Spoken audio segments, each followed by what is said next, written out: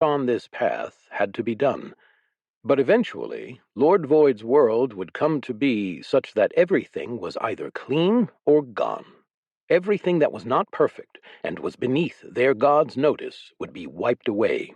The High Priestess would then, truly, be the established beacon of light, the merciful teacher of cleanliness. But there had to be a driving force, just as a sheepdog forced the sheep toward the shepherd. He would be the darkness of the void. He would separate out those heretics who did not deserve mercy, leaving them to be scoured, while all those who had hope of mercy would be driven towards that beacon. Void had given a sign himself when he had taken their captives to jail. The administration of justice was a job for human law, and human law must be in the hands of the faithful enacting his will. All those who followed Zeal were of one mind. They knew that they had been sent to do the dirty work. And as his second had put it, just as a king didn't lower himself and take to patrolling the streets himself, their god could not be bothered to clean up all of the human sins that were beneath him, especially in the other lands. Zeal knew that he was no longer needed in the capital. That was his lord's domain. He would watch over his flock there. But further out, his god's presence had yet to reach so far. Zeal knew that he had grown complacent. He had stayed too long in the capital, trying to make things perfect in his way, the only way he knew how. But it wasn't the kind of perfect that his god would accept. No, there were still places where his work would be needed. Places out there in the world where no word of void had yet reached, where no fear of dirt had been instilled. His work here was done. The capital was Void's, but there were so many places that were not. As they crested a hill, Zeal turned his congregation slightly, heading off to a new destination. A new place that would soon hear the good news. Perhaps he could find a better way to deliver it this time, more quickly than just word of mouth. Chapter 55. Another church potluck. Bee felt her shoulders relax as her fingers ran through the carpet beneath her. The wind tossed her hair, but not nearly as fiercely as it could have, whipping it about her face. Her enchanted rug moved at a steady pace as she left the capital behind. She wasn't in a rush to get to the castle, but at this rate she could still get there in less than a day's travel by air. Recent events made her worry about the state of things there. It had been a rough week since she'd gotten back, and it was amazing how much hardship just a few days of bad governance could cause. There had been days of trials lined up that she had to go through and make judgments on. She had to set up new legislation and continue to refill the bureaucracy that ran the city. Arthur and the warden had done what they could. They needed someone with proper authority to sign off on things like proper bureaucrats. Arthur was a military man and could enforce discipline, but not the kind meant for everyday life. His discipline was the rigid military type, and requiring that of an entire city was not what anyone wanted, least of all Arthur. Now that Zeal was gone, the man was more than happy to go back to recruiting and training troops for upcoming conflicts, something that no one had any illusions would pass them by. The more people they had ready and leveled, the better. And the fact that most of these people had become converts to the Church of the Cleansing Void was only a blessing. Basic military discipline and chores, keeping things tidy, making one's bed, cleaning a room, all these things gave experience and levels, especially to the young men who barely had any to begin with. Arthur had also come up with an excellent idea.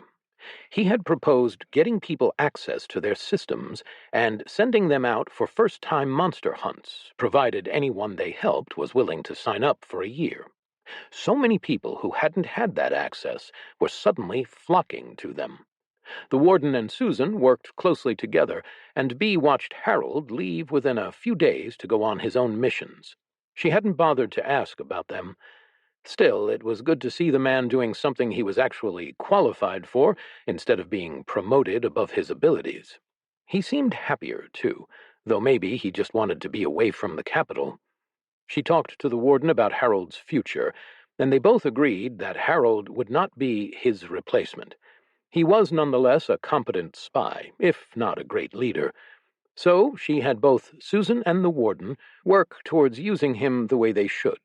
Judging based off of the interactions she observed the two of them having, Bee felt that the warden might have found his successor after all.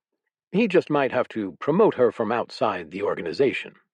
They had received word from the castle that nothing was wrong, just a regular update a day or so immediately after their return. The news had greatly relieved Bee. She hadn't really expected the lieutenants to assault the castle and hit them while she and Void were away. There certainly had been a possibility, but there wasn't any real strategic reason to do that, though, from what Archibald had said, strategy wasn't always the lieutenant's strong suit, and malice was the province of the enemy. The possible issues at the former college had been eating at her. Knowing that she had time to set things right had given her enough peace of mind to delay her return. But now, with as much settled as she could manage, it was time to go back to the castle. She'd been gone too long. It had been almost 2 months since they'd left the place. Of course, she had full confidence that Trent and the others had been able to keep things in order, but honestly, she missed the castle. It had become a familiar home to her, one that she had spent so much time in. Even more than that, she missed the people who lived there. Besides, someone was going to have to tell Mary and Trent about Tony's recent change before he showed up and gave them all a heart attack, and she wouldn't put it past the Nighty Nights to be up to no good. Despite how many things had been settled over the last week, there was still something else that nagged at her thoughts. She felt the heavy weight of the rock in her pocket, but refused to take it out. It had been frustrating her since they'd gotten back to the capital. Her new skill, surely, was something powerful, something that could change the way she fought. And when she eventually managed to gain more experience in it, she was sure that it would change everything about her life. But it was not nearly as easy as it should have been. She left the rock where it was, not wanting to disturb her journey with any failed attempts. If she choked on a rock in midair and ended up falling because of it, she was fairly certain that she'd die of embarrassment before hitting the ground. It was just before dinner when she landed in the castle courtyard. The children watching the wall had seen her coming and sent the castle into a flurry of activity at her approach. Most of the castle was out to greet her, and she spent several minutes exchanging hugs and greetings with everyone. All the kids came first, naturally. The Nighty Nights stopped at parade rest in front of her and graced her with a salute before dogpiling her with welcoming hugs. Soon after, Mary had wrapped her in a warm embrace, rocking her from side to side, something that Bee had to allow based on their disparity of strength. "I'm glad you're all right, honey." Mary's murmured greeting in her ear made it hard for Bee to keep her composure. It reminded her that she needed to talk with her aunt again. That was something to think about later. Right now, the motherly warmth was threatening to smother her. Luckily, Trent saved her from Mary's embrace by crushing her ribs with his own bear hug. Bee couldn't help but be surprised by their increase in level and strength. They must have been cleaning while she was away. Soon after, she was ushered inside. They had an impromptu dinner with the adults in the grand hall. The food was better than anything she'd eaten in months. Whether it was nostalgia, companionship, or some kind of insane cooking ability Cassie had picked up, she wasn't sure. But whatever it was, it made Bee eat a bit more than was probably advisable. After everyone had eaten and the kids had been sent off to train, she found everyone who remained watching her. She resisted the urge to stand up and pace. Instead, she sat at the head of the table and clasped her hands. "Thank you, everyone. It's good to be back. I'm sure you're anxious to hear about what we've been up to at the capital." Then she began to explain, in broad strokes, what had happened while she was gone. Of course, everyone had sent and received letters, but it wasn't the same. She skipped over some of the sensitive topics, but talked about almost everything else. The cult that Zeal had formed, the state of the city, and how they had taken the city with minimal bloodshed. And, of course, how the king was overthrown, making the kingdom effectively theirs. This caused a decent amount of murmuring, both from happiness and worry. A lot of the adults were hesitant about getting wrapped up in politics, but some others were mainly excited about the spread of the word of void. It was only to be expected. The rest of the kingdom was still coming to terms with the fact that they had a new ruler, and she was expecting several rebellions from greater nobles. She told tales of void from their chase of the lieutenants, as well as their god's role in the destruction of several more. This brought about many murmured prayers of thanks to their lord, but soon enough her tale was over. The adults poured some stronger wine, and began to sip as they told her about what had happened when she was gone. Or, as Trent put it, not much, to be honest, mostly a hard season of planting crops and keeping the kids in line. It was interesting to hear the adults' perspective on what the Nighty Knights had been up to. She couldn't say she was surprised, but they had made a formalized watch with guard shifts. The soldiers left to guard the castle had been roped in as well. The officer, still in charge, smiled as he explained the joint training they were doing. The Nighty Knights and the soldiers had evidently grown even closer. The still hilariously overpowered kids were helping the soldiers train, while the soldiers taught the knights how a real military worked. It was a mutually beneficial arrangement, one that seemed to keep everyone occupied, too. And with their chores, they all continued to level. In fact, Bradley, being the highest level of all of them, was getting extremely close to his next class selection. Bee was very excited about that. Considering his level 5 classes, the champion of Spot would likely have some very interesting options at level 25. Eventually, though, the gathering came to an end, and everyone went off to bed. Bee found her room untouched, except for the fresh sheets someone had put on the bed, and quickly passed out for the first full night of sleep she had had in a while. Despite not needing to, she woke up early, feeling more rested and relaxed than she had for a very long time. The sun was still a few hours away from rising, but she wasn't the only one up. As she started pacing the halls, she spotted many of the farmers already getting ready for their own work. They nodded to her or stopped to bow as she passed by, and as the castle came alive, she retreated to the lab to do some experiments. It had been too long since Bee had gotten a chance to do alchemy. Far too long. She missed it. Her skills had gotten a little rusty, but after making a few batches of tonics, healing potions, and other useful concoctions, along with some demon's bane, she took a break. It was time to stop stalling. Pulling out the rock, she glared at it. She would inhale this. She would not suck it down her throat and into her lungs and have to cough it up, nor would it go down her esophagus and make her choke. She would put it into the skill the same way her master did. With a final shudder and a deep breath, Bee rolled her neck. Before she could second-guess herself, she pressed the stone up to her mouth and breathed in while plugging her nose. She could feel the rock trying to pull away from her grip, but she couldn't quite bring herself to let go. That mental block was still there. She closed her eyes and tried harder, imagining her inhale as a gale of strong wind. The rock trembled against her grip, then slipped and shot into her throat. Her eyes shot open in surprise. Reflexively, Bee retched and gagged, spitting the rock out in an instant. She could still taste it on her tongue.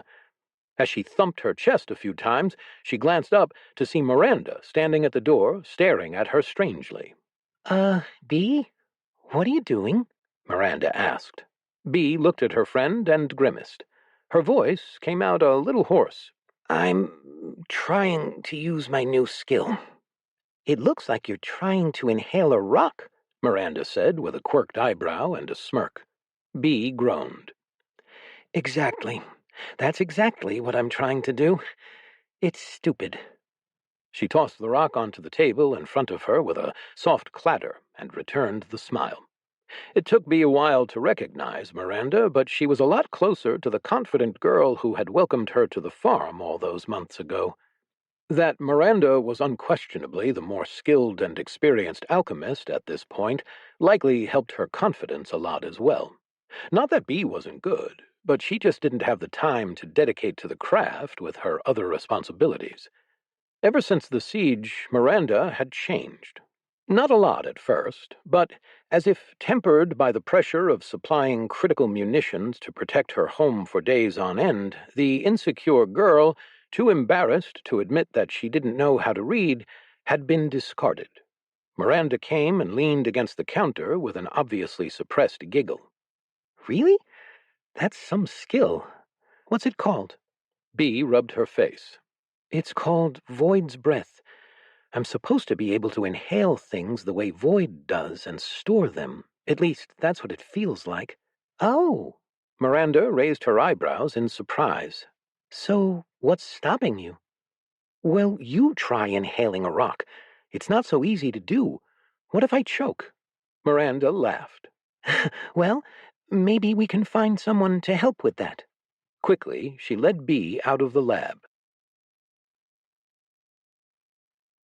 Chapter 56. The Towers of Babel. Bee followed Miranda out of the lab. She wasn't sure what help the girl was referring to, or who could help her with such an odd skill, but at this point she was willing to try almost anything. It was with equal parts surprise and chagrin that Bee followed Miranda into the Nighty Nights training area. Of course, that was something she should have thought of herself. All these kids had extremely odd skills, most of them being completely unique and highly specific to their god. Of course, some of them probably had trouble adapting. At the very least, they might understand what she was going through better than anyone else. Miranda called over Leanne, who had been working with some of the younger kids on marching. Their overly serious expressions and stiff postures were just the most adorable sight Bee could think of. Leanne came over and listened to Miranda's explanation as Bee waited nearby. Afterward, the young girl looked at Bee kind of oddly. I'll do my best, but I don't know. What's the skill's name? Leanne asked. My skill is called Void's Breath, Bee volunteered. She wasn't sure if Leanne had heard of it before, but the fact that she was asking gave Bee a little bit of help. Void's Breath? Neat, Leanne nodded. What's so hard about it? It doesn't come naturally to me. I know how to use it, but I can't mentally make myself do it. Bee looked at Leanne. Have you had any problems like that? Leanne tilted her head slightly, thinking. Problems? Sort of. She shrugged. I was always able to use mine, but it's pretty bright. She briefly blasted lasers out of her eyes, boring a pair of neat holes through the wall. Bee blinked as spots formed in her vision. She noticed that Leanne was also rubbing her eyes. At first, I really wanted to squint when using it 'cause it felt kinda like looking at the sun, but my eyelids made the beam come out narrower and weaker, so I had to learn how to keep my eyes open. How did you practice that? Bee asked, worrying that the little girl had spent hours staring into the sun. I kept trying, Leanne said.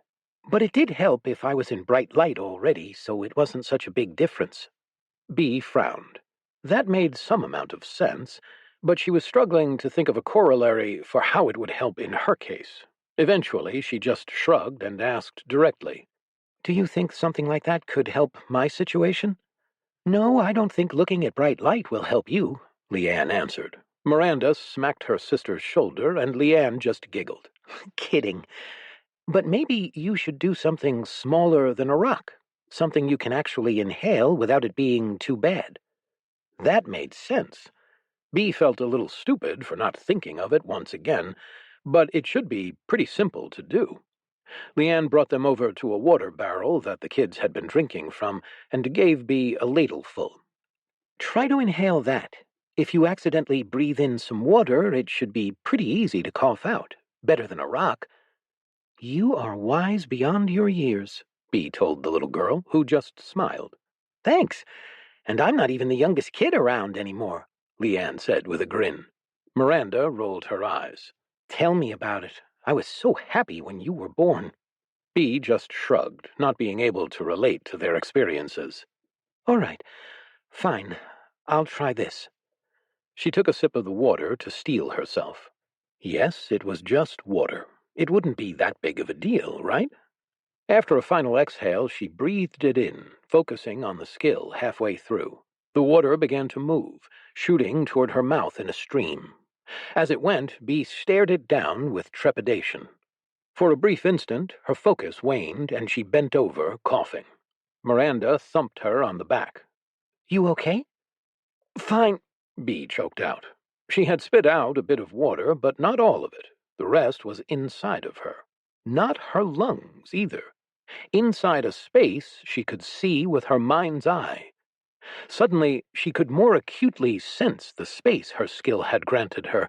A black cube, around 5 cubic feet, seemed to float inside of her, its dimensions impossibly large. However, Bee was somehow certain it sat within her, and in its corner was a small puddle of water. Bee marveled at the discovery. "I think I did it." "Great!" Leanne clapped as Bee finally recovered enough to describe what she felt. "Good job!" Miranda shot Bee a thumbs up. "See? That was easy. But now, how do we get it back out?" I missed Beatrice. It was nice having her around to take care of so many problems.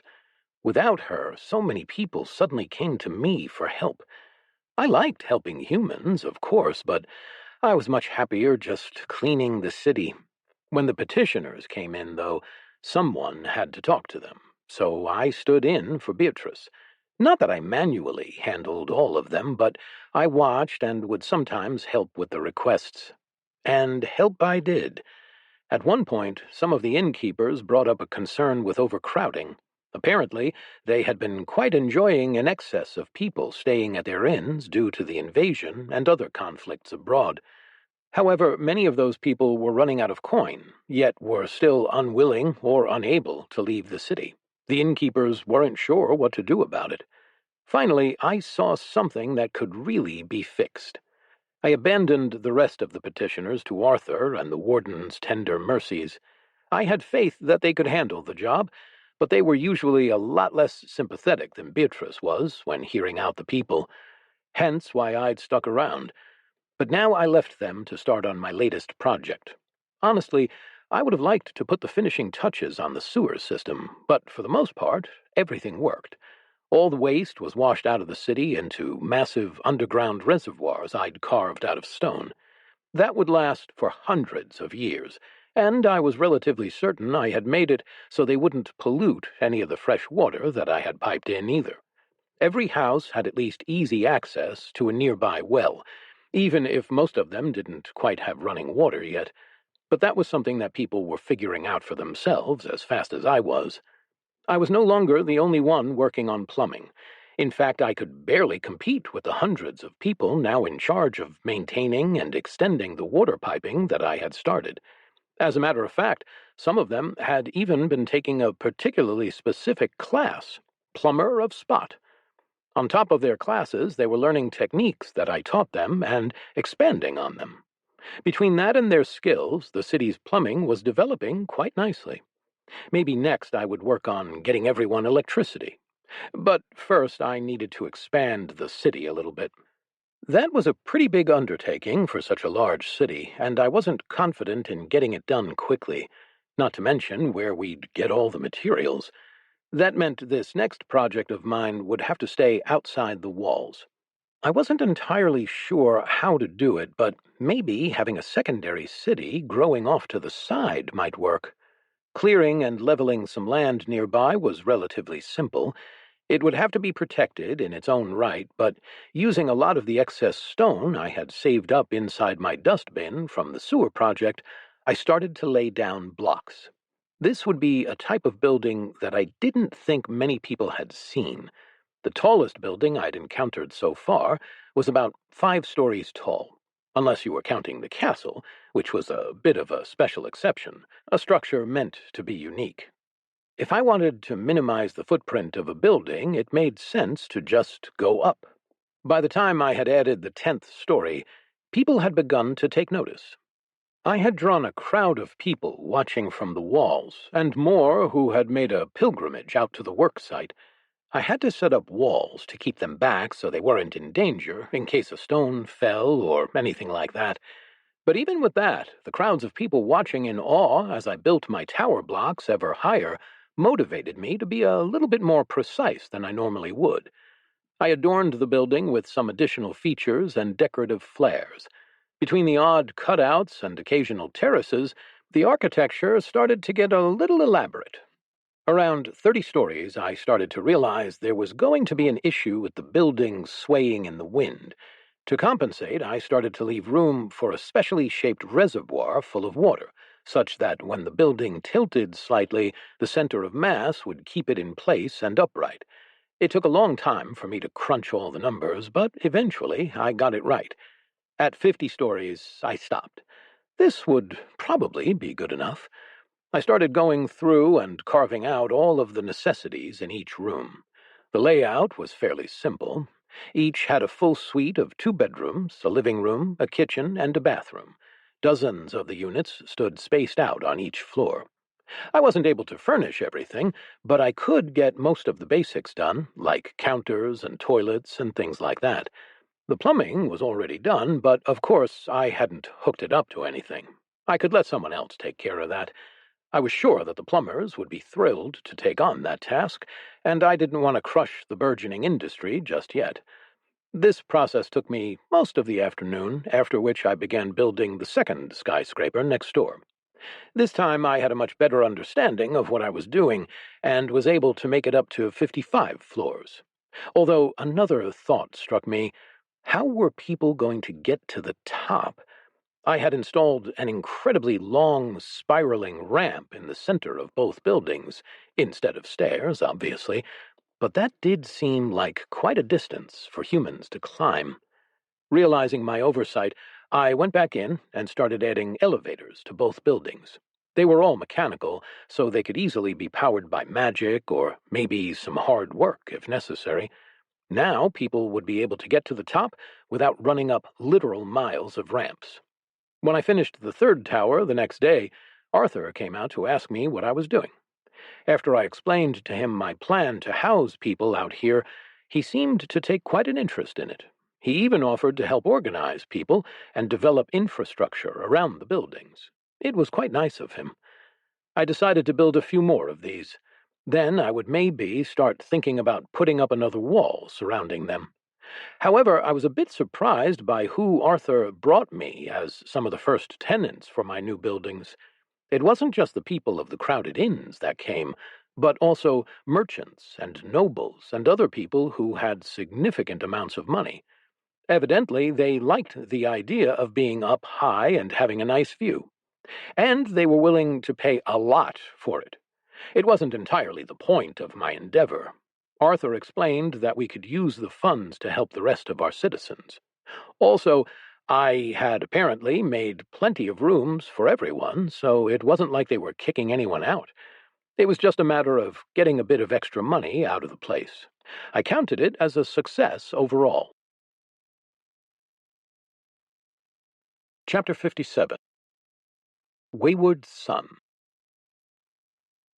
Bee was a bit ashamed that she had taken so long to figure out her new skill. As it turned out, it wasn't nearly as hard as she was making it out to be. It was just a lot grosser. Getting things back out had taken a little bit of practice and a few empty stomachs, but now she was able to reach into her throat and pull out pretty much anything. Luckily, her extra-dimensional storage space didn't seem to have any negative effects on an item. Things came out just as pristine as they'd gone in. It was progress, and even as she practiced, she felt herself improving, if barely. Her skill's intake and exhaust ignored the laws of physics, allowing her to store larger items than would ever actually fit down her throat. However, she still wasn't mentally ready to inhale a watermelon the size of her head.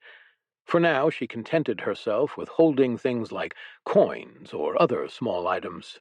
She was still working her way up to a book, but that would take time. Just as she'd expected, the skill allowed her to hold as much as she could fit in a drawer that was about 5 cubic feet. It was a decent-sized space, but nothing fabulous. As she practiced, though, she could tell that space was growing.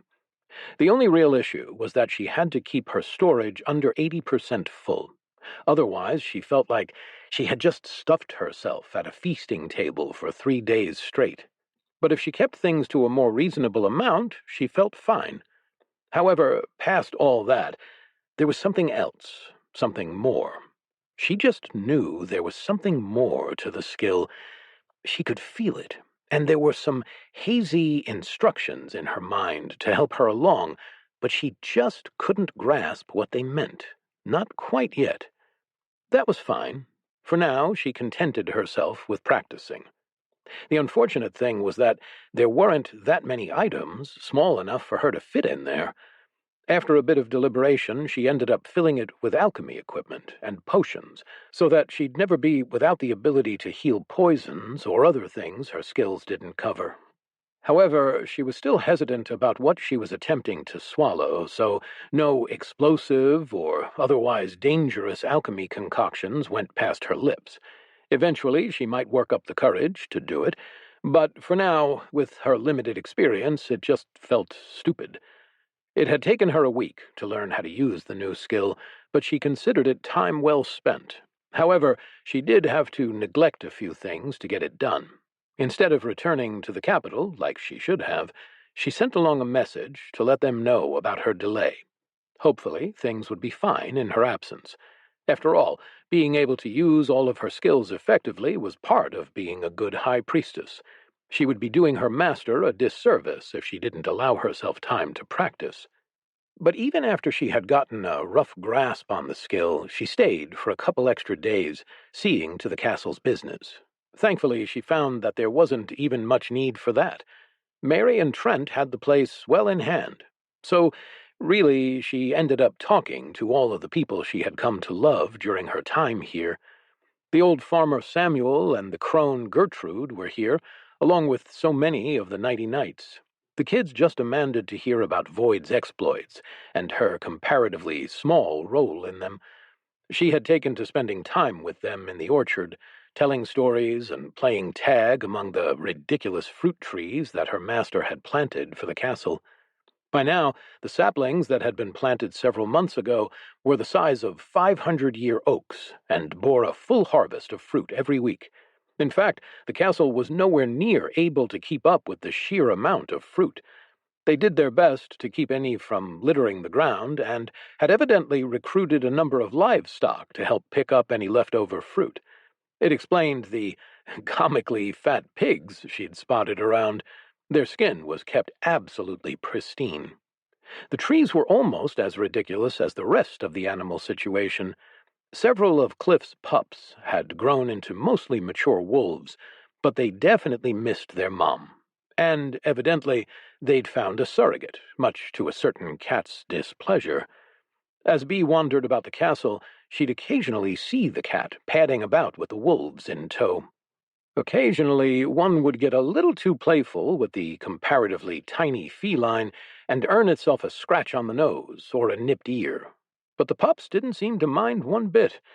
The cat also seemed to keep the wolves out of trouble, so people didn't mind them wandering about. It was up to a few of the Nighty Knights to make sure they were fed, and several of them were already well on their way to forming bonds with the eerily intelligent animals, just like Tanu had. But eventually, Bee knew it was time to move on. There was only so much time she could spend talking about faith with these people who already believed as much as she did. Sure, they were reassured by her presence, but it wasn't necessary. Everyone was progressing nicely in levels, doing their chores and keeping the castle in a shape that it hadn't been in even when the college was active here. Everything was kept in perfect condition. All the stairs had been removed, and there was not a speck of dust anywhere. With a fair amount of reluctance, Bee announced that she had to return to the capital. But before she left, there was one more thing for her to take care of. It was after the farewell dinner that she took Trent and Mary aside. This was something she'd put off for a bit too long. She had assured Tony's parents that he was, in fact, all right, but she had yet to tell them the whole story of his new class and subsequent transformation. She still wasn't sure if she wanted to tell them about how much danger he'd been in. More than that, though, she wasn't quite sure how to tell them. So she'd avoided the topic maybe a little more than she should have, and frankly, it was something that just had to be addressed. She invited them to her sitting room for tea, and Trent brought a nice dessert port that they had all sampled in lieu of the caffeinated drink. Trent pounded back his first small glass and looked over at her. "All right, what happened to Tony?" Bea blinked. "You were worried this whole time? You didn't ask." Mary rested her hand on Trent's bicep and shook her head. "No, dearie, we believed you when you said he was okay. Trent's just being dramatic." "But did something happen?" Bea winced slightly, thinking about Void's projection of Tony's shattered soul. Yes, something did happen." "The way you're saying that doesn't sound so great," Trent said as he poured himself another glass of wine. "Tony is fine. He's okay," Bea reassured them again. "But he's a little different. He was involved in a pretty dangerous fight, to be completely honest." Based on the parents' expressions, she decided to completely gloss over the fact that he was fighting two of the most dangerous, ancient evils humanity had faced in the last several millennia. Instead, she forced herself to smile. He took some unusual injuries. Void was able to help save him, but he lost some levels. And I want you to understand how serious that is." Trent and Mary exchanged nervous glances. "But you said he's okay."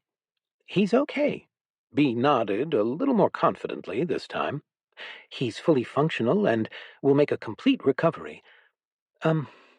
However, the recovery, while complete, is not necessarily—" "Just spit it out," Trent interrupted, despite Mary's sharp look. But Bea could hear the concern in his next words. "If he's missing a leg or an arm, you can tell us. As long as our boy's all right." Trent trailed off, choking up slightly as Bea hastily spoke. No, nothing like that. Nothing like that. In fact, he might come out of this even stronger than we could have ever expected. It's just that, some of the abilities the new class gave him are a bit strange." Trent and Mary both let out audible sighs of relief, shoulders relaxing. After a moment, Mary tilted her head. "How so? A new class? What do you mean by strange?" "Well, I don't think he'd mind me telling you his class name. His class, at level 25, is no longer Disciple of Spot or Paladin of Spot. It is now Custodian of the Beyond." "That sounds fancy," Trent said, a little bit of hope in his voice. "It is. When I left, he was still learning how to control some of his powers. But, well, he can't walk." The parents both froze in their seats, immediately tensing up again. It took Bea a brief moment to realize what she'd said wrong. "Not because of his legs. Not because his legs don't work. No, like I said, he's okay. But he, floats everywhere," Bea finished lamely. Mary opened her mouth to react, but a loud gasp from the sitting room door caused Bea's head to snap up. They all stopped talking and looked toward the sound. Bea got up and, in a flash, threw open the door. There were a few yelps of surprise as all 5 of Tony's siblings, including the fully grown Cassie, fell forward into the room. Bea rolled her eyes at the piled heap of sisters and brothers. They all glared at Leanne, who was blushing furiously. "Come in. I'm just going to tell you all anyway, but I wasn't sure how to," Bea said with a reluctant sigh. After a moment, all 5 of them filed in, looking ashamed as their parents glared at them. Cassie was the first to speak. "He's okay, right?" "Yeah, he's okay. He's just going to be a bit floaty, and it's taking him some time to get used to it." It was several hours later in the night before Bea headed out. Luckily, she had planned to stay that long, talking. After she had given a full account of Tony's changes, It had mostly turned into a celebration amongst the mostly mature adults. By the end of the night, they had finished off that port wine Trent had brought in celebration of Tony's continued health. Bee soared over the road, her carpet carrying her several hundred feet above trees. Occasionally, she spotted a campfire underneath as she headed back towards the capital. She passed only a few families and caravans of travelers leaving the castle. It was unsurprising. There was war and a zombie apocalypse. Many people had come to the castle as a last resort. Now that the undead plague was over, the kingdom was at peace, and winter was long past, which meant a lot of them could go home. However, she understood why many didn't.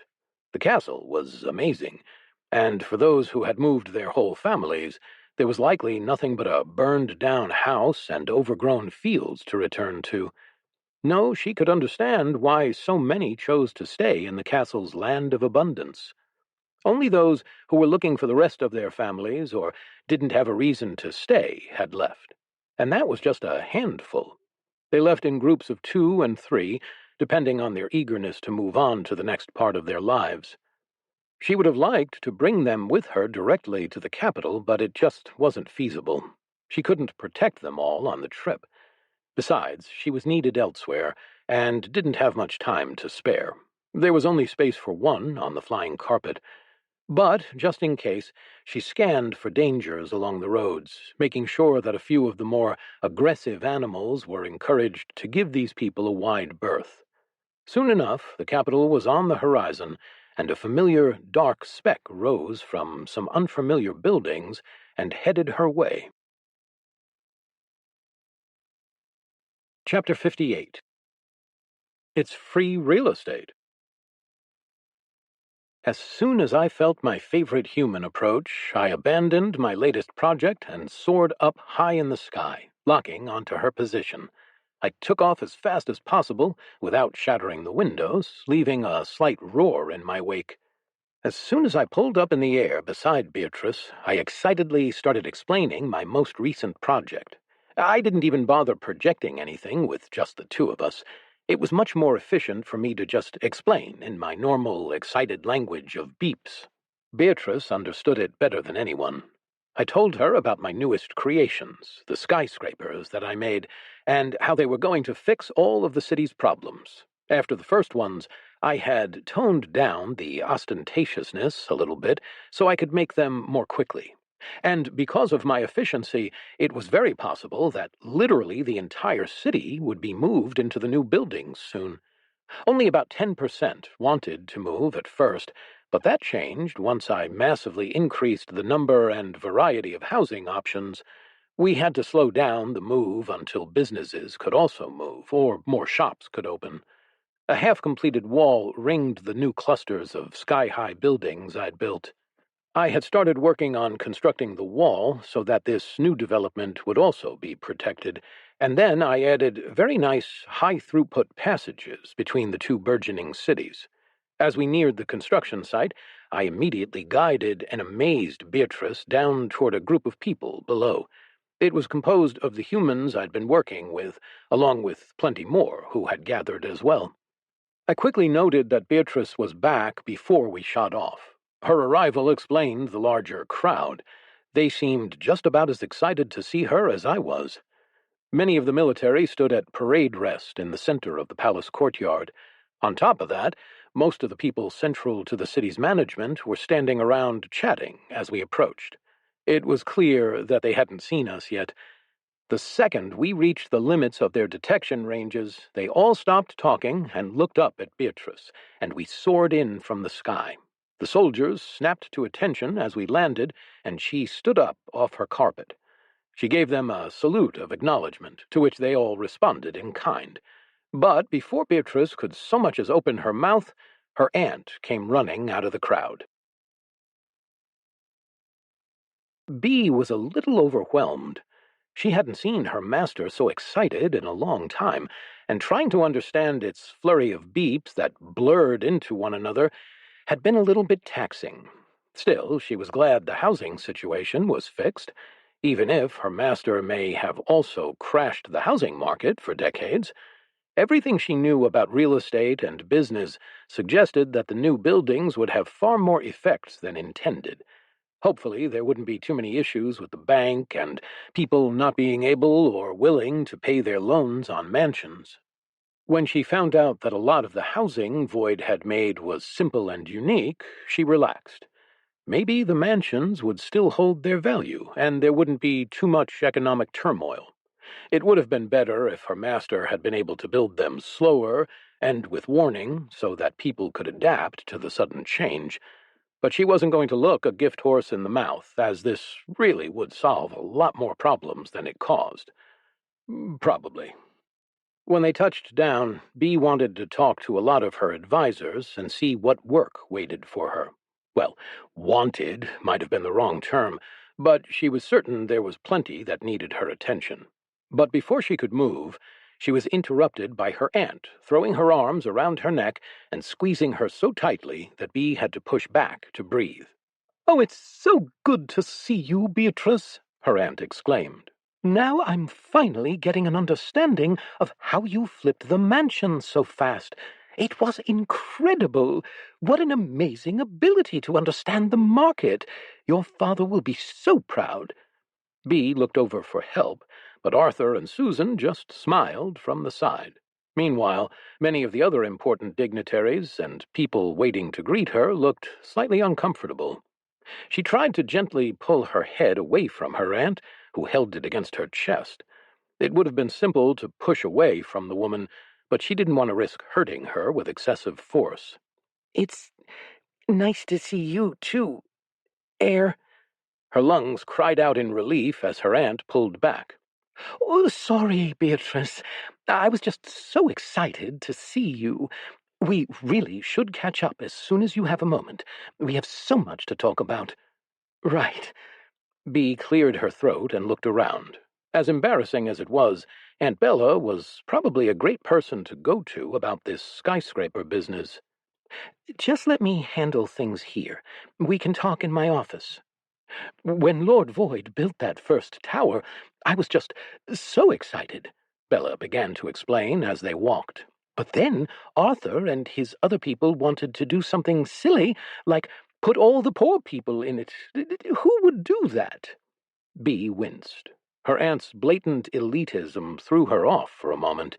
She hadn't really dealt with class differences on this level for a long time, and the idea that Bella could so casually dismiss the poor people like that rankled. But the woman continued on nonetheless. "It was just so inefficient. Why waste a good opportunity?" Aunt Bella shook her head. "Sure, on the lower floors it makes sense, but up top? All the very important wealthy friends of mine would love to have a summer home up on the top floors so they could see the amazing view. We could charge thousands of gold coins of rent a month. Thousands! Then, with that money, we could build so much more. Think of the buildings, the infrastructure, the markets. Why, we'll be able to make a skyscraper for every person if we want. If Lord Void agrees, of course." Bee blinked in surprise, then smiled. Her aunt was certainly strange, but she seemed to at least have her heart in the right place, even if she went about it in a little bit of an odd manner. "And then it turned out we didn't even need to worry about that. Lord Void just made more. It was even faster for him to make more of the shorter buildings. They're still amazingly space-efficient and don't make you walk a mile to get up to the top. But the elevators are a nice touch, I will admit," she said, jumping from one thought to another. "Well, we still did it." "Did what?" "Why, find a bunch of rich renters and squeeze them for all they're worth. What else?" Bella shot her a deceptively innocent smile. "You have one of the penthouses, by the way, right next to mine." "What's that?" Bee asked, pausing mid-stride. "Oh, one of the ones on the top floor, sweetie. They're also twice the size of any of the others. They're beautiful. You'll really like it," her aunt reassured her. "When you're not staying in the palace, that is. I mean, the view is just incredible. I've never seen anything like it. It's worth the climb." Bee felt uncomfortable. The mansion was one thing. That had been a necessary expense for their cover story. Even the palace didn't really feel like a home so much as a place she was using for convenience. But having her own private penthouse in a newly built, highly sought-after skyscraper, that felt far too rich for her. I mean, I do have my carpet. I can just fly up if I want to get a nice view, Bee protested. Her aunt shrugged. Yeah, but now you don't have to. And you'll have all sorts of other perks. Trust me, you'll love it when you see it. Anyways, like I was saying, we don't really need the funds for more housing, but we can put it towards a lot of food and agricultural development. We've managed to get people to start farming near the capital. We'll be food independent by the next harvest, or the harvest after, if we're a little unlucky. Bee nodded. It was good news, but she expected that her aunt was underestimating Void once again. If her master decided to help out on that front next, they'd have more food than they could manage well before that, at least if the castle's orchards were any indicators. They finally got into her office with her aunt trailing her, along with a dozen other people who were listening in on their conversation. Bee shot a pleading look back over at Arthur, but he just shrugged, indicating that her aunt was something that she'd have to deal with on her own. Bee chose to distract her, deciding that it was the only way to ever deal with her. I didn't know you'd become so involved in kingdom matters. Oh, yes, I'm your treasurer now, Bella said. None of these people understand money nearly enough to make any kind of policy, not like a real merchant does, and Lord Void asked me to help. Really? Bee looked at her master with surprise. Why? Evidently, I've impressed him. Bella grinned proudly. I'm pretty good at math for a human, among other things. Bee looked over at her master, who beeped in agreement and approval of Aunt Bella. Bee sighed and rubbed her forehead. She was still coming to accept that there may have been some misunderstandings with her family from when she was younger, but her aunt was a lot more than she remembered. Like, a lot. The idea of working with her on a daily basis. Okay, she said, thinking. All right, then we need to talk a lot more in detail. I need to figure out what you're actually doing and... Oh, yes, don't worry. We'll have tea tomorrow morning. Now, there are other things I want to talk to you about, Bella continued on. Bee once again looked over at Arthur with pleading eyes. His haggard gaze and exhausted smile told her that she was really on her own this time. Chapter 59. Another Brick in the Wall. It turned out that the things Bella wanted to talk about were actually rather useful. While Bee was gone, the city itself had done well enough, but there was a larger kingdom as a whole to worry about. Already a lot of the kingdom's systems were starting to fracture without the leadership they were used to. Some of the duchies had started to make aggressive moves against each other, and it was clear that someone powerful would need to come in and wrest control from the top of the feudal pyramid. If they didn't take action soon, then there would be a civil war within the kingdom, and it would likely splinter. Arthur was responsible for a lot of the military expertise underlying these predictions, but Bella contributed an awful lot herself. Talking with her about the value of trade between various areas, the consequences of it breaking down, and what resources were provided by key cities, gave Bee a far clearer picture of the situation. A picture that made it quite obvious that inaction would lead to a generally terrible time for everyone, and even affect the neighboring countries. A lot of information came from Susan and the warden as well. They had been working on repairing their intelligence network, but had also repurposed it slightly to gather more general intelligence. By the time everyone headed off for the evening, it was pretty obvious what she had to do. It wasn't going to be easy, but she needed to go and stop at pretty much every major city or stronghold of the kingdom and secure their allegiance. It would be hard to justify bringing Void along everywhere, which didn't bode well for her. At the end of the day, a young girl declaring herself queen and demanding fealty wasn't the most intimidating sight, though maybe she could leverage her high level somehow, but she would make do with whatever support her master provided. Bella suggested that they go to Aliel first, her aunt's home city and the place where Bee had grown up. She said she had connections with the governor, and they would likely be able to at least get a proper meeting without anything too aggressive happening. However, Bee was a bit hesitant. As logical as it seemed, she knew that she wouldn't be able to visit the place without meeting her father again. It was inescapable, and she wasn't sure that she was ready for that. But Arthur was insistent that it was also the most strategically important city on the list.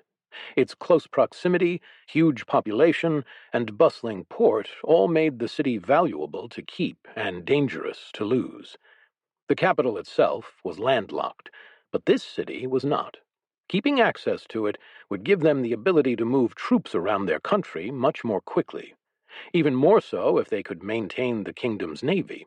If they couldn't, then they could always build more ships in the coming year or two. Maybe sooner, if Void agreed to help. It all left Bee with a lot to think about when she went to bed that night. Void had stayed with them the whole time, occasionally contributing a comment, but mostly just slowly wandering around the room, polishing the stone.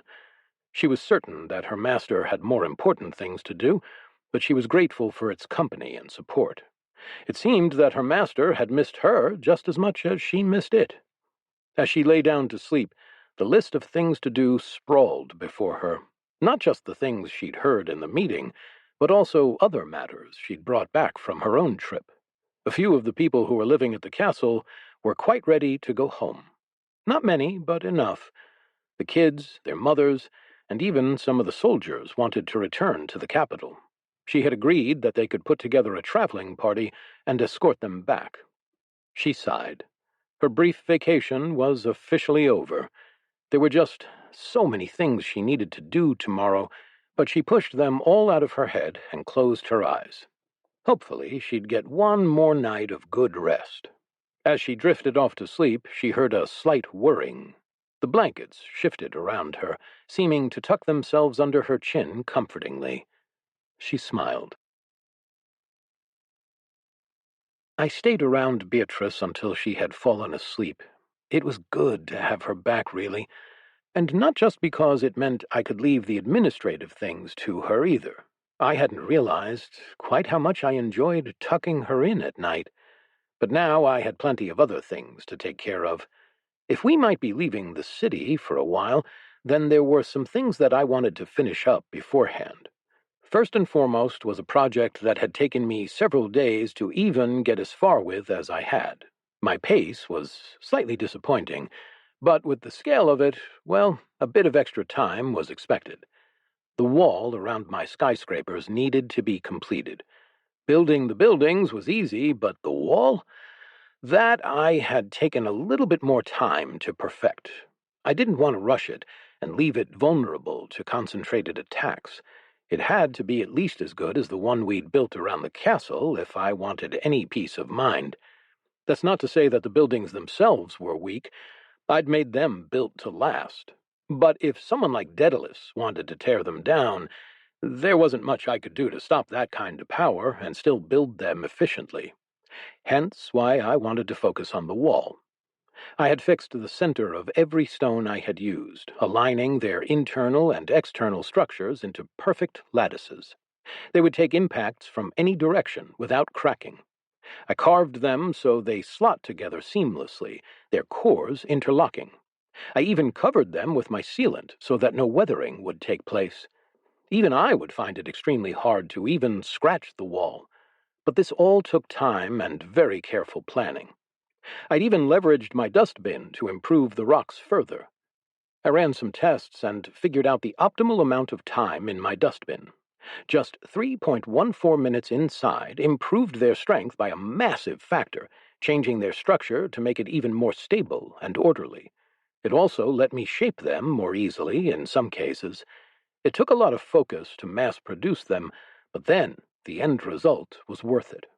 It was a difficult task, but if I put my processors to it, I was sure that I could finish it up today or maybe tomorrow. Then I'd be ready to leave the day after, and no one would have to worry about an assault on the city in our absence. However, my various building projects did bring another issue to light. I had exhausted all the readily available supplies of stone near the city when building the towers. Now, the small mountain that had previously existed off to the side was carved down flat, and anything else I needed would have to be dug out of the ground. That was just a recipe for disaster, not to mention eyesores. I considered carving another reservoir out from underneath the city.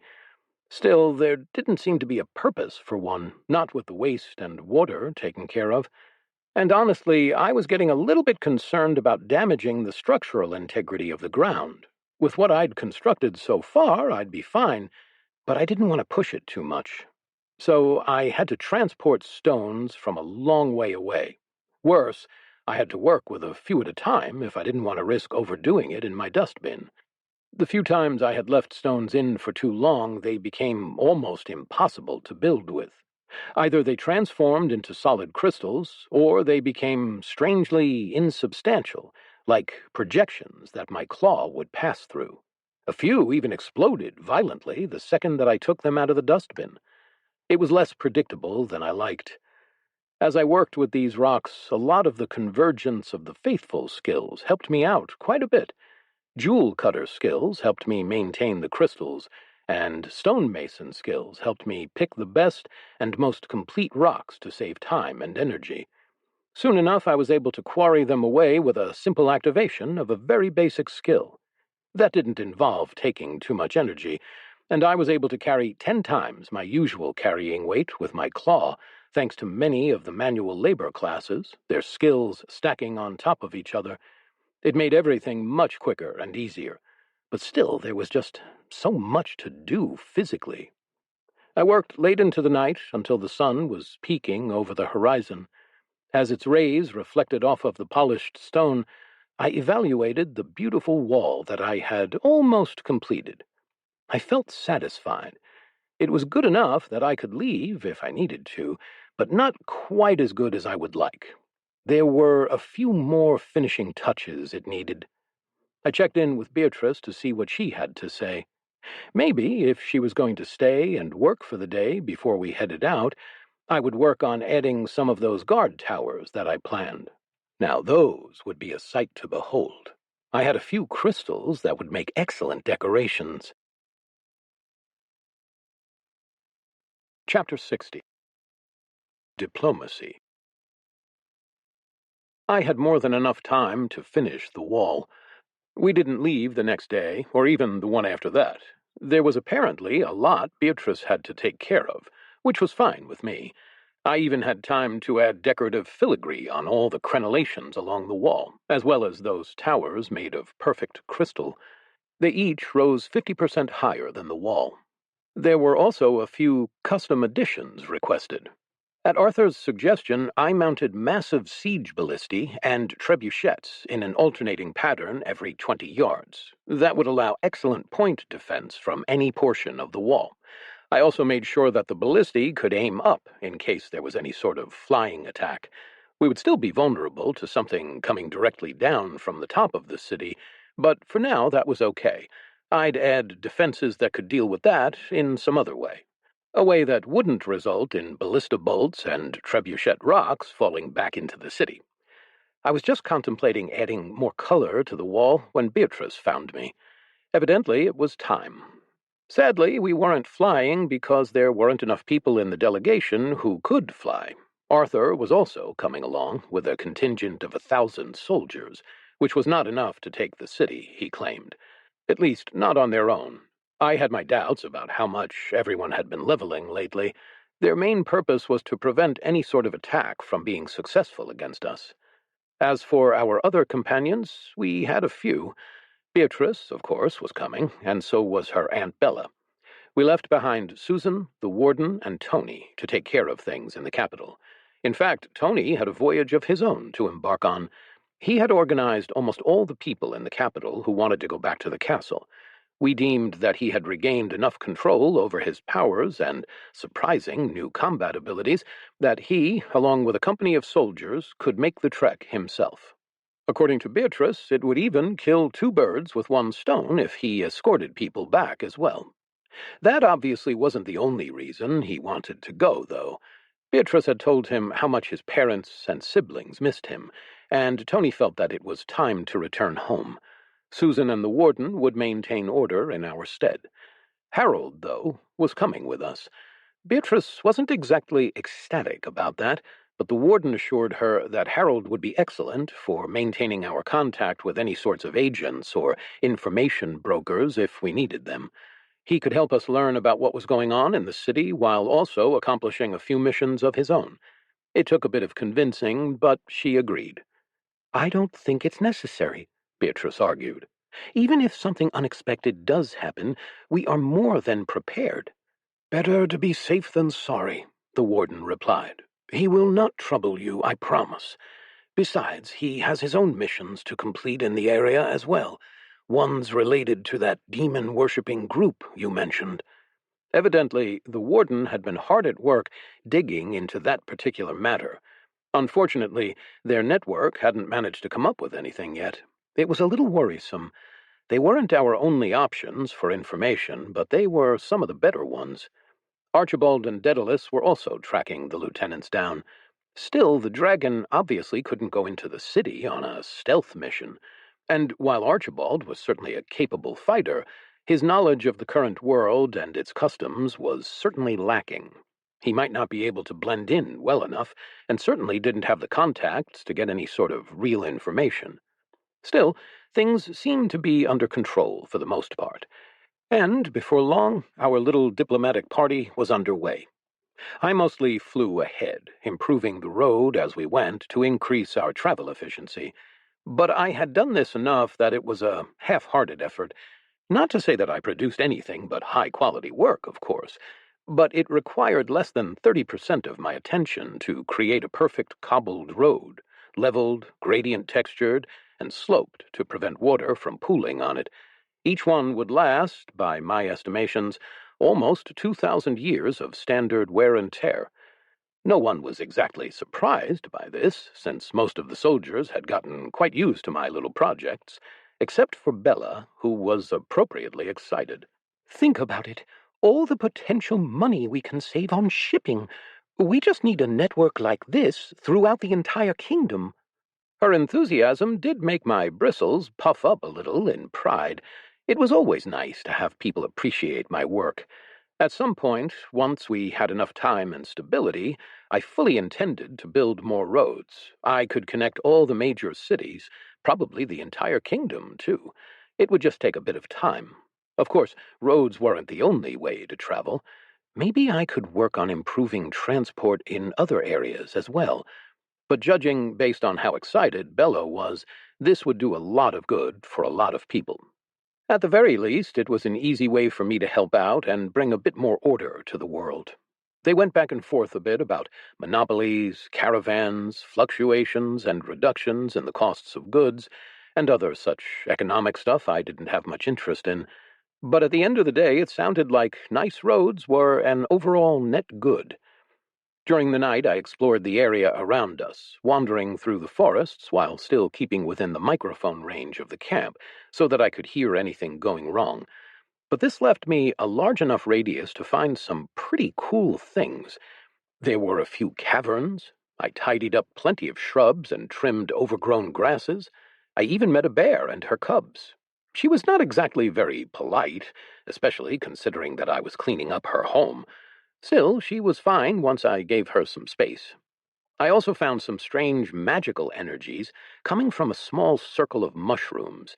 When I stopped to examine them more closely, I could see little butterfly-like creatures flitting from one to another. I watched for some time before they became aware of my presence and zipped under the ground to hide. It was just fascinating. The days passed, and I had plenty of time to relax and catch up with my friends. But soon enough, we arrived. The city loomed large on the horizon, boasting almost as impressive a skyline as the capital did. Several large buildings dominated the city, towering over the comparatively imperfect wall, and I could see a faint haze of wood smoke rising up as morning fires were being lit. As we approached the city, the gates opened, and a long column of guards wearing shiny breastplates rode out on horses. A full 192 of them. They made their way at a trot towards us. Arthur called a halt a few hundred yards away from the city and waited for the guards to reach us. Our soldiers formed ranks, but no one made any threatening moves. No weapons were drawn or anything like that, which I appreciated. Despite all the fighting I had done lately, I still didn't like it all too much, especially not the idea of humans fighting humans. The guards stopped 20.41 yards away from us, then split into two columns as a man rode up between them. He was on the shorter side at 5'2", balding, with a decent amount of pudge around his waist, but a serious face and an ink stain on the tip of his nose. When he got halfway between his guards and us, he stopped and dismounted. My companions talked to each other briefly before Beatrice and her aunt walked out to meet him. I watched from a distance, content to let the humans do their politicking. But after a couple of minutes of exchanging words, the governor, the pudgy man, went to one knee and kissed the back of Beatrice's hand before she pulled him back to his feet. I froze. My predictive models indicated that there was an 89.7% chance this was a good thing, but that last 10.3%, this couldn't be a proposal, right? Chapter 61. The Beach Episode. Bee walked into the city ahead of a small contingent of her people. To her surprise, the Aliel city guards were already hard at work, clearing a path through the busy streets toward the governor's mansion. Arthur, having left his second in charge of setting up camp outside the city walls, brought a squad of bodyguards along, but they were almost entirely unneeded. The only time one of them had to act was to help move a cart out of the way. The guards were very proficient at clearing the path, and soon they were in a meeting room with the governor. Aunt Bella and Arthur wasted no time diving into matters of trade, vassalage, and other political imports. Bee was more than happy leaving that to her treasurer. Honestly, she might be able to do a half-decent job at negotiating this stuff herself, but her aunt would do far better. Besides, at Bee's level of power, it was better to sometimes sit in the back and be intimidating, rather than actually do any of the detailed work. The idea that the city had so easily surrendered to her and acknowledged her as ruler was still a bit concerning to Bee. On one hand, it was good that there wasn't going to be any conflict, but on the other, it further solidified her own personal status as ruler. It should have been void, or at least the church as a whole, but no. It was her personal authority being recognized. Maybe she was just worrying about details, but it made her a little uncomfortable. When she was younger, she thought she knew everything. But now that she had turned 14 and had a little bit more experience, she realized there was still so much she needed to learn. Despite all the books she'd read and things she'd gone through, all it had done was show her how little she really knew. She was feeling a little bit overwhelmed. But as much as it felt like she was still fumbling blindly, she knew things would work out. By the grace of Void, if nothing else. Besides, that was why she had so many advisors, to support her in areas where she needed it. As the conversation continued, Bee realized that she hadn't seen her master in a while. She looked around and even checked under the desk, much to the governor's confusion, but couldn't find Void anywhere. Confused, she focused on her connection with her master, and found that Void was still nearby, at least, but that gave her little to no clue what her god was up to. I snuck away as the group headed towards the city hall. I needed to find out more about this governor man. I didn't trust him, and any intention he had towards Beatrice seemed weird. While the others talked, I hid myself in the mansion, sneaking about to investigate this matter. There I found a middle-aged woman and several young children being cared for by a nanny and a few servants. The woman seemed to run the house. I thoroughly investigated the house and found a painting with the same woman standing next to the governor, children gathered around their knees. That made no sense. Did he have a wife and kids already? If that was the case, I had to be misunderstanding something. Based on what I knew, a kiss usually meant something very intimate among humans. I had assumed that a kiss on the back of the hand was no different. But maybe it was. I had never seen anyone do that before. So it's very possible that I was massively misunderstanding. Then again, I was pretty good at understanding humans by this point. Surely I couldn't make that big of a false assumption. I left the governor's house undisturbed and instead scanned the city for books. Whatever books I could find. I found a public library, snuck in through an open window, and began roaming between the stacks. I scanned the shelves for any books on human etiquette, but it was too broad of a search. Dating advice for young people, however, gave a few more matches. Skimming them, I found none of them mentioned anything about kissing the back of the hand. I was relieved, but not entirely satisfied. It seemed that I had, in fact, made a misunderstanding, but that didn't mean I understood what had happened at all. And I really wanted to get to the bottom of it. The third term I searched for was noble etiquette. I eventually found a book that explained noble etiquette to young scions of noble houses. I read through it quickly and realized that I had, in fact, found what I was looking for. It appeared that a kneel and kiss to the back of the hand usually signified a greeting from a lesser noble to a higher female noble, sometimes a male noble, depending on the circumstance. Finally, I was able to relax. I had an answer. I quickly took in the rest of the book, just in case it helped me avoid further misunderstandings. The contents baffled me. These customs were quite complicated. Why did humans make everything unnecessarily complex, not to mention inefficient? With their processing power and memory, I wasn't sure how anyone was meant to keep this all in their head.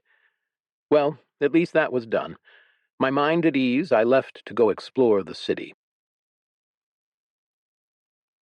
Beatrice's meeting with the governor only took a few hours. It was a rather fruitful one, judging by how pleased the group was.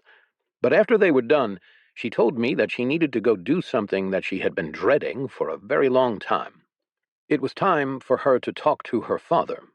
Now, I wasn't really sure why that was such an intimidating thing, but I was coming along for moral support. She seemed to appreciate it, at least. We made our way to the edge of the city, near the water. It was past the port district, which I had already spent a decent amount of my spare time cleaning up. The place had been simply unacceptable, with its salt residue and barnacle-encrusted surfaces. No, we headed towards a wealthier area that had homes looming over the few feet of rocky coastline. One home stood out among the crowd, however, and as luck would have it, that was the home we were heading for. I looked at it aghast. The ocean itself was a problem that I had compartmentalized, shoving to the back of my mind for the sheer immensity of it. It was something I'd have to come back to. The rocky coastline was only barely acceptable, given that it was smooth stone. The algae and residue on it wouldn't be too hard to clean off, but between sections of rocks, right below the house in question, a single stretch of coastline had been completely smoothed over and filled with sand. Sand. It was a complete desecration. Sure, sand and dirt and everything were naturally occurring, and to some extent I had to accept that. But this was clearly an intentional move. To take sand and move it to some place that didn't have it in the first place? Why? Clearly, this sand in the water wasn't natural. And even worse, it was being replaced. In order for it to still be here, despite the water washing it away, it had to be replaced constantly. Someone had been intentionally making a mess of the coastline, and this would have to be fixed. My focus zeroed in on the crisis in front of me. Beatrice went up to the house, presumably to talk to the owner about what a horrible thing they'd done. I was sure we would get around to talking to her father later, but first, I went to fix this monstrosity. At first I considered just hoovering the whole mess up and moving it back to a place that was more acceptable. But that wasn't going to be enough. This was too deliberate, too blatant. I had to ensure that no one could do this again. No one would simply replace the sand once again. And so, seeing no other solution, I began to let loose with my laser. My full-powered sanitation lamp heated up the particles of sand until they were thousands of degrees, turning them into liquid. The molten material flowed together as I moved along, my pace ensuring that it cooled off almost instantly while maintaining the same shape.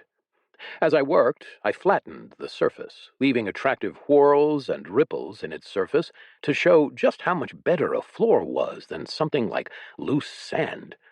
It took me almost half an hour, but using my laser at the highest power, I was able to melt the beach into a perfectly preserved monument for the folly of man.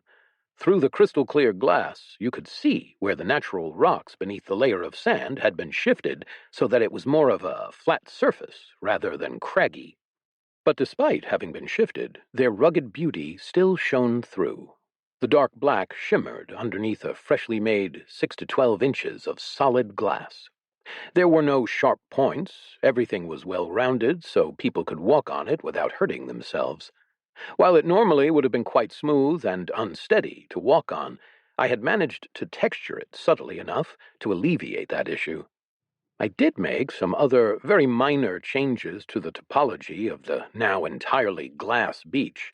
Obviously, I designed channels to ensure that any water from the ocean would drain away completely and avoid pooling in my project. It'd be best if it was regularly cleaned, regardless, to rinse the salt off, and this would make that easier. Soon I let out a long beep of relief. Finally, that catastrophe was taken care of. Now I needed to go find Beatrice. Hopefully, she was done giving the owner of this place a stern talking to, and we could go find her father. I zipped up and over and through an open window of the house to find Beatrice sitting down at a large oval table. Across from her lounge was a stocky man with a well-trimmed gray beard and eyes the same color as Beatrice's. They sat as far as possible from each other across the table, a teapot sitting between them, and 2 cups that seemed untouched. Occasionally, one would speak, but the situation generally looked quite odd. When I came in and waved to the 2 of them, Beatrice brightened. "Ah, master, this is my father. Father, this is Lord Void." I stopped and stared. Chapter 62. That's the tea. The familiar sight of Bee's family home loomed in front of her like a dragon guarding a pile of gold. It was a fairly apt comparison. She knew after seeing Daedalus up close. She walked down the paved path to the front door and raised the knocker. An instant after it fell, the family's butler, Chives, opened the door and welcomed her with a bow. "Miss Beatrice, your father is expecting you." Bee nodded, somehow not surprised, as she stepped in and carefully rubbed the soles of her shoes against the mat. As she cleaned off her feet, she glanced around the entryway. It was different from how she remembered it. She couldn't quite put her finger on why. Has the decor changed, or was it something else? Once she was ready, Chives led her deeper into the mansion. As they walked, her gaze roved across the walls and ceiling, taking in the mostly familiar opulent furnishings. They passed the parlor where her father often entertained groups of guests. Bee stopped in her tracks. The family portrait of her, her mother, and her father had been taken down from over the fireplace. The portrait that had been there for as long as she remembered. It wasn't just that, either. The more she looked around, the more she realized what had seemed so off. Every trace of her mother that she could recall had vanished as if they had been scrubbed from the mansion. Bee took in a deep breath and wiped her sweating palms on her shirt. Her aunt had insisted that it would be best for her to talk to her father alone, that they may have some things they needed to work out, father to daughter. But every time Bee thought about the competition to come, her mouth went a little dry. Licking her lips, she shook her head. No, she was Void's high priestess. She answered to a higher power now. It wasn't her father who was going to come in and order her around. She ruled the city. She ruled the country. She shouldn't be scared of one merchant, no matter who he was, even if he was incredibly powerful and had been a larger-than-life figure throughout her formative years. Bee turned to see Chives had waited for her. Moving on, they quickly arrived in front of a door down the hall. He opened the door to the sitting room, and she went and sat down in the little alcove he had indicated for her. It was like she had never left. Chives bowed again. "I will go inform the master that you are here." Bee drummed her fingers on her knee in thought, trying to suppress any feelings of anxiety or worry as she waited. Only 5 minutes later, Chives returned with yet another bow. "Your father will see you now. He'll await you in the sitting room for tea." She blinked in surprise and stood up. She had spaced out, staring at the wall as she waited, but it couldn't have been more than 5 minutes. That was unusual. Normally it was much longer. Her father had a policy of making anyone wait at least 15 minutes if he was pleased to see them, and if he was upset, sometimes he would be busy for an hour or longer. Bee wasn't sure if he had changed his practices or wanted to get this meeting over, just like her. But it, if anything, made her even more anxious, as now she didn't know what to expect. They walked down a couple of hallways and went into the sitting room where Father always met important people. As they arrived, Bee stopped in the doorway for a beat and stared. He hadn't changed much. Her father had maybe a little bit more gray in his short beard, but his hair was still neatly trimmed, his face craggy with frown lines and sun exposure. Despite his desk job, his shoulders still looked as wide as any two men put together, and he towered over her as he stood behind his chair. His large forearm muscles were balled up as he held his chair back, looking at her with a completely impassive face. But she thought she might be able to hear the wood creaking underneath his hands. Quickly, she ran a scan on him. The results made her blink. How did her father get to level 45? That was nuts. And his lowest stat was charisma? That didn't make any sense. "Daughter," he said with a slight incline of his head. She returned the incline, matching its angle precisely. "Father?" "Would you like some tea?" he asked. Bee nodded without saying anything. Chives pulled out her chair for her, and she sat. As her father seated himself, Chives poured some tea and then went to stand just outside the door, not within hearing range of their conversations, but close enough to call for. She lifted the teacup and sniffed at it. Her father didn't touch his at all and just watched her. She placed it back down. It was the incredibly expensive kind, the kind that he used to show off to people. She had vague memories of her mother all but spitting the stuff out, and her father explaining that it was not about the taste, but the message it sent. Bee had to agree with her mother. From experience, she knew it was disgusting. The silence stretched on for over a minute before her father looked away from her face. He looked down at his tea and cleared his throat. "So, Beatrice," he said in his always measured and calm voice, "how was the academy?" She blinked. She wasn't sure how to respond, and it took her a solid 20 seconds before she thought of something to say. Her father kept looking down at his tea with the infinite patience he always seemed to have when he was having a conversation with someone. "I mopped floors for 2 years," she eventually said. Her father looked up sharply. "What?" Bee repeated herself. "I mopped their floors for 2 years. Well, until things changed." The teacup in Father's hands trembled slightly, but his face never changed.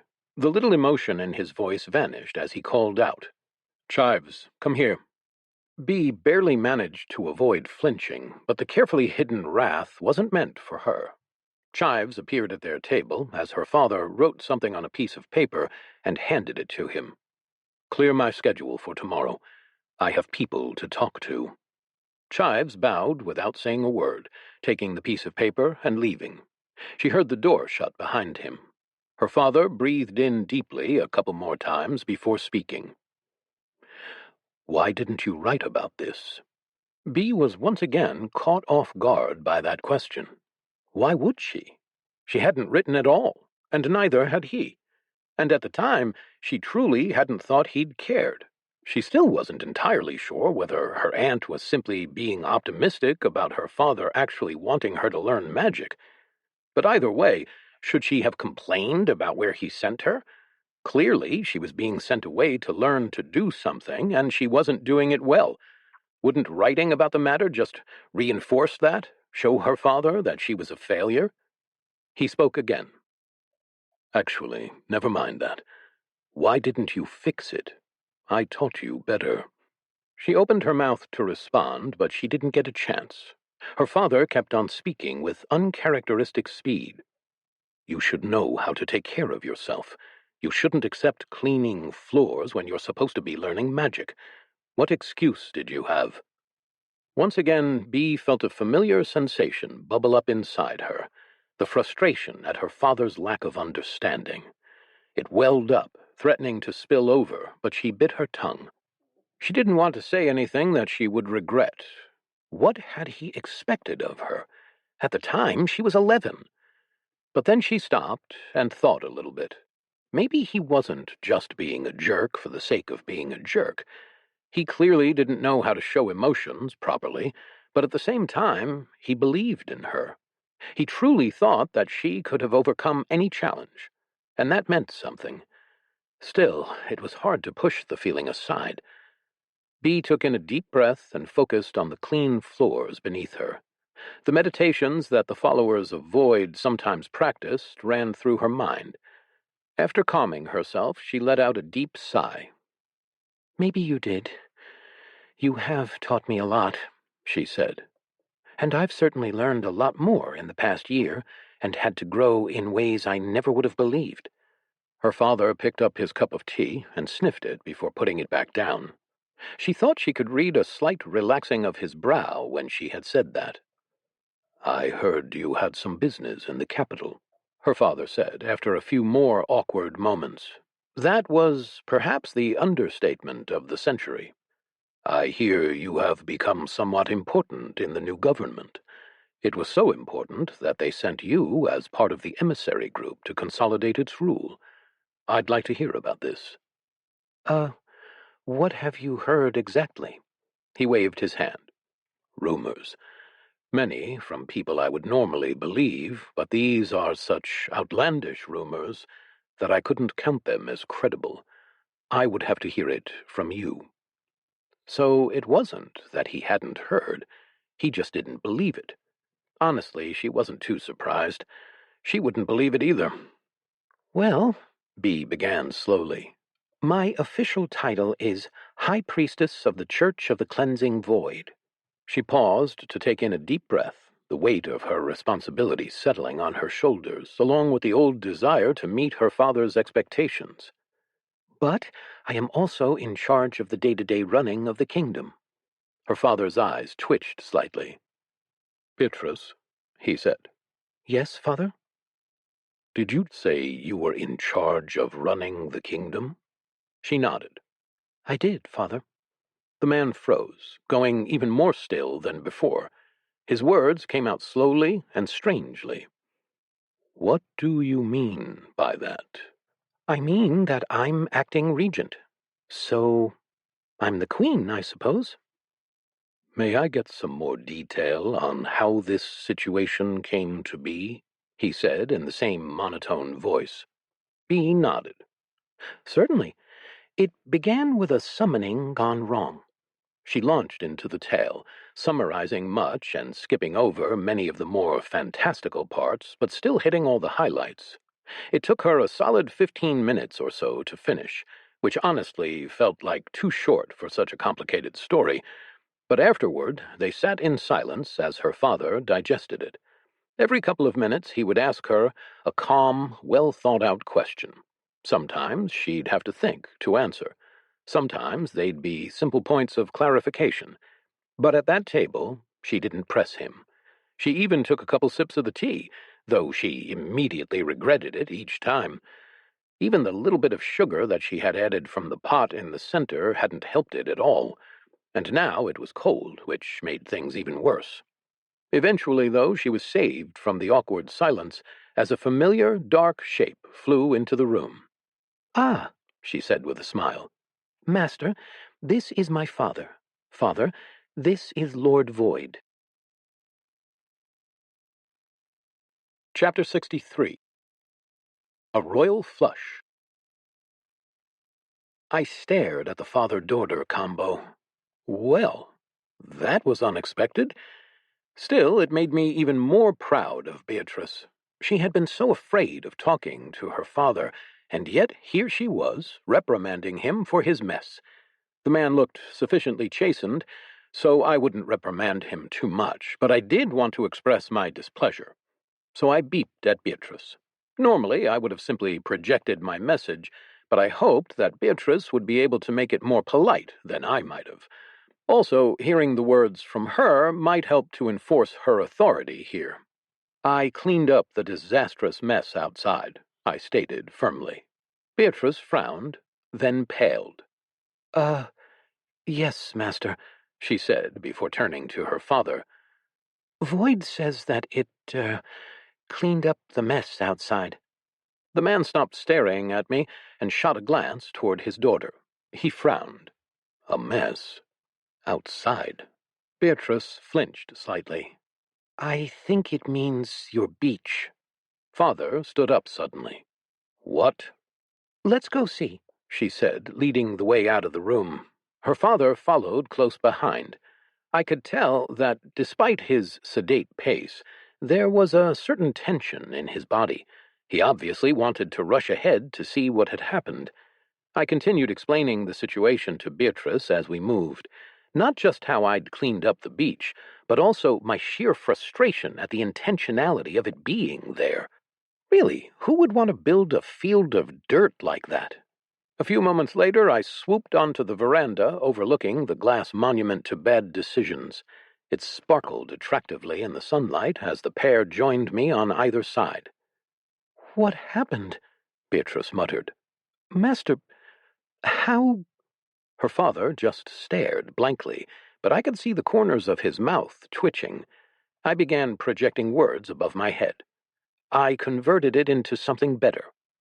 Afterward, I explained with a slideshow of images how I'd melted the sand and then guided it, using my sanitation lamp and air to cool it quickly.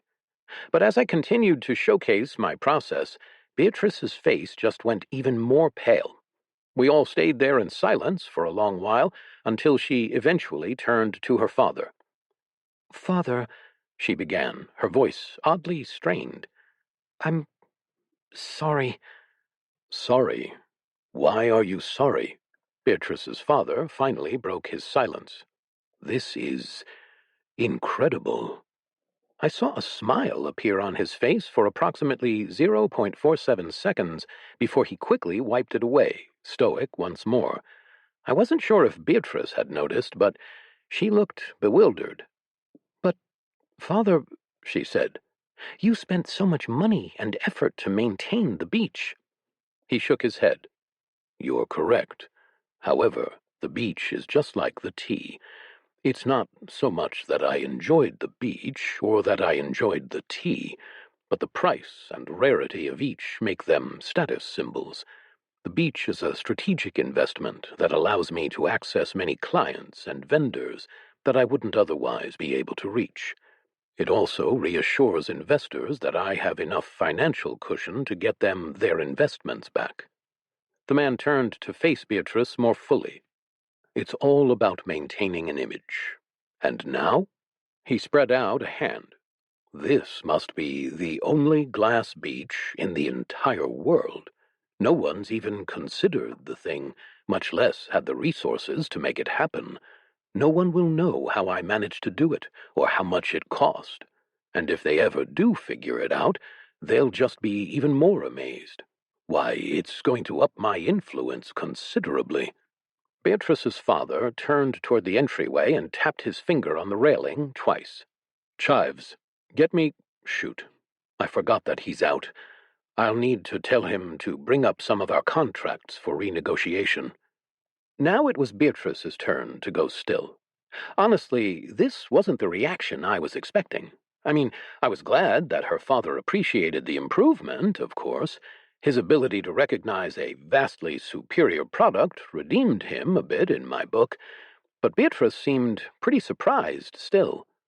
"I guess that makes sense," she admitted eventually.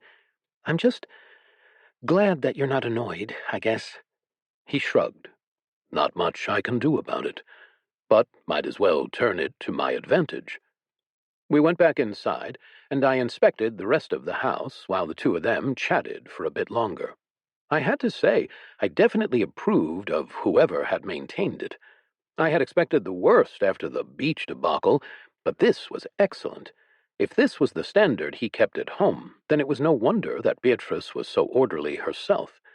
The conversation was still awkward and stilted, but it flowed slightly more naturally, with a maybe 8.4% reduction in silence by the time that Beatrice and I needed to go. It really started to sound more like two people having a conversation once they began talking about tax policies, but otherwise it was almost painfully awkward. But it was getting better. I didn't go back to that house over the week that our entourage spent in the city taking care of business. Instead, I busied myself carving out a sewer system. I wouldn't have time to do the full rework of everything, fixing the streets, replacing windows, and getting water running, but a sewer system was the next best thing.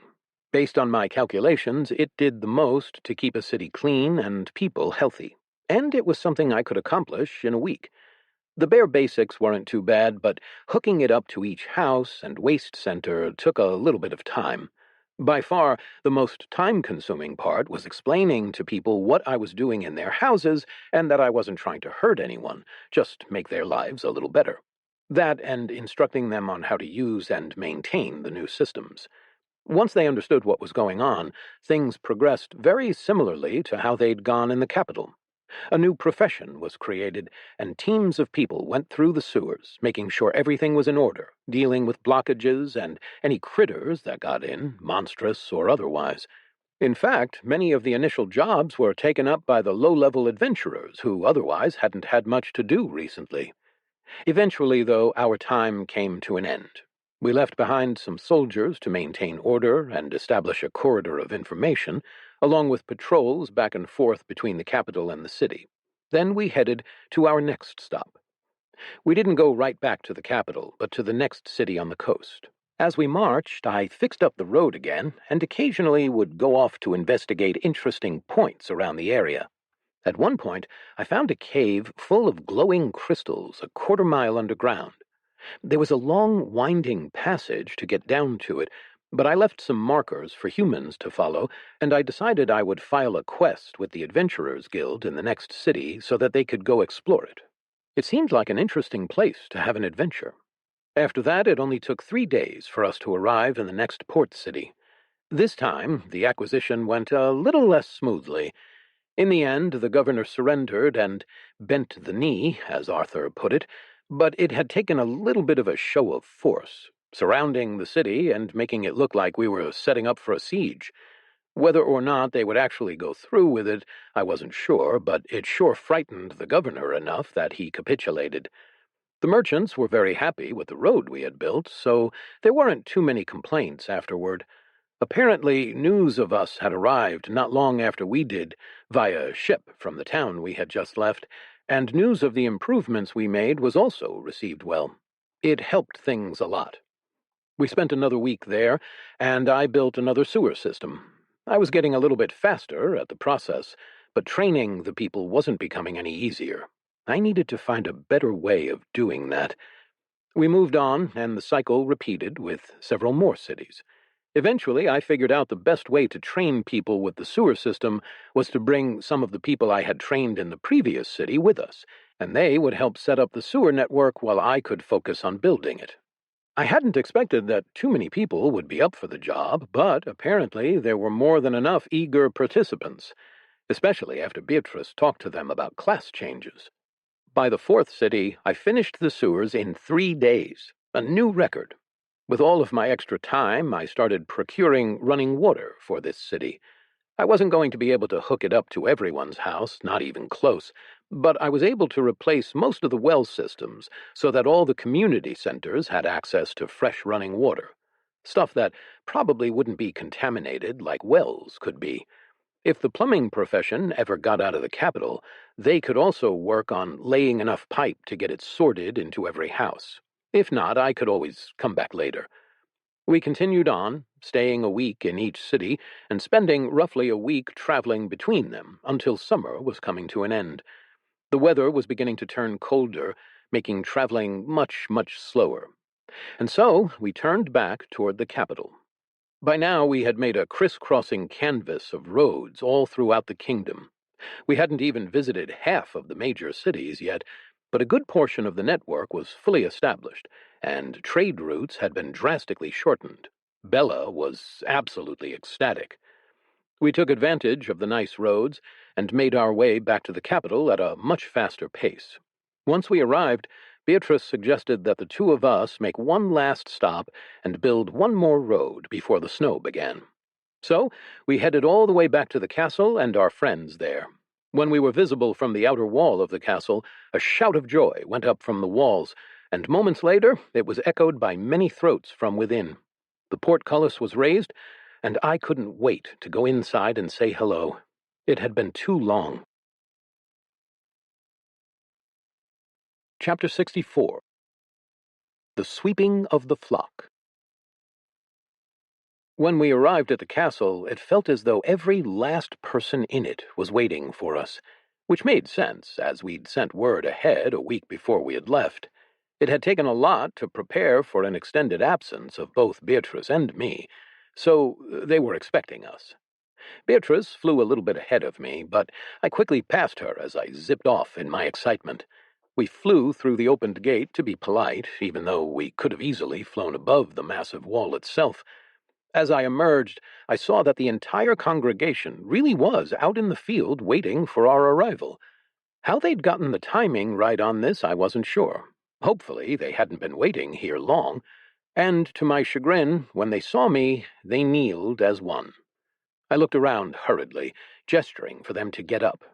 Really, they had been doing so well before I left, but now every single person was on their knees. Mary, Trent, the Nighty Knights, and even Tony. I was glad that Tony had made it here, at least. Before our little expedition, he'd been on his way to the castle with Susan. I wasn't sure if we'd miss him or not, but that wasn't important right now. What was important was getting everyone to stand again. I gestured for them to all get up, but they stayed on their knees, bowing to me for a solid 10.03 seconds. Finally, just before I started to really protest, they finally got up. I expelled some air in relief. That felt very over the top. Beatrice and I landed to greet everyone. Well, we tried to. The greetings were fairly slow, considering how many people wanted to bow to me a second time. After the 20th or so person, I decided I'd had enough. These were my humans, and they were awesome, but this was too much. I needed to go elsewhere until they were a little less excited. With a quick beep to Beatrice, I headed off to inspect the castle. To be honest, I was quite impressed. The inside was close to immaculate.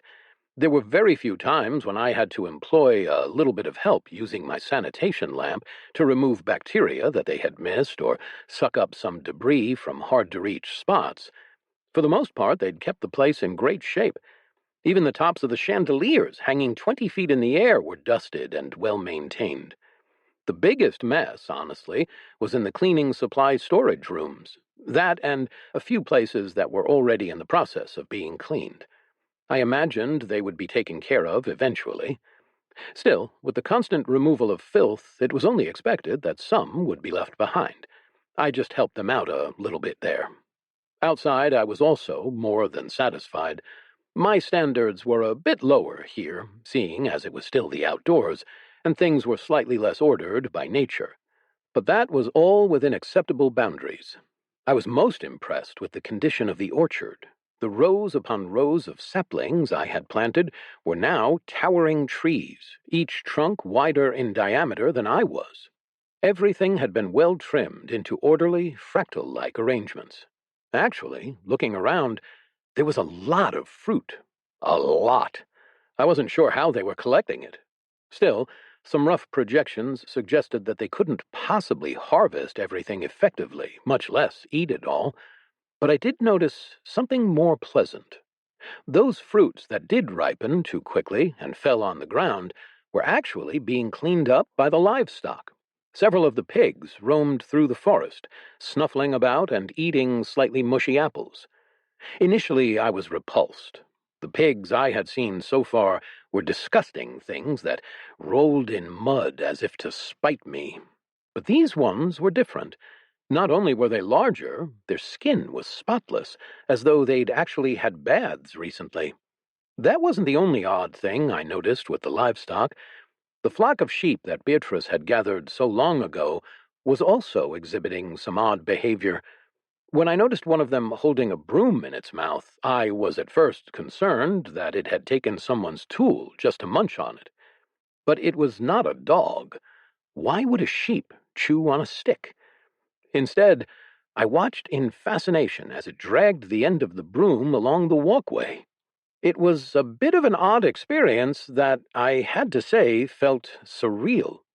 When it finished its trip down the long stone path, it trotted back with the broom still between its teeth. It approached one of the nighty knights, who gave it head scratches and a sugar cube as a reward. I finally understood what was happening. I was quite proud of them. They were teaching the animals just as I had taught them. They grew up so fast. My inspection was complete, and I decided it was time to return. Hopefully, the crowd would be a bit calmer now, but just to be certain, I decided to start with a familiar face and check on Tony. Our floating friend saw me as I approached, grinning broadly and bending at the waist. "Lord Void, we were wondering where you went." I gave him a beep of greeting. His glowing blue eyes and physics-defying hair still drew glances from around us, but not nearly as many as I did. At least he wasn't bowing. At Tony's side stood Susan. Apparently, she was also helping him not float away by holding onto his hand and keeping him anchored to the ground. I would have thought that the whole not floating away thing was something he would have done by now, but apparently his training was only progressing so well. However, the way that Tony levitated a rock over to himself with the wave of a hand told me that his powers were actually working pretty well. Strange. A lightning bolt of inspiration zapped my circuitry. I had just researched human relationships and customs, after all. Maybe, just maybe. I discharged my capacitors and flushed my cache to redo the calculations. No way. This was Tony we're talking about. He was much too focused on his duties. Plus, it just didn't make sense. I mean, I would have noticed something earlier, obviously. Before I could think of some alternative explanation, though, I sensed the nighty knights approach. I spun to face them and received a salute from the ringleaders, Felix, Bradley, Irene, and Leanne. Felix spoke first. "Reporting for duty, Lord Void."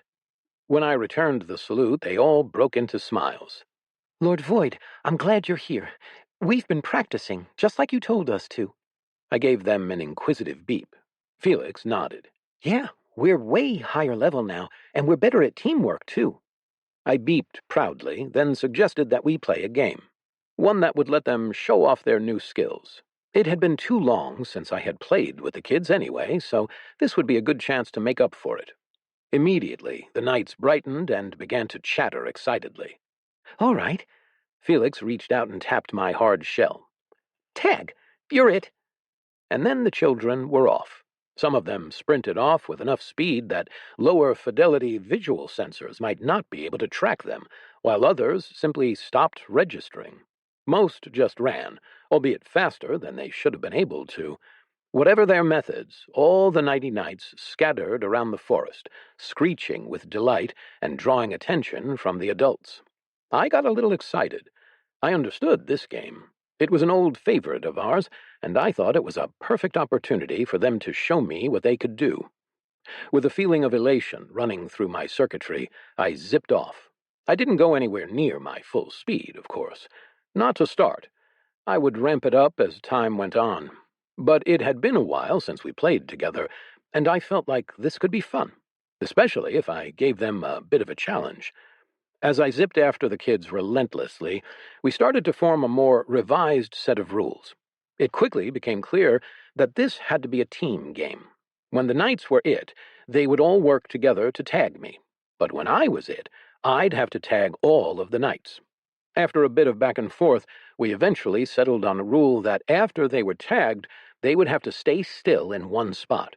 But if another one of the Nighty Knights lifted them off the ground for 3 seconds without Void intervening, they would be untagged and I'd have to catch them again. It was a completely unfair rule set, but I was fine with it. It would help show their teamwork really well, but also give me a bit of a challenge. A few moments later, I tapped the backs of Felix and Bradley in quick succession. But before I zipped away, I noticed a slight warping of the air nearby. Another knight crawled along the grass, sneaking over to untag them. I zipped over and tried to tag him, only to be stopped by a wall of earth slamming into place in front of me. Looking over, I saw another young girl with her hand extended. She grinned at me before sinking beneath the ground herself. Man, this was going to be fun. Chapter 65. Tag. It took a moment for Bee to get through the initial rounds of greetings, though not as long as she'd feared. Soon enough, she made her way over to Tony and Susan, just as Void left to speak with the Nighty Knights. Tony gave her a wave. "Hey, Bee! Wow, don't I feel popular with all these bigwigs coming to see me all of a sudden?" Susan snorted. "You're kind of hard to ignore." "I am, aren't I?" Tony grinned, his solid blue eyes flashing with light. Bee chuckled. "Glad you made it. Let's go inside. We have a lot to talk about." They headed into the castle, picking up the rest of Tony's family members on the way. Mary started off by asking how long Bee planned to stay, if she wanted anything special for dinner, and all the normal stuff.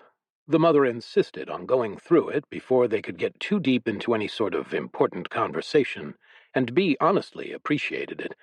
It gave her a chance to just relax and remember how much she cared about the people she worked for and why she did what she did.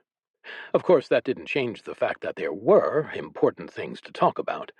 She was going to need Tony back in the capital. She hadn't realized how big of a role he had played in keeping things together in his own right. At least, not until she had been missing him for months. He had been a bridge between Void and the people in many ways that she couldn't be, especially while she was busy ruling. It was easy to forget that he was Void's second follower. It meant that he held a lot of authority in people's eyes, even before his class change. He'd need to get out there and help talk to people for the church, and partly that meant getting his powers under control. Susan had been doing a decent job of helping with that, but Bee worried that they weren't quite where they needed to be. She was glad that he was getting a hard-earned break, especially after the lieutenant fight, but still. An explosion sounded behind Beatrice. She moved forward, spinning around and ready to face the danger. But there was no threat. Instead, she saw one of the Nighty Knights bathing Void in a column of flame as the little warriors ran around. "What is going on?" The column of flame ended just in time for her to see another Nighty Knight burst from the ground in a shower of rocks. The momentum took the child well clear of the earth and launched him at Void. Her master flashed to the side, but the knight followed with a swift change of direction. Bee saw off to the side a little girl digging her heels in the ground with her hand flung out. As she pushed the tunneler toward Void with a gust of air, her heels left furrows in the ground. Bradley appeared behind her in a blur as he pushed his shoulder into her back. All around Void, other Nighty Knights converged and blocked its escape. Void tried to dodge upward, but bumped into a falling knight coming from above. The kid rolled off of Void's back and landed on her feet in a crouched position. The game paused for a split second. As soon as they knew clear contact was made, all the Nighty Knights scattered. There was a black flash, and a couple of the Nighty Knights froze with groans of disappointment, and then Void was off after the rest of them. Bee watched as several of the Nighty Knights snuck through the well-manicured grass, each using various skills to keep them hidden. She wasn't sure how effective they would be against her master, but her all-seeing eye skill pierced right through them. When one of the hidden Nighty Knights lifted their frozen comrade just slightly off the ground for a few moments, both of them ran away again. Yeah, that happens sometimes. Trent put his hands on his hips. The kids can get a little excited with their games. We usually tell them off, but if Void's okay with it. They watched for a few moments longer. Interestingly, Bee noticed that Void was moving significantly slower than usual. She'd seen what her master was capable of in real fights, and this wasn't it. But as the game continued, it got faster and faster. The Nighty Knights were ramping up too, using more and more skills to keep up and combat Void's tactics. Bee was honestly impressed. Even if she were going all out, she would be hard-pressed to avoid taking damage fighting against these children. She could only imagine what they would be like in several years when they were nearing her age. She had to talk to Arthur about that too. Technically, the Knights wouldn't be adults any time soon, but that didn't mean they couldn't help out somehow. They were eager to, at least. She knew that a lot of the noble children went off to military academies at a young age, and would sometimes even fight in conflicts, depending on how stern their families were. She wasn't sure if it was a great solution. Still, it would almost certainly be an impossible task to prevent the Nighty Knights from getting into real trouble until they were older. But if some of the kids were to get into places that could actually help train them, then perhaps they would be able to actually be involved in defending their homes. If they wanted to, of course. She still hoped they grew out of fighting so much and turned to other options instead. But watching them go, she remembered those weren't the sort of skills you could unlearn. She needed to find something for them to do that wasn't so terrible and combative. In the meantime, they would also likely need to keep practicing. Perhaps she could go talk to some of the local branches of the Adventurers Guild for ideas. Bee finally dragged her eyes away from the show, coming back to the conversation as Tony asked her a question about how the church outreach was going. Yeah, we've converted most of the city so far, she answered. I don't mean to change the subject, but how are your powers coming, Tony? He gestured to the 6 inches he was hovering off the ground as he kneeled.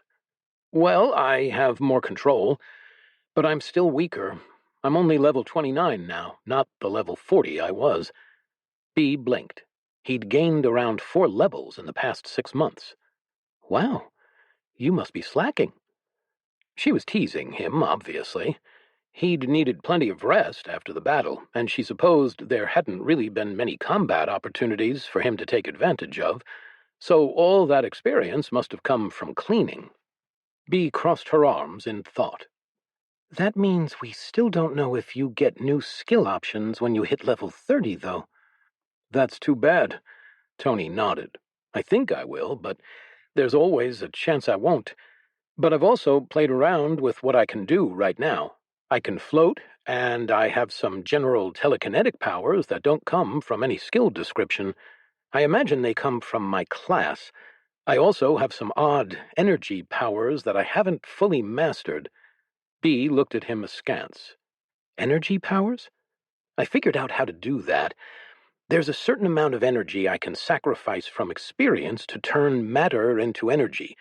I get more energy out of it than I put in, but I can't use that energy to level up. It can be used to power my skills at a higher level, though. Bee's eyes widened. That's insane. Tony nodded. Right? Now I just need some good offensive skills, and I'll be a real powerhouse. Maybe enough to match some of these kids, he said as he inclined his head toward the increasingly fast-paced game of tag.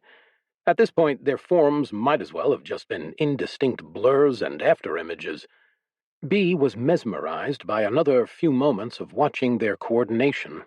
The kids didn't fall into perfect lockstep or anything like that, but they moved in a way that showed they understood each other.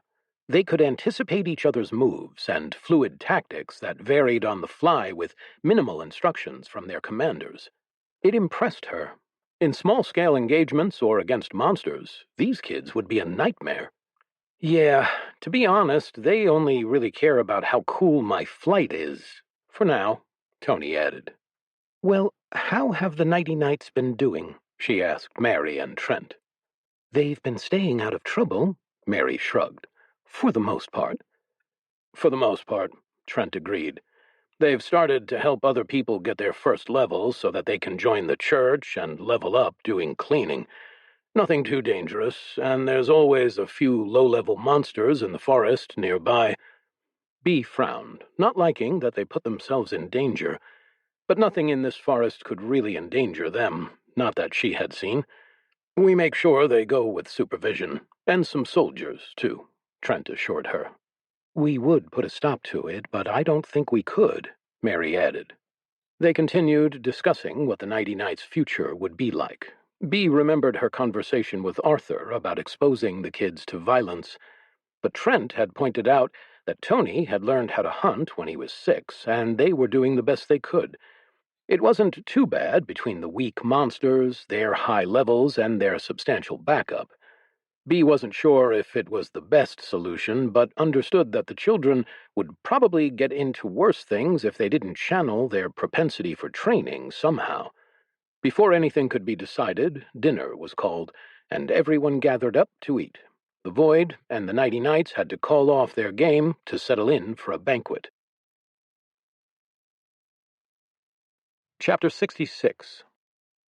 The Road Less Traveled. I didn't partake in the feast that night.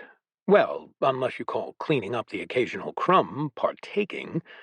Still, I did enjoy my time hanging around and cleaning up any minor messes from the tables. They were relatively well-mannered for humans, which meant there was even less for me to do, but it was the little things. Even purifying the air as I hung out under the table made me feel useful.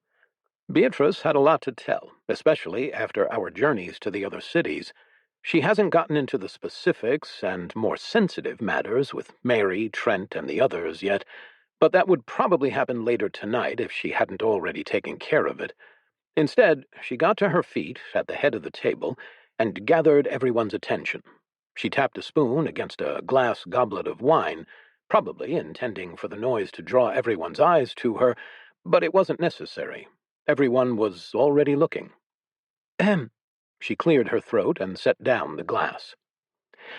I want to thank you all so much for your hard work and dedication in maintaining this most sacred place while I have been away, Beatrice said. There were polite claps, and Trent let out a low whistle. She let the slight commotion die down before continuing. When I last visited, I told you of the kingdom, how the armies that came to strike at us and our way of life were consorting with demons, but felled by Lord Void.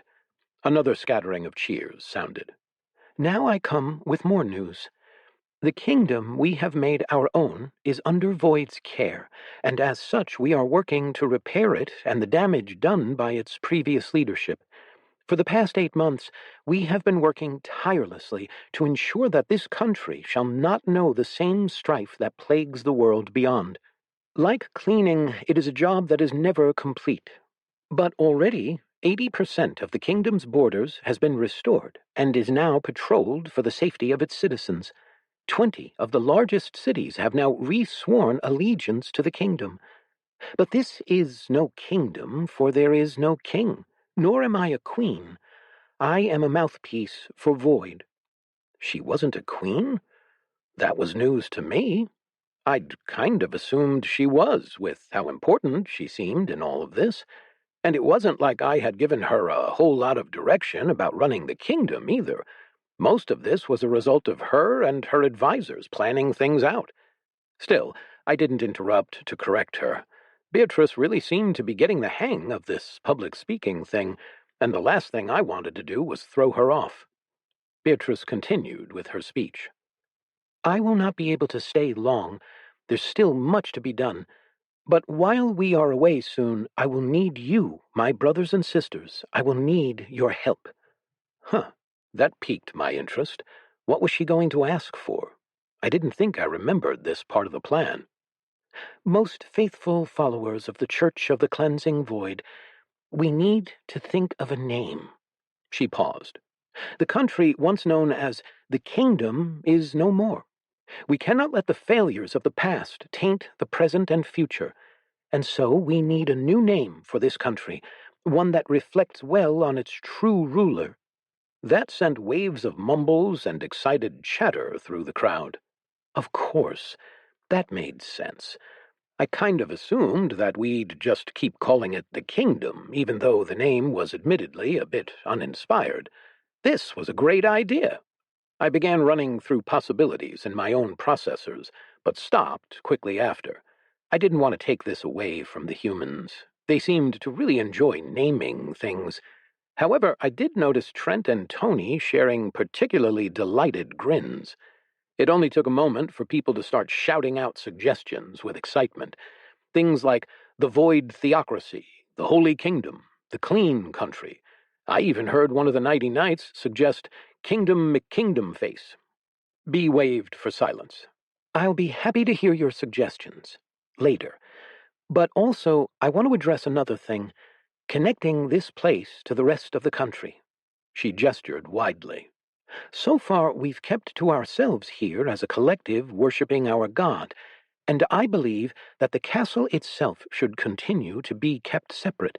It should remain a private, quiet place for those of the faith to live and study our short but important history, and continue the scholarship of magic in the divine. However, that does not mean that we can be completely cut off from the world. We want to ensure the castle is open to those who want to come here and safe for those who wish to leave. There should be no danger in coming here, just time and effort. And to that end, Void and I will take a slower route back. Beatrice looked around, probably for me, but I was hiding under the table. Oops. We will make a proper road leading out of the valley. It will be small, but large enough for 2 wagons to pass abreast. We will continue to rebuild the town of Greg, and then we shall connect that as a major city to the rest of the kingdom. This entire area will become repopulated and thriving once more. With this road, Tony will no longer need to escort groups between here and the capital. It'll be regularly patrolled and kept safe. Bandits will be cleared out, and monsters will be chased off. The Adventurers Guild will protect us from many of the common threats, and the army will patrol to make sure that nothing truly dangerous comes, not to mention our other volunteers. Beatrice went on for some time, explaining other changes in policy, world news, and a few organizations. There were also some appointments, mostly of people who were back in the capital. People around here had their roles and responsibilities down pretty well. However, some of the people to whom she did offer promotions and relocations were hesitant to accept. Why head to the capital when they could stay and live here? But soon after the feast was done, she went to talk with more people behind closed doors. I, of course, was welcome to join, but I wanted to get a head start on that road that she had promised. We had talked about it, of course, and I had improved the formerly dirt path through the forest a couple of times throughout several months, but I hadn't turned it into the proper road I could now make with my various skills. And so I went about forming the best road I possibly could. I spared no expense of time, materials, or effort. This wasn't just going to be a road. This was going to be a marvel, the capstone to my building achievements. Well, after the sewage systems, maybe. Still, over the course of the next several hours, I began work on the intricate path. Normally, I just sloped the roads so that water would roll off of them naturally. Simple and efficient. But this time I dug deep, putting foundations 20 feet underground and turning many bits of the earth below into decorative and complicated patterns. It took much more time than I'd planned for, and it delayed our trip home a bit, but after a lot of work, I managed to create something I was truly proud of, a path of pure white, prettier and more functional than anything else I'd ever built. It was a road that would last as long as the castle had, something that could match the impressive builders that had created my first home here. I wanted to make sure that in 10,000 years they would both still be here. A few weeks later, we were back in the capital. Beatrice and I soared up and over the walls, into the sky, and spotted what our scouts had reported. A large red speck on the horizon was coming towards us. We zipped off over to meet our old friends. It had been months since they last reported in, and I was curious what the dragon and his rider had been up to. They had been monitoring the city where the demons had vanished, along with many of the informants, as well as following up on other leads, trying to locate those last lieutenants. When they saw us approaching, they dove down to a clearing where we could talk. We met them in the middle of a forest, a long way away from any civilization or road.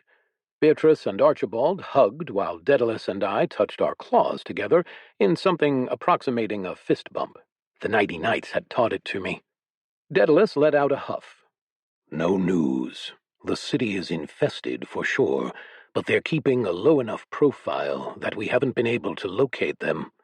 The lieutenants are not in there, but there are some low-level demon worshippers, although there is something interesting. Beatrice cocked her head to the side. What? Your white-robed friend has appeared there. He's started preaching again, Archibald said. That got our attention. Zeal? Archibald nodded. Yeah, that's his name. I couldn't remember it at the time. He seems to be getting quite the following. I'm not sure how it's working with the demons, but I thought you would like to know. I beeped in concern.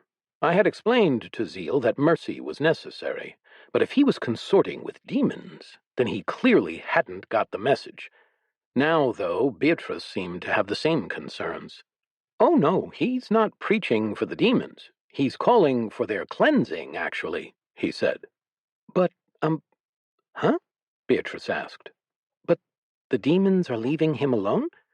I don't understand it either, but it's not the only city where his followers have appeared. Many of Barleona's major cities now have a small presence of white robes in them. They keep on multiplying like roaches, Archibald said. That was troubling.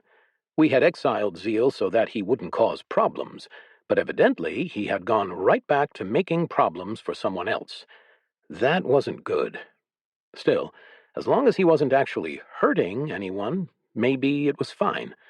It was a different country, after all, and we were busy enough here cleaning up these messes. Maybe if they wanted our help, they'd ask.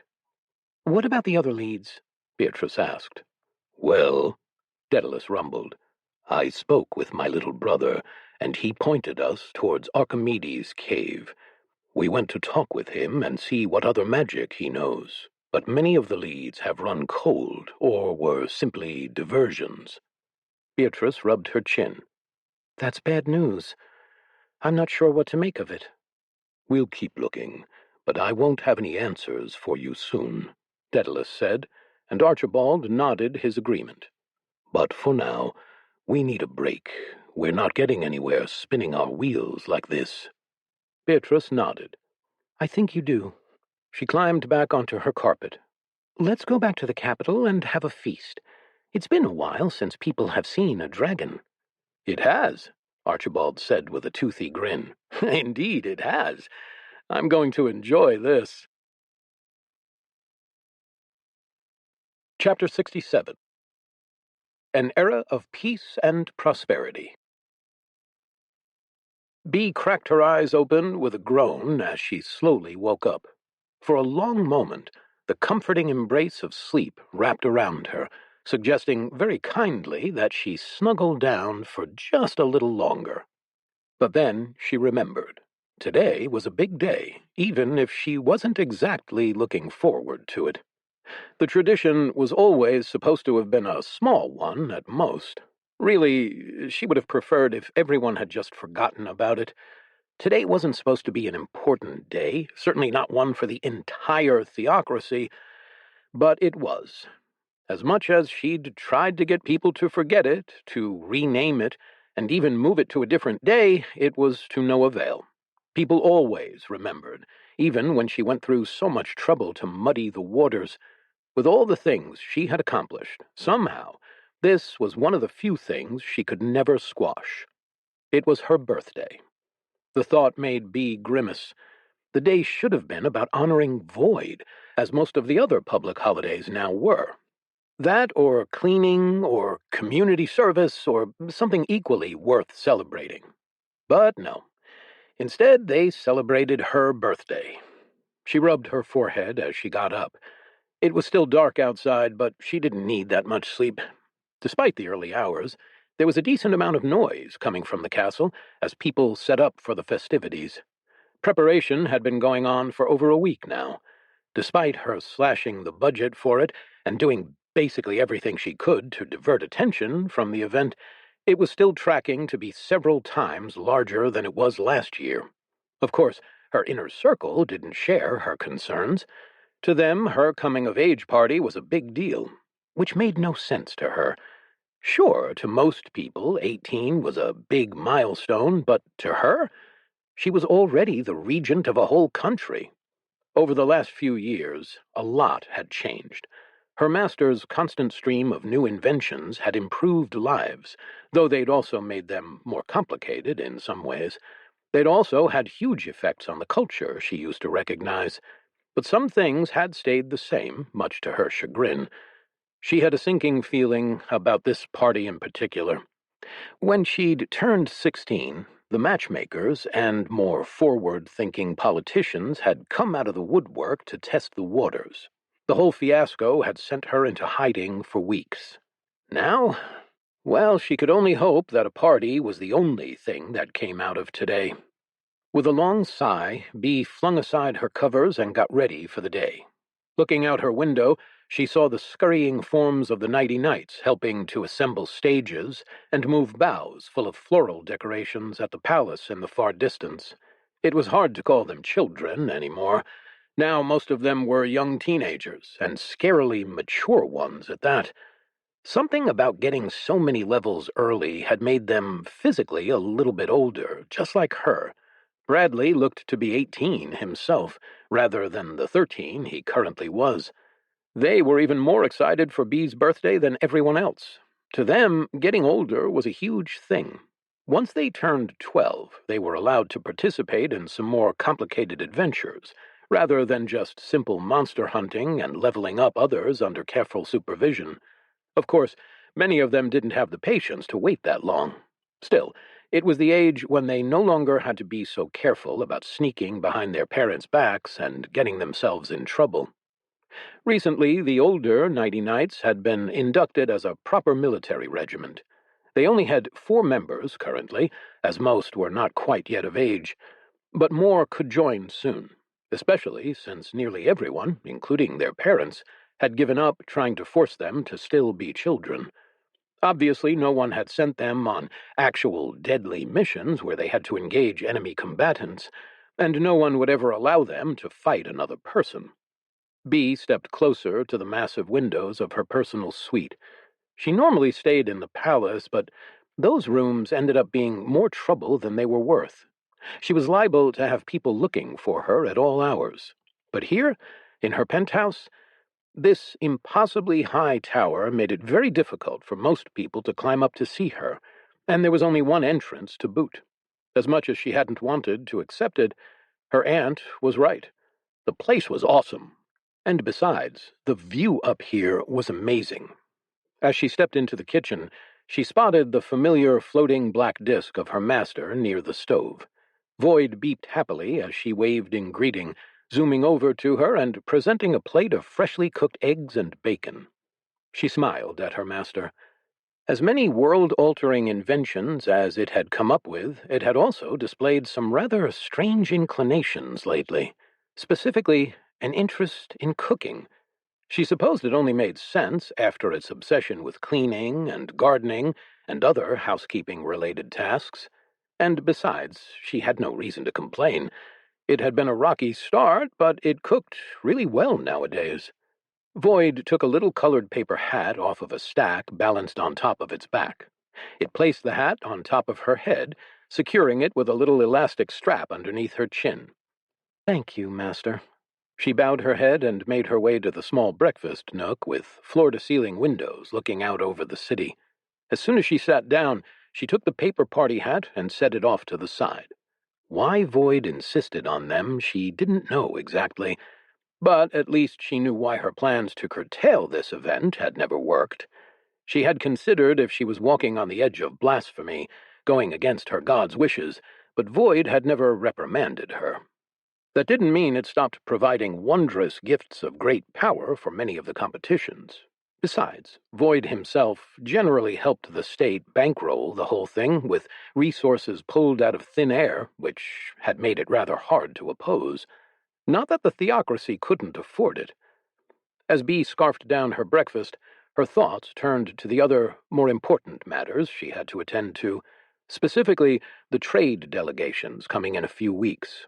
Anyways, with the removal of a lot of the laws that had disproportionately protected noble and royal businesses, the economy boomed.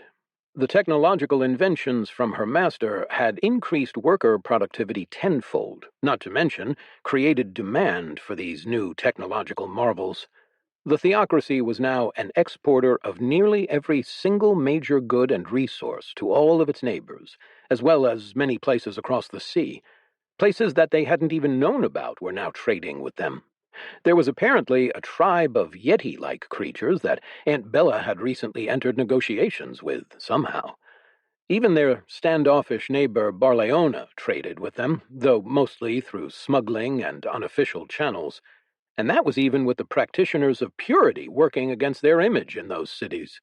Gold and riches were piling into the kingdom. No, not the kingdom, Bee reminded herself. It no longer went by that name. It was the spotless theocracy now, a name that Void itself had agreed to, though she was still fairly certain her master found something humorous about the title. Gold and riches were piling into the spotless theocracy so fast that they didn't know what to do with them. Anyway, the influx of good tidings wasn't all sunshine and rainbows. She had to work incredibly hard to prevent inflation from making the precious metals nearly worthless, and a lot of that involved public spending. Many of her aides had been calling for an expansionist movement that would solve a lot of their problems of abundance. Still, Bee wasn't quite ready for that. The church was already spreading well past its boundaries. Still, the neighbors were already wary enough of them as they were, and invasions just seemed like a waste of resources to her. Besides, Void thought they'd be messy. Her master had counseled that once enough people had faith in its holy vision, those neighboring states would become one with their country with no bloodshed or mess. She seldom argued with her master about that, as Void was almost always correct. The main worry that still weighed on her mind was the lieutenants. 7 of them were still alive, likely on the loose somewhere, and they had no idea where. Archibald and Daedalus came back every couple of months to report on new leads they had followed, but so far they had been eluded. They knew the lieutenants were here. At least some of them were. She couldn't dismiss the possibility that they had returned to the demonic plane out of fear. That would be the best-case scenario. Otherwise, they must be planning something, but they hadn't figured out what. All her time spent leading the theocracy meant she couldn't join in the hunt herself. Void also seemed content to improve things for their people rather than focus on the demons. Susan, Harold, and the warden had been running intelligence services, which had helped to stamp out lots of small demon cultist organizations that somehow spontaneously popped up everywhere. But even they had failed to locate where the real support was coming from. Bee turned away from the window. She was expecting the dragon and his rider to arrive sometime today. They hadn't missed any one of these parties so far, so maybe she'd be able to get another report out of them while they were here. Maybe they would actually get something productive done today, rather than just a bunch of silliness. Chapter 68. The Sweet Life. After Beatrice got her birthday breakfast, I left her alone to eat and went about several of the plans I had made for the day. As I was leaving, I took an extra second to check over the apartment with my system diagnostics skill. Over the years, I'd pulled in a lot of experience from my followers and their levels. It allowed me to reach level 93 and earn a new skill option. But despite how awesome I'd expected it to be, I was surprised that none of the skills really stood out. I'd picked system diagnostics for lack of better choices, but reflecting now as I moved on from checking the tidy skyscraper, I was very glad I had chosen it. Originally, I thought it was just a skill to help improve my own maintenance, making sure there was nothing wrong with myself. At best, I'd hoped that it would let me update my own programming, but it turned out it was so much more. The skill let me choose anything that I could conceptualize as a system and run a diagnostic, letting me understand instantly how everything worked and how it was connected, and identify any sorts of problems with it. After I had acquired that skill, I spent months going around upgrading every plumbing and electrical system that I had managed to install. I couldn't believe how much more efficient it made things. I learned so much more about where I could improve, but at the same time, it kind of put an end to any developments I was making in the space. Now it was all up to the people to move past my level of understanding. So I had to take on new hobbies and duties. Shipbuilding had been fun for a while. The idea was to prevent people from getting wet, especially while they traveled across dangerous areas that were too deep for them to walk across. Simple signage hadn't worked, and I had given up after a week of trying to warn people that bodies of water, both large and small, were to be avoided at all costs.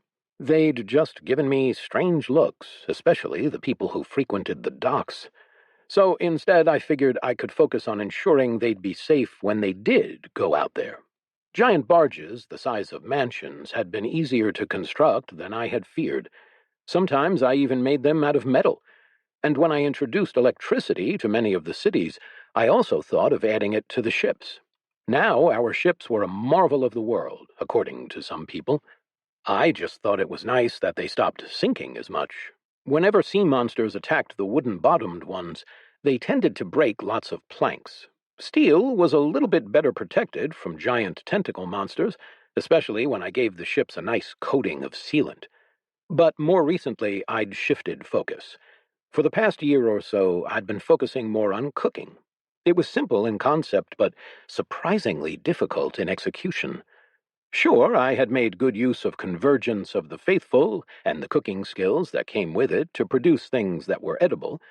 Still, I never had the imaginative flair that someone like Cassie, Tony's older sister, managed. I also still hadn't overcome the lack of taste receptors, which was a bit of an issue for testing, especially at the start. I probably shouldn't have subjected Beatrice to those early experiments. But what I lacked in flavor, I made up for in presentation. Hence, where I was heading now. I needed to work on the cake that we had been planning for the past several days. It had taken a decent amount of convincing to get Cassie to accept me as her assistant.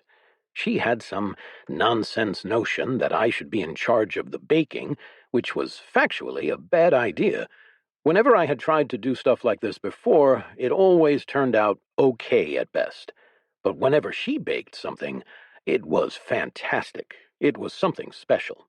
There were more of these oddities that I had noticed over the years, skills that I could get pretty good at, but not great. In cases like that, there was always something wrong, something missing, something not quite perfect about my approach. But that was okay, because I could work together with my humans. Cassie had been designing flavor profiles and finalizing the plan while I was working on the cake's composition, making sure that it was as light, fluffy, and moist as possible while not disrupting her taste. And together, we designed what I thought was the perfect cake. Of course, I couldn't exactly taste it the same way people could, but based on our blind taste tests and controlled A/B testing trials, we had both the best-tasting frosting and cake that we could manage.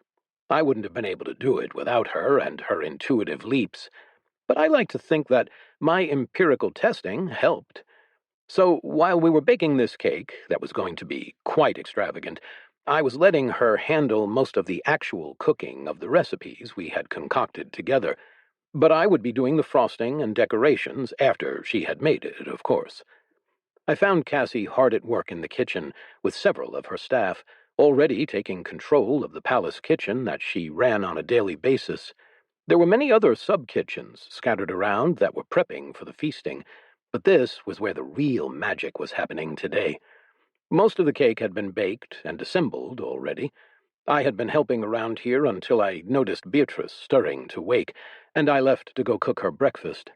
But in my brief absence, they had carefully placed the 18th layer on top. I got to work quickly, applying a perfectly even layer of frosting before I started on the intricate frills and hyper-realistic flowers that we had designed.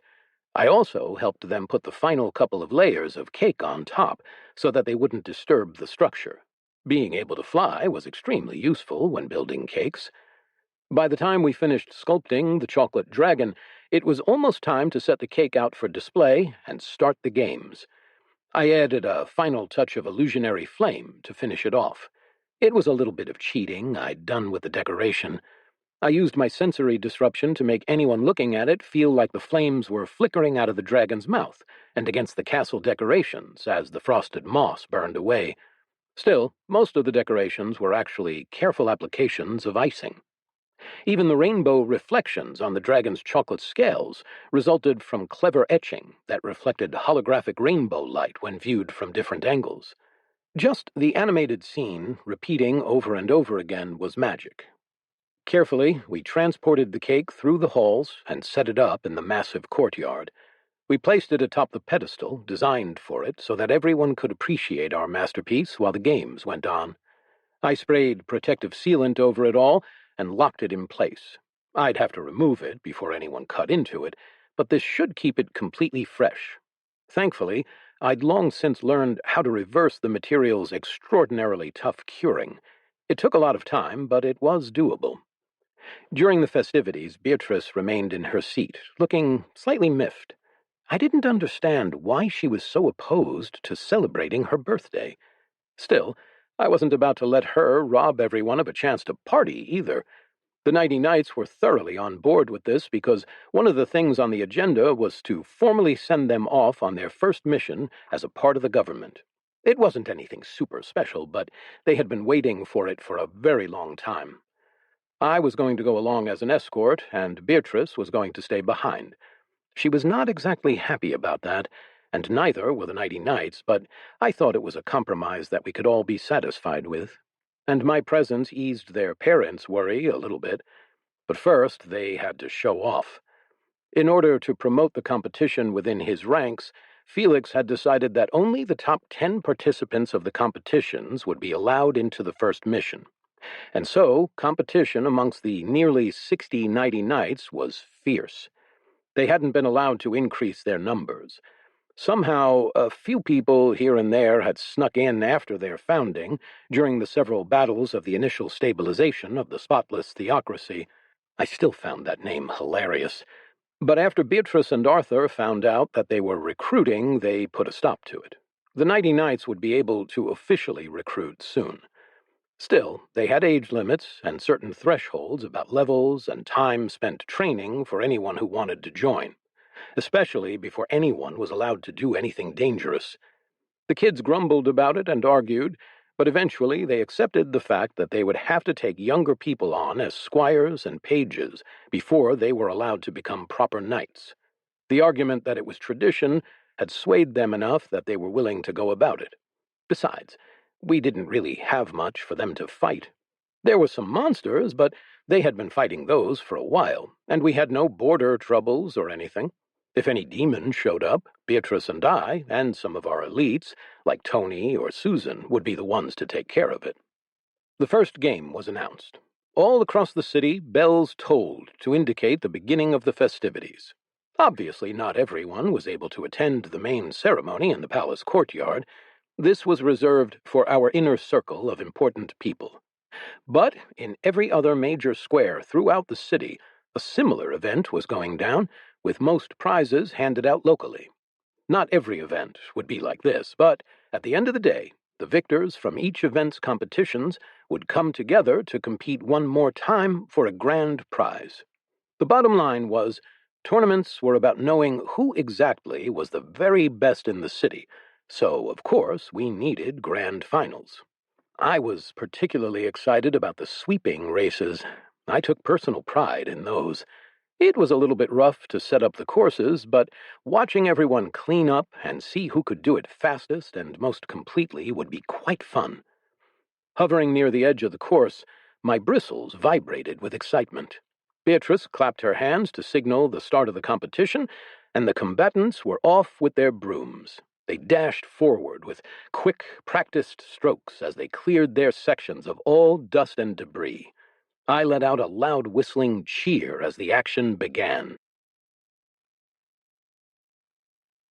Chapter 69. Herald of Ill Omens. Harold resisted the urge to wipe his sweaty palms on his jacket. It was a nervous tic he was developing, one that he could ill afford. He spared a discreet glance over his shoulder. The street was crowded, but he could still pick out a few distinct faces that he recognized from a couple of minutes ago. They trailed behind him, inconspicuous except for their unshakable presence. He turned off into a random alleyway that had few people in it and walked quickly. As he moved, he hunched his shoulders, pulling his coat up and taking his hat off to change the shape of his silhouette in an attempt to lose his pursuers. He wanted to reach up and scratch the itchy beard on his face, but stopped himself again. To an observer, it would look strange to see him scratching the supposedly clean-shaven face that his glamour was displaying. Right before he reached the end of the alleyway, he stepped to the side. He ducked behind a young couple to break the line of sight. Instead of stepping out to the street beyond, he slid sideways through the brick wall. He ended up in what appeared to be a storeroom with no windows and a shut door. Breathing in deeply, he relaxed, releasing several of his skills. His appearance returned to normal, albeit still hidden by his clothing. Harold shook out his hands, trying to get feeling back in them from how clenched his arms had been. These last several years had been hard. In fact, they had sucked. Sure, he had gotten almost as many levels during them as the rest of his life combined. His class evolution to the Void Wraith was harrowing. However, after talking with the warden, he decided to go for it. Harold still wasn't convinced by this so-called god, but he could at least recognize its power. Now, a decent part of that power was Harold's, and it worked perfectly into his spying capabilities. But even having incredible new skills like glamour and the ability to walk through walls wasn't worth all the risks and danger he had been in. Harold pressed his ear to the brick wall and heard a couple of pairs of feet run past. The faint splashing of a puddle on the other side let him know that he had, in fact, been followed. He touched his collar, feeling the small tube containing the paper he needed to deliver still there. He felt a little bit of tension leave his shoulders. He waited for a count of 300 before slipping back out through the solid wall and heading back to the street. Hopefully, he had lost them, but he'd have to do a few more laps to make sure. His dead drop was too important to mess up.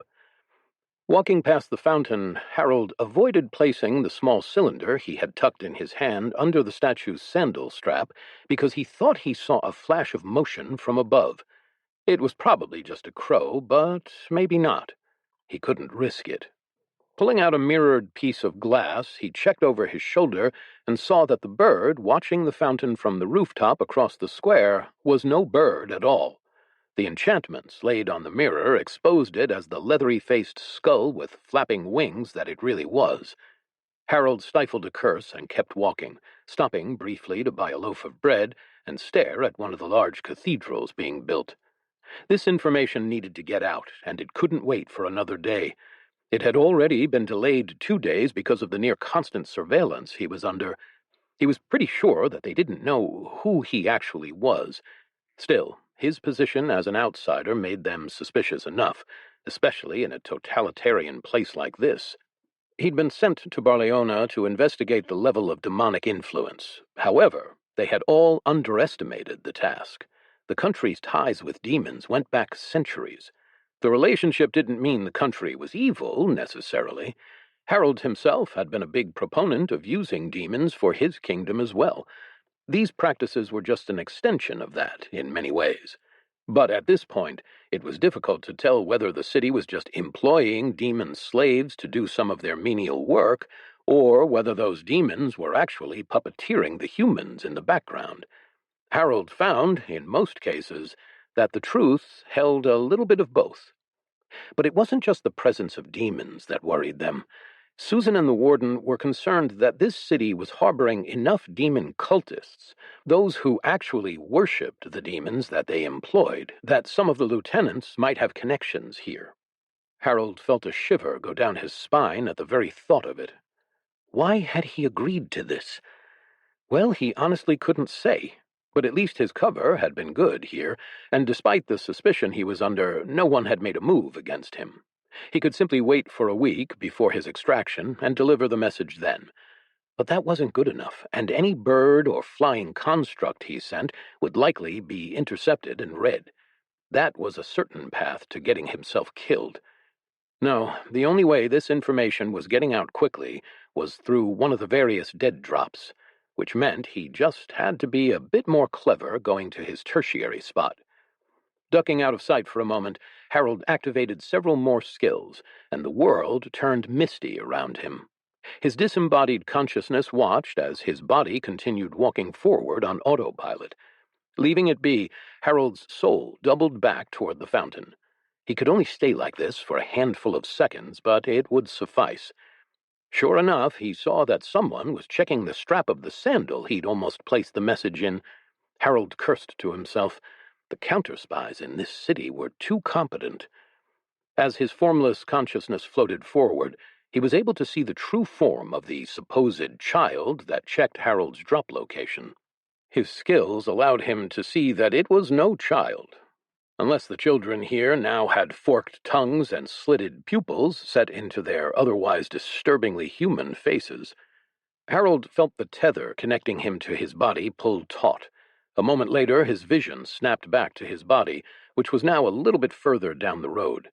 He took a moment to reorient himself before changing directions and considering his contingencies. At this point, it looked like he'd have to abandon the third drop. Maybe the others, too. It seemed like they knew the locations too well for him to be confident in them. He started to pick up his pace and went through a few buildings instead of alleyways. Once he was more thoroughly convinced that he had lost his pursuers, he tried to think of another way of getting the news out. Harold scanned the signs of all the shops, looking for the mark of his order before opening the door to a cobbler's shop. A few quick pass-phrases got him in the back and climbing down a trap door to the safe house below. If this place was compromised too, he would likely be abducted in an hour. Harold was pretty sure that he would be able to escape before that, but this was more of a test to see how much the enemy knew. So he would stay. Sitting in the dark safe house, Harold thought through a variety of plans as the hour ticked by. Eventually, he felt it was safe at last to assume this location was secure. Probably. It was good to know. After he got the information out, he would likely have to make himself scarce, as his cover was almost certainly blown by now. He used too many suspicious skills to try to lose them before the dead drop, so they had to know that he was up to something. And the thin veneer of a visiting, well-connected merchant wouldn't stand up to him being tossed in a cell. But the information needed to get back home faster than he could.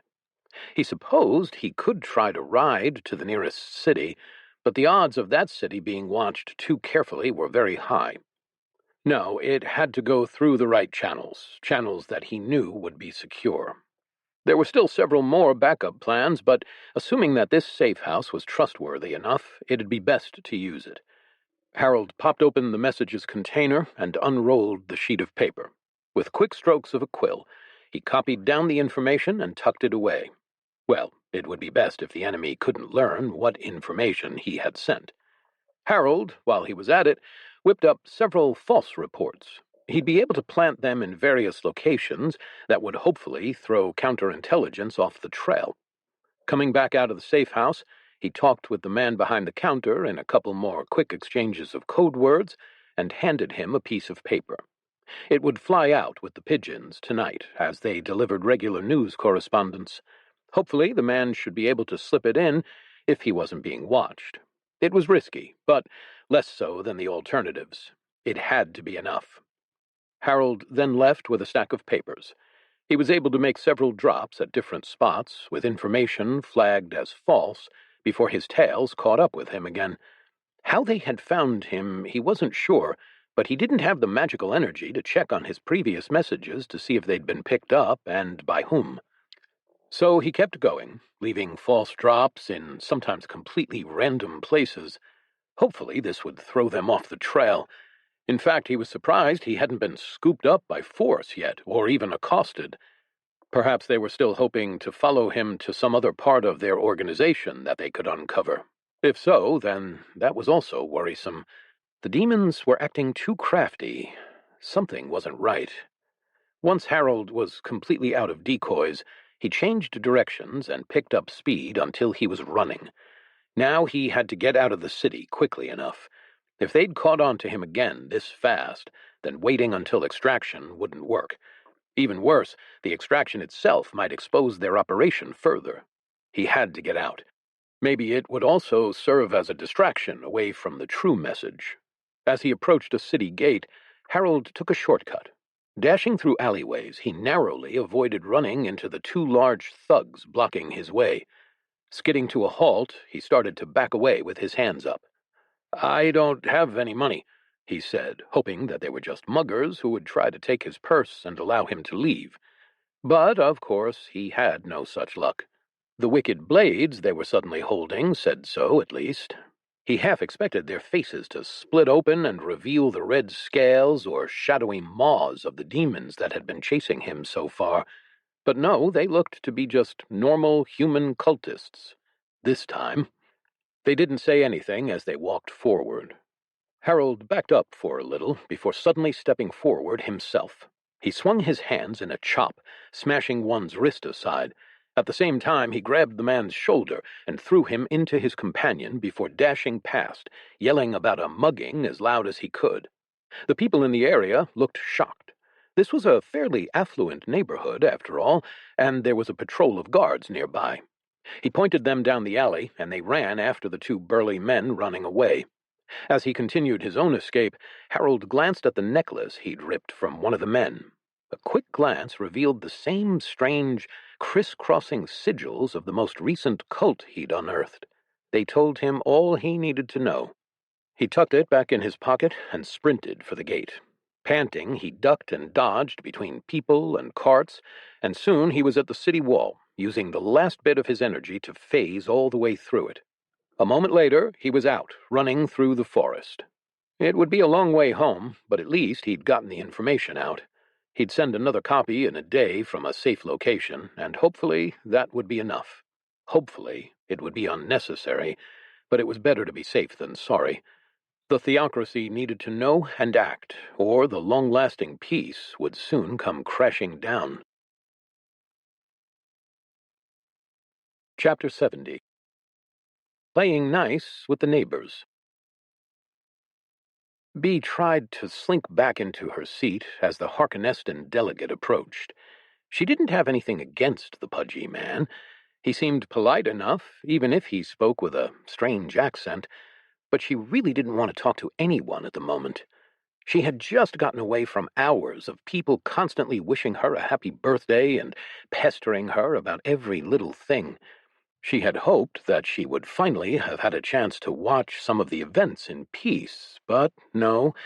Even then, people really wanted to talk to her throughout them.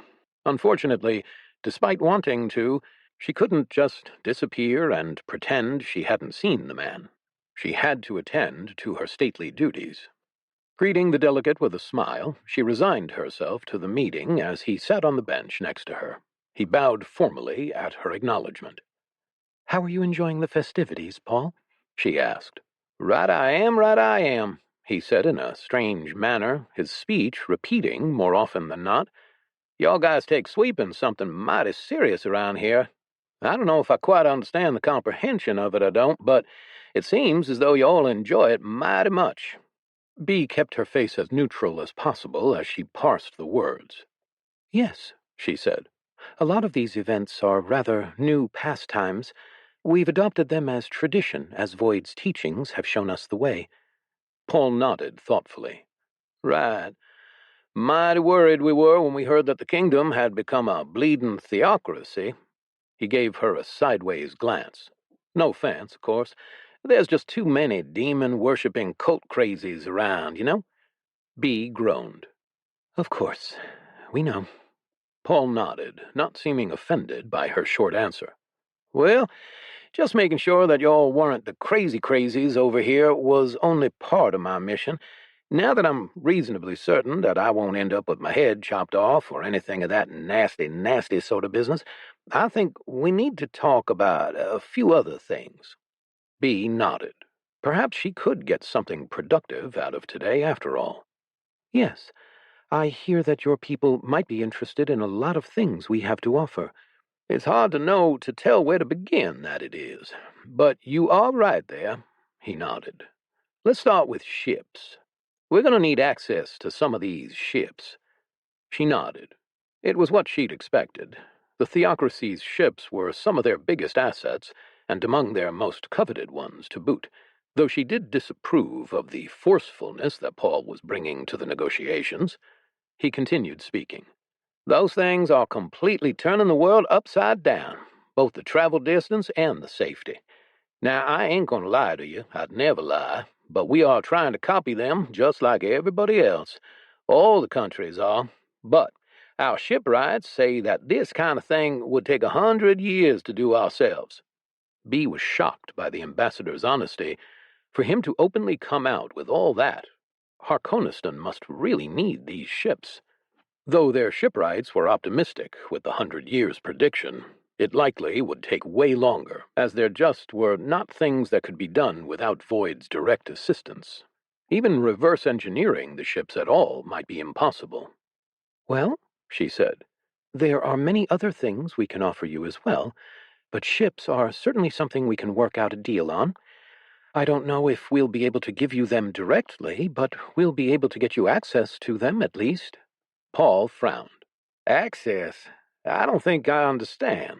Why not just sell them? Well, we can sell some ships, but you understand that they're military weapons, right? In the right hands, she shrugged. They're just as good at hauling men as they are at hauling cargo. Paul blinked. I thought these were civilian ships, cargo ships. That's what my... He paused for a second, searching for the right word, one that wasn't informants or spies. My sources tell me you've been using to ship all across the globe. B nodded. This is true. They do work as cargo ships, and that in itself would make them a great military asset. But there is more to them than we'd like to reveal. However, we are working on a line of ships available for sale. They won't quite be ready for a while yet, but we can always talk about the possibility of you leasing a ship and its crew for some time. Paul nodded. Yes, okay. Well, if you have a list, we'd like to be on top of that. B nodded and directed him to talk to the church chamberlain, who would be in charge of recording his interest. Harkonistan had been a good partner to them in trade and diplomacy, so she had no issue with actually getting them a ship sooner rather than later. Now, before you ask, not sure what my budget price would be here. There's a lot of things to figure out there. But a lot of the value we'd be getting is information, and, well, we could just reverse engineer a lot of it. We would like to compensate you for the learning, and maybe learn it directly without any bad blood. She nodded. We greatly appreciate this gesture. There are many technologies we have been working on that we plan to share with the world, and we'd be happy to do so for you and for many other places as a gesture of goodwill. For example, B patted a book on the table in front of her. Paul smiled and pulled out a copy of the same book from his bag. Oh, I know. I really do want to figure out how you make these books. I've never seen them so available, and the letters are all square and blocky. Weird. But if you can make them so easily, now that could change the world. B laughed. Many of these things can change the world. I just hope the world can survive the changes. Paul smiled. Oh, perhaps I'm just an optimist, thinking the best of things, but I think the world will be much better after all of it. She nodded. Void willing. Just as Paul was getting up to leave, Bee let out a long sigh. She was hoping that she'd have a few more moments to herself, but evidently some of Paul's optimism had rubbed off on her. It wasn't even a moment later that a messenger ran up and whispered in her ear. High Priestess, the warden requests your presence. Ocelot, rooster, blue hamster. Bee frowned at the gibberish before she translated the code, and she stood up. Well, perhaps this would be better than more birthday wishes, but Harold sending news was not always a good thing. The man had a certain knack for finding trouble. As much as she tried her best not to hold a grudge over what had happened at the demonology school, she wasn't perfect. She couldn't deny that Harold was a talented operative in the field and a decent magician as well. But she had stepped in and, with the agreement of the warden, made sure that Harold would not be managing people any time soon. Still, Susan claimed he was her best operative, and, because of that, he had received perhaps an unfair amount of dangerous work. His new class was something that she couldn't help but marvel at. Void did do incredible things. With her master's assistance, all things were possible.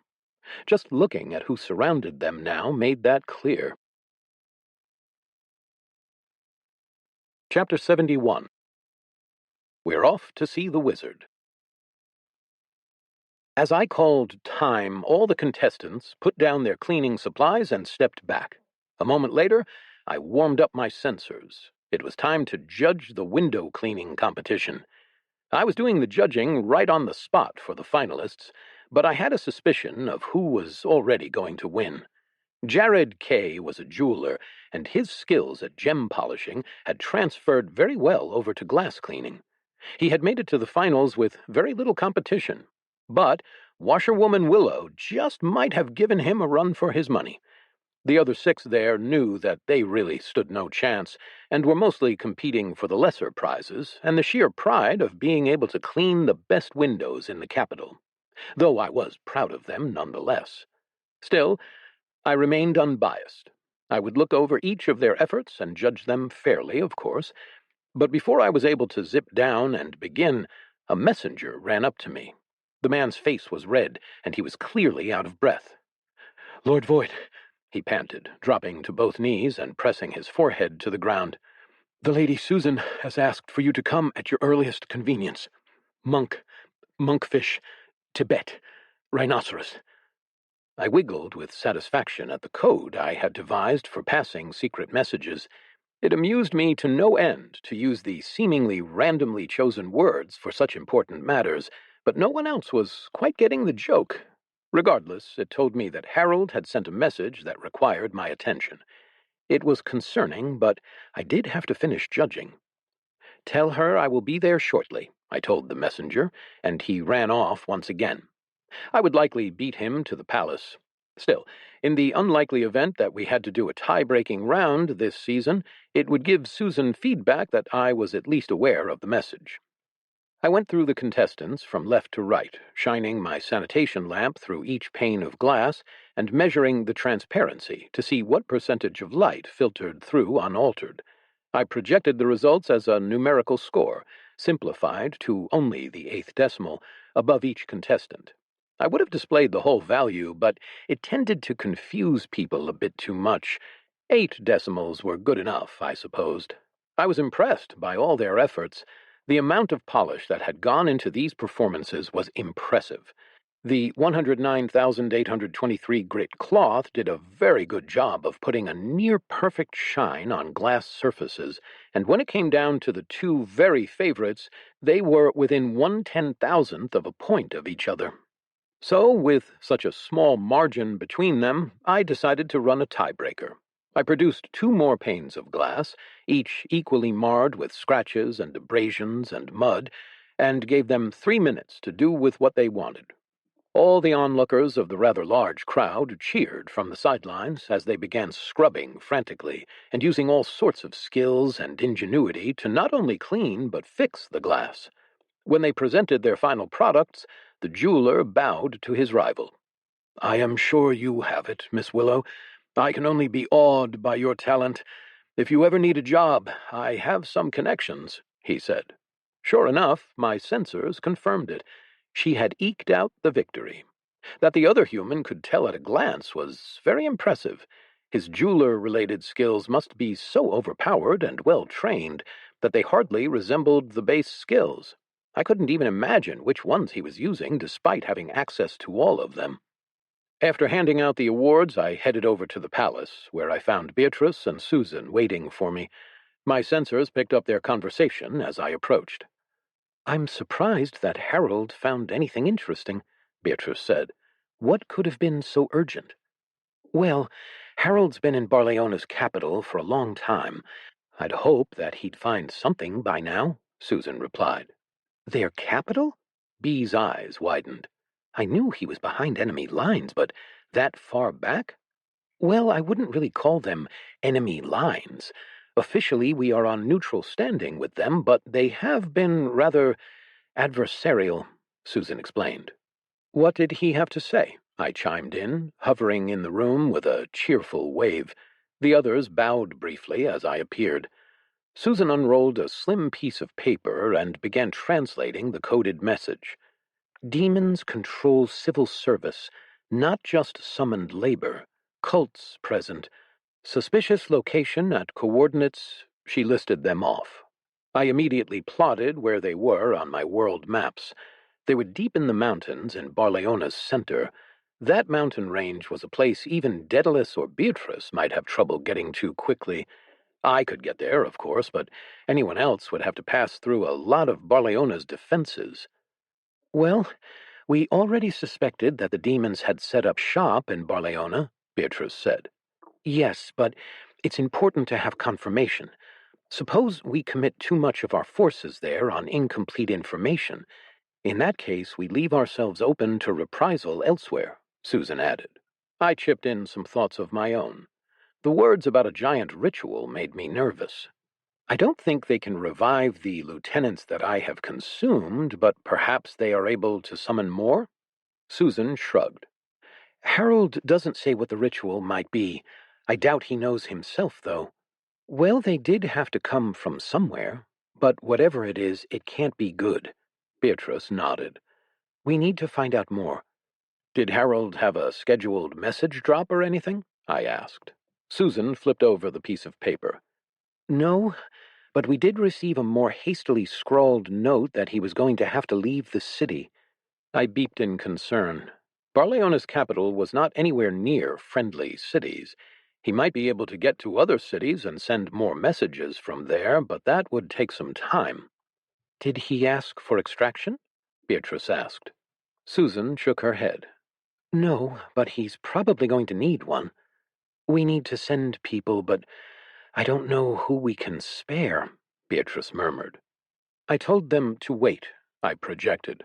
"I think Archibald and Daedalus need to be in on this conversation. They would know most about what kind of ritual the group of lieutenants would be trying to enact." In a moment, I zipped out of the room to scan for the big dragon. I found the pair in the largest courtyard of the palace, both surrounded by people.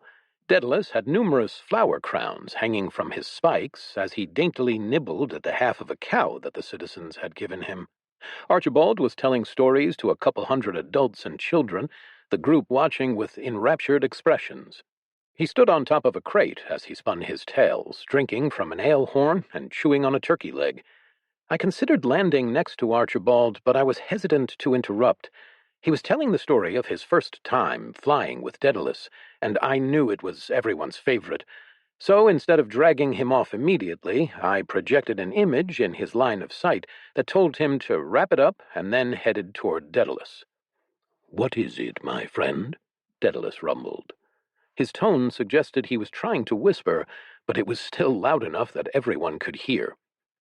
"Oh, just a lead you might be interested in," I told Daedalus, who huffed some smoke out of his nostrils. "I like your decorations." Daedalus rolled his eyes at me and wrinkled his nose. "Yeah, well, the pollen is getting to me, so when we leave, I'd appreciate some help cleaning it up. Otherwise, I'm going to sneeze, and the people around here will not like it when I sneeze." I started running my air purifier, directing it at the air around his nose, and he breathed in deeply. "Ah, much better. Thank you." We made some more small talk as Archibald finished his story. When the man finally came over to see what I needed, he climbed on Daedalus's back, and we soared over to the palace. I didn't remove the flowers decorating Daedalus like he'd asked. They were far too adorable to do that. Still, I did maintain my air purification the whole way over, preventing some rather destructive dragon sneezing. When we landed, Susan filled the pair in about what Harold had said, and we all lapsed into some thoughtful silence. "I have a few ideas," Archibald said. "None of them are good." "Yes, none of them are good," Daedalus huffed. "In a place like that, no one hides demon-summoning rituals without good reason." "Then we need to stop them as soon as we can," Beatrice argued, "or at least get information. There could also be many reasonable explanations for something like this, but we need to investigate, and we need to extract Harold." "I have an idea," I said. "Archibald and Daedalus, would you be willing to help escort a diplomatic envoy under emergency status to discuss the matter with their head of state?" Daedalus thought for a moment as Archibald frowned. "A diplomatic envoy? Are we the diplomats?" "No, just the escort." He tilted his head to the side, then nodded. "Not a bad idea. Having a dragon as an escort may be a little overkill." He shot a glance toward the red dragon beside him. "But we can always say he's an interested third party as well." I projected a thumbs up above my chassis. Having Daedalus along would be a great help. The real question was, who else should go? As I posed the question and turned to Beatrice, Susan immediately shook her head. "You can't go, High Priestess. We're busy here," Susan objected. "You're too important to the city for you to just be gallivanting around. The party isn't even half over yet." Beatrice sagged in defeat, but seemed to accept the woman's words. "Well, who else then? Tony?" Tony was a good choice. He had spent a lot of time leveling and mastering his Custodian of the Beyond abilities, and had become quite scary in his own right. Susan, though, wasn't exactly happy about the suggestion. "If Tony's going, I'm going too." She folded her arms. "No way am I letting him go on a diplomatic mission himself.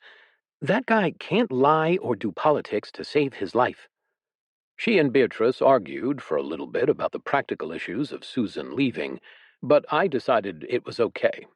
Still, I instructed her to pass off any important information to the warden so that he could take over her duties for a while. The man had moved closer and closer to retirement, but still had an active role in wrangling the theocracy's politics. For Beatrice, he acted as an advisor more than anything. Still, he could run this information network for a little while before he got exhausted. Susan nodded, heading off to find the warden. Archibald and Daedalus left soon after to find Tony, intending to leave within an hour. As the group went about their preparations, Beatrice and I were left alone. "Are you sure there's nothing we can do?" she asked me. I gave her a beep of reassurance. There was still plenty of opportunity for her to help around here. Besides, with Archibald and Daedalus gone, the sky races would need a new judge. For some reason, Beatrice groaned. Chapter 72. Dragon Delivery Service. It was within an hour that Archibald climbed onto Daedalus's back, his things packed and ready to go. Susan and Tony climbed right up after him, bunching up between the large rainbow-tipped spikes along the dragon's neck. With a brief coiling of muscles, the red dragon launched skyward. Daedalus had been fairly lax about humans riding him ever since he'd woken up, thankfully. Archibald believed that the kids' enthusiasm for rides helped a bit with that. Archibald held on tight to the spines in front of him, and the passengers behind him let out whoops as the air rushed past. He couldn't stop the grin that spread across his own face, either. Flying on a dragon never got old, which was good, since he'd spent more time on dragonback than he had on the ground these past 4 years. Much more. The search had been frustrating, and they had yet to really find any meaningful trace of the lieutenants and their activities. Not since that last battle in the mountain. But, on the bright side, it had given him and Daedalus plenty of time to just catch up and hang out. Though the dragon had been asleep for a long time, Archibald had been in stasis for even longer. That meant his old friend had plenty of stories to tell. Plus, despite the monotony, it still felt like they were doing something worthwhile. What could be better than protecting humanity from the forces of evil? This was something they were used to, and it felt way better to be on the winning side for once. Of course, Daedalus had always thought he was on the winning side. Archibald didn't exactly correct him. It wasn't a long trip to Barleona as the dragon glides, especially not with Daedalus's prismatic enhancements. So, only a couple of hours later, they were touching down just out of sight of the country's capital. As the dragon swooped over and alighted in a forest clearing, Archibald and his companions slid off to land on the grass below. Together, the three of them walked around to Daedalus's head. Archibald reached out to scratch the side of Daedalus's nostril, and the dragon leaned his head gently into his hand with a snort. Susan spoke up first. "All right. Technically, Tony is the lead delegate here, and I'm here to keep him in line. And Archibald," she glanced over at him. "Well, since you know nothing about modern politics, I suppose you're the muscle." Archibald gave her a thumbs up. "Just how I like it. Politics sucks anyway." Tony raised a hand. One of us needs to go pick up Harold, too. Based on what we know, he's likely heading toward Gorgina, but it's still pretty far away for him, a few days at least." "Assuming the message wasn't delayed, and that he actually made it out of the city," Susan pointed out. "And if he didn't make it out of the city?" Archibald asked. "Then we'll need a way to check the dungeons. Hopefully he's okay. Even if he did get caught, I'm not too worried, though. I've worked with Harold for a while now, and if anyone's good at escaping—" Susan said, trailing off. Archibald nodded. That made sense. He personally didn't know much about Harold, but if Susan trusted the guy, it was good enough for him. Daedalus pulled his head up and shook himself slightly. "I will go find the wayward human if he has made it out of the city. Don't worry." Daedalus looked over at Archibald. "Will you be all right on your own?" Archibald nodded. "I can take care of myself. Worst comes to worst, we'll just get out of there. Simple." The ground shook as Daedalus launched himself skyward again. "All right," Archibald said, clapping his hands together. He was more than ready to move on and head toward the city. Tony was too, as he started floating toward the road ahead of him and Susan. "So, who are we going to be talking to?" Harold had slept poorly. Before night fell, he'd managed to get several hours away from the city, but he didn't really have the supplies for camping in the wild. It meant that he was stuck with the few tree branches he'd pulled together as his only shelter. A shelter made even worse by the light drizzle that night. He rose from his bed of flattened grass and stretched the crick in his neck. There were a couple of new bruises along his spine, where roots had poked at him constantly while he slept. However, his grogginess and discomfort didn't mean he wasn't alert. He crept through the undergrowth and left several false trails for anyone still following him. So far, there were no signs of anyone behind him or trying to track him. But he wasn't going to stop making it difficult in case he'd missed a sign. Not yet. Maybe sometime tomorrow he'd focus more on speed. But for now, stealth was the name of the game. Coming to a large river, Harold frowned. It appeared that he'd been going a little bit farther north than he had planned. He needed to course correct. So, turning south, he began walking downstream. His memory indicated that there should be a crossing nearby. It was too cold and wide for him to ford the river, even though that would be a great way to disperse his scent and lose any animals tracking him. So he stayed within the tree line while he moved, which slowed his progress considerably but made him less visible from above. As far as he knew, there weren't any flying forces that the city would deploy to find him. Not with the profile they were keeping, but if the demons were operating more openly, then who knew what they might try? Of course, there were certain types of demons that would make tracking him down look like child's play. If any of those were around, he was as good as dead. But since they hadn't caught him yet, he had to hope that wasn't the case. They certainly would have been able to overtake him already if they'd known where he was. The fact that they hadn't indicated that either he was in luck or the various anti-scrying charms he'd hidden about his person were working. After several hours of trudging, he finally saw the bridge appear in the distance. Harold stayed hidden in the trees, checking all directions. Once he was certain the coast was clear, he darted out, staying low as he dashed across the 50-foot bridge as fast as he could. His eyes kept scanning the clearing behind him and the ground in front, certain that something would jump out at any moment. But all of that focus made him forget to look above. A thunderous crash ahead brought him to a dead halt. Harold's head whipped toward the sound, already dreading what he would see. There, standing before him, a massive, red-scaled body blocked the path forward. Shattered trees lay beneath its titanic weight where it had landed, their trunks resembling little more than sticks next to its size. The sunlight glittered strangely off of its scales and horns, nearly blinding him with prismatic rays. Harold's thoughts raced. In that brief instant, he debated between jumping off the river and seeing if he could make it downstream, or simply running back the way he'd come. Neither one of them seemed to be a viable option, as this dragon could surely snap him up before he could even move. His muscles locked up in terror. As much as he thought, he was unable to come up with any sort of solution that would leave him walking away from this predicament alive. Who would have thought that Barleona would have a dragon to track him down? Just as he began to accept his fate, the dragon spoke.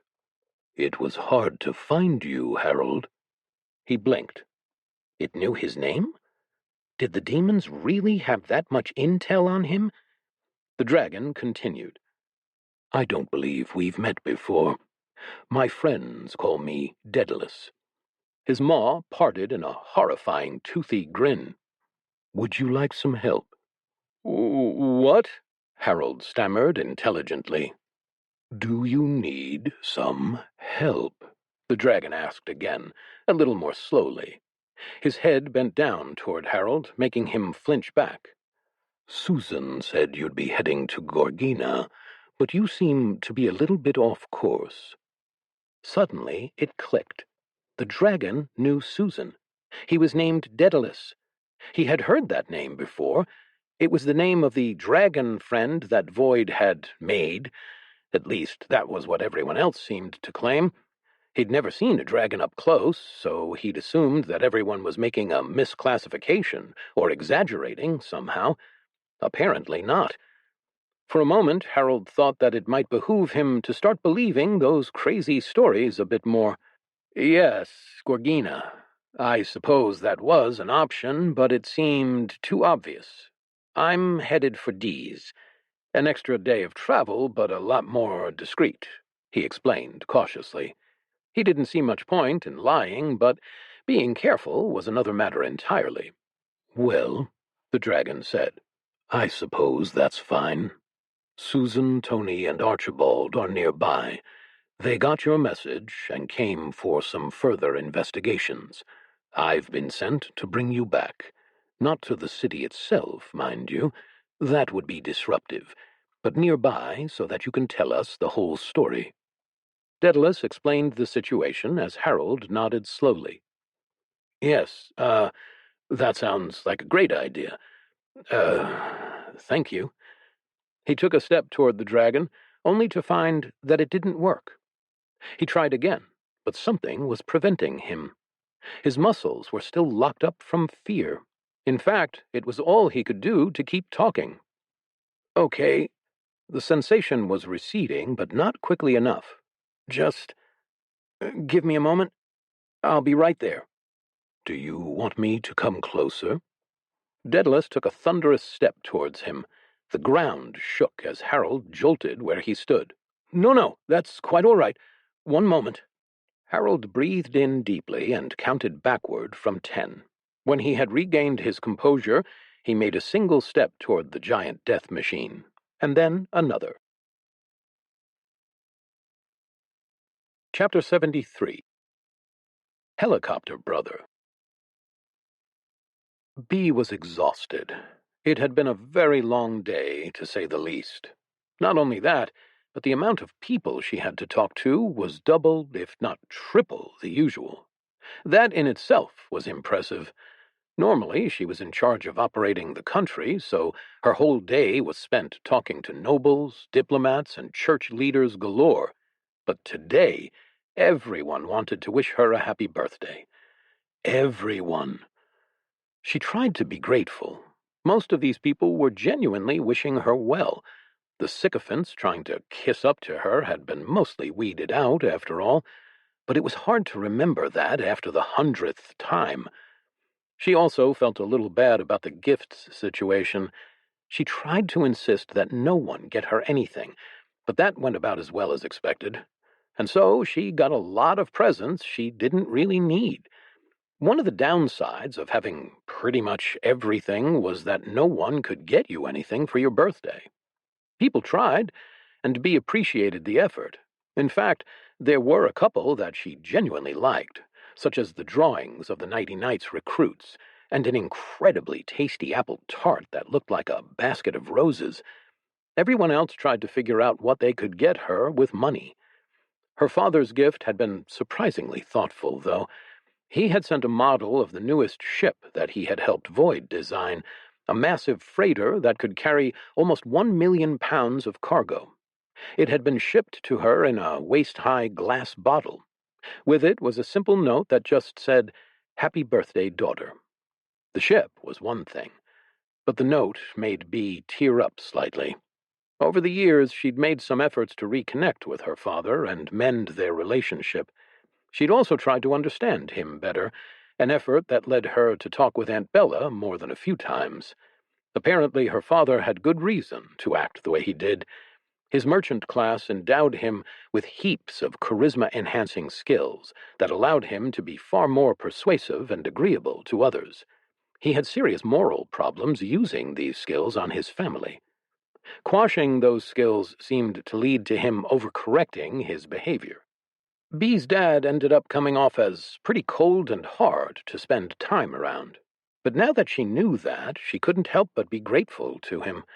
She appreciated not being magically manipulated into being the perfect daughter, and gifts like this were one of the ways her father knew how to show real affection. But other than that, it was an absolutely exhausting day. She was glad that dinner was coming. The feasting and partying wouldn't end there, of course, but she could at least have a break as she ate, for the most part. The last thing before the meal, though, was the Nighty Nights tournament. It was a tradition that had started on her birthday several years ago. Rather than limiting themselves to this annual event, the Nighty Nights had become restless and needed more ways to practice and burn off some energy. Because of that, they started doing smaller ones every couple of months with their massively increased and mostly unofficial membership. They had different divisions and mostly held regional tournaments. Today, though, entrants had gathered from all 4 of the cities they had branches in. They'd come all the way here, with their parents' permission, to enter one massive tournament. The end results were never much in question, but the finals were quite interesting to watch. This year's challenger actually was not one of the original Nighty Nights. It was a young girl with a pair of daggers who had joined from the capital after the siege of the castle. Because of that, she had a bit of a chip on her shoulder, as the original Nighty Nights were a bit exclusive and favored those who had actually fought in the life-and-death battle. But now that they were all old enough, everyone had gained some experience, and those divisions had lessened somewhat. In fact, this young girl reminded Bee of herself in many ways, especially in her determination to prove herself over and over. Perhaps Bee was reading too much into it and remembering herself as a particularly stubborn 12-year-old. But still, she felt sympathy for her situation, as the current reigning champion was none other than Bradley Chadwick. The boy entered the ring after his opponent with his younger sister, Irene. Bradley had grown up a lot. The now 13-year-old had gained so many levels that his body didn't seem to match his real age. Despite being 13, he stood at a whopping 6'5" with at least 220 pounds of muscle, and yet he moved like he was half of his weight. His long, flowing hair rested behind his shoulders, held back by a black circlet that Void had given him a couple of years back. Across his shoulders hung the flaming sword he had won in his first championship. It went with him everywhere. His gleaming armor shone with pinpricks of silver like many stars across a matte black finish. The amount of young teenage girls screaming in the crowd and throwing roses in his path was not lost on Bee nor any of the other spectators. The only person who seemed to be unaware of the attention was Bradley, who was too busy watching his sister. Well, not his sister exactly. He was actually glaring daggers at a boy staring at his sister. Beatrice was well aware that he couldn't shoot lasers out of his eyes, but if he could... Bee shook her head. As far as she could tell, he was just extremely protective. He insisted that anyone who wanted to date his little sister would have to beat him in a duel. It was honestly quite adorable, and a little unfair to the poor grade schoolers he trounced along the way. Irene herself had stopped competing in the tournaments, as her power was deemed too dangerous. The emulation of Void's many different abilities in her summoned avatar had only grown in power. Usually any conflict with her ended with a single decisive blow. But at this point, she could have trouble avoiding permanent harm to her opponents, so she stuck to fighting monsters. Bradley was more than happy to duel on her behalf whenever necessary. Not that it was really necessary. She did act as essentially the spiritual core of the Nighty Knights. The chants for Bradley Chadwick filled the arena in a chorus of shouts. He drew his massive flaming sword and wielded it in one hand before bowing to his opponent. The girl returned his bow with a slight smile. Bee settled back to watch the battle of the two skilled warriors as they began to clash. At least the theocracy's future was in good hands. Much later that night, well past midnight, Bee finally managed to make an escape. She used the excuse that it was no longer her birthday to escape the festivities, though that did earn some protests. Still, her insistence that she wanted to sleep helped her retreat eventually, so she hurried back home. Void joined her within a few minutes of her getting the door open. Bee flopped onto a couch with a loud groan. She was exhausted, but not quite ready to go to sleep. Not yet. There was still work to be done. "Any word from the delegation?" Bee asked Void, hopefully. Maybe they would have some sort of news already. The expectation was unreasonable, of course, but she couldn't help her curiosity. Void replied with a negative beep, but continued on with a more complex message afterward. Bee nodded her head. "I agree, we do need to increase our readiness. The Nighty Knights are already here, so that helps. Maybe we can see if their parents will let them stay a little bit longer. We might have demons to hunt soon. We need to be ready for a more involved extraction, and they're honestly our quickest-moving forces." Her master beeped its agreement. A moment later, a rectangular strip of paper emerged from its back, a message already printed on it. Bee pulled it free and passed it to a servant at the door, who nodded and ran to handle the matter. Bee settled back on the couch. "Other than that, how was your time at the festival?" Immediately, Void jumped into an ecstatic retelling of the many events that it had judged.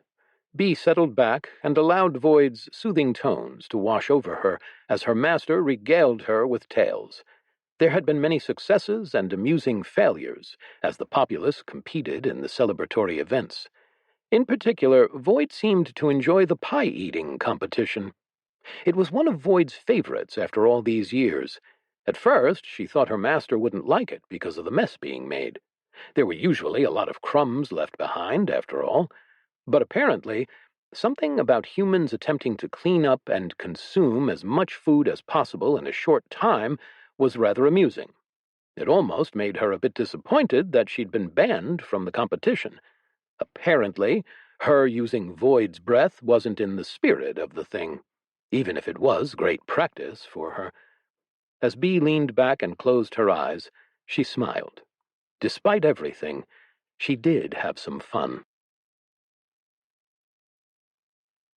Chapter 74. Good Hospitality. Archibald did his best to relax as he stared at the demon across from him. Well, he was pretty sure it was a demon. In fact, if he had to guess, he would have said it was a high-level arch-fiend, based on the nearly immaculate disguise.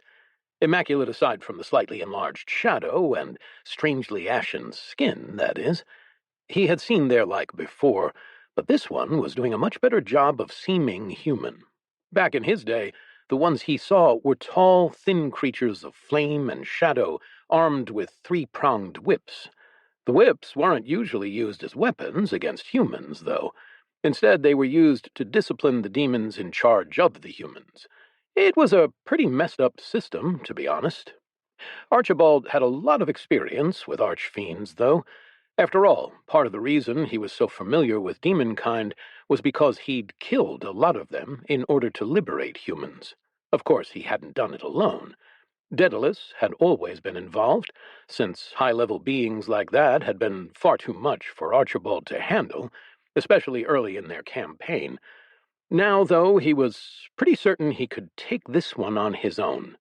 But what he wasn't sure about was protecting Susan and Tony at the same time, not to mention making it out of the castle together. No, that would be a lot more, especially since they didn't see through the ruse. "No offense was intended. We have no idea what happened to your earlier envoy," the demon said in a placating voice. The palace bureaucrat pushed its spectacles up slightly and scribbled something on its parchment. The plan was a pretty straightforward one. Susan, Tony, and himself were here to inquire about a citizen from the theocracy who had disappeared a while back. The last place this theoretical citizen had been seen was here in the city, and they were simply concerned with finding the man. It would give them an excuse to put pressure on Barleona, and a reason to be searching all over. Judging by the reaction they were getting, the Barleonans obviously weren't particularly upset about this. Still, the goal was to make a big fuss and then have an excuse to stay around for a little bit and investigate more. If they just stayed around for no reason, it would be pretty obvious they were spies. Well, more than it already was. They wanted to have plausible deniability and all that. Plus, any stalling they could manage would give Daedalus more time to find the fleeing herald and get him to safety. But Archibald hadn't really been prepared for how bad things were. The palace was crawling with demons, and as far as he could tell, Susan and Tony weren't aware of it. In fact, he wasn't sure how he was going to tell them without showing his hand. "The man we're looking for is a merchant," Susan said. "So I'm sure you'd have records of his comings and goings, or sales in the area. We'd appreciate your cooperation in obtaining those records." The demon thought, and Archibald could see the gears turning in its head. Could it get away with denying them access? He knew as well as Susan did that no such records would exist. The merchant they were looking for didn't exist, or would turning down the request be too suspicious? Eventually, the demon nodded. Of course. We'll make sure to locate the records you requested. Though, as you know, bureaucracy can be slow-moving. It'll take a little bit of time to dig through everything." Susan nodded graciously. "Yes, we understand that. We do hope that there's a certain amount of red tape that you'll be able to bypass for us, though." The whole time, Archibald kept his attention firmly on the archfiend. They hadn't been attacked, not yet. That was good news. Maybe its hands were tied somehow, or it didn't see them as a threat. But he hoped that they'd have some chance to get out of there before the jig was up. Tony tensed beside him, and Archibald thought that someone else had finally realized they were talking to a demon. But after glancing over, he realized that Tony was actually looking behind them towards the door. Archibald quickly spun in his chair just as another figure entered the room. It was another archfiend, not in disguise. Unlike its fellow, this one's skin glowed like hot coals as it uncoiled a large whip. Behind the desk, the royal advisor spoke again. The pleasantly polite tone of an overworked bureaucrat had vanished from its voice, replaced with a far more menacing growl. "I understand perfectly. Now we'd love to have you join us for dinner. Perhaps you can help answer some questions of our own." Archibald didn't hesitate. He kicked the table forward, sending the 400-pound piece of oak into the disguised archfiend's gut and pinning it back into the wall. As he spun, he drew his sword and cut the whip out of the air. Its tendrils reached for Tony, who raised his hand, and the blue light that formed a permanent halo around him coalesced into a singular beam. It shot out of his finger and struck the demon in the forehead. The demon's eyes rolled up in its head, and it collapsed to the ground.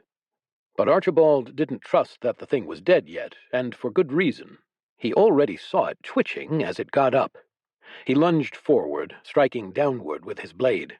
He wanted to kill one of the archfiends before engaging the other, while his companions ran.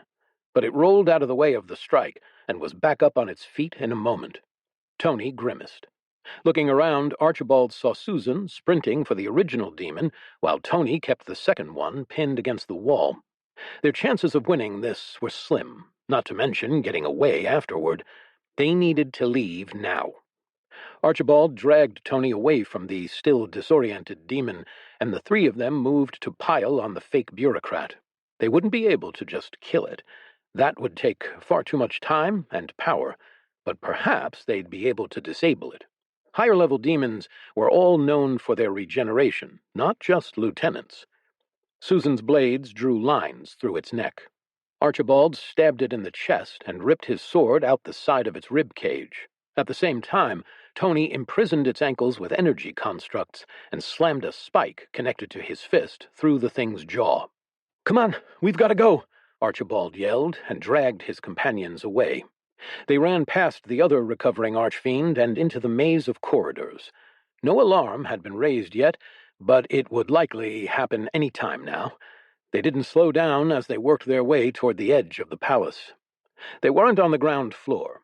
Instead of heading downstairs and risking the obvious front door, they immediately looked for a room with a window.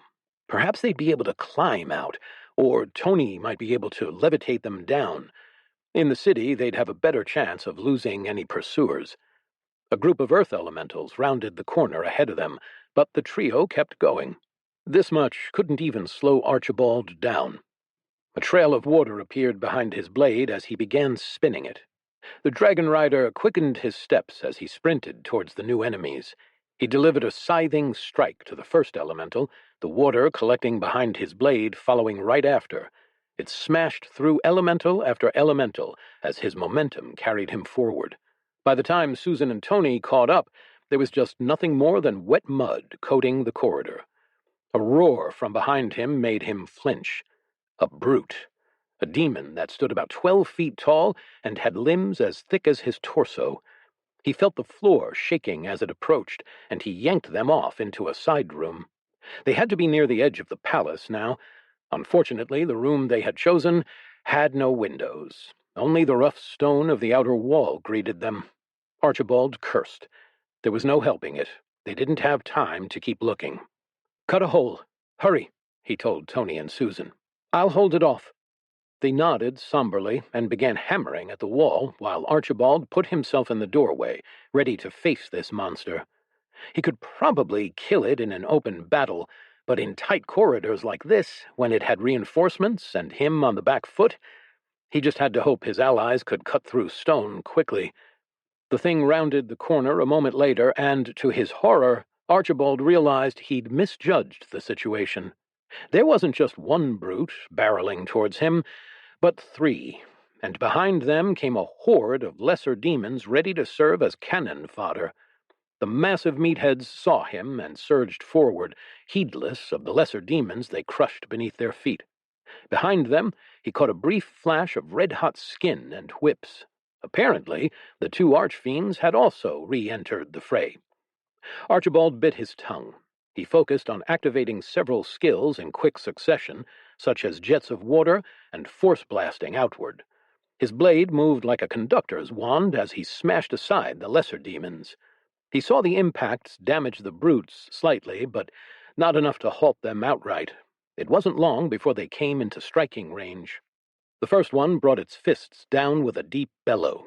He met the blow with the flat of his blade braced against his arm, but still he could feel the tremors in the marble floor as he skidded backward a step. His shoulder cracked from the impact. He didn't think he broke a bone, but that would definitely be sore for a while. Kicking out, his foot smashed into the demon's leg with minimal impact. It felt more like he was hurting his leg than the demon. He called over his shoulder with concern. "Hurry up!" There's a problem," Tony called back. Archibald glanced behind him, narrowly avoiding another heavy blow, to see that he had miscalculated even more. This wasn't the edge of the palace. The hole in the wall that he had cut simply led to a different room in the palace, one that was also full of demons, several of them holding massive rock drills and ready to ambush them from behind. "By void!" Archibald cursed as he drew back his weapon and let out the most potent skill in his arsenal, unstoppable force. The wave of force smashed the three demons back through the wall and into the room across the hall, and left Archibald reeling as the sudden rush of magic left him lightheaded. Still, as he stumbled, he knew that he couldn't rest yet. He turned around to face the demons about to attack Susan and Tony. Sending out several bursts of magic, he kept them off him for a second, and then everything was spinning. Archibald's head rang from a strike from behind, and he felt his legs roll out from under him. He was slammed up against an adjacent wall. The room seemed to vibrate and swirl as he tried vainly to pull himself together. With a force of will, Archibald tried to get his wits about himself as he stood up. Still, he was so discombobulated by the blow to his head that he fell over backward and lay there, looking up into the sky above. For a moment, he simply lay there, appreciating the stars as they appeared in the night sky. Then he stopped. Why could he see the stars? Chapter 75. Fish in a Barrel. Daedalus had gotten used to having humans riding on his back. After so much time shuttling Archibald around, it had lost a lot of its demeaning nature. Well, usually. The sheer enthusiasm of the children who wanted to climb on and go for short flights also helped, but those were both special cases. Having other fully grown adults aboard, well, it wasn't exactly his favorite thing, but he could handle it. Still, he'd never had so much trouble getting someone on his back.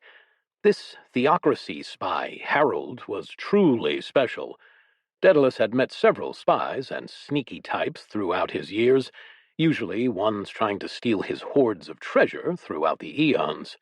It was an inevitability, like the rise and fall of human civilization, that these types were always anxious, neurotic, nervous wrecks of people, and that was what made them good at their jobs.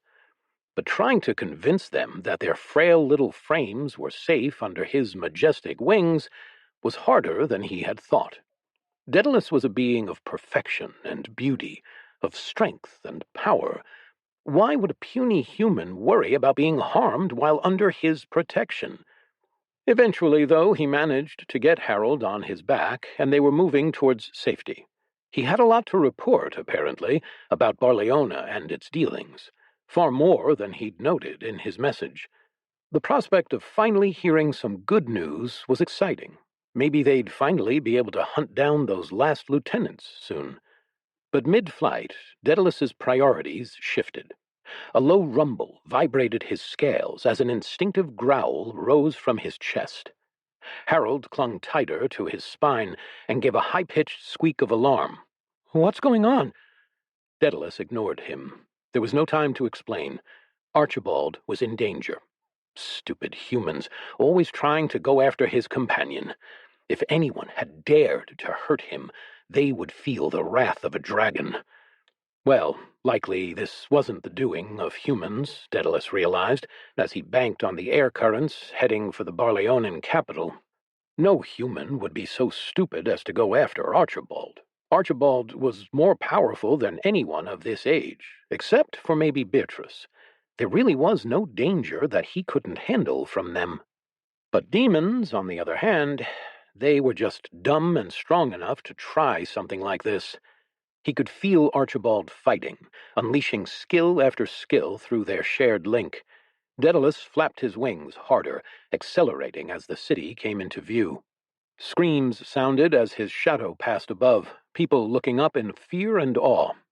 The dragon circled around, looking for a place to land near his humans so that they could meet up and fight off the danger together. Then he felt Archibald taking injury, a blow to the back of the head from some coward sneaking up on him. Daedalus let out an enraged roar and barely resisted the urge to pour fire and brimstone down on the city. By the slimmest of margins, it was spared from being burned off the map outright. Instead, he made a beeline for the palace, his massive scaled body smashing into its roof. He gripped with his talons and swiped with his tail, tearing the ceiling and several floors clean off as though they were a lid on a teapot. There, he finally found a dazed Archibald looking upward, his injured form lying against one wall. Susan and Tony were gathered around his companion, staving off enemy attacks as demons flooded into their room. It was all he needed to see. Daedalus let loose. A torrent of rainbow-tinged fire poured out of his maw, carving a circle around the cornered humans. There was also a distant-sounding noise coming from behind him, almost like someone yelling, but completely incomprehensible. Daedalus ignored it. The demons that weren't instantly incinerated by the blaze were pushed back, hissing and screaming at the sudden attack. As he continued pouring flame into the halls and corridors, Daedalus picked out more and more details through his haze of rage. Archfiends fled from his might, their usually flaming tails singed by his comparatively superior firepower. Brutes swung at his legs and talons, only to be swept sideways by his tail. After a few moments, Daedalus heard a cracking sound. The floor below began to shift, the strength of his dragon fire and weight too much for the puny human structure to handle. As much as he wanted to completely raze the thing to the ground, he had other priorities. Instead, he swooped down, quite nimbly, in his estimation, and grabbed the humans. With Archibald and Susan in his grasp, he lifted his front claws skyward, and he grasped Tony with a back foot. Pushing off with his one remaining free limb, he soared up into the sky, away from the crumbling capital. By the next morning, Bee had received no news from the delegation. Not that she had really expected any so soon. Even if they'd sent some right as they arrived, it would still take a few hours, at least, for a bird or other messenger to reach her. But it left her anxious nonetheless. So, to keep herself from worrying too much, she decided to focus on what she could do. She told her chamberlain to cancel most of her meetings for the day. Last night's meeting had left her with more important things to address than road-building updates and zoning reviews. Her advisors would be able to make do on their own for a bit. Instead, she went to find Arthur.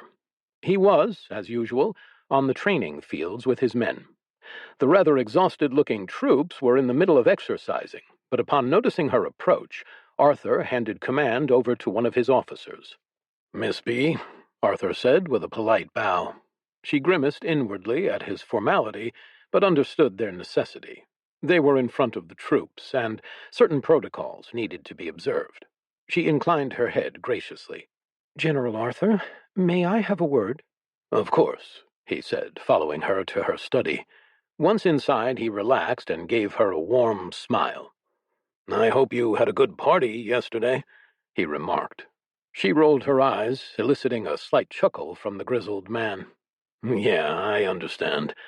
But remember, it's not just for you. It's for the men and the people. Morale is incredibly high after the festivities." "Is that why you had everyone training early in the morning?" Bee asked. Arthur smiled. "It's a great time to enforce some discipline when everyone's hungover. But anyway, what can I do for you?" Bee quickly reminded Arthur of the situation in Barleona and the possible threat of demons and cultists. "I was aware of the possibility," she admitted after explaining, "but it sounds a little bit more dangerous than I was led to believe." "Yes, that was another one of my reasons for having early training, assessing readiness," Arthur reassured her. I'm going to need a high-level strike force, though, Bee said. There's a very real possibility we have to perform an extraction mission ourselves, though that should be unlikely with Archibald and Daedalus over there. But I'd expect we're going to be at least preparing for border skirmishes, possibly war altogether, and I thought I'd give you as much early warning as possible. So it's really come down to that, Arthur acknowledged. She nodded.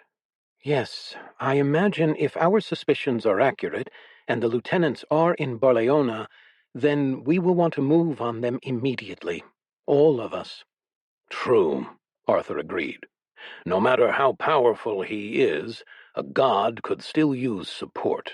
His faithful will be ready to march. Good. I expect that it will be a few days, depending.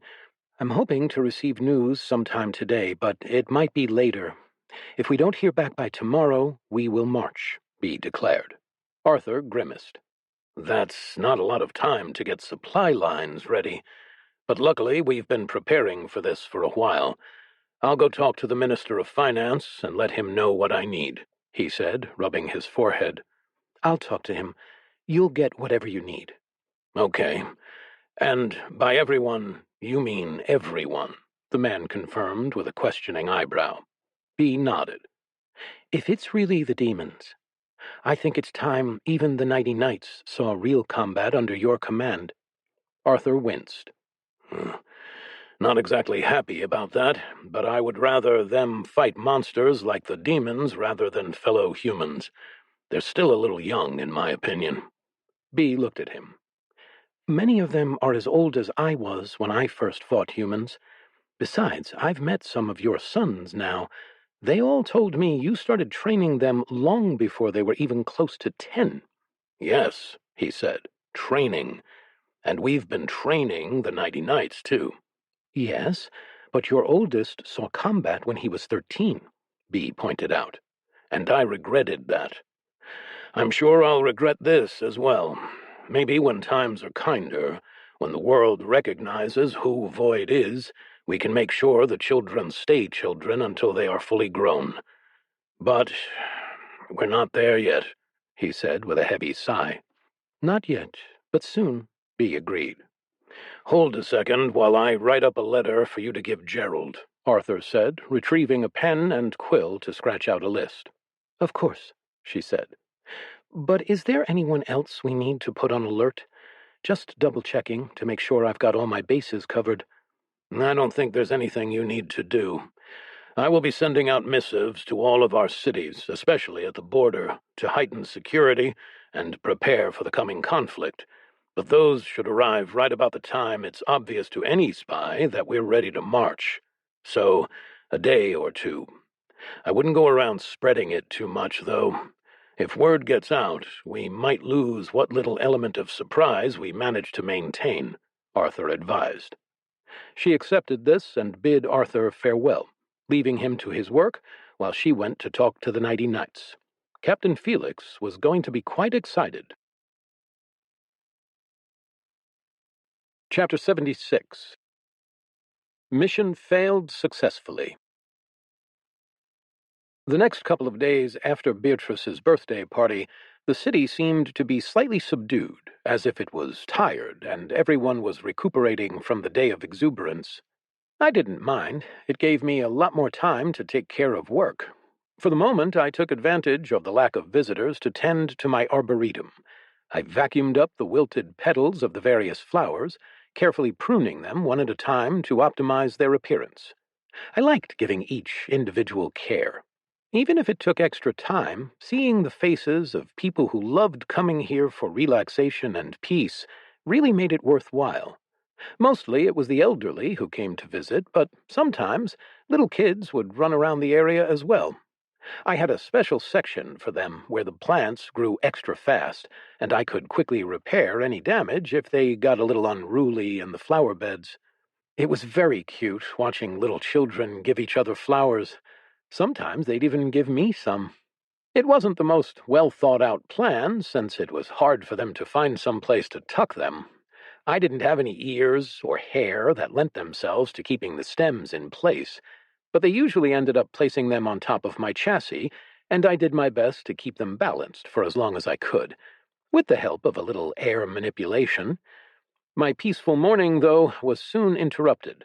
On the horizon, I saw a massive red lizard flying toward us at quite a respectable speed. Daedalus had returned.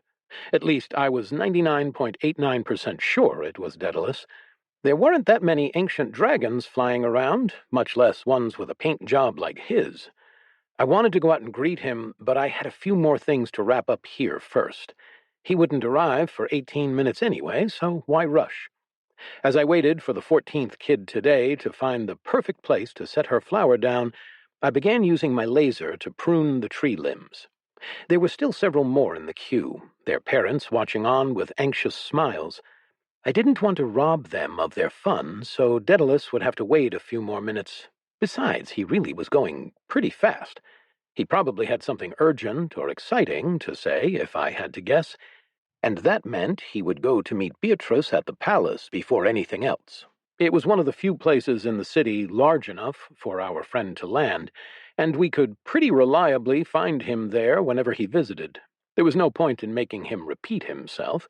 He could tell us all the news at once. When the last child had anointed me with his carefully picked flowers, I very gently rose up into the sky. I created a bubble of still air around me to prevent the wind from knocking them off as I glided towards the palace courtyard.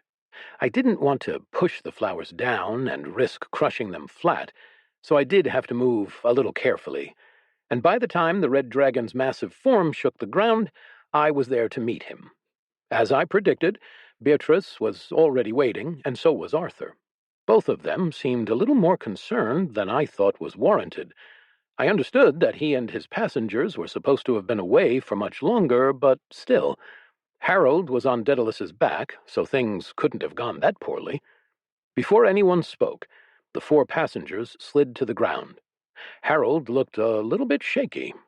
His face was somewhere between white as a freshly laundered sheet and green as a new leaf.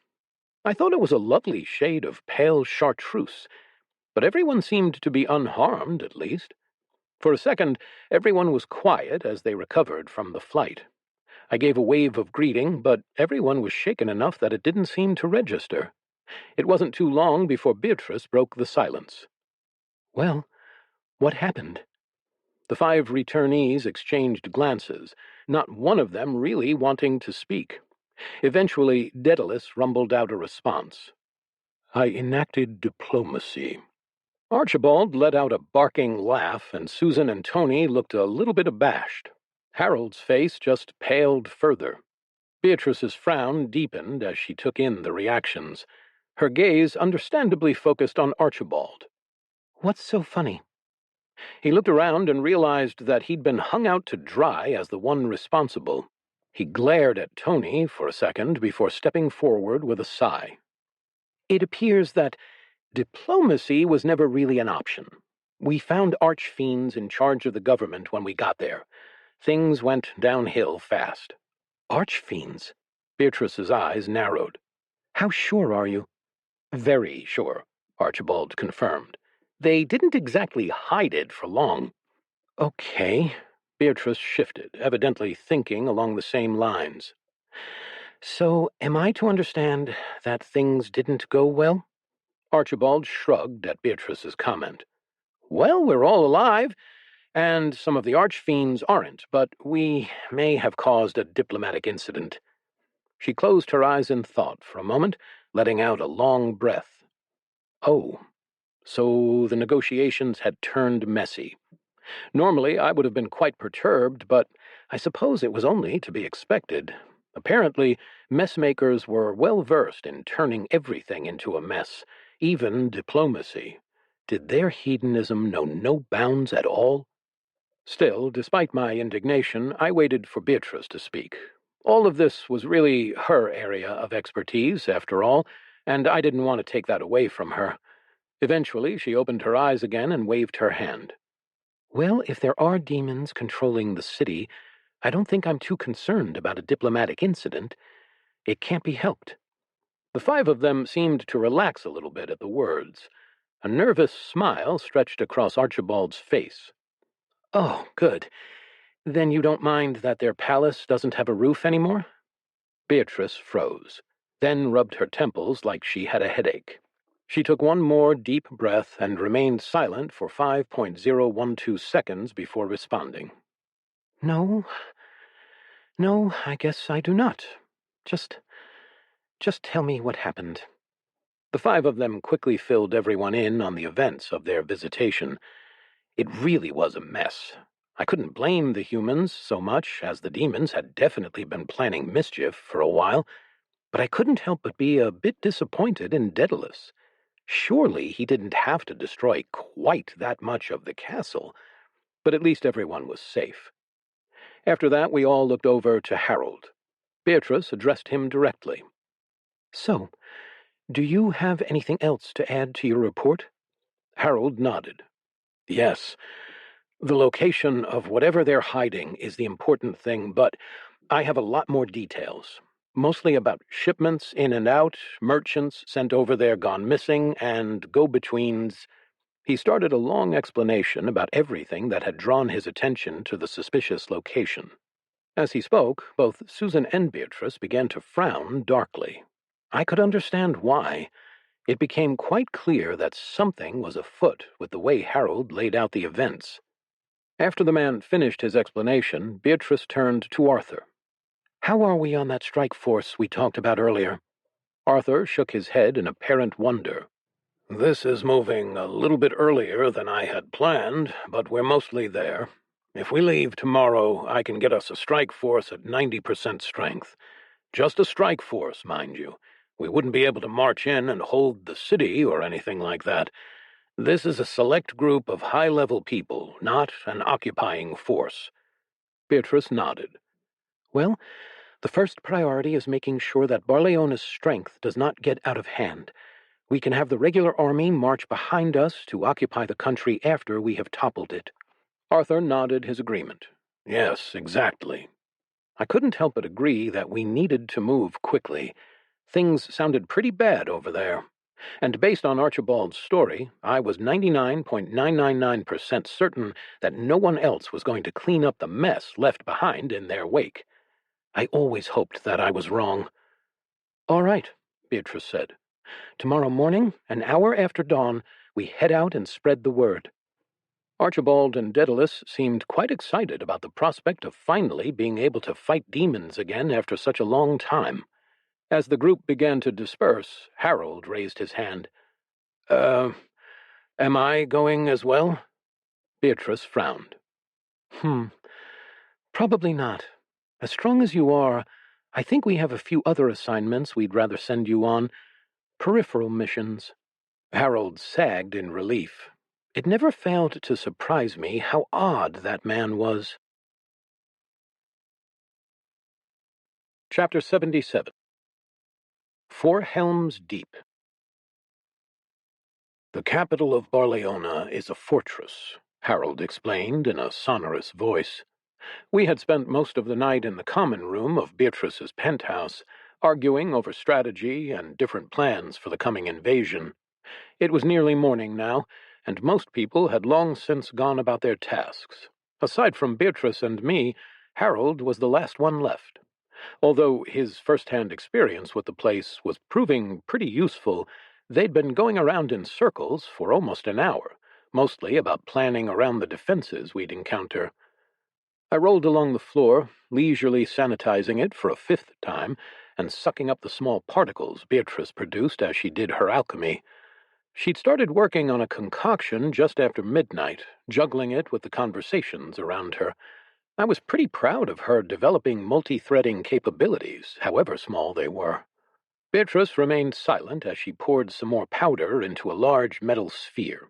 Its exterior was engraved with countless runes and markings that seemed incredibly hazardous.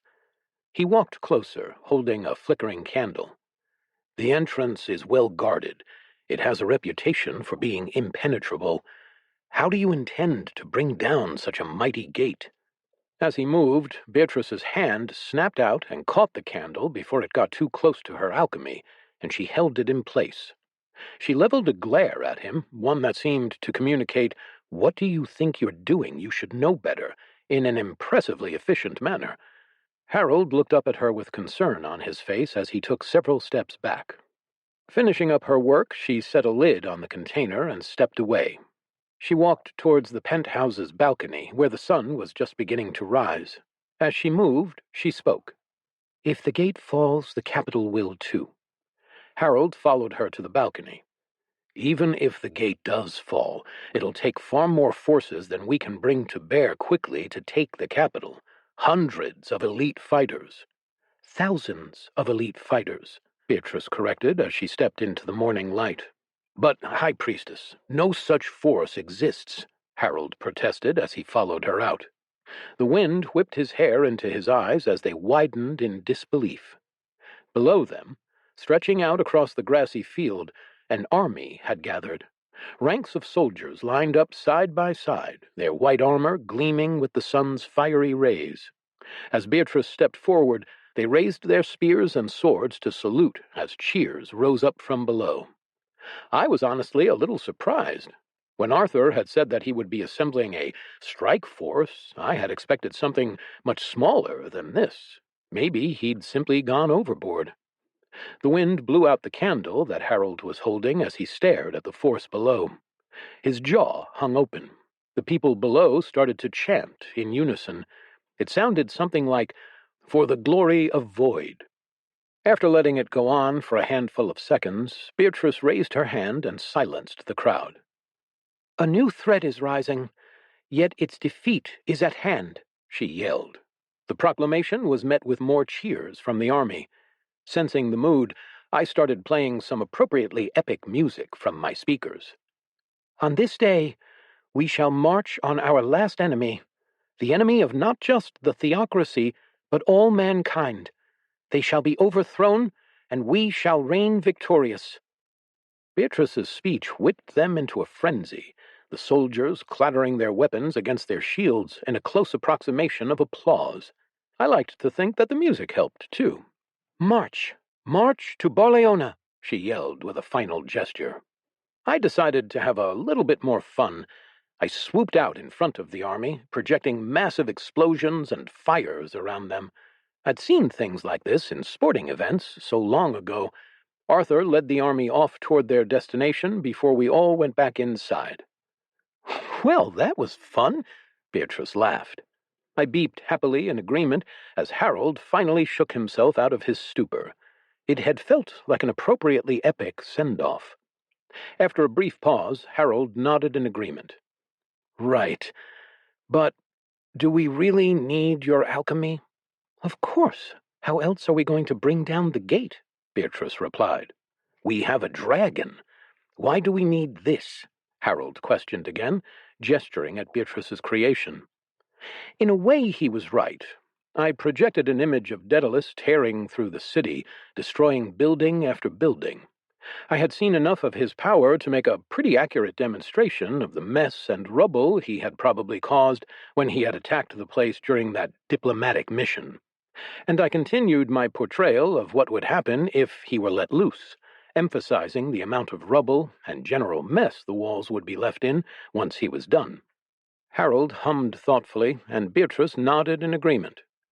"The loss of life would be incredible, and we wouldn't be able to hold the city afterward," she stated. "Well, whatever was left of the city."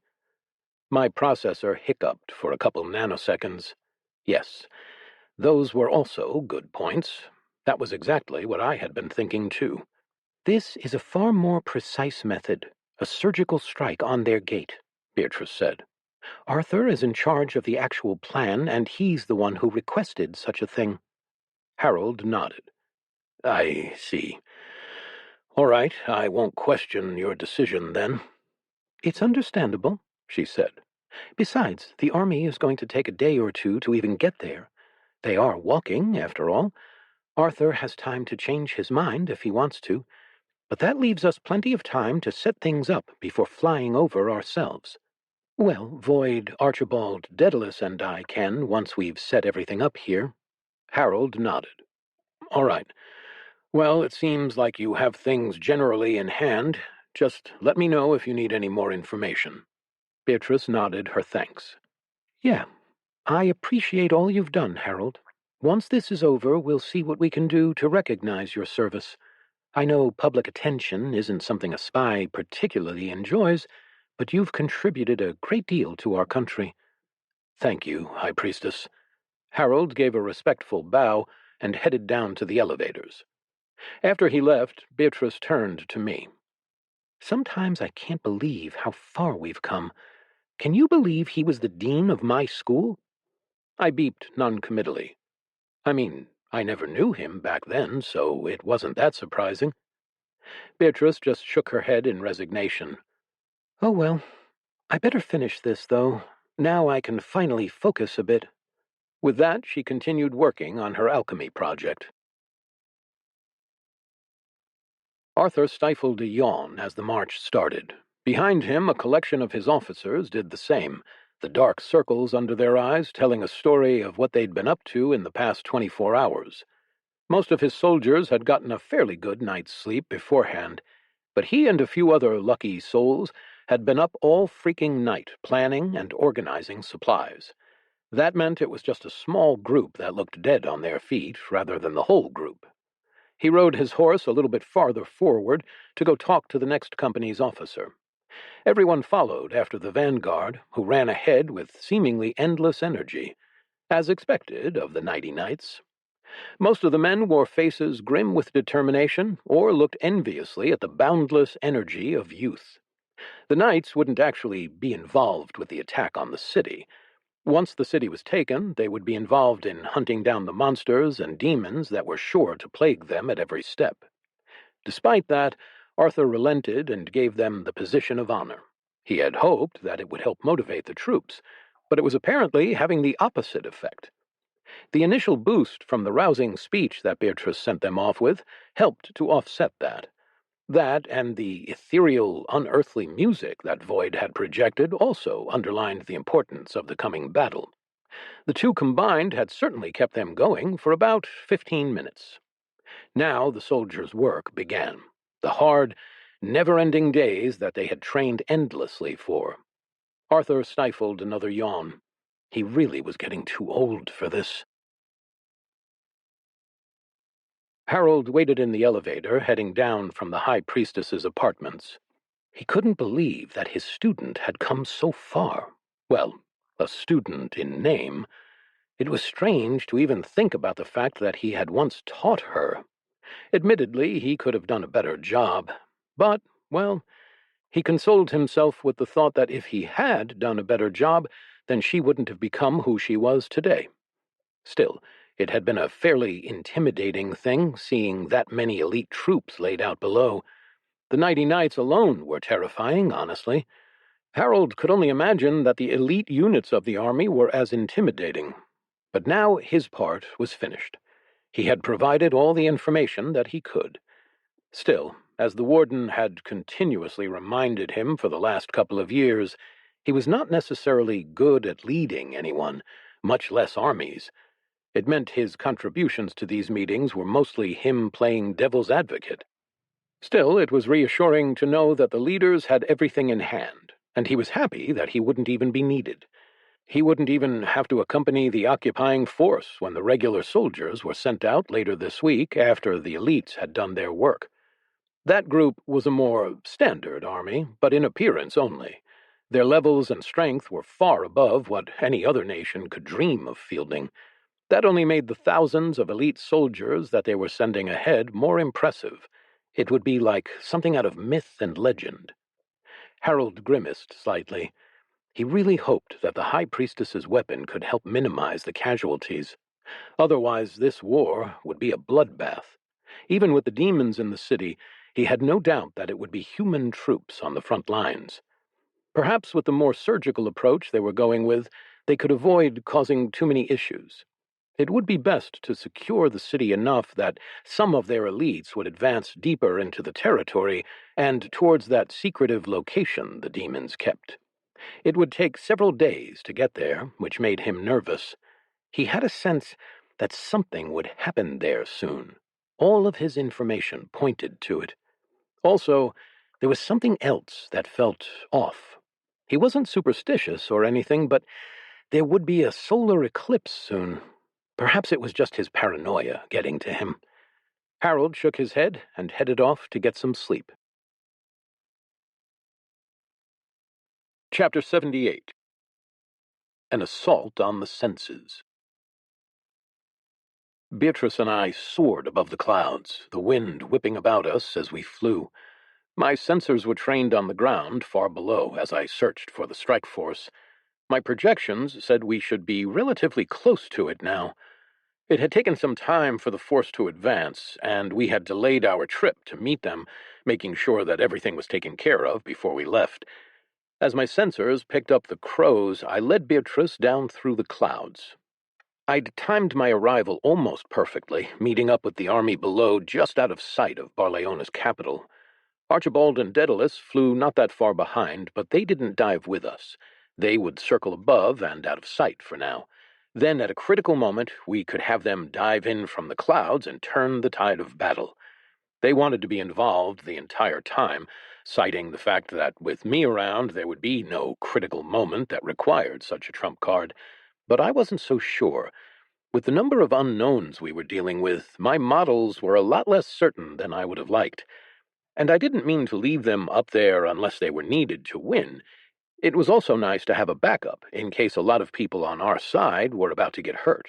Who knows, maybe I could get distracted or indisposed. That would be simply unacceptable, but still. The Barleonans and their demon masters likely knew we were coming already, and they probably had seen us coming for several hours at this point. But that wouldn't give them too much warning. They didn't have the days it would take to build extra walls or anything like that, nor could they call in reinforcements from further away. At least, I didn't think they could. So all they could really do was ready the forces they already had and put everyone on alert. No, from everything I knew, it would be pretty straightforward to get into the city, like cleaning an empty rectangular room. Once we got through the gate, though, things would be more complicated. In the city, numbers wouldn't mean as much, as we would have nearly unlimited choke points to work with, but so would our enemies. It was going to be a hassle. During our planning, Arthur had grumbled about how fighting in cities was always messy, and how you couldn't make an omelet without cracking a few eggs. Given how the attack on the capital had gone all those years ago, I had to agree. However, that was mostly due to the messmakers themselves. I had tried to think of some way to avoid fighting in the city, but it didn't seem like there was going to be an option. So I just had to be around to clean up things afterward. It made my circuits spasm, thinking about being party to a mess in the making. But, well, I had learned a lot of important lessons over the years. Besides, I liked making omelets. They were apparently tasty. We emerged from the bottom layer of the clouds with a small poof. From this angle, we could easily see that the city gates were closed, a rather unusual thing for this time of day. That confirmed that they'd seen us coming. We could also see the Nighty Knights and Arthur's elite troops still in the forest. We zipped down, alighting in a clearing, and heading toward the commanders at the top of the hill. Arthur greeted us, as did the other officers and Felix, representing the Nighty Knights. "It's good to see you, Lord Void. Your timing is perfect," Arthur said. I beeped my acknowledgement. To the side, I saw Beatrice roll up her flying carpet as narrowly as she could before cramming it down her throat. The sight filled me with pride. Truly, she was my best student.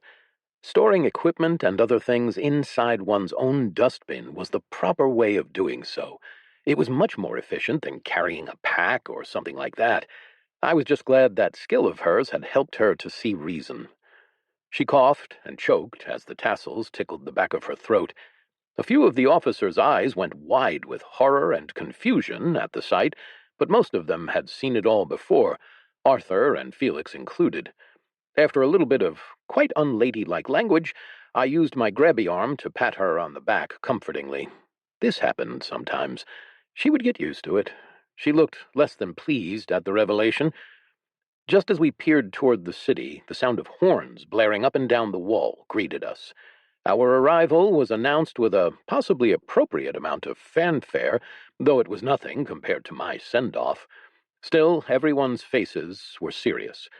This would be difficult, and everyone knew what was in store. Our troops acted without requiring Arthur to give orders. The elite troops split in half and streamed past the 90 knights, breaking into 8 smaller groups. Each group had a mage specializing in barriers who erected them over the path as they advanced. Each group of elite troops peeled off to support and defend the mages as they provided a tunnel for the main host to run through. I was kinda surprised no envoys were sent from B's side, and there were no talks before starting. It seemed like our plan was just to attack first before the enemy had a chance to really push back. Everyone picked up the pace as the assault began. We charged through a hail of arrows and stones. They passed through the shields, their momentum sapped by the magical barriers until they clattered harmlessly off of armor and helmets. Concentrated fire wore down the mage's power, though, resulting in a few injuries over time. But the biggest problem was dodging the large boulders. They didn't slow as much as the arrows did, and even one dropping from 10 or so feet above could be deadly. I turned my sanitation lamp up a bit, shooting thick beams of bluish-purple light in every direction to vaporize any unacceptably large projectiles. Still, some of the smaller ones made it through. The army yelled as they got closer, and Beatrice darted underneath the gate. I plugged the many holes of vessels that attempted to spew boiling liquid down on her as she spat out several large jars. Quickly and carefully, she hid and stacked them along the portcullis in a pattern before lighting a fuse and running away. The attacking soldiers retreated with her, and the defending soldiers on the wall let out a cheer of what sounded like victory. They thought they had repelled the first assault. I felt a twinge of pity for them as they clustered over the gate to watch us retreat to a safe distance. Their cheer hadn't even faded by the time the boom shook the earth beneath us, and large hunks of granite rained down in a shower of debris. A shower that quickly formed into a miniature tornado, swirling toward my dustbin. I even managed to suck up much of the noxious black smoke that the impact had left behind. I still was a little disappointed in how messy this plan ended up being, but it was all right. Beatrice had been excited about the invention, and I certainly was never one to do everything for my humans. The cheers turned to cries of alarm as our forces reversed, running back towards the city and beginning to push inside. But not everyone was completely stunned by the loss of the gate. The moment the dust finished entering my bin, a wave of demons poured out of the houses and side streets to meet us, their flaming and ash-encrusted hands flexing. They let out squeals of apparent glee as they charged the soldiers in a black wave with vicious swipes and grasping claws, aiming for the weak points in armor and formations. Skills flashed, lighting up the battlefield as our advance halted mere feet inside the city. Endless waves of demons assaulted us from all sides as we attempted to form a beachhead. Given the lack of humans in the mix, I thought it was safe to assume that the demons had pretty much given up any semblance of hiding their intentions. The Nighty Knights hung back, waiting for the right opportunity to offer aid where they were needed and protecting our flanks. Our soldiers were doing fine. Evidently, all of Arthur's training and those daily room cleanings had really paid off in terms of levels. I did my best to protect them from all attacks, but I did not particularly see a more effective way to contribute at the moment, not without being what Arthur and Beatrice called an experience hog. I simply hovered above the column, drawing fire, blocking shots with pinpoint precision, firing blasts of my sanitation lamp at demons, and overall picking them off one by one. But the tide never seemed to slow. The first frantic 30 seconds turned into a minute, and then 2, as the pace never seemed to slow. Soldiers on both sides were tossed down, and demons poured in after us like an endless tide. After 5 minutes, I was worried. We'd only made a few feet of progress despite everything. All of our individual and group power meant little against this wave. Though we were obviously doing a lot of damage, the demons were also a lot stronger than I'd expected. They didn't go down easily. If they'd been doing any more damage, I might have considered stepping in myself. After 10 minutes, I couldn't help but wonder where all these demons were coming from. I scanned the city for summoning circles, but did not find any on a cursory search. At least, nothing that would cause enemies to appear at this rate and pace. Each one of our soldiers was extremely high-leveled, and rarely did they need to retreat and switch places with a fresh one, but that did not mean they had endless stamina. We'd get tired eventually. A deep, thrumming vibration sent my bristles tingling. I located the source, only to find one of the nighty knights lifting a section of the city up into the air. The massive chunk of earth then hurtled through the sky, slamming into waves of winged enemies as it crashed down in the distance. A line of white-hot fire streaked through the air as Bradley lashed out with his sword, slicing an entire crowd of imps in half at once. Not all of their number had come. Beatrice and Arthur had put extremely restrictive measures on them. Every single one of the knights here was above level 40, and from what I understood, that was pretty impressive. Arthur claimed that each one would have been a one-man army in most cases, but the sheer number of strong demons meant even they were hard-pressed to completely stem the flow. The enemy soldiers had stopped attacking, for the most part, either scared off by their ineffectiveness or unwilling to side with the blatant demonic activity. The city's ruler had been still attempting to hide it from the people, based on our last reports. After 20 minutes of non-stop action, I drifted back to speak with Arthur, as we had only taken the first intersection. Something had to change. I beeped at him, concerned. I watched as soldiers spread out on the wall, forcing back the city's defenders as we secured our beachhead. My burden of protecting them from many of the projectiles had lessened greatly, and the barrier mages had mostly recovered. That didn't mean we weren't in a tight spot. When I finished beeping at Arthur, he grimaced. "I agree, Lord Void. This is not going well. The demons are here in far greater numbers than we could have anticipated. Still, we are making progress. But if we do not figure out where the reinforcements are coming from, I worry that the cost of taking the city will become quite steep." Well, that certainly wouldn't do. It didn't seem like the man would mind my help in this particular situation. With a brief shift of processing power, I blasted out my sensors as far as they could go and quickly found the answer. There, at the far side of the city, were clusters of tunnels. I spotted hordes of enemies coming up out of them, nearly at the same rate at which we destroyed them. Different shapes, sizes, and colors of mess-makers scurried together in a positively unsightly heap that really got me upset. I reported what I found, earning a wince from Arthur. "They're not even coming from the city, then. Which direction?" I indicated where the tunnel seemed to be leading, and he pulled out a map. "That's the direction that Harold warned us about. Of course." Arthur clenched a fist. "We need to stop them." Beeping in agreement, I knew just the right people for the job. I soared up into the sky and let out a loud, musical chime. It was time for our own reinforcements. Chapter 79. Rods from God. Daedalus's ears perked up as he heard the signal. Spot's song, as well as the subsequent flashes of light sent up through the clouds, were easy enough to decipher. It was time for him to shine. With a final snort, he dove down. Still, he'd had to confirm the coordinates several times before diving. Having him miss the city entirely wasn't exactly something they'd planned for, and he was a little skeptical about what his small friend was asking for. But he trusted Spot's processing, and so down they went. He was a very quick-witted young god, after all. Archibald whooped, clutching onto the spines on his back as the air rushed by. As they neared the ground, broad red wings extended, and they leveled out of their several-minute-long dive. Opening his jaws, Daedalus blasted the ground below him with as much fire as he could, before arching back upwards and dropping the heavy rock held in his claws. The very air vibrated as the missile struck the ground at terminal velocity, sending a shower of dirt in every direction. Daedalus had been hoping to strike back at the palace with that, but apparently it was more important to hit this random spot on the ground 20 meters out of the city. Oh well.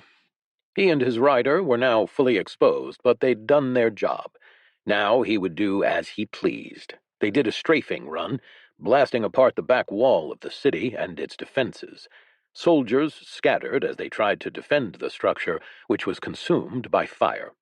Satisfied for the moment, the dragon circled back. It would be wise to see if he had made a satisfactory crater in the random spot of the ground, or if he would have to go find another massively heavy rock and lug it all the way up above the clouds again. He grimaced slightly at the thought. His wing joints ached from that first ascent, and he wasn't exactly excited about doing it again. Perhaps he was getting a little past his prime, though that seemed impossible since dragons were always in their prime. But it had been fun to watch that impact. It was a different kind of satisfaction than spraying things with dragon fire alone, but not in a bad way.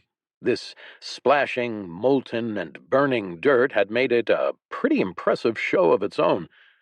Archibald pointed out a particularly large group of what appeared to be demons.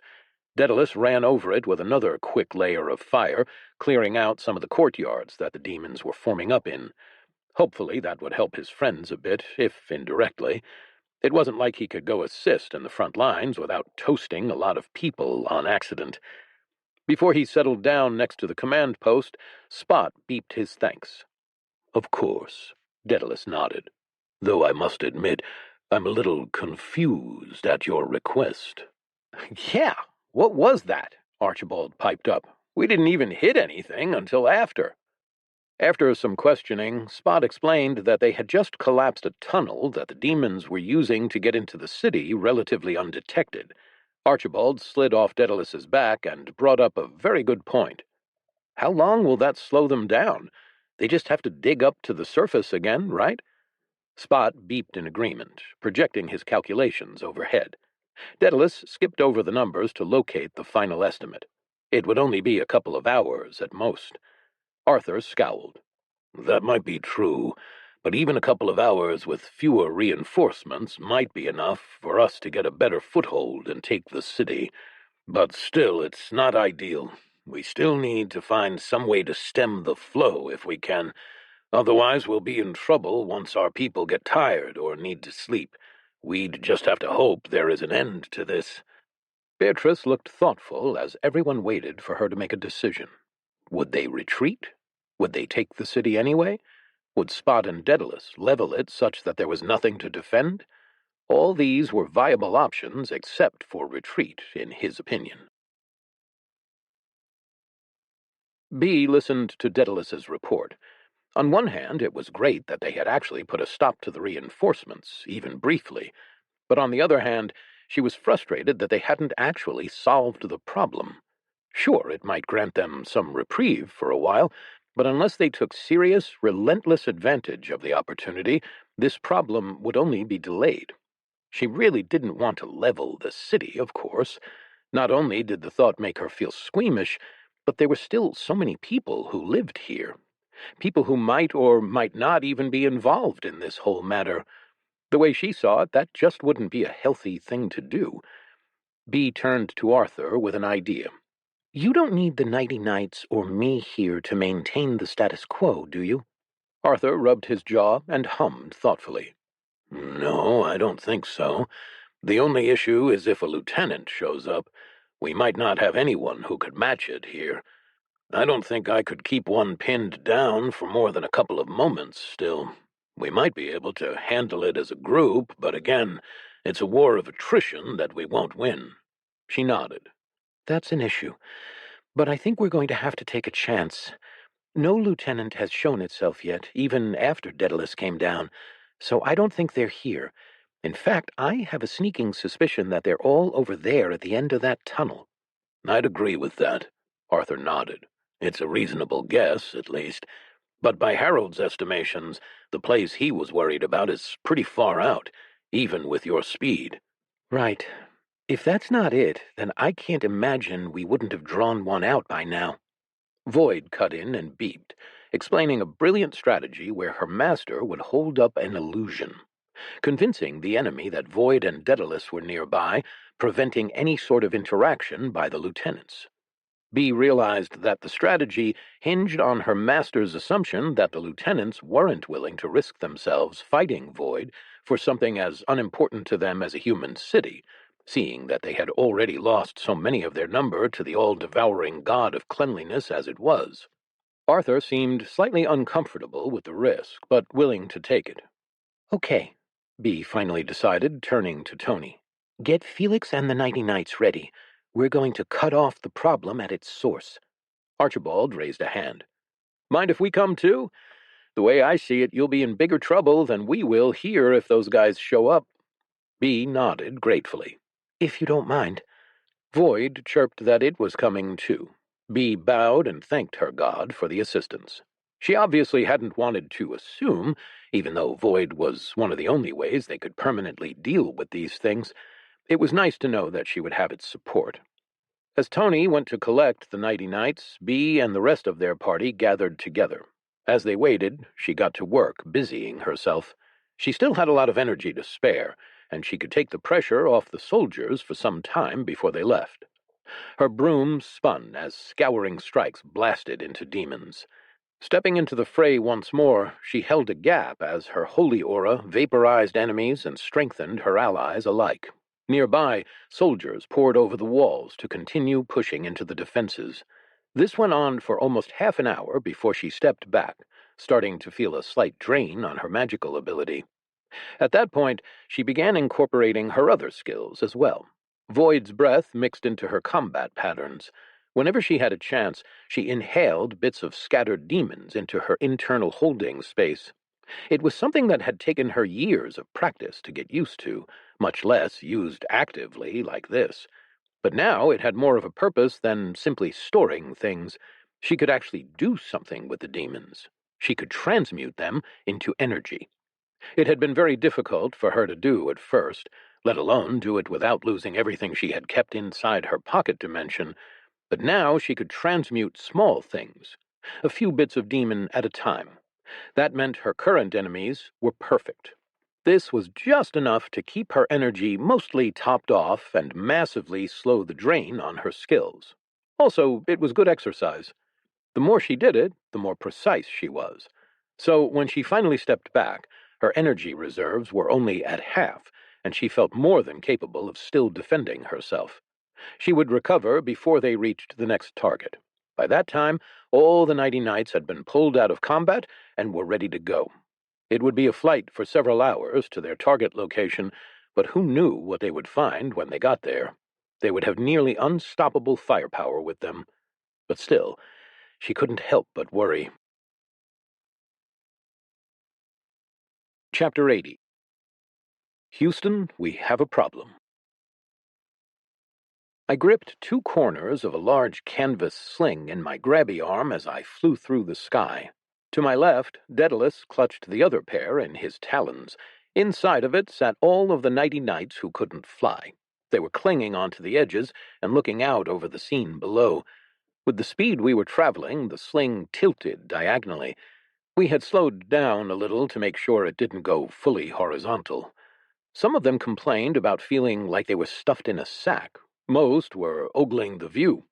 Those that weren't comfortable peeking at the landscape rushing by 1,000 feet below sat closer to the center. I observed a quite impressive array of green and white faces among them in particular. The few that could actually fly alongside us were zipping about with Beatrice. My human was resting on her carpet, eating food and recovering from the battle before. She had spent a decent amount of time getting some breathing room for Arthur back there, so I couldn't blame her. She deserved some rest, as long as we were traveling, at least. I focused back on my connection to the decoys I had left behind. One of the more recent abilities I developed with my sensory disruption skill was being able to tie an image to an inanimate object, like a rock.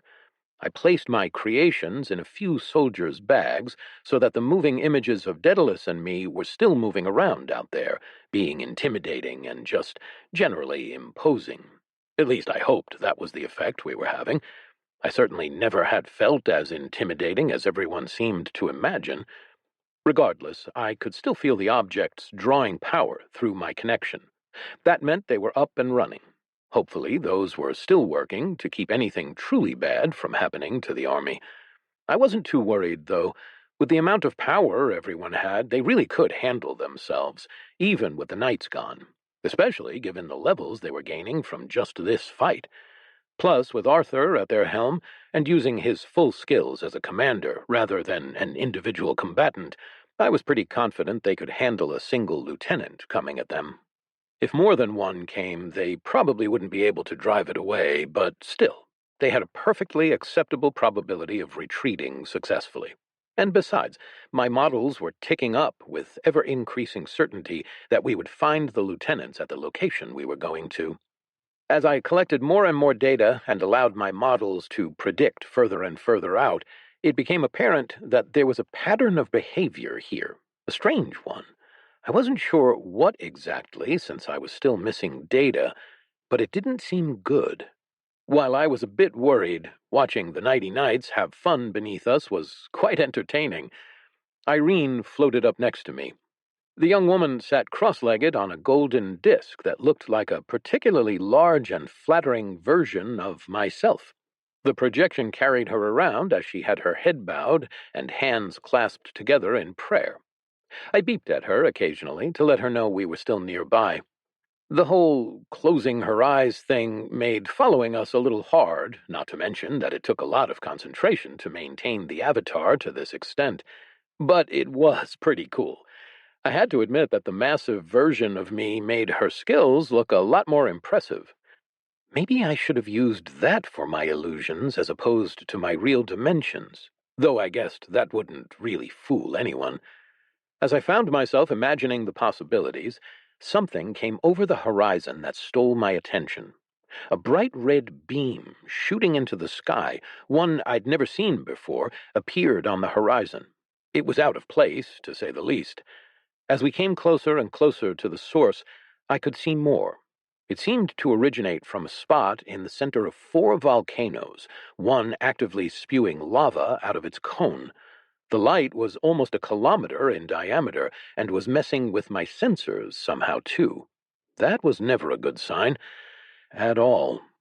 Then again, if we were looking for trouble, maybe it was. We all continued forward quite a bit farther before the others' visual sensors could pick up on the phenomenon. As they did, conversations quickly died, and even the motion-sick Nighty Knights crawled up to the edge to see what the light was. Beatrice swooped down as close as she could to hold a quick conference. "What is that?" Felix shouted above the wind. I didn't know myself. It was a big beam of red light, but somehow I didn't think that was the answer Felix was looking for. Instead of stating the obvious, I waited for Beatrice to answer. She looked thoughtful, but didn't speak for a moment or two. Then she nodded and pulled her eyes away from the glowing beacon. "That looks like a ritual. A big one. No, a massive one," she corrected herself. "With that much power, I can only imagine what they're summoning." "You think that's where the demons are coming from?" Felix asked. Tony nodded vigorously from where he soared next to us, blue energy circling him in a perpetual halo. Beatrice shook her head regretfully. "No, I don't think so. We would see rhythmic pulsing if it was continually summoning a bunch of smaller demons. This is something far more powerful and concentrated. If anything, the small demons might just be a byproduct of the ritual that's being conducted." That didn't seem to put anyone at ease. It didn't make me feel better either. The idea that the horde of demons they had spent the last several hours fighting might be a side effect of something else? I didn't even need to run an analysis to know that whatever this something else was would be bad news. Bee shook her head again and continued to explain. "But I don't know that for sure. Maybe there's another circle responsible for the small fry as well, one that wouldn't be giving off nearly as much energy." "Are you saying that they're summoning another lieutenant?" Tony asked, with a bit of alarm in his voice. "But I thought they'd all been summoned already. Could they even revive one?" Beatrice looked at me thoughtfully. "It's possible, maybe, but I don't know if they could steal a lieutenant away from Void's clutches." I checked my dustbin to be sure. As expected, there wasn't a single remnant of any lieutenant within me. They'd all been transmuted ages ago. I felt like that was a pretty final kind of send-off. Maybe it was possible they were recreating them somehow, but that didn't seem right. It didn't seem to fit with what I knew about the uniqueness of souls, for one. I beeped negatively to convey the information. That just made Beatrice seem even more concerned. Perhaps they're summoning other lieutenants, then? Though if there are others that are powerful, why haven't there been more in the legends? Why didn't they already bring them over? Maybe they were off destroying other worlds, Tony said, a wry grin on his face. I wasn't sure what was so funny about that, but I was glad he could see the humor in even the darker times. Archibald snorted. Yeah, we can only hope. Even if they do bring more over, we'll just have to kick their butts even harder, right? Whatever it is, we need to stop it, Beatrice said, and her carpet put on more speed as she urged it. Let's hurry. I don't like the look of this. Daedalus pumped his wings slightly harder, and I also accelerated smoothly to match his pace. All the nighty knights got back in the sling, as even the ones who could fly were not able to go fast enough to keep up on their own. They gathered tightly inside as I split the air around them to protect everyone from the wind. Only Tony, Beatrice, Daedalus, and I, with Archibald on his dragon's back, stayed out as we powered forward. We began our descent and curved around one of the tall mountains in order to land in the valley below. On either side, two of the still dormant volcanoes loomed overhead. As we neared, I stretched out my sensors to get an idea of what was inside. All the tension building in us increased tenfold as we watched a black fortress rise up from the ground. The smooth, seamless obsidian of its walls absorbed all light as a mass of thousands of minor demons milled around its entrance. At its front stood a massive black gate with spikes like teeth leading into a fortress with endless hordes of demons pouring out of it. I even picked up some tunnels that led into the mountains, heading toward the direction we'd come from. Well, I think we found the source of the issue, Archibald called from Daedalus's back. Just as I beeped my agreement, I heard the deep call of a horn echo. Throughout the valley, the milling masses stopped and turned to look at us. Chapter 81.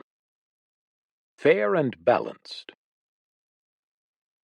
I looked down at the mass of enemies spilling out of the black fortress ahead of us. Most of them were demons like we'd seen before, smaller ones that no longer posed much of a threat at all to me, but some of them registered as much larger, faster, and stronger than the others. An idea I'd wanted to try for some time came to the forefront of my caches. My sanitation lamp had been one of my go-to opening moves for any sort of combat engagement for a very long while. Ever since it had become powerful enough to affect the earth demons in the castle so long ago, it had proven a low-risk and highly effective attack against most opponents. It also let me gauge their power fairly well in ways that weren't covered by my passive sensors. And it had the benefit of being nearly instant, unblockable, and incredibly precise. All in all, it was almost the perfect move. Only its real lack of oomph against powerful enemies and ineffectiveness against incorporeal entities stopped it from being an ultimate ability. Part of the issue, despite its staying power, was that it required a bit more time to get through tougher obstacles. I had to focus on the point I wanted to damage or sanitize rather than slash through things en masse like with my sword. I could reduce that time by turning up the power, but there were limits. However, I remembered when I first got the skill. One of the first things I did with it was purify germs all around the castle, and in order to do that, I used the lamp in a different manner. Rather than focusing it in a narrow beam, I had instead spread it out over a large area as I moved. Now, with my massive reserves of power, I wanted to try that same tactic again, but with a bit more oomph behind it. It might take a couple of seconds to reach the desired effect, but I was curious to see what would happen when I bathed an entire area in sanitizing light at once.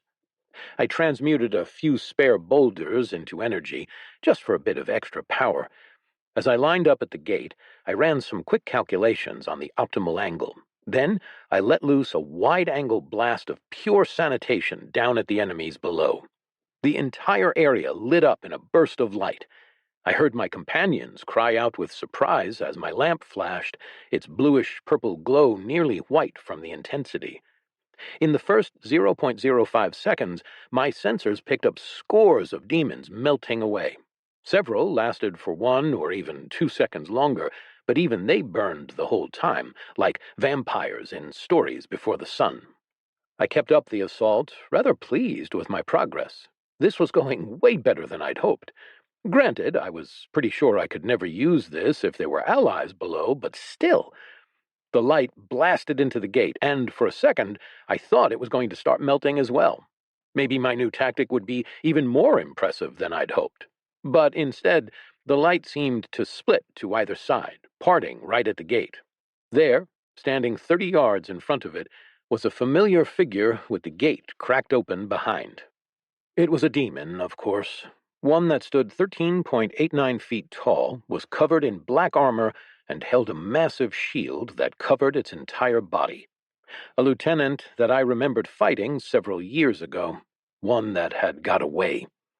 The black shield seemed to expand outward into a projection several times its size, covering the castle and splitting the wide beam of light to either side of the fortress. As it did, the redirected light flared off and killed many more demons. But even as the shield began to flicker, the energy I had allocated for the attack began to dwindle and run out as well. All of us in the air watched as the Death Knight roared up into the sky, screaming a wordless challenge. With a couple of beeps, I summoned Beatrice and Tony to hold my end of the sling, and my thrusters burned at maximum as I raced forward. This was it. After so long, we'd actually managed to find our quarry. I wasn't going to let it get away this time. Plus, this was a fearsome opponent, and I didn't want any of my allies to have to face it alone. With an earth-shattering impact, I crashed into the shield, expecting to blow back the knight with the force. But to my surprise, I bounced off the shield. It rang like a gong, the deep sound cutting through the now much quieter surroundings as we collided. Waves rippled in the air in a visible distortion as I pulled out my sword to engage in combat. Instead of immediately attacking, though, the Death Knight laughed. "You're too late, little man," it said. I spun around briefly, looking to see who the Death Knight was talking to. Little man? Was it referring to one of the Nighty Knights? I beeped uncertainly, picking up no likely target for the words. I projected a response above my chassis. "I am no man." "Indeed." The knight seemed to grin. "And you're no god either." I nearly pulled out my grabby arm just to smack myself from second-hand embarrassment at the obvious set-up cheesy line. I felt like I had lost RAM from simply hearing that. Truly, my predictive models were not built with such things in mind. Instead, I decided to cut to the chase and slash out with my divine sword. This time the knight did retreat, though it wasn't from the force of my impact. Rather, the knight jumped back through the barely open gates. I followed it through as they slammed shut, trying to keep me out, and my sword plunged halfway into the shield as the demon defended. I pushed harder with my thrusters, attempting to drive the sword through its arm and into its chest to damage it further. I knew that this wouldn't be enough to end the fight. I needed to weaken the lieutenant enough to pull it into my dustbin and end this menace once and for all. But before I could, something slammed into me from the side. I inwardly winced, my shell cracking as a tendril of shadow smashed into it. The sword was ripped out of the shield, and I went flying sideways. My momentum halted as another impact rocked my underside. As I spun through the air, one of my wheels cracked and bent. My thrusters engaged automatically, attempting to stabilize me in midair. Still, a sickly green light enveloped me, and I could feel the energy within me twisting strangely. It became harder to control as something disrupted it, completely invalidating my subroutines. I tried to make real-time manual adjustments as I fought the sensation, wobbling dangerously in midair. My efforts managed to send me flying upward in a frenzy, and I escaped the green light before it did anything worse. As I stabilized, worry started to flood my circuits. What was this? I didn't even have a great grasp of what had just happened. My sensors did a belated sweep, and I could feel my capacitors drain in despair as I realized I had become complacent. I had been too cocky and failed to properly plan ahead. I did not properly map my surroundings, and now I felt lost. 6 lieutenants surrounded me, evidently having waited in ambush. Already their attacks were coming in at speeds and directions that made it impossible to dodge them all. I could feel my maintenance abilities work to repair my broken shell and wheel, meaning I would not be rolling anywhere any time soon. Only my thrusters kept me mobile as I nimbly darted around, trying to prioritize the attacks by severity and the potential problems they could cause. I swooped below the massive arm of a skeleton, pivoting around a swiping claw from a flying, almost female-looking demon. The Death Knight's sword gouged into my shell as I was forced to dodge that sickly green light once again. I didn't have the time or processing power to look for the 7th lieutenant, who was likely lurking nearby. My entire focus was on this fight as a blast of air slammed me into the ground, forcing me into a crater like a meteor gouging into the earth. Cobblestones flew in a mess behind me as I plowed deeper into the ground, my own air manipulation fighting against the onslaught. I had fought many lieutenants before. I thought I had a pretty good idea of what to expect from them. But something was different about this. They were much stronger than they should have been. Each blow came with twice the strength of a strike from the previous ones I had defeated. They worked as a team, too, which wasn't something we'd expected at all. Even as I dodged a rust-colored rod fired from the sky, I took a brief moment to switch my sight out and check on their souls. Sure enough, even those looked different. The jagged red forms weren't all that I saw. Surrounding each was a liquid, clear substance, one that I didn't recognize. It seemed to seep into the cracks in their souls, forcing them apart into even less stable forms, but ones brimming with new energy. Something had forced them to evolve and become more powerful.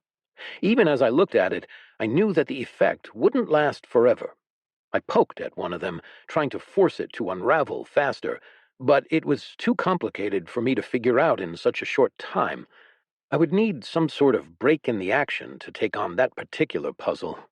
In the barest, brief moment of distraction, where I couldn't put 100% of my processing power into the fight, a bash from the knight's shield sent me back into the ground next to the hole I'd already carved.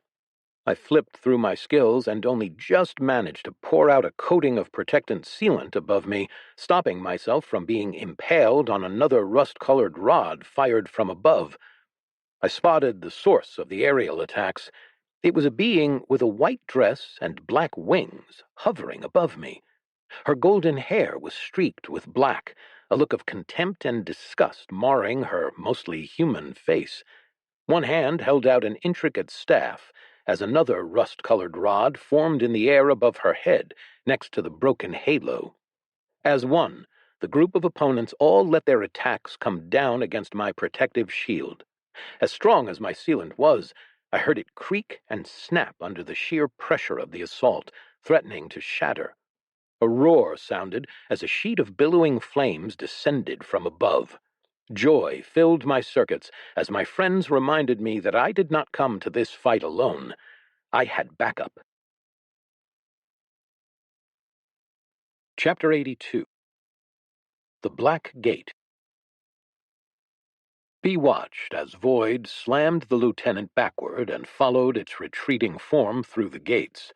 She and Tony struggled to hold the Nighty Knights aloft. Their flight abilities were nowhere near as powerful as those of a literal dragon or a god. However, they'd been entrusted with the task, so they'd carry it out. She clenched her fist around the canvas, not wanting to risk dropping the precious cargo. With Daedalus's unspoken agreement, they all quickly made their way toward the ground, taking advantage of the sudden lack of demons left by Void's massive attack. Repositioning was their best play. Most of these Nighty Knights needed to be on the ground to fight effectively, so keeping them in the air didn't really make sense. As they got nearer to the fortress, some of the Nighty Knights with ranged abilities began taking potshots at the demons repopulating the sky. The air quickly started to fill with enemies once again, faster than Bee had thought possible. If they didn't land soon, they'd have a much harder time fighting their way to the ground. Daedalus was ahead of her, though, and with all the might of a red dragon, flames billowed down over the fortress and blasted an area clear. That itself was already helpful enough. But as they fell, Daedalus kept the flames focused on the gate, causing it to droop and melt into slag. As they got closer to the ground, something forced its way through the fire, a bubble of air blasting in all directions. Its intensity extinguished much of the ancillary flames that ignited the ground nearby, but was unable to quell the dragon fire itself. Inside that bubble of air, Bee spotted 3 figures stalking forward. 3 lieutenants. These were ones that she recognized, not just from all the stories she had grown up hearing, but also from the research she'd been doing over the last several years in preparation for this fight. Finally, she faced 3 of the 13 foulest beings the world had ever known. One of them she'd seen before.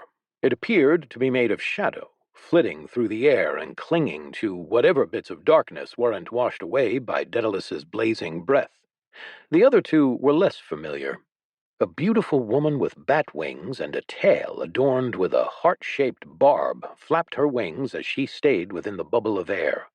Mistress of Nightmares was the name the succubus was given in the children's stories. But having grown old enough, Bee realized that her actual powers were far more insidious and expansive. The third and final lieutenant, the source of the bubble, was nearly transparent, nothing more than a loose collection of air currents forming an amorphous shape like that of a cloud. Of the 7 remaining lieutenants, these were the 3 most capable of flight combat. At least, that seemed to be the case, considering their natural power sets. Together, the figures charged at the Nighty Knights, who were still suspended. Daedalus cut off his flame suddenly, either from fear of hitting his allies as the battle came closer, or because he just needed to breathe. They made it to the ground just in time for the 3 opponents to swarm over the dragon and its rider. Several skills and sword flashes manifested as Archibald lashed out. But despite his level advantage, the lieutenants managed to shrug off more attacks than expected. That was worrisome. Archibald was no slouch, and a quick scan confirmed her fears. Under the lieutenant's status, Bee spotted a new term she hadn't seen before: sacrificial pawn. She had no idea what it meant, but it had to be the cause of their increased power. "Go!" Daedalus roared toward the Nighty Knights as they spilled out of the sling and took up positions, the group already busy slaughtering demons en masse. Just as Daedalus's claws touched the ground, he pushed off once again, shaking the ground beneath them as he engaged the lieutenants in the air. Bee debated whether to stick with the Nighty Knights or go help the dragon. She clung to her carpet, looking between them with a moment's hesitation. Tony's hand on her shoulder brought her attention up to him. He shook his head. "Stay with them. You're better on the ground. Besides, someone needs to be on hand if they come back." With that, he was floating up, chasing after the 3 lieutenants, harrying the dragon and his rider above. Bee gulped. Tony didn't have the same level advantage that the other 2 did. Still, that didn't mean he couldn't make a difference. The sheer potency of his skills kept her from worrying too much. A custodian of the beyond was still an ill-defined class, but undeniably a powerful one. She moved to turn back to the fight with the Nighty Knights, but froze as one of the lieutenants peeled off to come to face Tony. She forced her apprehension down to focus on the fighting that needed her most. She couldn't get too distracted. There was still plenty to be done here. She had to help the Nighty Knights establish a beachhead before she could afford to join the battle above. Luckily, it seemed like things were going well on that front already. The weak demons outside of the city were not providing any challenge to her allies. As they forced their way toward the melted gate, she could see that their individual levels were already higher than the demons. On top of that, they had impeccable teamwork compared to the chaotic mess of demons that did little else but charge. They overlapped their skills to form massive areas of destruction, and any that managed to duck around or dodge were carefully picked off by Nighty Knights with more specific roles. Various points of the formation were anchored by some of the strongest members, and in the center, Felix gave commands while offering incredible team support buffs. Leanne stood at his side, an entire squad's worth of lasers and other energy-based projectiles blasting through her targets with pinpoint accuracy. The amount of projectile skills she had was insane, not to mention her buffs. Her eyes, mouth, and fingertips glowed with streams of colored light as they spammed into allies and enemies alike. Only the very careful years of training Bee had helped put her through allowed her to make sure that she never once accidentally buffed an enemy or harmed an ally. Bee rolled up the carpet and crammed it down her throat, freeing up her hands so they could take up her broom. It was the same broom that Void had made her so long ago, but upgraded many times. The entire thing reflected light like a many-faceted gemstone, seeming to glow with energy and power. It was lighter and tougher than ever, the point so sharp that it could cut through solid rock with barely a gesture. She spun it once before snapping out her hand and sending a scouring strike up into the sky. It blasted apart many of the flyers before even Leanne's never-ending barrage of cover fire could hit them. A couple more steps took her to the edge of the formation and sent her blasting ahead to clear a path. As she took point, Bee and the Nighty Knights forced their way to the gate. It was still open and would never close again, judging based on the half-melted mass of metal they had to hop over. Just as they were about to reach the entrance, her eyes widened. The massive, horned forms of archfiends poured out and formed a wall blocking their path. Chapter 83. Nightmare in Dreamland. Bee pushed forward to meet the mass of demons, sweeping out with her broom in a deadly arc. She grumbled under her breath as the first actually managed to block her strike, though it lost a number of claws in the process. A quick scan confirmed her suspicions. All of the demons above level 60 had the same sacrificial pawn note in their statuses, greatly increasing their power. She redoubled the force of her blow, slamming back the archfiend into the group behind it. A collection of newly trimmed horns and claws clattered to the ground before it. She stepped forward, her defensive instincts flaring to life as she moved in front of the Nighty Knights and sent a rapid series of scouring strikes into the force. Golden light engulfed the foes in a barrage like a sandstorm, killing off the weaker ones and pushing back the rest. Her holy aura billowed out of her, the warm glow eating away at their very forms, even as it strengthened those around her. With a thought, she focused on directing the rest of her passive skills toward those around her. The Nighty Knights seemed to strengthen as they began mending minor injuries and stabilizing major ones at a relatively negligible energy cost. Bee's broom struck out over and over in a series of jabs and feints, tearing apart one archfiend and blasting its body back into another. But there were too many for her to take on alone. As she fought, several of the Nighty Knights' more aggressive members rushed forward to fill in the gap alongside her, offering their support. A column of orange flame cleaved through the air, sending another demon screeching in pain. She noted Bradley's massive sword out of the corner of her eye as its fiery blade clashed with the claws of another archfiend, forcing it to give up ground.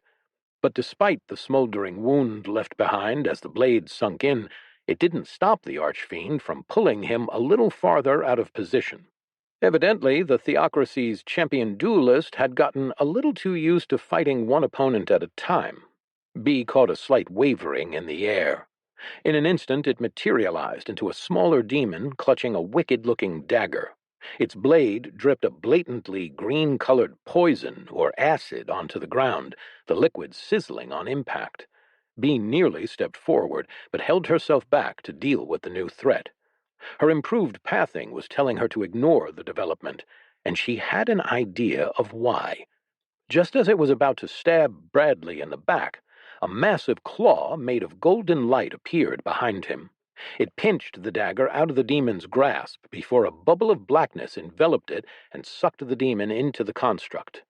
Irene stood half a dozen paces away, her head bowed and eyes closed. Bradley's sister stood with her hands pressed together in prayer as the battle raged around her.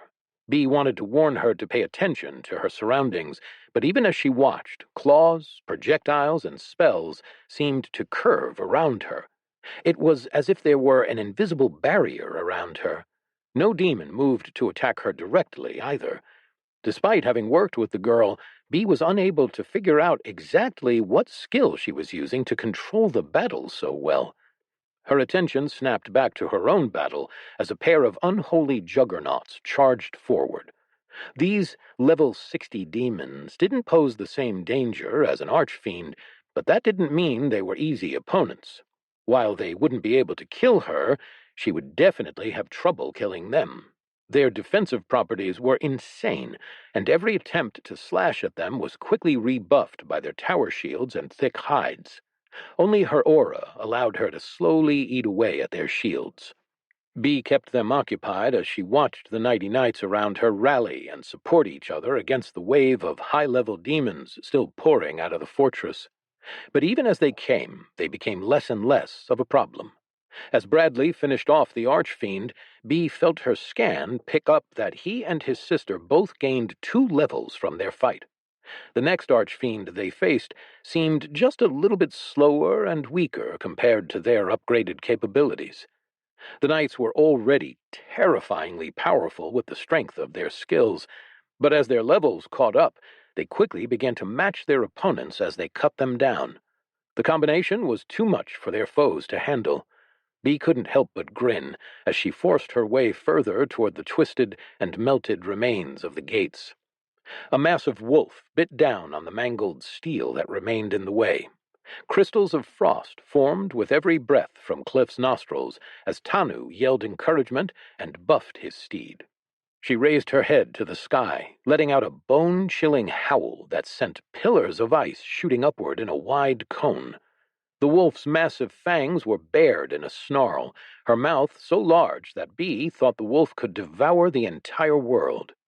With a nod to the boy and his dog, Bee led the others forward. They'd left them with a perfect path to delve deeper into the fortress. However, just as they pushed in through the doors, she screeched to a halt. She felt her blood chill as she saw the broken halo floating over the black-winged angel's head, telling her exactly who she was facing. Nazareth Gak had been a nightmare she'd always heard as a child in stories. Still, it was far from her least favorite lieutenant. No, the one that she'd always been most terrified of as a child wasn't any one of the more powerful or brutal demons. Midianthia, nursemaid of retribution, had always held a special place in her heart. Tales of betrayal and deception, a kind stranger offering to cure the hero only for his limbs to rot off mid-battle, a supposed healer who spread only pain and death. She always managed to find her way into stories, bringing defeat from the jaws of victory. Whether it was healing the villains or cursing the heroes, it didn't matter. The idea that any errant act of kindness could be a dagger in disguise bothered Bee in a way she couldn't exactly explain. The rust-colored scepter that the angel swung let out a pulsing wave of light toward the Nighty Knights that Bee imagined only she could see. In an instant, she flung herself into the sky with a powerful thrust of her legs in an attempt to slam her broom through that lieutenant's blackened heart. Midianthia was shocked as her golden aura shielded the Nighty Knights below from whatever foul magic this fallen angel was attempting to hit them with. The High Priestess of Void slammed into the fell cleric, her broom's point meeting the surface of a glowing round shield. But even as gravity took hold again, Bee didn't let up. She opened her mouth and inhaled. Her Void's breath ability was nowhere near the strength of her master's, even with all the training she'd done. There was no way she'd be able to swallow an enemy like that whole. However, she didn't have to. Gales of wind buffeted the angel, pulling her down toward Beatrice. Her wings flapped frantically as she tried to stay aloft, but a force like a small tornado brought her careening toward the ground. Bee took advantage of the opening, sending a series of scouring strikes and stabs forth as she slashed. Holes appeared in the lieutenant's feathered wings as she screamed in anger and pain. As she neared the ground, Bee tucked herself into a neat roll, cutting off her skill as she did. Her opponent hit the ground moments later, staring the young priestess down with eyes of venom. Archibald fought to keep the smile from splitting his face in two. It was inappropriate to smile in a situation like this. It was downright irresponsible. But as the three lieutenants charged toward him and his friends, he couldn't help but revel in the adrenaline pumping through his veins. His mind focused, and the world seemed to slow down around him. The feeling of his sword's leather-wrapped handle in hand, and Daedalus's slowly beating heart beneath him, was rejuvenating. The last several years had been downright boring. He never complained out loud, of course. Daedalus had dealt with a much longer wait than this, even if he spent much of it asleep. But for Archibald, it had felt like nothing but a blink since the last war with the demons. That had only seemed truer when his first moments awake had been filled with such immediate excitement for months on end. But when it was followed by 4 years of enforced downtime, well, that had been torture. Now he was back in his element. Not only were there demons to fight, but there were big ones, powerful enemies who would give them a real challenge. And even better, they were actually equipped to deal with them for good. A deceptively lazy arc of his sword flung out a crescent, shimmering with the reflective fire of his friend's breath. It streaked through the air and toward the shadowy form flitting up to meet them, the crescent too fast to dodge. But instead of being cut in half or tumbling through the sky, the darkness of its body seemed to lose its depth somewhat, the shadows washed out by the light of the skill. Air wrapped around Daedalus's wings and attempted to force the dragon onto the ground. However, the ancient being shrugged it off with contemptuous ease. Even the demon, with all its might, had no power over that of a dragon's wings. The sight made Archibald smile harder. The lieutenant wasn't the first to try taking down Daedalus that way. Unfortunately for their opponents, he was fairly certain that it was taking exactly the wrong approach. B had more than once noted how a dragon's wings simply weren't large enough for flying to make sense, not from a logical standpoint, and Archibald knew that there was no skill involved with Daedalus's flight either. Their best guess at an explanation suggested that dragons only stayed airborne through some combination of arrogance, stubbornness, and sheer ego. And knowing Daedalus, it certainly seemed plausible. The shadow demon recovered, finally reaching its destination, and Archibald lost himself in the rapid exchange of blows. Air, fire, sword, and darkness clashed, turning the sky itself into a churning mess. He got so into the fight that he almost forgot 3 of the lieutenants had flown up at them, not 2. The alarm spiked Archibald's adrenaline even further. His head turned on a swivel, looking for the surprise attack he knew to expect. But looking around, he only saw Tony fighting one all by himself. It was perhaps the worst one for him. The succubus demon of lust floated on her bat wings, her movements by far the slowest of the trio. In that way it was a good pairing, seeing as Tony was not the most maneuverable either.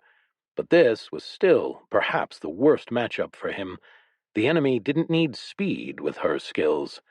Archibald parried a series of shadowy spikes. Out of the corner of his eye, he could see the charm attempting to wrap around Tony's glowing blue form. A husky, tinkling laugh was cut short by Tony's sudden yell. "I have a girlfriend!" Chapter 84. Prince of the Air. The wind howled as another enemy streaked by Daedalus's head. He turned and snapped his razor-sharp teeth, severing an errant foot as it passed.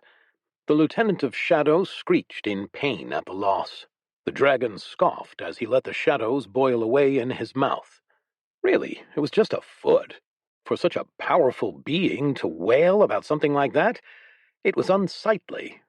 He grumbled as he rolled sideways, avoiding the wind lieutenant as it whipped itself into a small tornado.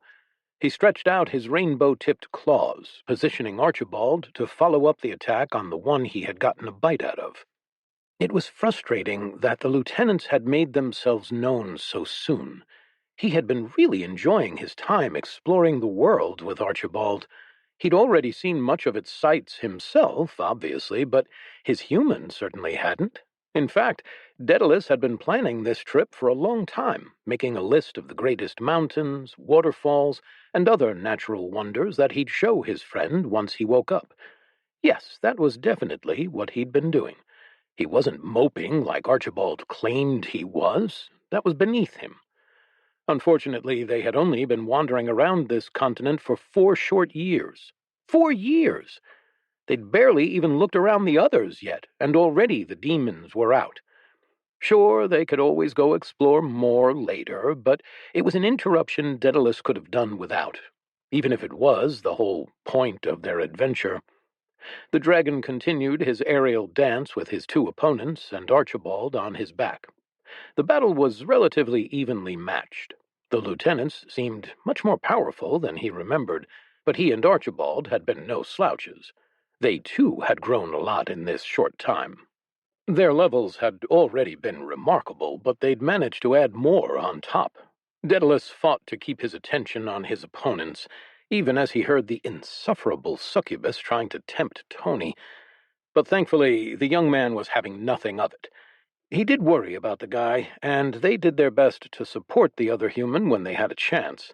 But the 2 lieutenants they faced were doing their best to keep the pair busy and away from their giggling ally. After several strikes, it was clear that Archibald and Daedalus could handle their opponents, even if there was still some risk of losing. Of course, it wasn't like Daedalus and Archibald could finish off the lieutenants themselves. They didn't have Archimedes here to trap them, nor did they have Void to help destroy them at the moment. That kind of power was something that Archibald had been hoping to get with his level 75 skill, but, unfortunately, he hadn't. Daedalus himself was still a ways off from level 80, but he didn't have much hope of getting some permanent solution to the lieutenants. But that wasn't a huge problem. Once this was all over, and Void had finished them all off, they wouldn't need it. Daedalus let his attention roam slightly, even as his wings buffeted away the Wind Lieutenant's gales and his flames tore into the Shadow Lieutenant's form. Such demons were just poor matchups for him. Honestly, these upstarts thought that just because they could fly, they could somehow stand toe-to-toe with a real dragon. It was laughable. Especially the windy demon. Its entire shtick was flying, and it couldn't even do that well. It only took a few blasts of dragon fire to show that it was full of hot air. But on Tony's side, things seemed a little more dire. Down below, the Nighty Knights pushed against the partially blockaded entrance to the fortress. Despite the slag heap he'd reduced the gate to, the demons were still managing to hold it by plugging the gap with themselves. He watched as demons swarmed forward, rushing in from around the edges of the Black Fortress. Even now they were bunching up against the tight formation of young elites, nearly enveloping them in a shell of writhing teeth and claws. Evidently, the initial attacks by Daedalus and Void had only culled so many of them. But Daedalus didn't fear for the little ones.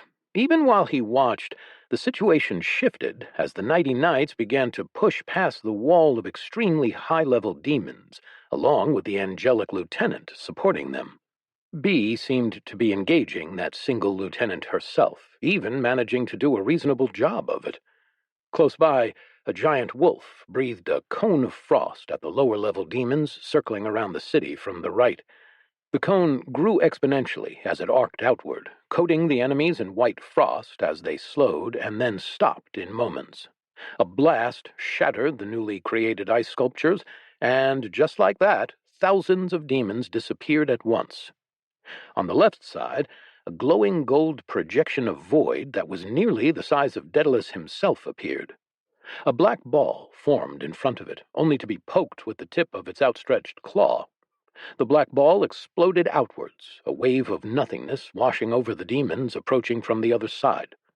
Between the frost and the black swath, it left the Nighty Knights to face just the enemies pouring out of the fortress, no longer beset on all sides. Daedalus shot another gout of flame at the shadow demon as it tried to come in for an attack. He had an idea for how to help the others, but wasn't sure whether to go through with it. He had no desire to upset his friends, after all. Void was a nice godling, and a very polite one at that.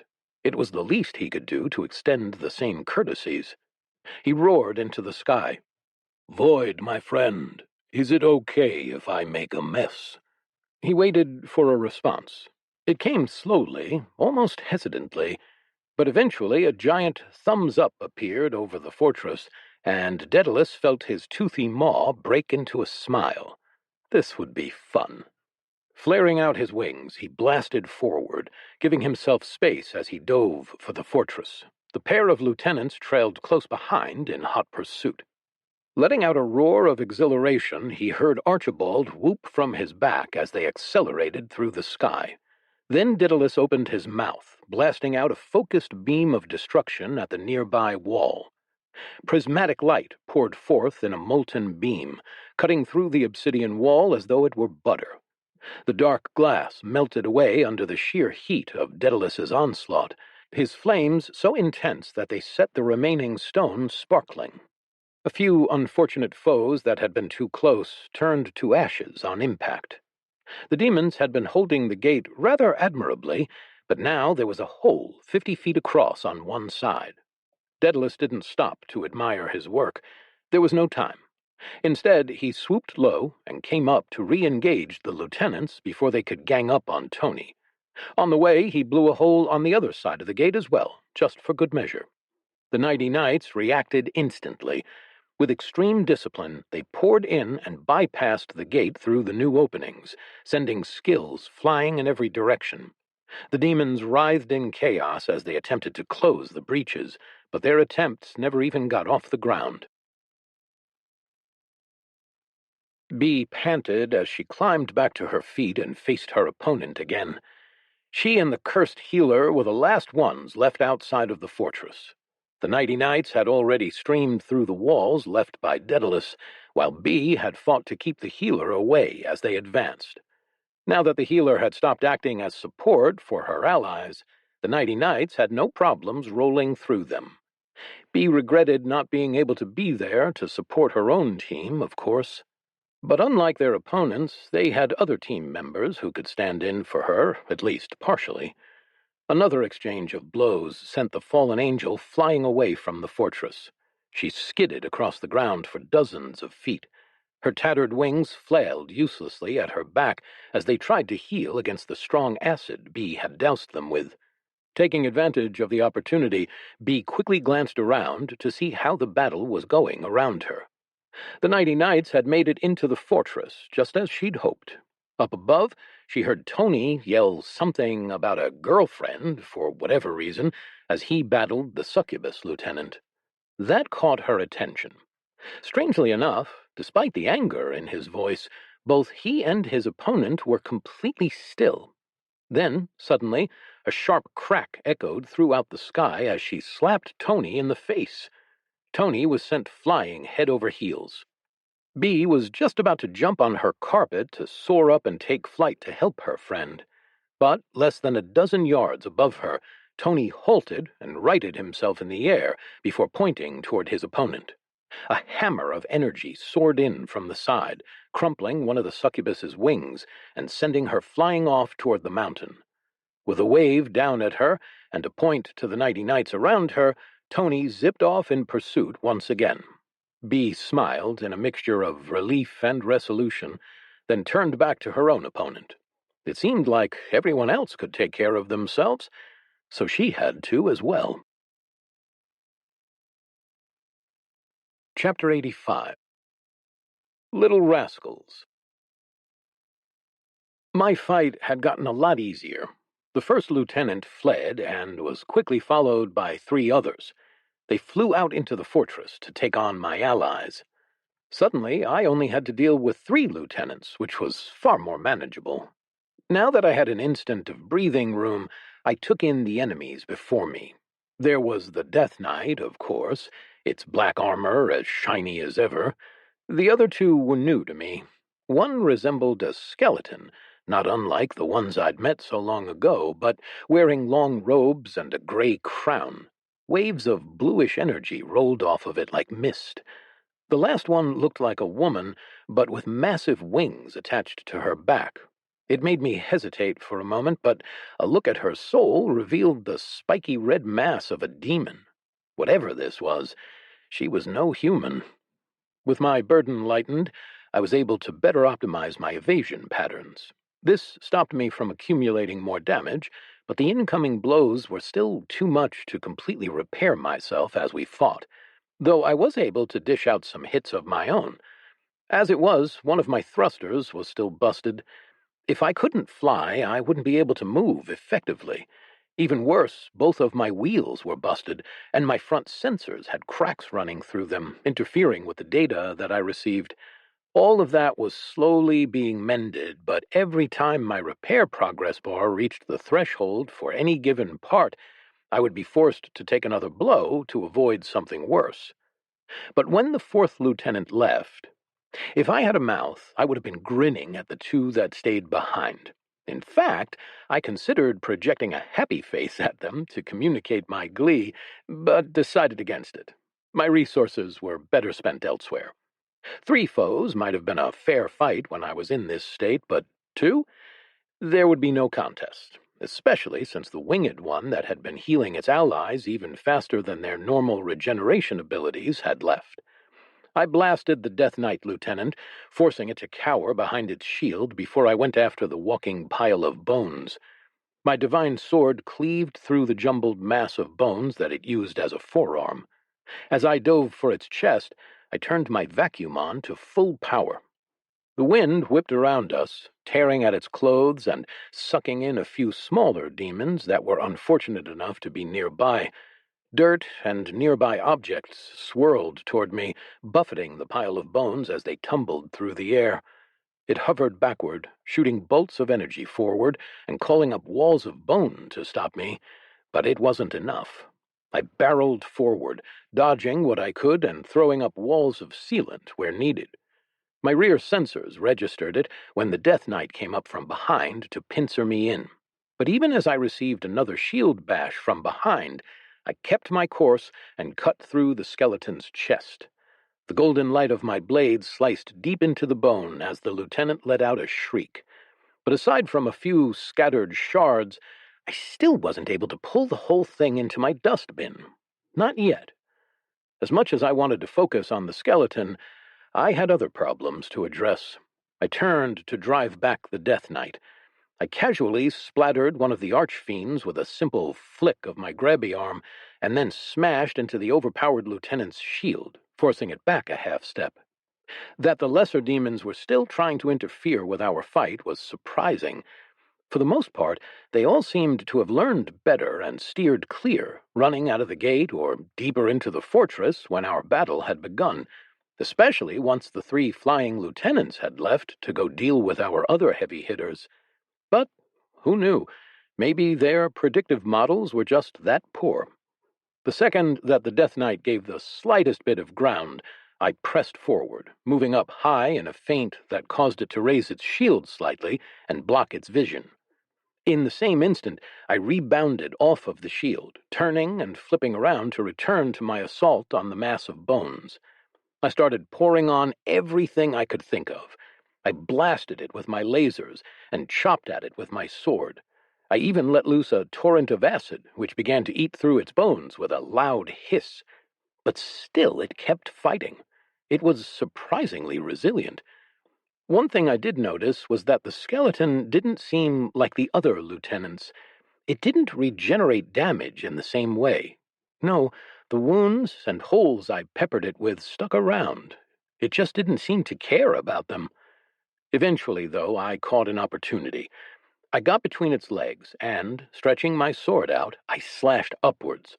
An arc of golden light carved through the air, cutting it completely in half, and I watched as the bones fell into an inert pile. I let out a beep of celebration and quickly consumed the remains, but I noticed something was wrong. They were just normal bones. I transmuted them, to be sure, but I didn't feel the familiar rush of power that I would expect from such a powerful enemy. Even as I struggled to find the energy within them, my sensors picked up something. A stream of blue-white mist flew away from the remains, diving over the fortress wall and off toward the mountains before I could catch it. Huh, that was weird. But I didn't have time to think about it as the Death Knight closed in again. Now that it was one-on-one, I expected to finish the fight quickly. But its defense was still impeccable. Even as I chipped away at its shield, I didn't manage to harm it much. Apparently, it had found ways to counter my attacks from the last time we met. But despite the apparent stalemate, I was pretty pleased. All my injuries were rapidly repairing themselves, and soon I would not be hindered anymore.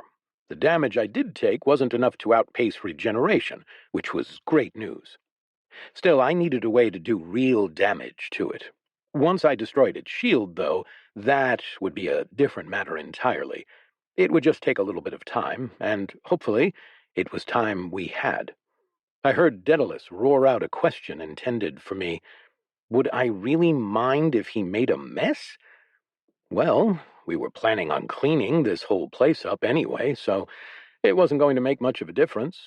Too busy to fly up and have a proper conversation about the philosophical implications of mess-making, I just projected a simple sign of acceptance above the fortress. I tried not to waste too much processing power on the simple task, but I wanted to make sure he got the message. Moments later, the wall behind me disintegrated.